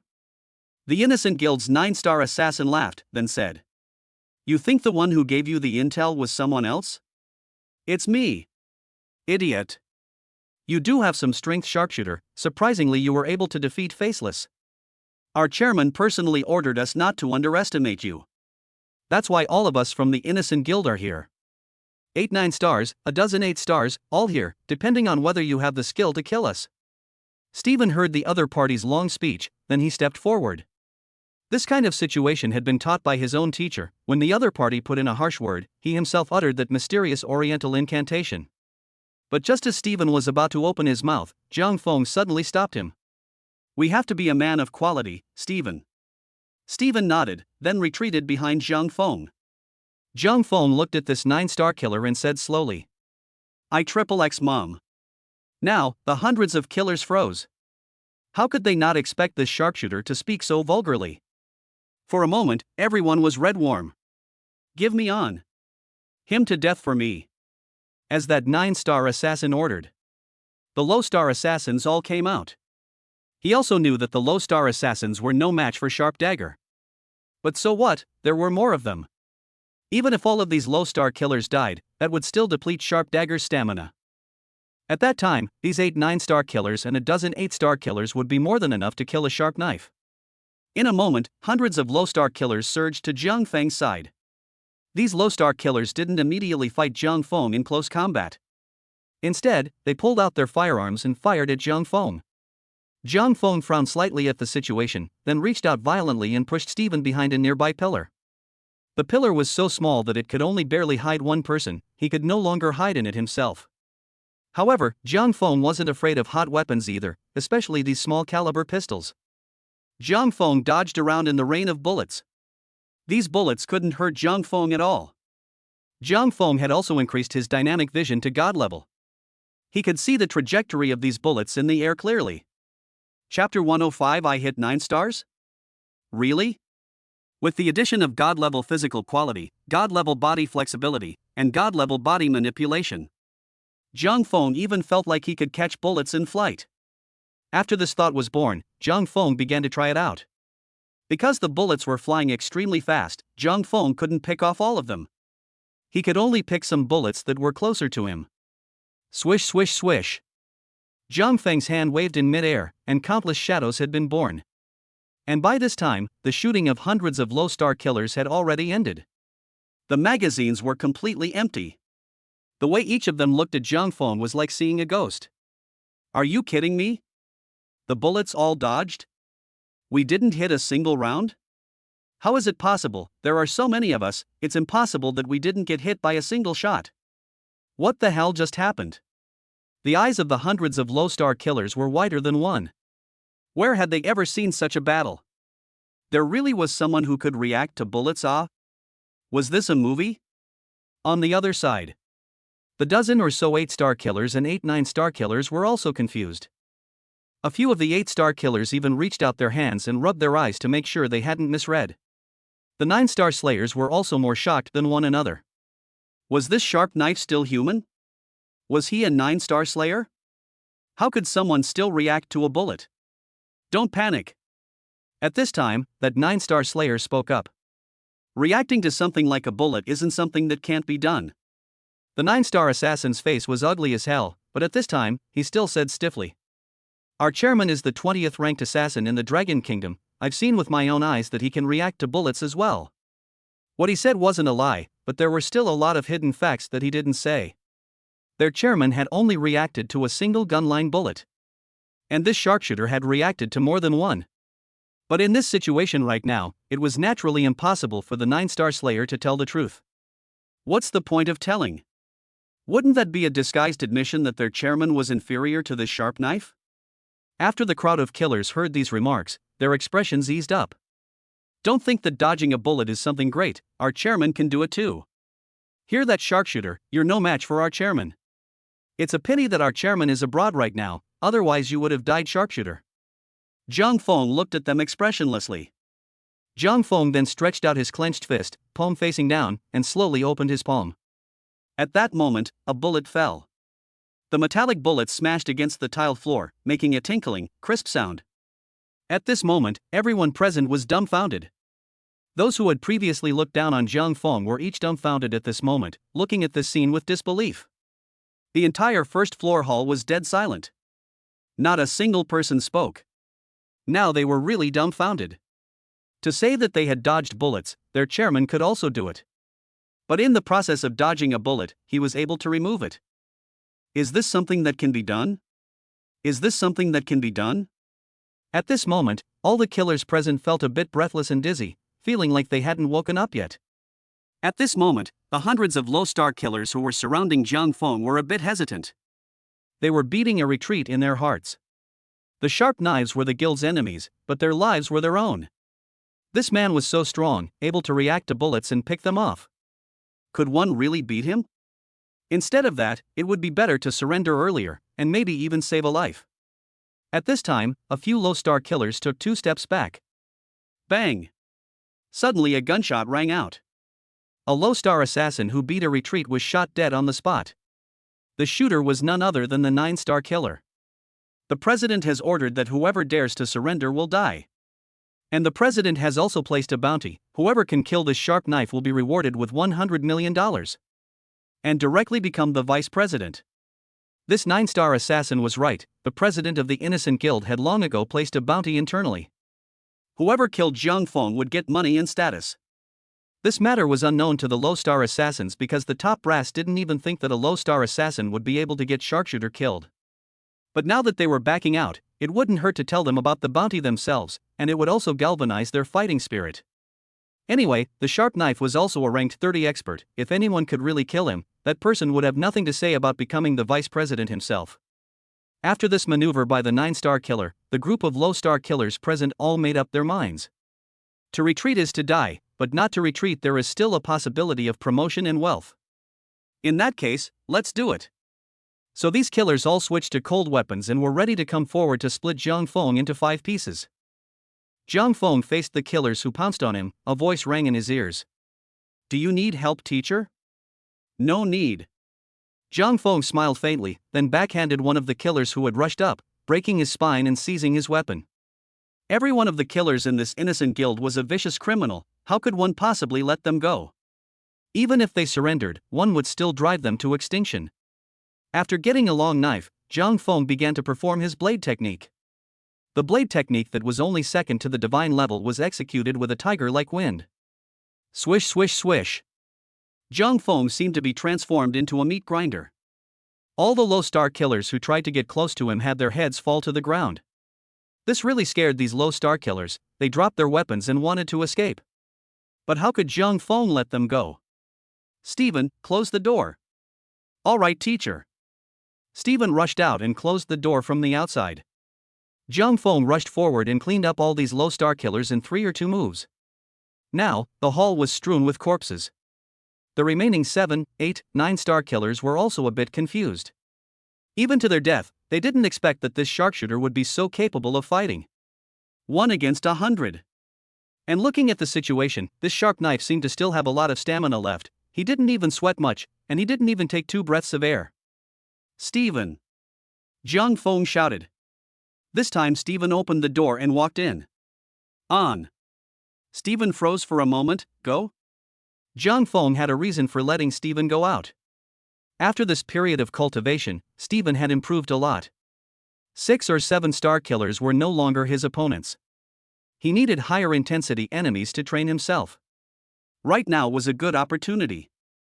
Of course, Stephen was nowhere near growing to the point where he could take on 8 9-stars by himself. So the target Zhang Feng had set for him was 1 9-star, along with all the 8-star and 7-star slayers.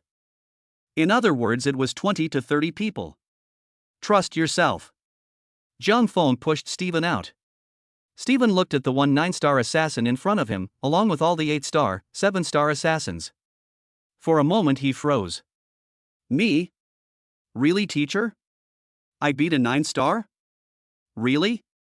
Chapter 106 Teacher can't harm me, right?"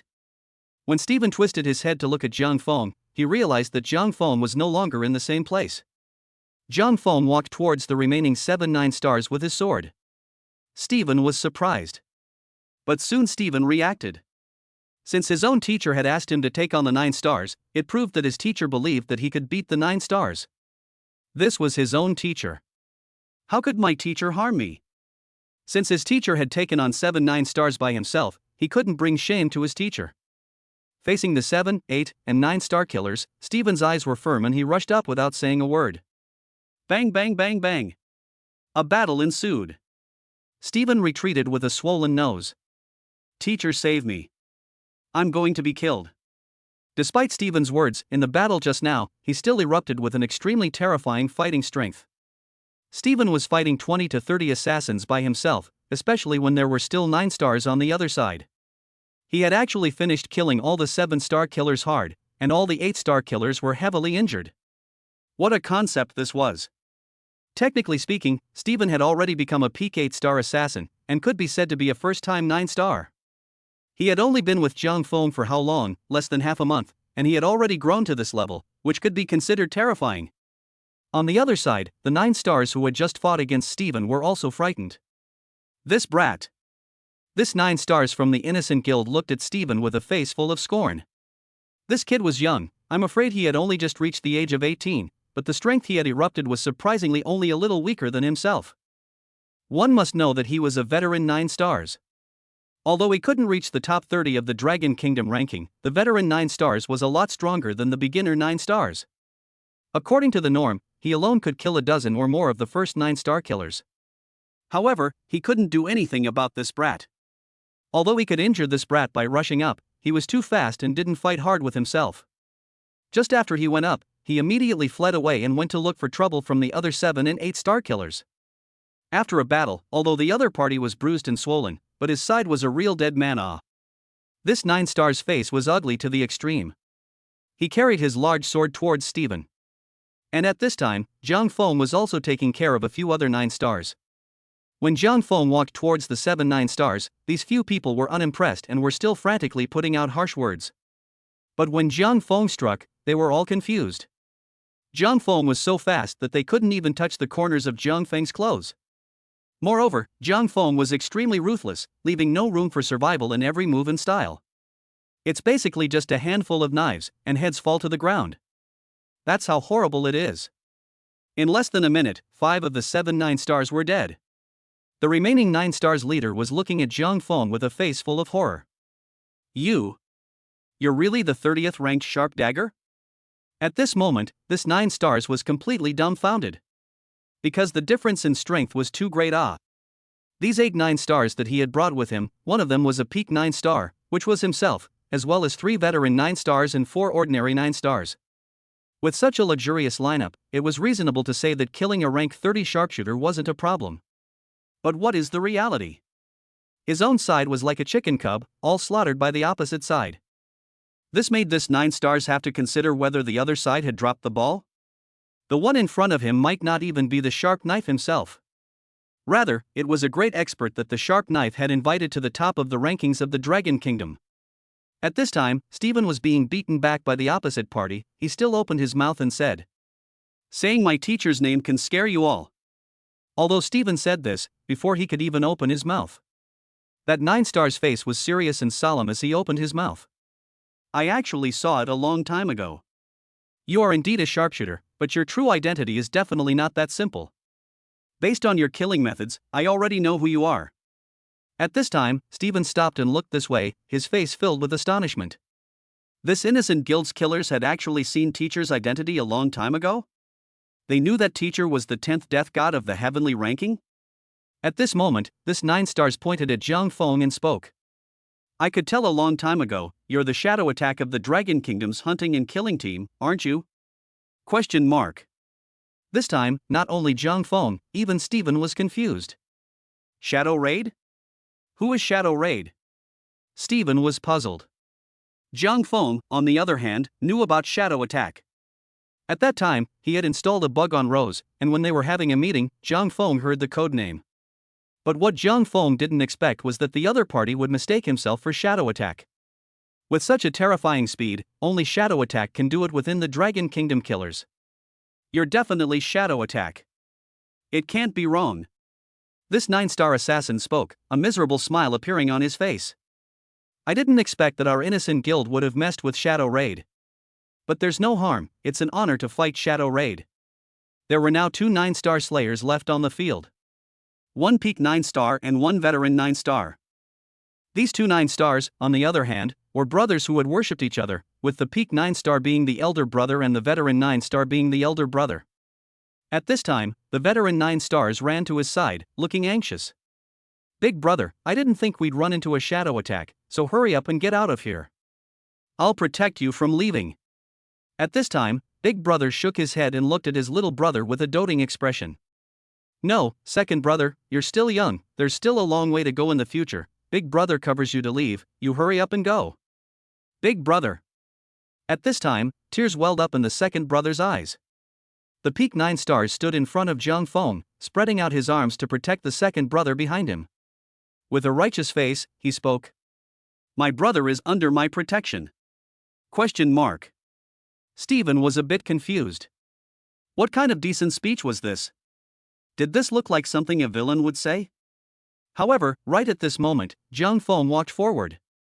2 swish swish swish swish swish swish swish swish swish swish swish swish swish swish swish. The 2 men's heads fell to the ground. This is good. No one was leaving. After the 2 men fell, Jiang Feng saw something. On the collars of these 2 men, there was a small device flashing green. A bug? Jiang Feng stomped the bug directly, placing a bug on the bodies of these innocent guild killers. It was highly likely that their president had requested it. In other words, the conversations just now were all heard by the innocent guildmaster. However, it was also true. In a villa by the sea in the western part of Pretty Country, an assassin in a white suit removed his earpiece and threw it aside. This wiretap was specially made to connect directly to the satellite signal, thus making it possible to eavesdrop across the ocean. A serious and solemn look emerged on Innocent's face. I didn't expect that the one who attacked our Innocent's guild was actually a shadow attack from the Dragon Kingdom's hunting team. Chapter 107. The one who attacked our guild was Shadow Raid? A female assassin wearing a black leather jacket stood next to him and opened her mouth to ask. Then what should we do, boss? Innocent pondered for a long time before he finally spread his palms and laid down on the sofa once again. Even if it was a shadow attack, so what? Slayers aren't fights and fights, slayers are human beings. He, Shadow Raid, even dared to touch my innocent guild, so naturally I can't possibly swallow this breath. Pass it down, have all the local mob bosses come to see me, I want to discuss the tactics to deal with Shadow Raid. This female assassin nodded, then hurriedly went to do this. And on the other side, Shadow Raid and Rosebud had also just arrived in the western part of the Pretty Country. Beautiful scenery, very nice. This mission is easy, so think of it as a vacation. Have a good time relaxing. Shadow Raider, who was wearing a swimsuit, stepped down from the cruise ship. He took off his sunglasses and looked at the beautiful women in bikinis on the beach. In the building, Stephen pulled out his laptop. According to the process, this is the time to raid the loot. Stephen's eyes were glowing as he hurriedly touched all the bodies present. Soon, Stephen walked over carrying a large black cloth pocket, which was filled with things. Those who didn't know would think that they had returned from robbing a bank. All finished searching, teacher. Stephen opened his mouth and said. Jiang Feng nodded, then brought Stephen to leave this place. Jiang Feng casually found a hotel and started counting the harvest. Stephen dumped all the loot on the table, clanking and clanging, directly piling it into a small mountain. Jiang Feng looked at the pile of loot, then he frowned slightly and took something out of it. This is? Jiang Feng was holding a little white rabbit doll. This little white rabbit was fluffy and was holding half a carrot in its hand. The doll was removable and this carrot could be removed as well. Stephen took the doll and said. Don't you think it's cute, teacher? This doll was scavenged by Stephen within the company, although he didn't know why there was this doll within the company, but Stephen felt it was cute, so he simply stuffed it directly into the cloth pocket. Jiang Feng was filled with black lines, as long as you're happy. Jiang Feng then looked at the other loot. To be honest, this innocent guild member was rich enough.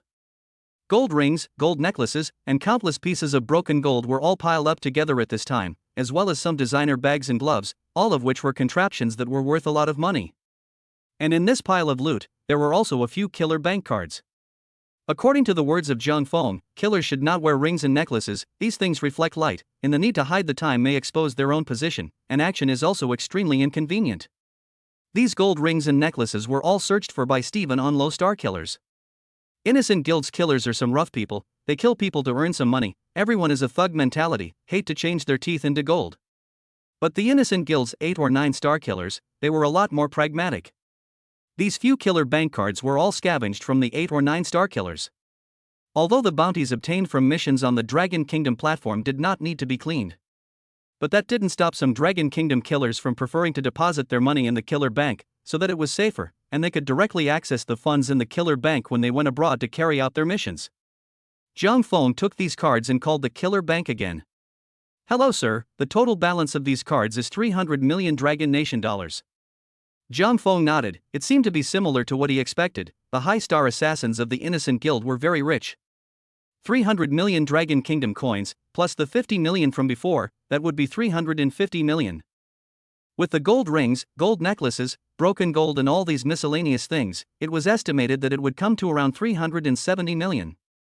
If he could bring down the guild leader of the Innocent Guild, he would still receive at least several $100 million in rewards. Zhang Feng's mind cleared up in a flash. What kind of quest is this? Zhang Feng suddenly figured it out. Doing quests, that was something only part-timers did. All the real bosses did was annexation.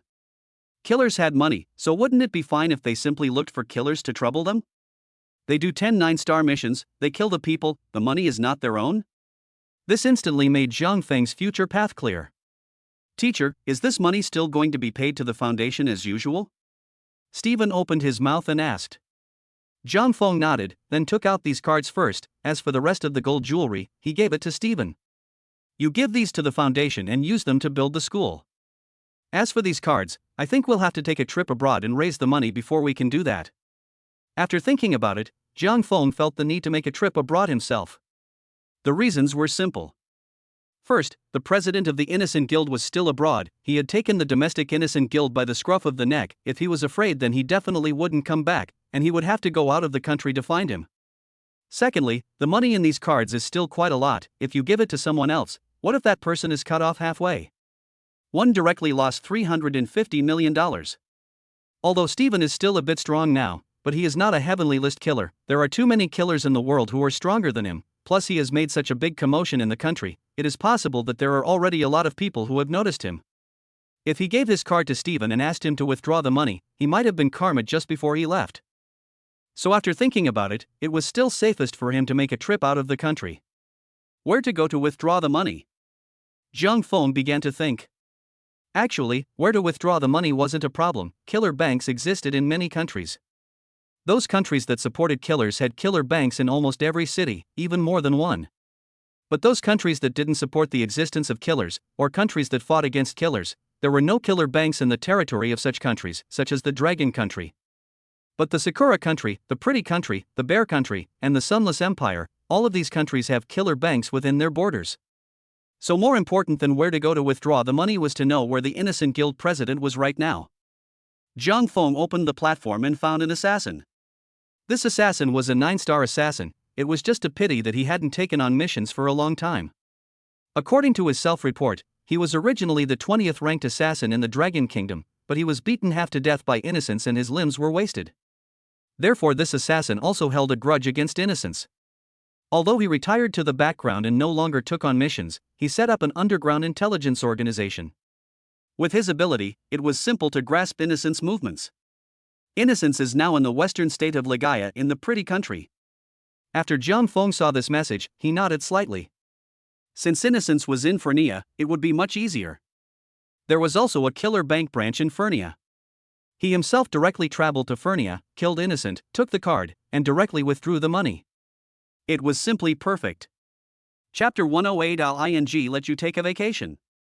Soon, Stephen finished what Zhang Feng had given him. Teacher, all of that jewelry has already been given to the Foundation's people. Stephen was still holding that little white rabbit doll in his hand. Zhang Feng nodded. He had to say, having an assistant was just so much more convenient. Soon, Zhang Feng's system arrived with 100 system points. Previously, Jiang Feng had carried out a crazy addition and had already consumed most of the system value he had originally accumulated. Now with these 100 system points, Jiang Feng had a total of 500 system points. With 500 points of system value, one could upgrade 5 skills to God tier. Or perhaps perform a special ability extraction or buy a special prop that was cheaper. However, Jiang Feng didn't intend to spend these system values. It was always good to keep some system values for backup. For example, in this incident, Jiang Feng had left a lot of system values, and before killing the innocent guild, he had added bullet dodging skills, which allowed him to destroy the innocent guild without any injuries. If he had hastily added points, or hastily purchased special props, there was a chance that they wouldn't come in handy in the next incident. In that case, wouldn't the 500 points be wasted? Therefore, Jiang Feng still felt that it would be better to save up first and act on the next opportunity. After doing all this, Jiang Feng began to rest up in the hotel. These 2 days of running around were either killing people or on the way to killing people. Jiang Feng felt the need to take a rest. And just as Jiang Feng was resting, his phone suddenly rang. Jiang Feng looked down. It was an unfamiliar number, not Zhao Xing's. He hadn't seen this number at all. Jiang Feng originally intended not to answer it, but he thought for a moment that it might be some previous boss who wanted to ask him to do something. It's better to answer it and see. So Jiang Feng picked up. "Hello, how are you? Is this Mr. Jiang Feng?" On the other side of the phone was a thick male voice that sounded not too young.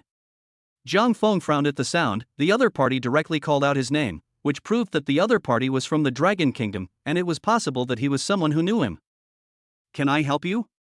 Jiang Feng opened his mouth. When the other party heard Jiang Feng reply back, the whole person seemed very happy as he continued. "Hello Mr. Jiang, I'm a staff member from the education department. It's like this Mr. Jiang, I don't know if you're free lately, I'd like to invite you for a meal." What Jiang Feng didn't know was that the person who called him at this moment was not an ordinary staff member of the education department, but a big leader. Strictly speaking, ever since the last time the matter of Jiang Feng building a school came to light, this big leader had been investigating Jiang Feng's whereabouts. A single person who had managed to build so many schools. When the great leader learned about this, his entire being was dumbfounded. Therefore, the big leader had been wanting to invite Jiang Feng for a meal to express his gratitude. But Jiang Feng's phone had been out of reach. The big leader had been calling all this time, and today he finally got through, which made the big leader a bit elated. Jiang Feng thought carefully. Now that the people from the education department had called themselves, it was highly likely that they had investigated the matter of building a school by themselves. This kind of thing couldn't be hidden at all. Sooner or later he would have to face it, so Jiang Feng had long thought of a countermeasure. Since the other party was a staff member of the education department and had to invite himself for dinner, it proved that he didn't have any ill will towards him. He could also sell him face and have a meal with him, so that it would be much easier for him to build the school again. Thinking about it, Jiang Feng said, "It's possible. But I have other things to be busy with right now. I guess it'll have to be 3 days later." The big leader agreed without saying a word. "No problem. No problem. 3 days is 3 days, after 3 days you tell me the location and I'll go over to meet you." Jiang Feng gave a lightum, then hung up the phone. At this time, Stephen beside him opened his mouth and asked, "Teacher, did something happen?" Jiang Feng shook his head and said, "Nothing, just a little thing." "Oh." Stephen had some disappointment on his face. He then turned sideways and quietly took out his notebook, writing a sentence on it. On June 7th at 8:01 p.m., the teacher answered a phone call and wouldn't tell me what they said. For the rest of the day, Jiang Feng had been resting in the hotel. When the next day came in the afternoon, Jiang Feng glanced at the time. "It's almost time, we should leave." Stephen had booked a flight long ago, and the two of them boarded a plane in the afternoon, flying towards the western part of the pretty country. Because of the time difference, Jiang Feng and the two of them arrived in the western part of pretty country. It was still around 5 in the afternoon. According to the informant's report, Innocent had been staying in his villa during this period and hadn't left.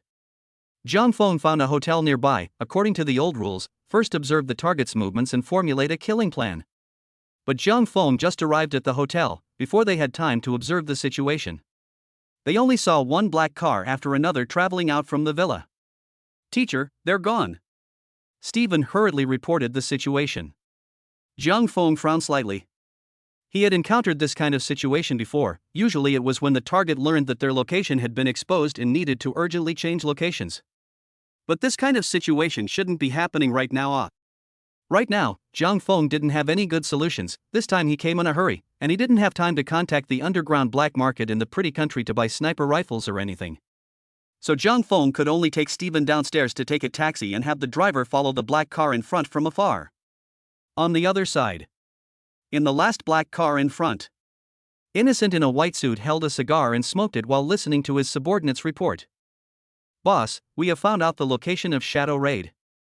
He has already arrived in the western part of the pretty country and is now partying in a docked cruise ship." Innocent took a drag on his cigar, then nodded and said, "Okay, the guys are all packed, right?" The underling said, "Don't worry boss, we have all the guys. Pistols, sniper rifles, bazookas, grenades, all brought." Innocent nodded, a fierce glint in his eyes. "Shadow Raid, if you dare to destroy my guild, I won't let you have a good vacation either." "Vacation? I'll let you take a vacation." On the other side, Stephen was watching the map, and as he did so, he said, "Teacher, looking at this route, it's possible they're going to the beach." Zhang Feng said, "Don't spook them yet, just follow them and see what happens." Chapter 109 Directly Shoot Me. Soon, Innocent's vehicle pulled up to the side of the road. The beach here was a public area, and everyone was allowed to swim on the beach. After Innocent got out of the car, the others also got out of the car, followed by them opening the trunk and pulling out large and small weapons. Stephen was shocked when he saw this scene. This group of people were really heavily armed. Each of them was wearing bulletproof vests, with grenades hanging from their waists, and all of them were holding long guns. Not only that, in the trunk of the Innocent is put a rocket launcher. Once the Innocent subordinates get out of the car, they open the Innocent trunk and start to load ammunition for the bazooka. It was so blatant. Because Innocent identity status is extremely high, he is a 9-star killer, and many local gangs have some dealings, and can even say, several underground leader in the CM need to shout a big brother. The demonic spirits of Fernie Estate didn't even dare to do anything about Innocence. After seeing this scene, the vehicles next to them hurriedly hit the steering wheel, have turned to other lanes, and fled. Innocent in a white suit, on the other hand, was holding binoculars and standing on the side of the road, observing the situation on the beach. Now that it was almost dark, the cruise ship was brightly lit, and Innocent could still see a few bikini-clad women holding trays, walking up and down with smiles on their faces. In the bottom of the cruise ship, that is, on the beach, there are a lot of small tents. Some people barbecue picnic here, some people drink and chat here, there are people flirting here. Innocent casually scanned the beach and realized that Shadow Attack was not on the beach, then he put away his binoculars. "Fire!" Innocent said to a subordinate next to him. That subordinate had just installed the bazooka, and his entire body hadn't even reacted yet when he heard these words from his boss. "Ha!" This rocket soldier froze for a moment. Innocent looked at him and said with a smile, "If you don't fire, I'll shove the barrel of the gun into your ass and shoot your intestines through. Hurry up and fire for me." The rocket soldier suddenly reacted. He was inwardly shocked. This wasn't even on the beach yet, and the boss was letting himself open fire. It was obvious that the boss was truly furious. Now he didn't dare to delay and hurriedly half-crouched down and aimed at the cruise ship. Then there was a loud bang. A rocket whistled towards the cruise ship. The rocket pulled out long white smoke, swept over the heads of the beach crowd, and then directly hit the cruise ship. Boom! The rocket exploded directly on the surface of the cruise ship. For a moment, the small cruise ship tilted slightly, and some people were even directly shaken by the impact and fell out of the fence and into the sea. "Open it again," the Innocent boss said breezily. The rocket soldiers hurriedly loaded their ammunition, followed by another rocket shot. Boom! This cruise ship wasn't big to begin with, and after experiencing 2 rockets, the entire cruise ship had been blown out of shape. Many tourists were frantically fleeing the place. It was also at this time that Innocent saw that the situation was almost over, and he said to the rest of the people, "Everyone, follow me."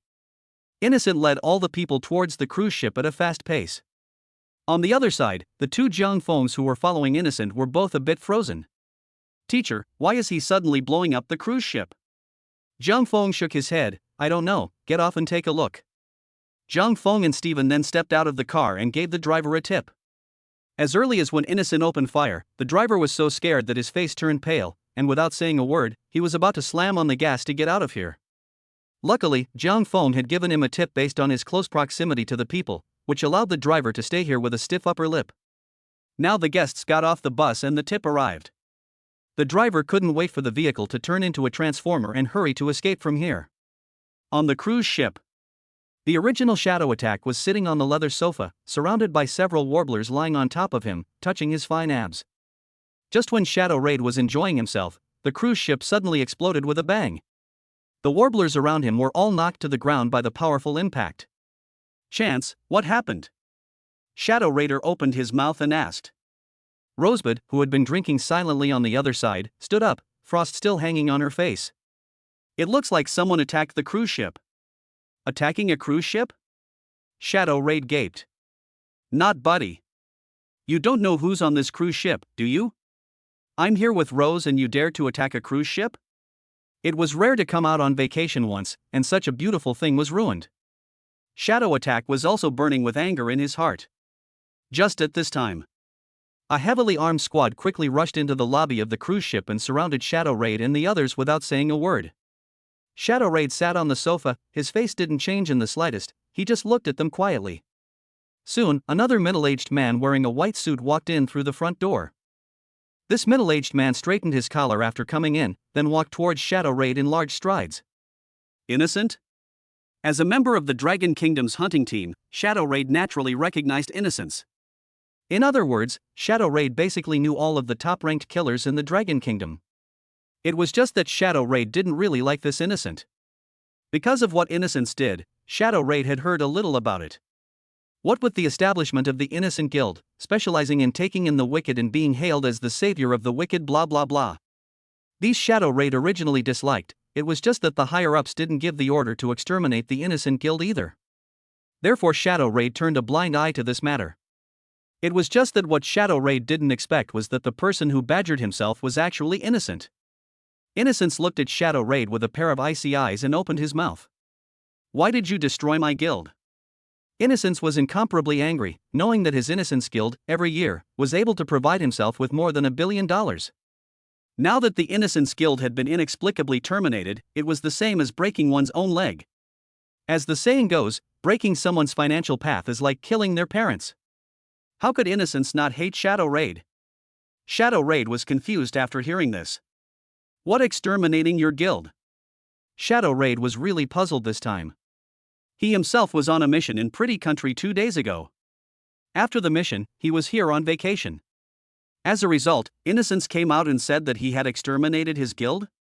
If he remembered correctly, Innocence Guild was in China, right? Are you kidding me? He hadn't even returned to his country, and this big hat came down on him? He was already not used to this kind of person, Innocent. Now being labeled by this kind of person, this made Shadow Raid's face turn ugly as well. Are you looking for trouble over nothing? It did seem so to Shadow Raid. He himself was fine here, and Innocent jumped out to find trouble for himself. Wasn't this just asking for trouble over nothing? On the other side, when Innocence heard Shadow Raid's words, he, who was already very angry, added more fuel to the fire. What do you mean by looking for trouble over nothing? You exterminated my guild and you're still telling me it's nothing? Shoot me. Chapter 110 I'm just a bad old man. At Innocence's command, everyone rushed forward, aiming at Shadow Attack and Rosebud. Rosebud. Shadow Raid called out softly. Rose then put down the martini cocktail in her hand and slowly stood up. Although she didn't know what was going on, it looked like this Innocent was coming at herself and Shadow Attack. Since this was the case, she herself wouldn't mind stepping in to teach this Innocent a lesson. Chance flipped her hand and took out her weapon. Rosie's weapon was strange, it was a long iron spike, kind of like a large silver needle. A group of gang members surrounded the two Shadow Attackers, and then directly opened fire. Bang bang bang bang. It was as if the rain was pouring down, and the sound of gunfire was unceasing. But a shocking scene happened. Shadow Attack and Rosebud actually dodged and moved around in the rain of gunfire. So many gun lines, but unexpectedly pressure cannot help Shadow Raid and Rosebud. Although Innocent Sin didn't bring too many people with him this time, there were at least 20 to 30 of them. 20 to 30 gun lines fired frantically, but surprisingly, all of them were dodged by Shadow Raid and Rose. Now, Innocent's face became even more ugly. Sure enough, it's you, Shadow Raid. Innocence had previously installed bugs on the guild members. He himself had heard that Shadow Raid had dodged many gun lines before. Now, just like back then, it wasn't Shadow Raid that had exterminated his guild, so who else could it be? Shadow Attack, you are also really idle. Put the identity of the Dragon Kingdom hunting and killing team not to use, but instead also open a small number, in order to exterminate my guild, specifically open a small number named Sharp Dagger. This is interesting? If you want to destroy my guild, just use your code name directly. Why bother making such a mess? Question mark. Question mark. Now, Shadow Attack and Rosebud, who were frantically dodging bullets, froze. Sharpshooter? Shadow Attack was instantly confused. How could he not expect to hear this codename from Innocent's mouth? Then Shadow Attack reacted at once. It was Sharpshooter who had exterminated the Innocent guild. Then Sharpshooter pulled himself out to take the blame? Shadow Raid's figure immediately appeared in his mind. Shadow Raid hadn't seen the Sharpshooter's true face, so his impression of the Sharpshooter was still stuck in the last Sakura. Good boy, Sharpshooter. Dare to take my back. Shadow Attack didn't know what to say for a moment. But right now Innocence had already spoiled his own good deed. He himself also looked at Innocence in a bad light, so he might as well just get off his ass and just finish Innocence off. Shadow Attack dodged while approaching towards the table. He picked up a wine bottle on the table and directly threw it up high. Just as the bottle came off, it was shattered by a nearby gunline. Then like darts, he threw out as many bottle fragments as he could. Swoosh swoosh swoosh. Each fragment was like a bullet, directly penetrating the necks of these armed squads. They collapsed on the spot, completely dead. This was the strength of the Dragon Kingdom's hunting team. Innocence was very powerful, able to rank up to the 20th in the Dragon Kingdom. But compared to the true peak killers, that is, the class of Shadow Raid, it was much worse. If one were to forcefully compare it to Shadow Raid, it would at least be the first place in the ranking of each country, not the 20th. Right now, even if all of his people were killed, Innocence still didn't have the slightest worry. When Innocence saw the right time, he directly pulled open the grenade pull ring, and without saying a word, he threw all the grenades at Shadow Raid. No matter how powerful Shadow Raider was, he was still a human being. Since he was a human, it was impossible for him to survive the explosion of the grenades. And the very moment Innocent threw the grenades, Rose moved. Bang bang bang. Rosebud stepped on her high heels and quickly advanced. She then stabbed out the weapon in her hand, and after a few clangs, the grenades were surprisingly all thrown up high. Immediately after that, Rosebud slightly crouched down to store up her strength, and her entire body violently leapt up. Bang! Bang! Bang! Rosebud executed kicks in the air, and all the grenades were kicked far into the sea by her. Boom! Boom! Boom! The sea level steeply exploded with splashes. This time, all 3 grenades thrown by Innocent were resolved. Innocence completely froze.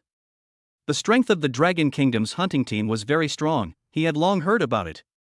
But how could he not have expected that the gap between his strength and the hunting team's strength was so large? Innocent pondered, he was at least the 20th ranked killer in the Dragon Kingdom. He was also considered a half-step peak 9-star killer, so he should not be able to face the members of the hunting and killing team. But now at a glance, the gap between himself and the members of the hunting and killing team was also too big. Well, go to hell. Shadow Assault pinched up a wine bottle shard, then flicked it with both fingers. The glass shard instantly flew out and directly penetrated Innocent's neck. Innocent died on the spot. At this time, Rose came forward, stood beside Shadow Raid, and opened her mouth to ask. Just now, he said that Sharp Dagger exterminated his guild. What does that mean?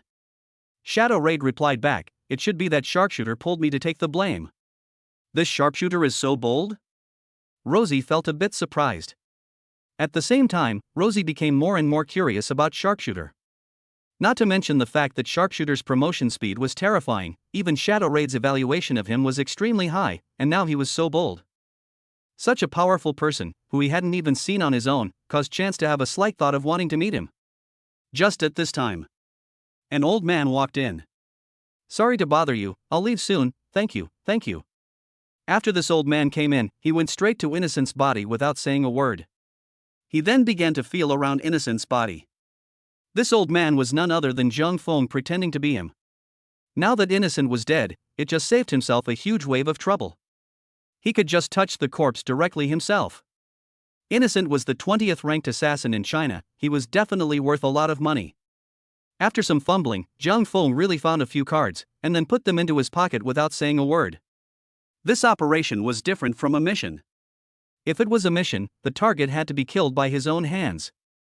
This would give the employer an explanation.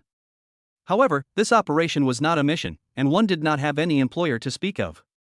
Therefore, no matter who killed Innocent, one only needed to get the reward. And Zhang Feng coming in at this time was also very deliberate. If he came late, then the goodies on Innocent might have been touched by someone else. So coming now was just right. At this time, the sharp-eyed Shadow Attack realized that something was wrong. He looked at the old man in front of him and suddenly said, "You're a killer, right?" As a member of the hunting and killing team, Shadow Attack could sense the powerful aura on this old man at a glance. This aura was far stronger than Innocent. It was even stronger than any person Shadow Raid had seen before. And the timing of this old man's appearance was just too wrong. Innocent had bombed the cruise ship earlier, and a normal person would have fled the place long ago. But this old man was not only not afraid, but he also came in to touch the corpse just after Innocent had died. This series of coincidences had to make Shadow Raid suspect this old man's identity. Zhang Feng didn't even look at Shadow Raider, he just touched the Innocent's corpse by himself, then laughed. "The young man is joking, I'm just a bad old man." Chapter 111. That old man is a sharp knife. Yeah. Shadow Raid's eyes gradually became cold. Shadow Raid flipped his hand and took out a glass shard, then violently flicked it out. Snap. Zhang Feng caught the glass shard directly with 2 fingers. Zhang Feng looked at Shadow Raid with a smile and spoke. "It's not good for young people to fight and kill, isn't it good for us all to be peaceful?" Now, both Shadow Raid and Rose were stunned. One must know that just now, when Shadow Raid struck out to kill Innocent, it was just a matter of a glass shard. Innocent was killed without even reacting. But this mediocre old man was able to take Shadow Raid's strike with ease. What does that mean? It meant that this old man was at least in existence ranked in the top 10 of the Dragon Kingdom. Who the hell are you? For a moment, Rosie also felt something bad, her brows furrowed slightly as she stared at Zhang Feng with a deadly stare. Just a passing bad old man. Zhang Feng finished his search and stood up, ready to leave. It was at this time that Shadow Attack struck again.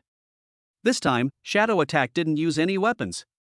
His entire body instantly rushed out towards the front. Turning his palm into a sword, he slashed straight at the old man's head. Rosie froze at this scene. If Shadow Strike had struck, he would have been able to eliminate the top 8 killers in the Dragon Kingdom. But what happened next surprised Rose even more. Only to see the old man with one hand behind his back, then he slowly turned around and stretched out a finger. Bang!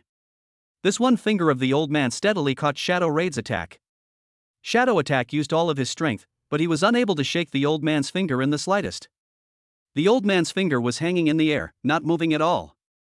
Immediately after, the smirk on the old man's face disappeared. "It seems like I have to teach you a little lesson."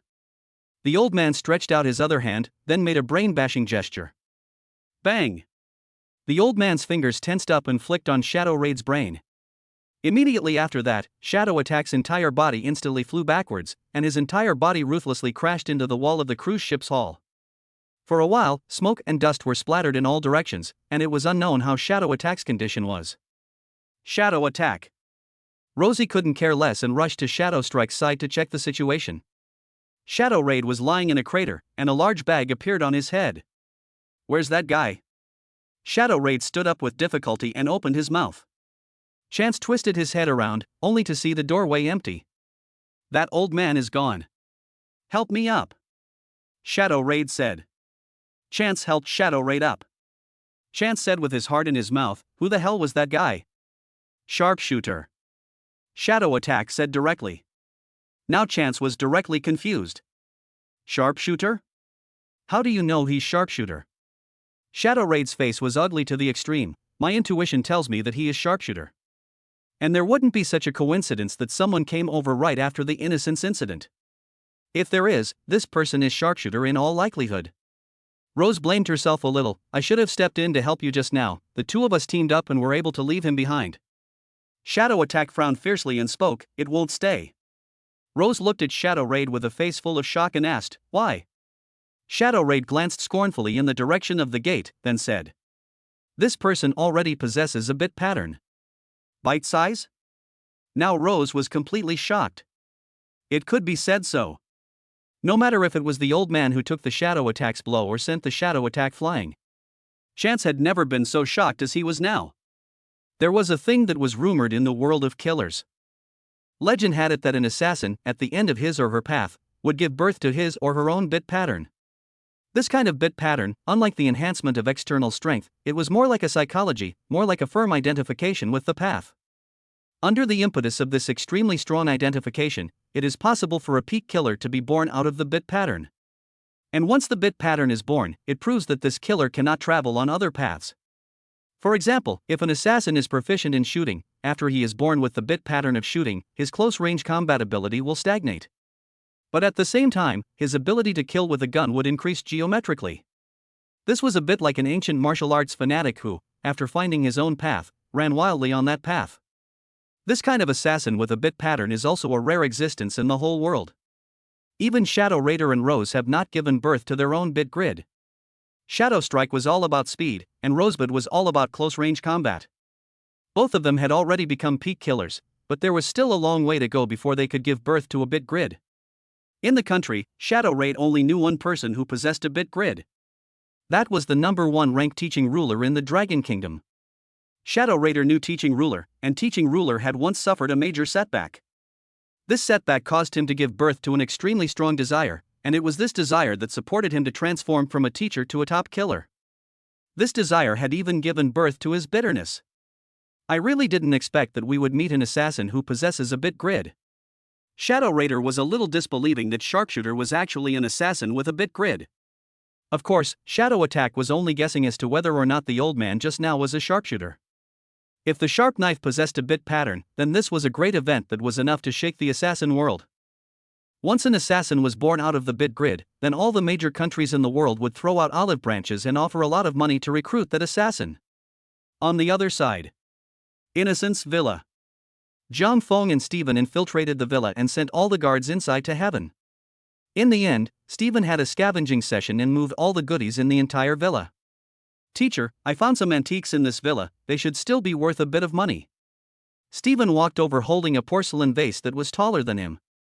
Zhang Feng took a look at the porcelains and realized that they weren't very valuable. Each piece of porcelain was only priced at $200,000 to $300,000.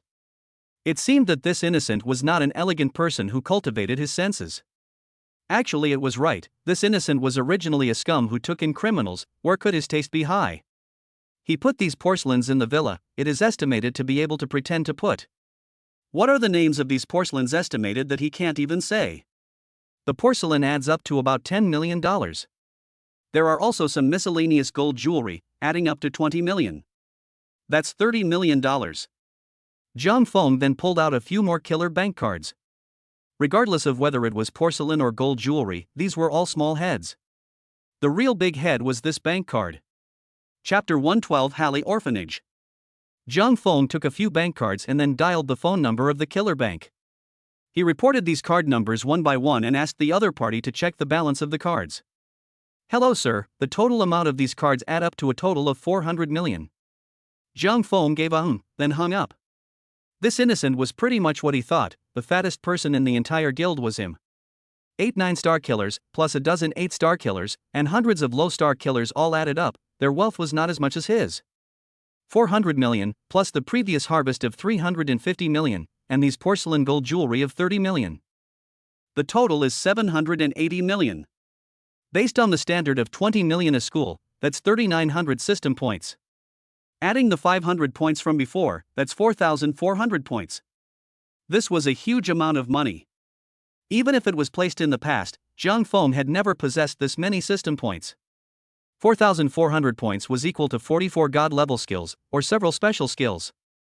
Even the cheaper special props, Zhang Feng could buy several of them. However, all of this was based on being able to raise the money himself. There was an assassin bank in Fernie Estate, and it wasn't far from Zhang Feng. Zhang Feng utilized his identity as the 10th heavenly ranking killer, which was the codename Death. He contacted an International Killer Forum customer service. The International Killer Forum was similar to the domestic forums in that it had a built-in black market system. Zhang Feng directly indicated his intention to sell all of these porcelains. The international customer service took a look at the 10th-ranked Grim Reaper personally contacted himself, she was confused, immediately became solemn, and reported this matter to the forum executives. It was important to know that the Grim Reaper hadn't been on a mission for a long time, at least half a year, and the last time Zhang Feng had helped Midi kill someone didn't count because it was a private boss and not a mission taken through the forum. Therefore, in the forum's view, the Grim Reaper had been out of sight for a long time, which even represented the possibility that the Grim Reaper had fallen. However, the god of death reappeared once again, even if it was just to move the black market and sell a few pieces of porcelain, that was enough to shake the entire international assassin community. After the top management of the international forum learned that the god of death was selling off items, he immediately sent out the highest level black market traders to the location given by the god of death. The forum's black market traders are also graded. The lowest black market traders charge high handling fees and sell slowly and at low prices. But the highest level of black market traders, that's awesome, the handling fee is extremely low, and the speed of sale is extremely fast. Their hands of contacts, that can be the major countries of the top tycoons, such as domestic big horse ponies, and even some of the country's head. Soon, the black market merchant came to this villa. This black market businessman was straight, wearing a black suit, white gloves, and a piece of gold-rimmed one-way mirror in his right eye. Saying that he was a black market merchant, those who didn't know would think that this was one of the world's top collectors. Mr. Reaper, long time no see. It's my honor to serve you again. The black market merchant saluted Zhang Feng after seeing him. Zhang Feng nodded and then asked the black market merchant to appraise these porcelains. In the end, the price of these porcelains was exactly the same as what Zhang Feng had estimated, a total of $30 million. What surprised Zhang Feng was that this time the black market trader didn't charge a handling fee, but instead hit the $30 million to Zhang Feng's card. After inquiring, Zhang Feng realized that the International Killer Forum had recently introduced new rules. Killers who ranked in the top 10 were entitled to a certain number of tax and handling fee exemptions per month. Ranking 10th, there were 10 privileges a month. Ranking 9th, there were 15 privileges a month. Ranking 1st, there was unlimited exemption from all extra fees. Once the $30 million arrived, the black market merchant said, "Since that's the case, I won't bother you anymore, Mr. Reaper. Looking forward to serving you next time." The black market merchant then left the villa. As for Zhang Feng, the two of them were preparing to head to the killer bank to withdraw their money after cleaning up a bit. The killer bank was very close to them, only 2 or 3 blocks away. The two of them took a taxi and it didn't take them long to arrive at the bank's entrance. A bank building with hundreds of years of history was located here. This bank looked extremely magnificent from the outside, full of medieval classical style, out of place with the bustling modern high-rise buildings around it, as if it was as shocking as the Cologne church. This killer bank was almost considered to be the largest branch bank in the western part of the pretty country, saying that it was a branch bank, but its status was much higher than that of an ordinary branch bank. And in the doorway of the killer bank, there is a string of English written, directly translated as, Kira Bank. That is, the meaning of killer bank. At this moment, countless people in suits carrying briefcases were coming in and out of the entrance of the killer bank. Some of these people were killers, while others were killers' brokers, which was quite common. Zhang Feng retracted his gaze after looking at them for a couple of moments, then led Stephen into the killer bank. As soon as they entered the killer bank, Zhang Feng and the two of them were warmly received. A handsome-looking young man came forward and saluted Zhang Feng before asking Zhang Feng about the business he wanted to handle. After Zhang Feng made his intentions known, he brought Zhang Feng to a small cubicle, then brought tea and dessert and said to Zhang Feng, "Sir, please wait here for a moment, I'll go get the staff to come and handle your business." Zhang Feng gave a lightum, then the youth hurriedly left the private room. Probably because business was too busy today, Zhang Feng and the two of them waited for a long time without seeing the staff arrive. On the contrary, Stephen, who had come to such a high-specification killer bank for the first time, was interested in the services inside, so he tasted the desserts and tea, along with Zhang Feng's share. This was great. Stephen wanted to go to the toilet again. "I want to go to the toilet, teacher," Stephen said. Zhang Feng felt a bit speechless. Has he really become a teacher? A child still had to give himself a report when he went to the toilet. Go. Stephen just went out the door and was immediately warmly received by the staff, who brought him to the restroom. But it was the short while that the door was open that Zhang Feng saw something unspeakable. Only to see the killer bank's door open and a killer walk in. This was nothing strange, but the strange point was, This killer was holding a chain in his hand, and the other end of the chain wasn't a pet dog, but a living human being. Technically, it was a dirty little child, looking to be around 10 years old. This child was tattered, pudgy, and extremely skinny, and it looked like it was the result of prolonged malnutrition.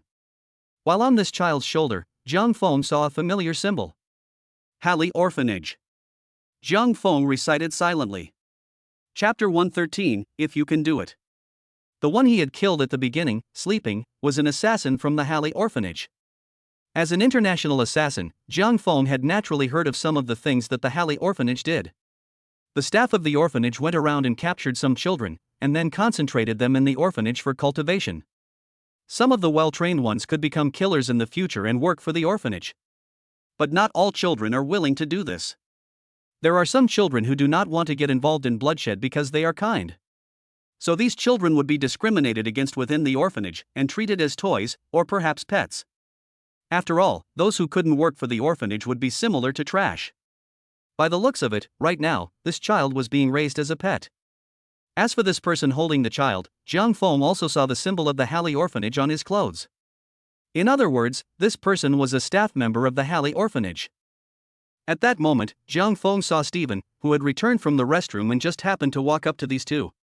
Stephen looked at these two people, and for a while he was also a bit dumbfounded, looking and walking at the same time.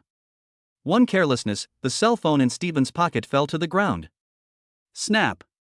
The cell phone slid to this kid's side.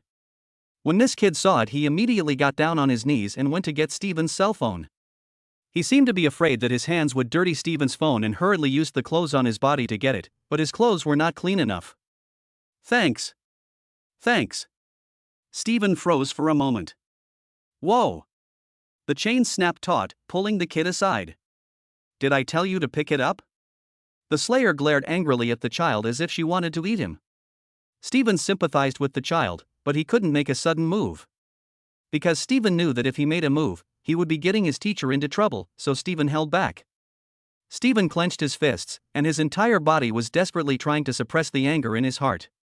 And at this time, in the private room, the staff came. She sat in front of Zhang Feng, took away the bank cards, checked the amount and then said to Zhang Feng, "Sir, may I ask if you want to withdraw all $780 million from these cards?" But before the staff could finish their words, Zhang Feng suddenly stretched out his hand and interrupted her. From beginning to end, Zhang Feng didn't even look at her, he just looked at the situation outside by himself. At this time Zhang Feng got up, straightened his clothes and spoke. "I think we might have to add a little bit more on top of $780 million. The staff didn't understand Zhang Feng's words, but she saw this guest walk out of the room. Old teacher! Stephen subconsciously shouted when he saw Zhang Feng walking towards him. Zhang Feng nodded, then glanced at the dirty child and then at this killer. "Are you from the Halley Orphanage?" Zhang Feng asked as he looked at the killer. The killer saw that Zhang Feng was coming from a bad place, so he said, "So what if I am? Are you going to take a shot at this master?" At this time, the surrounding guests saw the situation in the hall and cast their gazes.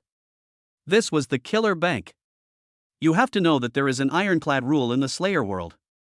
That is, no matter how much hatred there is between you, as long as you walk into the killer bank, then you are not allowed to strike. If you strike out and kill someone in the killer bank, then no matter who you are, you will face the siege of the killer bank. There were many old monsters inside the killer bank, and these old monsters were not inferior to the heavenly ranking killer in terms of strength. Therefore, when Zhang Feng and the orphanage killer touched sparks, everyone looked over. Zhang Feng looked at this killer and opened his mouth to laugh. "Actually, I have a bit of a beef with your orphanage." Zhang Feng was not talking about anything else, it was precisely the matter of sleeping and finding him in trouble. Zhang Feng had already figured it out on the way here.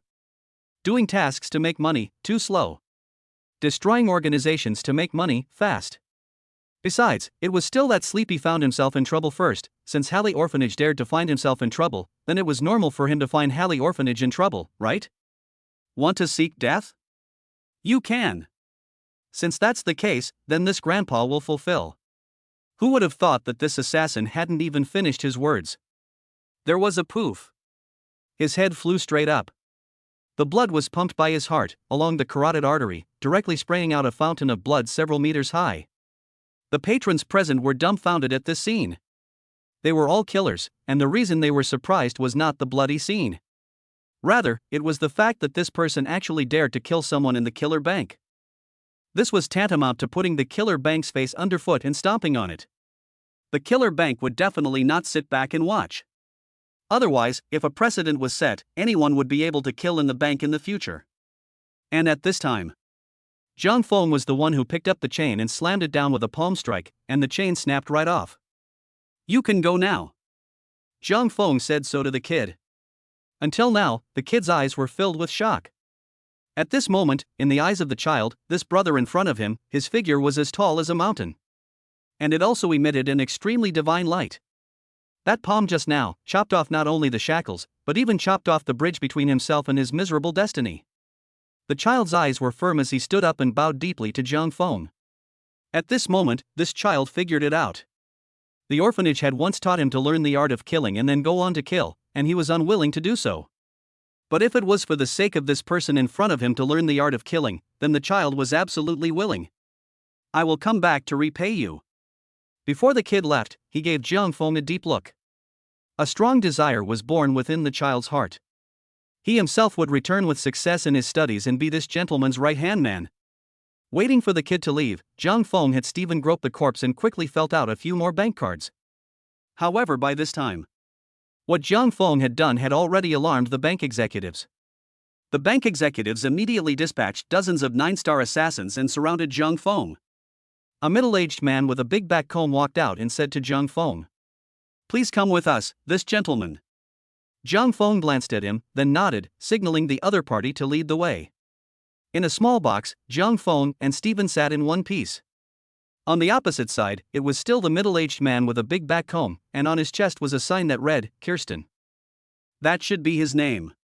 Kirsten looked at Zhang Feng, his face extremely unsightly. "Sir, do you know what you just did?" Zhang Feng nodded, then said, "Yes." Kirsten continued, "According to the rules of our killer bank, we are going to impose the death penalty on you." Zhang Feng smiled slightly. "Yes, come on. If you guys can do it." Chapter 114. You're next. Actually, what Kirsten didn't know was that Zhang Feng had dealings with the old boss of the killer bank. It could be said that this generation's bank boss was still supported by Zhang Feng. If Zhang Feng hadn't helped him get rid of a few strong competitors, how could he have gotten into this position? So don't say Kirsten, even if the old boss came, he wouldn't dare to talk to Zhang Feng like that, moving to death or something. Those who know you are a bank, those who don't think you are a global leader. Zhang Feng's words also reminded Kirsten. Kirsten felt that the young man in front of him was so calm, and he was afraid that his identity was not ordinary. So Kirsten sent someone to investigate Zhang Feng's background. This investigation, even Kirsten was shocked. Ranked 10th on the heavenly ranking, the god of death? Kirsten was slightly surprised as she listened to the report of the person next to her. But immediately afterward, Kirsten immediately calmed down as he continued to look at Zhang Feng and spoke. "This, sir, is it possible that you think that just because you're the 10th ranked god of death on the heavenly ranking list, you can ignore the rules of our bank?" Kirsten didn't show any mercy at all and directly pointed it out. And just as he finished the sentence, his phone rang. Kirsten took a look, and this was actually a call from the bank's old boss himself. To know that Kirsten is at best the manager of this branch. Above him there is the governor, above the governor there is the regional governor. Above the regional governor there is the national governor. Above the national governor, it is the bank boss. First. "Hello, mister." Kirsten answered the old boss's phone call, and the whole person became trembling. And the next words of the old general manager were directly to make Kirsten's guts scared. "The 5th. In the heavenly rankings. 3rd on the heavenly ranking. 1st on the heavenly ranking?" Kirsten didn't dare to listen anymore. The more he listened, the more scared he felt. This mediocre young man in front of himself was actually the 1st, 3rd, 5th, and 10th on the heavenly ranking. He alone accounted for 4 of the top 10 rankings. Okay, I know boss, okay, I'll do it right away." After the phone hung up, Kirsten's face was filled with sweat. He couldn't care less and hurriedly squeezed out a smile and said, "I'm sorry, sir, it's me who was abrupt before." Kirsten then had someone prepare a gift and gave it to Zhang Feng. "This is a small token of appreciation from our bank. I hope you won't take offense. You can leave at any time now." We will take care of this matter for you. Zhang Feng wasn't in a hurry to leave because he hadn't withdrawn his money yet. Under Kirsten's arrangement, Zhang Feng met a staff member. Zhang Feng pulled out all his bank cards. He originally had $780 million, and he had just killed the assassin from the Halley orphanage, so he had gained another $200 million. That added up to $980 million. Zhang Feng transferred all $980 million to his domestic account. Of course, Zhang Feng didn't transfer it to a single card in one brain, but transferred it to many accounts in batches. Zhang Feng then left Killer Bank with Steven through the back door. On the other side, the Killer Bank also announced to the public. This assassin who had offended the bank was just a 9-star assassin with little fame, and he himself had already been executed by the bank. This matter was also considered to be an explanation to the killer community. It saved the bank's face, and did not offend Zhang Feng, the great killer god, so it could be said to be a 2-for-1 deal. Zhang Feng had just left the Killer Bank when his phone rang. It was an old acquaintance. This person was the old boss of Killer Bank. After Zhang Feng answered, the other party laughed. "Reaper, I helped you this time, how are you going to repay me?" Zhang Feng didn't say anything, he just quietly waited for the other party's next words. "Let's put it this way, God of Death, the two of us haven't seen each other for a long time, why don't you take some time and reward us with a meal out together, just as a catch-up, how about it?" Zhang Feng didn't push back, instead he was quick to make an appointment for a time and place. This was because Zhang Feng was going to make a trip back to China next to meet the staff of the education department. The time to have dinner with the bank boss was scheduled for half a month later. Just like that, Zhang Feng and Steven boarded the flight back to China. And at the same time, in an orphanage, Halley was sitting in his office, listening to the conversations of his subordinates. "Our money was robbed?" "Yes, but we're not sure exactly who robbed it for now." At this time, Halley knocked on the table and the office instantly quieted down. All the subordinates looked towards Halley. Halley didn't say anything, but thought carefully. Recently, he hadn't caused many enemies, and they didn't have the guts to dare to rob his organization's money. If he had to say, a while ago, he had gone to sleep and assassinated the God of Death, something that Halley did know about. Moreover, the strength of the person he had sent to fetch the money was not worse than that of Entry Sleep, and was even a bit stronger than Entry Sleep. According to the rumors within the assassin world, the assassin from his own organization was killed in seconds by the other party almost instantly. There weren't many enemies who could achieve this. After thinking about it, Halley felt that it was still the Grim Reaper who had the highest suspicion. He held a grudge against his own organization because of what happened at Sleeping, so he robbed his organization's funds. Although Halley knew that the Grim Reaper was the first on the heavenly ranking, but so what, he knew the second on the heavenly ranking. In addition to the second on the heavenly ranking, he also knew a lot of killers on the heavenly ranking. If the top of the heavenly ranking wanted to move himself, he would have to weigh up the situation. But in the final analysis, this was only Halley's personal speculation, and there was no substantial evidence. "Wait a moment," Halley said to a group of subordinates. Finally, he took out his phone and directly dialed the Grim Reaper's phone number. Whether it was the God of Death who had robbed the money or not, one question would tell. As an international heavenly ranking killer, Halley himself was a genuine peak 9-star, his strength was terrifying, not to mention that he had a wide range of contacts, so basically he knew all of the heavenly ranking killers. Although he wasn't familiar with the Grim Reaper, it wasn't difficult for him to rely on his connections to get the Grim Reaper's phone number. Soon, the call went through. Halley directly identified himself and then asked, "Did you take $200 million of our orphanage's funds?" The person on the other end of the phone didn't say anything. Halley continued, "If you return the $200 million of funds to us, we can pretend that this matter never happened." Beep beep beep. The caller hung up. Halley frowned slightly, extremely upset inside. And just as he put down the phone, he saw that his cell phone received a message. There were only a few big words written succinctly on it. "You're next." On the other side, Zhang Feng had already landed the plane and was sitting in the car that was heading back. After Zhang Feng answered Halley's call, he only felt very ridiculous. When he had fallen asleep and came to find trouble with himself, why didn't he see Halley jumping out to speak? Now that he had taken away their organization's funds, he opened his mouth and asked himself to return the funds? He also said that if he returned the money, they would treat this matter as if it had never happened. This Halley, more or less a bit of himself as a character. It seems like we have to hurry up and put the extermination of Halley Orphanage on the agenda. Jiang Feng thought so. Chapter 115 Rural Teaching Teacher, Li Cheng. After returning to Golden City, Jiang Feng didn't immediately send a message to the staff of the Ministry of Education. Instead, he took a good rest in the house. When the next day came, Jiang Feng contacted the staff member, the big leader. After the big leader learned that Jiang Feng was in Golden City, he rushed over without saying a word. Then at 7 in the evening, the big leader opened a box in a Chinese restaurant in Golden City and invited Jiang Feng to a banquet. Jiang Feng wasn't absent and even brought Stephen along. As soon as he entered the door of the box, he saw that it was full of people, and the dishes were all served, but none of them moved first, as if they were waiting for Jiang Feng to come. After Jiang Feng arrived, the big leader first got up and personally toasted a glass of wine for Jiang Feng, then said, "Thank you, Mr. Jiang, for all the energy and effort you've put into education over the years." Everyone here was a minor leader of various municipalities, and all of them were also in the field of education. When the big leaders got up, they didn't dare to be slow and hurriedly got up to give Jiang Feng a toast. Jiang Feng didn't hold back either, and after checking that the wine was fine, he drank it all in one go. Both sides sat down and began to talk about matters.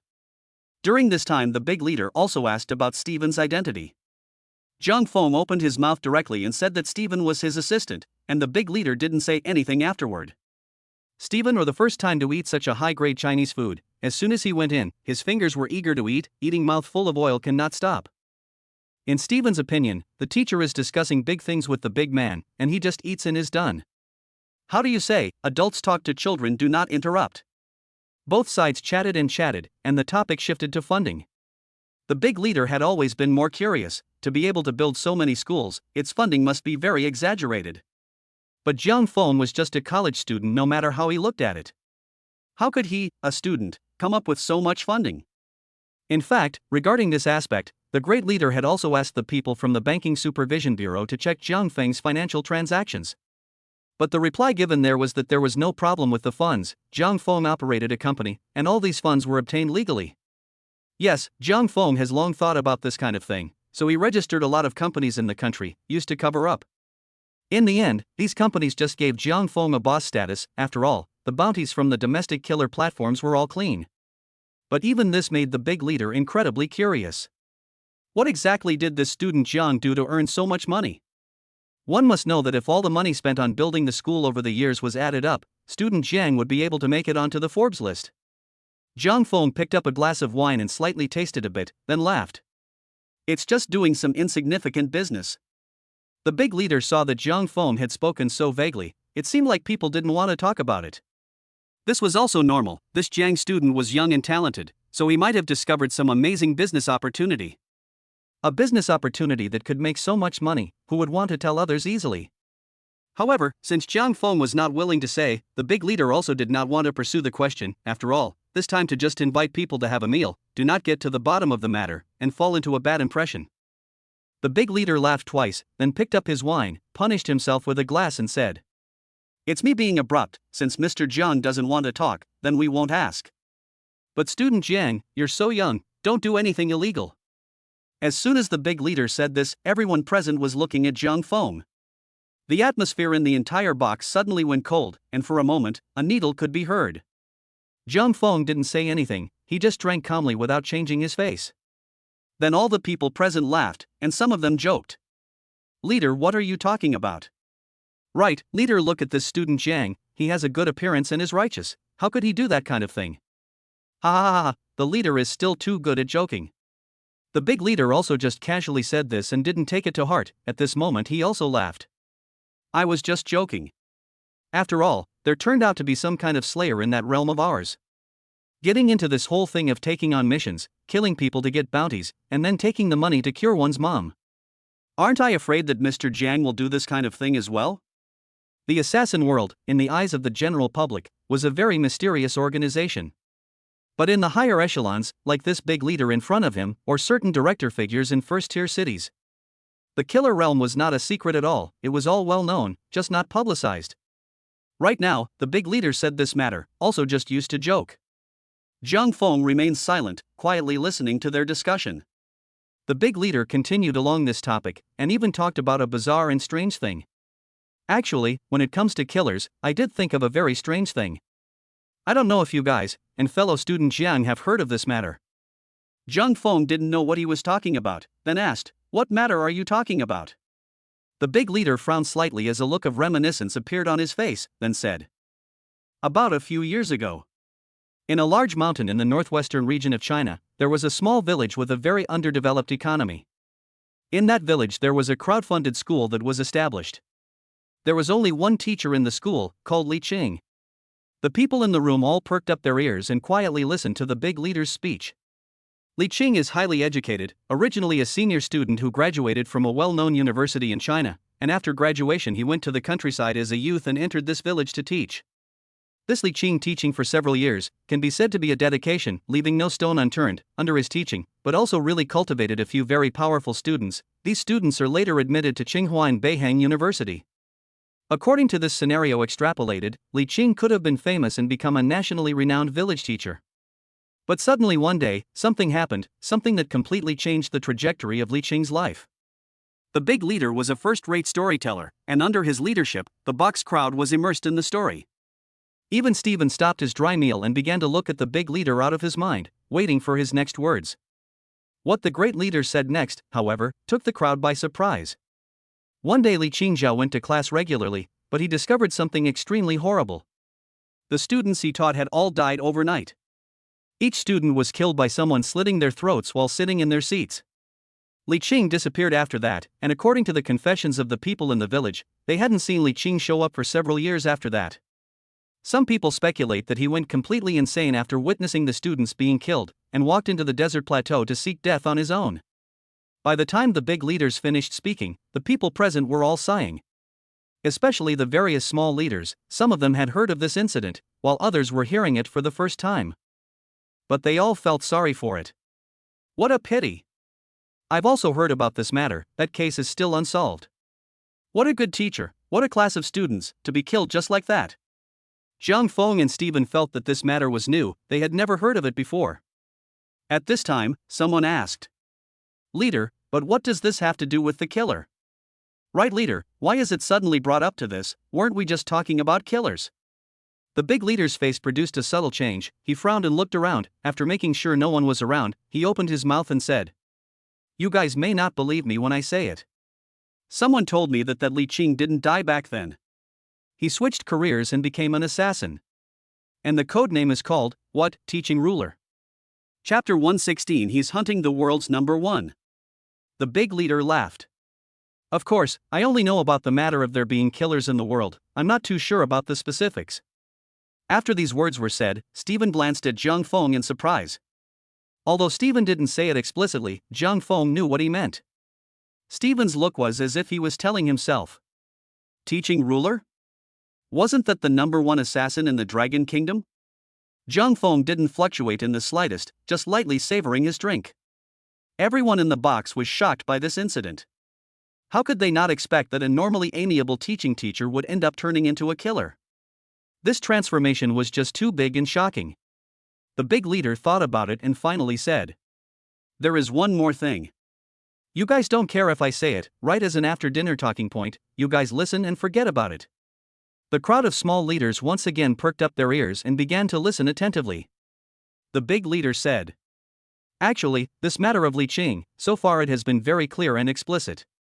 The one who killed his student was most likely another assassin. And in order to avenge his student's death, Li Qing turned to become an assassin." The crowd nodded slightly. This was something that anyone with a little bit of logic could actually deduce. The big leader said, "The next thing I'm going to say is that it's completely just me listening to gossip. I can't be sure if it's true or not. You guys just listen to it casually, no need to take it seriously." The big leader said again. The crowd nodded their heads. At this time, the big leader said, "Actually, I have a friend who works in the demon spirit sector. A few years ago, the demon spirit once organized a nationwide capture operation, and the chief commander of that operation was a gentleman surnamed Luo. Of course, this you guys don't know even if you don't know. The target of the capture at that time was a very large-scale killer guild in the country. After they captured the entire killer guild, from the mouths of these killers, they learned a secret. Legend has it that this teaching ruler operates frantically both at home and abroad, with only one purpose in mind. It's to find the number one ranked killer in the world." After these words were said, Stephen was stunned on the spot. Only this time Steven didn't look at Jiang Feng because in Steven's perception, his teacher was only a 10th ranked killer. What truly shocked Steven was that the number one in the Dragon Kingdom was frantically searching for the number one in the world. This was clearly posing as a way to find trouble with the world number one. Could it be that it was this world number one who had killed his student? On the other side, the rest of the people were also listening in confusion. Although they couldn't understand what kind of killer, world number one. But they sounded and felt powerful, and it kind of opened their eyes. As for the big leader, he didn't take this matter to heart at all. In fact, in many gatherings, the great leader would bring this matter out as a story to tell. He wasn't afraid of these people going out and talking about it everywhere, it was totally just an after-dinner talking point. On the other side, Jiang Feng learned that the teaching ruler was frantically searching for him, and he didn't panic in the slightest, still drinking calmly.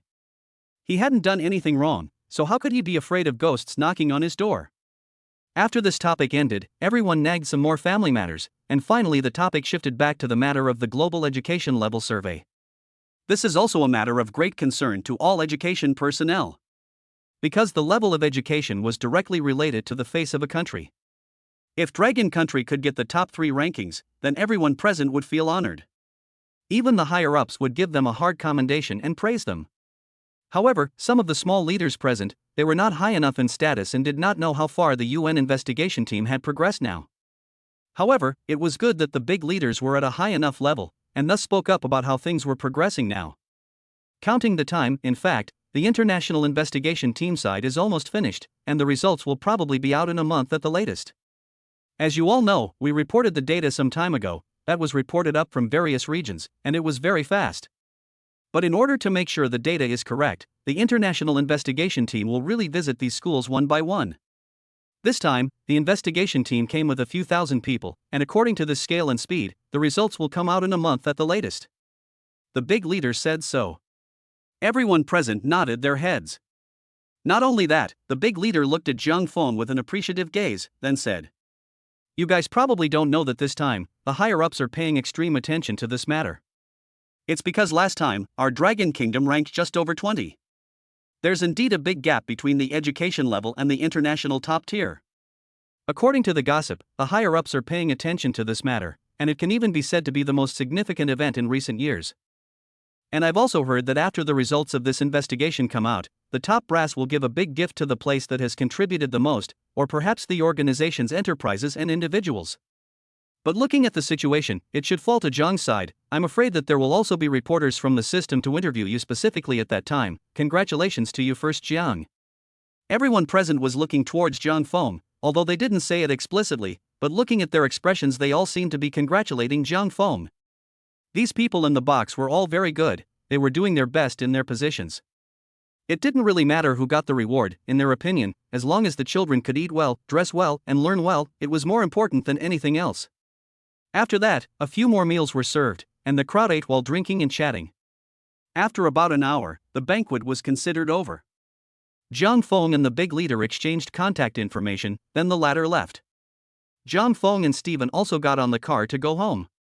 Along the way, Steven felt extremely shocked as he kept asking Jiang Feng, "Teacher, the Dragon Kingdom's number one is looking for the world's number one."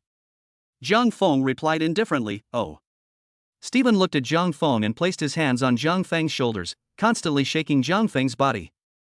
"Teacher, the Dragon Kingdom's number one is looking for the world's number one." "Oh." Jiang Feng still replied blandly. "No, teacher, why are you so calm? Looking for the number one, what's it got to do with me, Reaper?" Said like it makes some sense. This time Steven was confused, he suddenly calmed down and thoughtfully said. But thinking about it, Steven's brows furrowed again. He shook on Jiang Feng's body again. "Teacher, the Dragon Kingdom's number one is looking for the world's number one." Snap. Jiang Feng slapped Steven lightly on the face, and only then did Steven calm down. He then silently pulled out his notebook again and jotted down this matter. At the same time, Steven was puzzled, even though his teacher was ranked 10th. But there should be more or less some opinions on this matter. After all, this was a big enough event to affect the entire assassin world. Chapter 117 Ranking 20th, Hunt and Kill All Members Meet. After returning home, Steven went straight to bed. Zhang Feng, on the other hand, sat in the living room and opened the page of the domestic killer platform. Zhang Feng opened the platform mainly because he wanted to see the attitude of the domestic killers. He had exterminated the innocent guild himself, so they should have obeyed that rule he had set up. But before Zhang Feng could open the forum page, he saw that his ranking had changed. Dragon Killer ranking number 20, Sharp Dagger. Dragon Killer ranking number 21, Thunderbolt. Dragon Killer ranking number 22. Zhang Feng frowned slightly. The one who killed innocent in the end wasn't himself, it should have been Shadow Attack. But this ranking was given to himself. Did this mean that Shadow Raid had actually known that it was actually himself who did it? When he had killed innocent in the beginning, he had not taken his cell phone to transfer the ranking. But this ranking had somehow gone to his own head. Zhang Feng thought about it and felt that there was only one possibility. That was that Shadow Attack had deliberately given the ranking to himself. However, the truth was that Zhang Feng hadn't guessed wrong. When that incident was over, Shadow Raid extremely suspected that the old man was Sharpshooter. Immediately afterward, Shadow Raid contacted the platform manager and asked him to give ranking 20 to the Profound Sword. This way, Shadow Raid could observe Zhang Feng's attitude. An assassin who was originally ranked 30, if he was really innocent, his ranking suddenly rose to 20. Then his first time would definitely be surprise, and then he would hurry to contact customer service to see if there was an error in the system. Because this is a very fatal thing. An assassin with little strength suddenly arrived at a very high segment. This is like a game being fried fish, there will be a constant stream of strong people coming to challenge themselves. If you don't get it right, you'll lose your life. Therefore, a normal person's mindset would be to hurriedly contact customer service to see if there was an error. Shadow Raid also utilized this. If Sharpshooter went to the customer service to inquire about the situation, then he could clear a little bit of suspicion. If the Sharpshooter naturally accepted the rankings, then it would prove that it was really him. On the other hand, Zhang Feng didn't even think about hiding himself. If Shadow Raid didn't know it was him, he had symbolically pretended. But since the other party knew, he didn't bother pretending. That's right.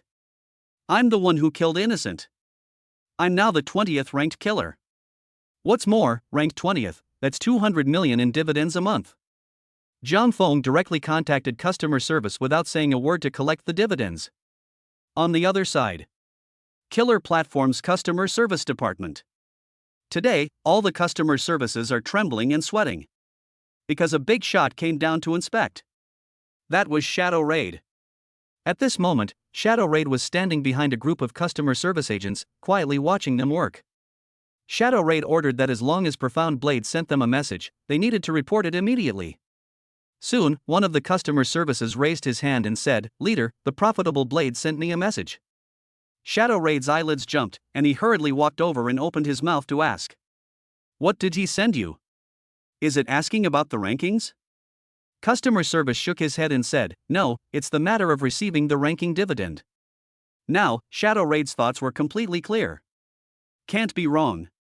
That old man was the Sharpshooter in the beginning. A look of surprise emerged in Shadow Raid's eyes, as if the incident on the cruise ship was still fresh in his mind. Shadow Raider found it hard to believe that the Dragon Kingdom had produced another assassin with a bit grid. This sharp dagger must be a small number opened by a heavenly ranking killer. Shadow Raid thought so. Shadow Raid then left. He needed to report this matter to the hunt team manager in a hurry. On the other side, customer service watched the leader leave and hurriedly asked, "Leader, is this dividend still being sent?" "Send it." Dropping these words, Shadow Raid left without looking back. After Shadow Raid left the platform company, he arrived at an underground secret base. This underground secret base was an exclusive place for their hunting team. And unlike before, this secret base was also equipped with an electronic equipment detection system. It completely eliminated the possibility of bringing in bugs. At this time, in the meeting room of the secret base, there were already several members of the Dragon Kingdom's hunt and kill waiting here. Shadow Raid was not capable of holding a plenary meeting alone. This meeting was a monthly meeting, and according to the usual practice, everyone needed to report the major events they had recently encountered to the higher-ups. In the conference room, Chance was already waiting here. In addition to Chance, there was also a burly man in animal skin, who was also present the last time Chance brought a bug into the company building. The other was a slim man. This man wore a black suit, was well-mannered, wore an angled bangs and a pair of glasses. What's more, on the desktop in front of him, there was a transparent teaching ruler. When Shadow Attack arrived, the leader sitting in the deepest part of the conference room slowly turned around. He glanced at the crowd and spoke. Has everyone arrived? At this time, Rose spoke. Mirage Dream is still out on a mission, so I guess he won't be able to return for this meeting. The leader nodded and then said. Since Phantom Dream can't come back even if it's not possible, later on record the contents of this meeting and send her a copy. Rose nodded. The meeting then officially began. One by one, the leader's gaze crossed over the people present and opened his mouth. Alright then, let's start with Teaching Ruler and report back one by one. The Teaching Ruler's face did not have the slightest ripple, and he simply said lightly. 31 9-star missions, all completed, none survived. The beast-suited man reported, 29-star missions all completed, also without a single survivor. Next it was Rosebud's and Shadow Attack's turn to report on their recent missions. When it was Rose's turn, she suddenly paused and spoke. 15 9-star missions, and one of them met with an accident. I ran into the top 3 ranked heavenly ranking killers. Chapter 118 Kill Bit Godhead. As soon as these words were spoken, the entire conference room immediately fell silent. Bumped into a top 3 ranked heaven ranking slayer? Who is it? Everyone was looking at Rose. It's Doom. Shadow Raid spoke. Shadow Raid then told the story of that incident that happened back then. Rosebud also nodded her head in affirmation from the side. When Shadow Raid finished retelling, everyone present was silent. That leader among them spoke up. Listening to the killing method, it is indeed Doom's style. But how could Doom suddenly strike at Venus? But since Doom wanted to kill Venus, it's highly likely that Venus' nemesis invited Doom here. In the future, you guys can investigate this MIDI person more and see if you can get some clues about Doom from him. These top-tier heaven-ranking killers come and go without a trace and are mysterious. It's good to be able to grasp their movements. As the leader spoke, Rose nodded her head. After this matter was finished, it was Shadow Raid's turn to report on the situation. As usual, Shadow Raid continued to do an excellent job. But what he had to say next shocked the entire room. Our Dragon Kingdom has recently seen a genius-level assassin. Everyone was glancing at Shadow Raid, and most of them didn't take it to heart. It was only the leader who asked symbolically. Genius? How genius? Actually, everyone here was a top genius. And now that the hunting team was saturated with personnel, the leader was under tremendous pressure from above just to keep these 5 team members alone. If another team member was admitted into the team, the pressure might not be able to withstand it, and the entire Dragon Kingdom hunt team would have to be demobilized. Shadow Raider looked straight at the leader with his eyes and opened his mouth. It is suspected to be an assassin who has given birth to a bit grid. Snap. Shadow Raid's sentence just came out. The hand of the beast-suited man who was drinking water on one side shook, and the cup fell directly onto the desktop. On the other side, even the teaching ruler was frowning slightly at this moment. Another slayer who was born as a bit grid. Bit grid, the full name of the slayer bit god grid, a name that was named after the bit grid of the number 1 in the world's heavenly ranking. He didn't just refer to the number 1 heavenly ranking's bit grid, it was a direct representation of this thing. Because the number 1 on the heavenly ranking is the world's first assassin to give birth to a bit grid. Legend has it that the killer born out of the bit pattern, there will be a particularly strong killing aura. Relying on this killing aura alone can make the 9-star killer scared in place, trembling. Any skill cannot be performed. And legend has it that once the murderous aura of the first of the heavenly ranking is released, it can even scare the heavenly ranking killer into a standstill, just like a cat seeing a tiger. This is the gold content of the world's first rank. Not many killers in the world have been born out of the first rank, and these killers have been honored by various countries, usually the leading figure of a national team, as if the teaching ruler. It was just that what the crowd didn't expect was that another killer with a bit grid had appeared in the Dragon Country, which shocked them. Who is it? The leader hurriedly asked. The 20th ranked assassin on our platform, Sharp Dagger. An assassin on a domestic platform? The leader frowned slightly. He completely didn't expect that this top assassin actually came from a domestic platform. And it was only ranked 20th, this shouldn't be. A killer who was born out of a bit pattern would at least be in the top 3 of a certain country. Of course, this was a case where a country had multiple bit pattern killers. The leader immediately realized that something was wrong. He looked at Shadow Raid and spoke.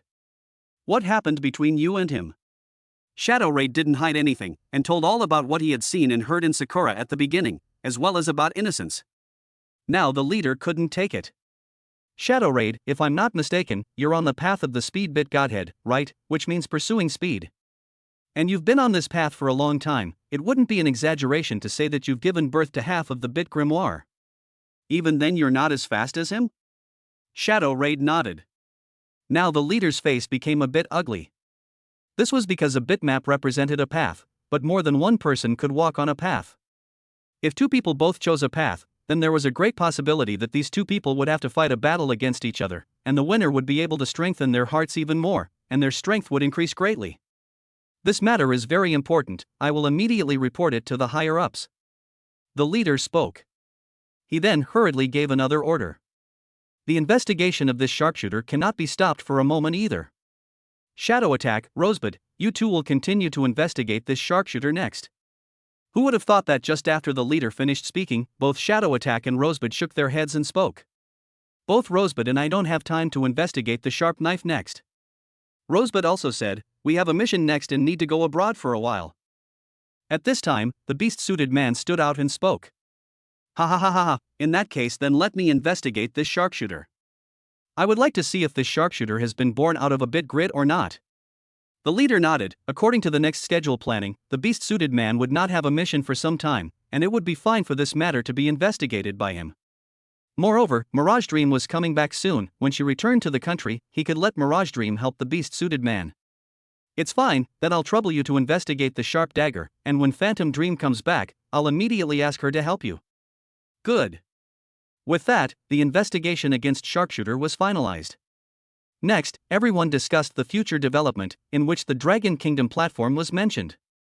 As soon as the Dragon Country platform was mentioned, the leader's face became a bit ugly.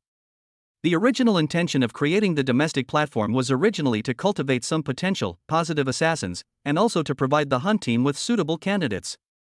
But over the years, the domestic platform has instead become an extra-legal place for some inmates, who use the platform to kill and enrich themselves, making the platform a mess.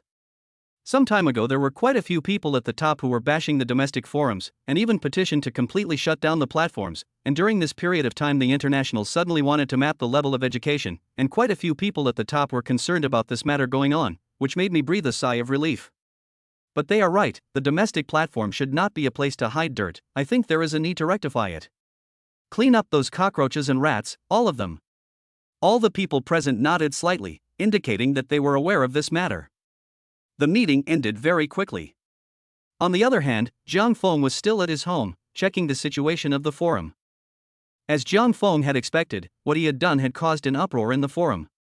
There were hundreds of posts in the forums today, all of which were related to Jiang Feng.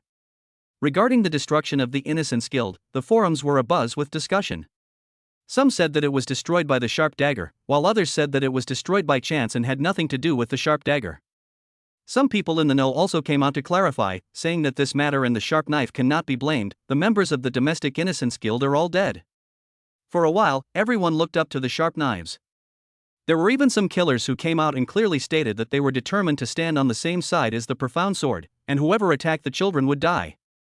There were also some killers who remained unconcerned, thinking that it was no big deal, and that they should still strike at children. Jiang Feng didn't say much. These people were just screaming on the forum. If they really struck out against children, it would be over to see if they killed them or not. Chapter 119 Barbarian God. After watching all of this, Jiang Feng turned off the forums, and then he began to take stock of his harvest. This time, the overthrow of the Innocent Guild had taken a long time, but the harvest was also extremely lucrative. $980 million. Equal to 49 schools. 4,900 system points, plus the 500 points that were already there. That was 5,400 points.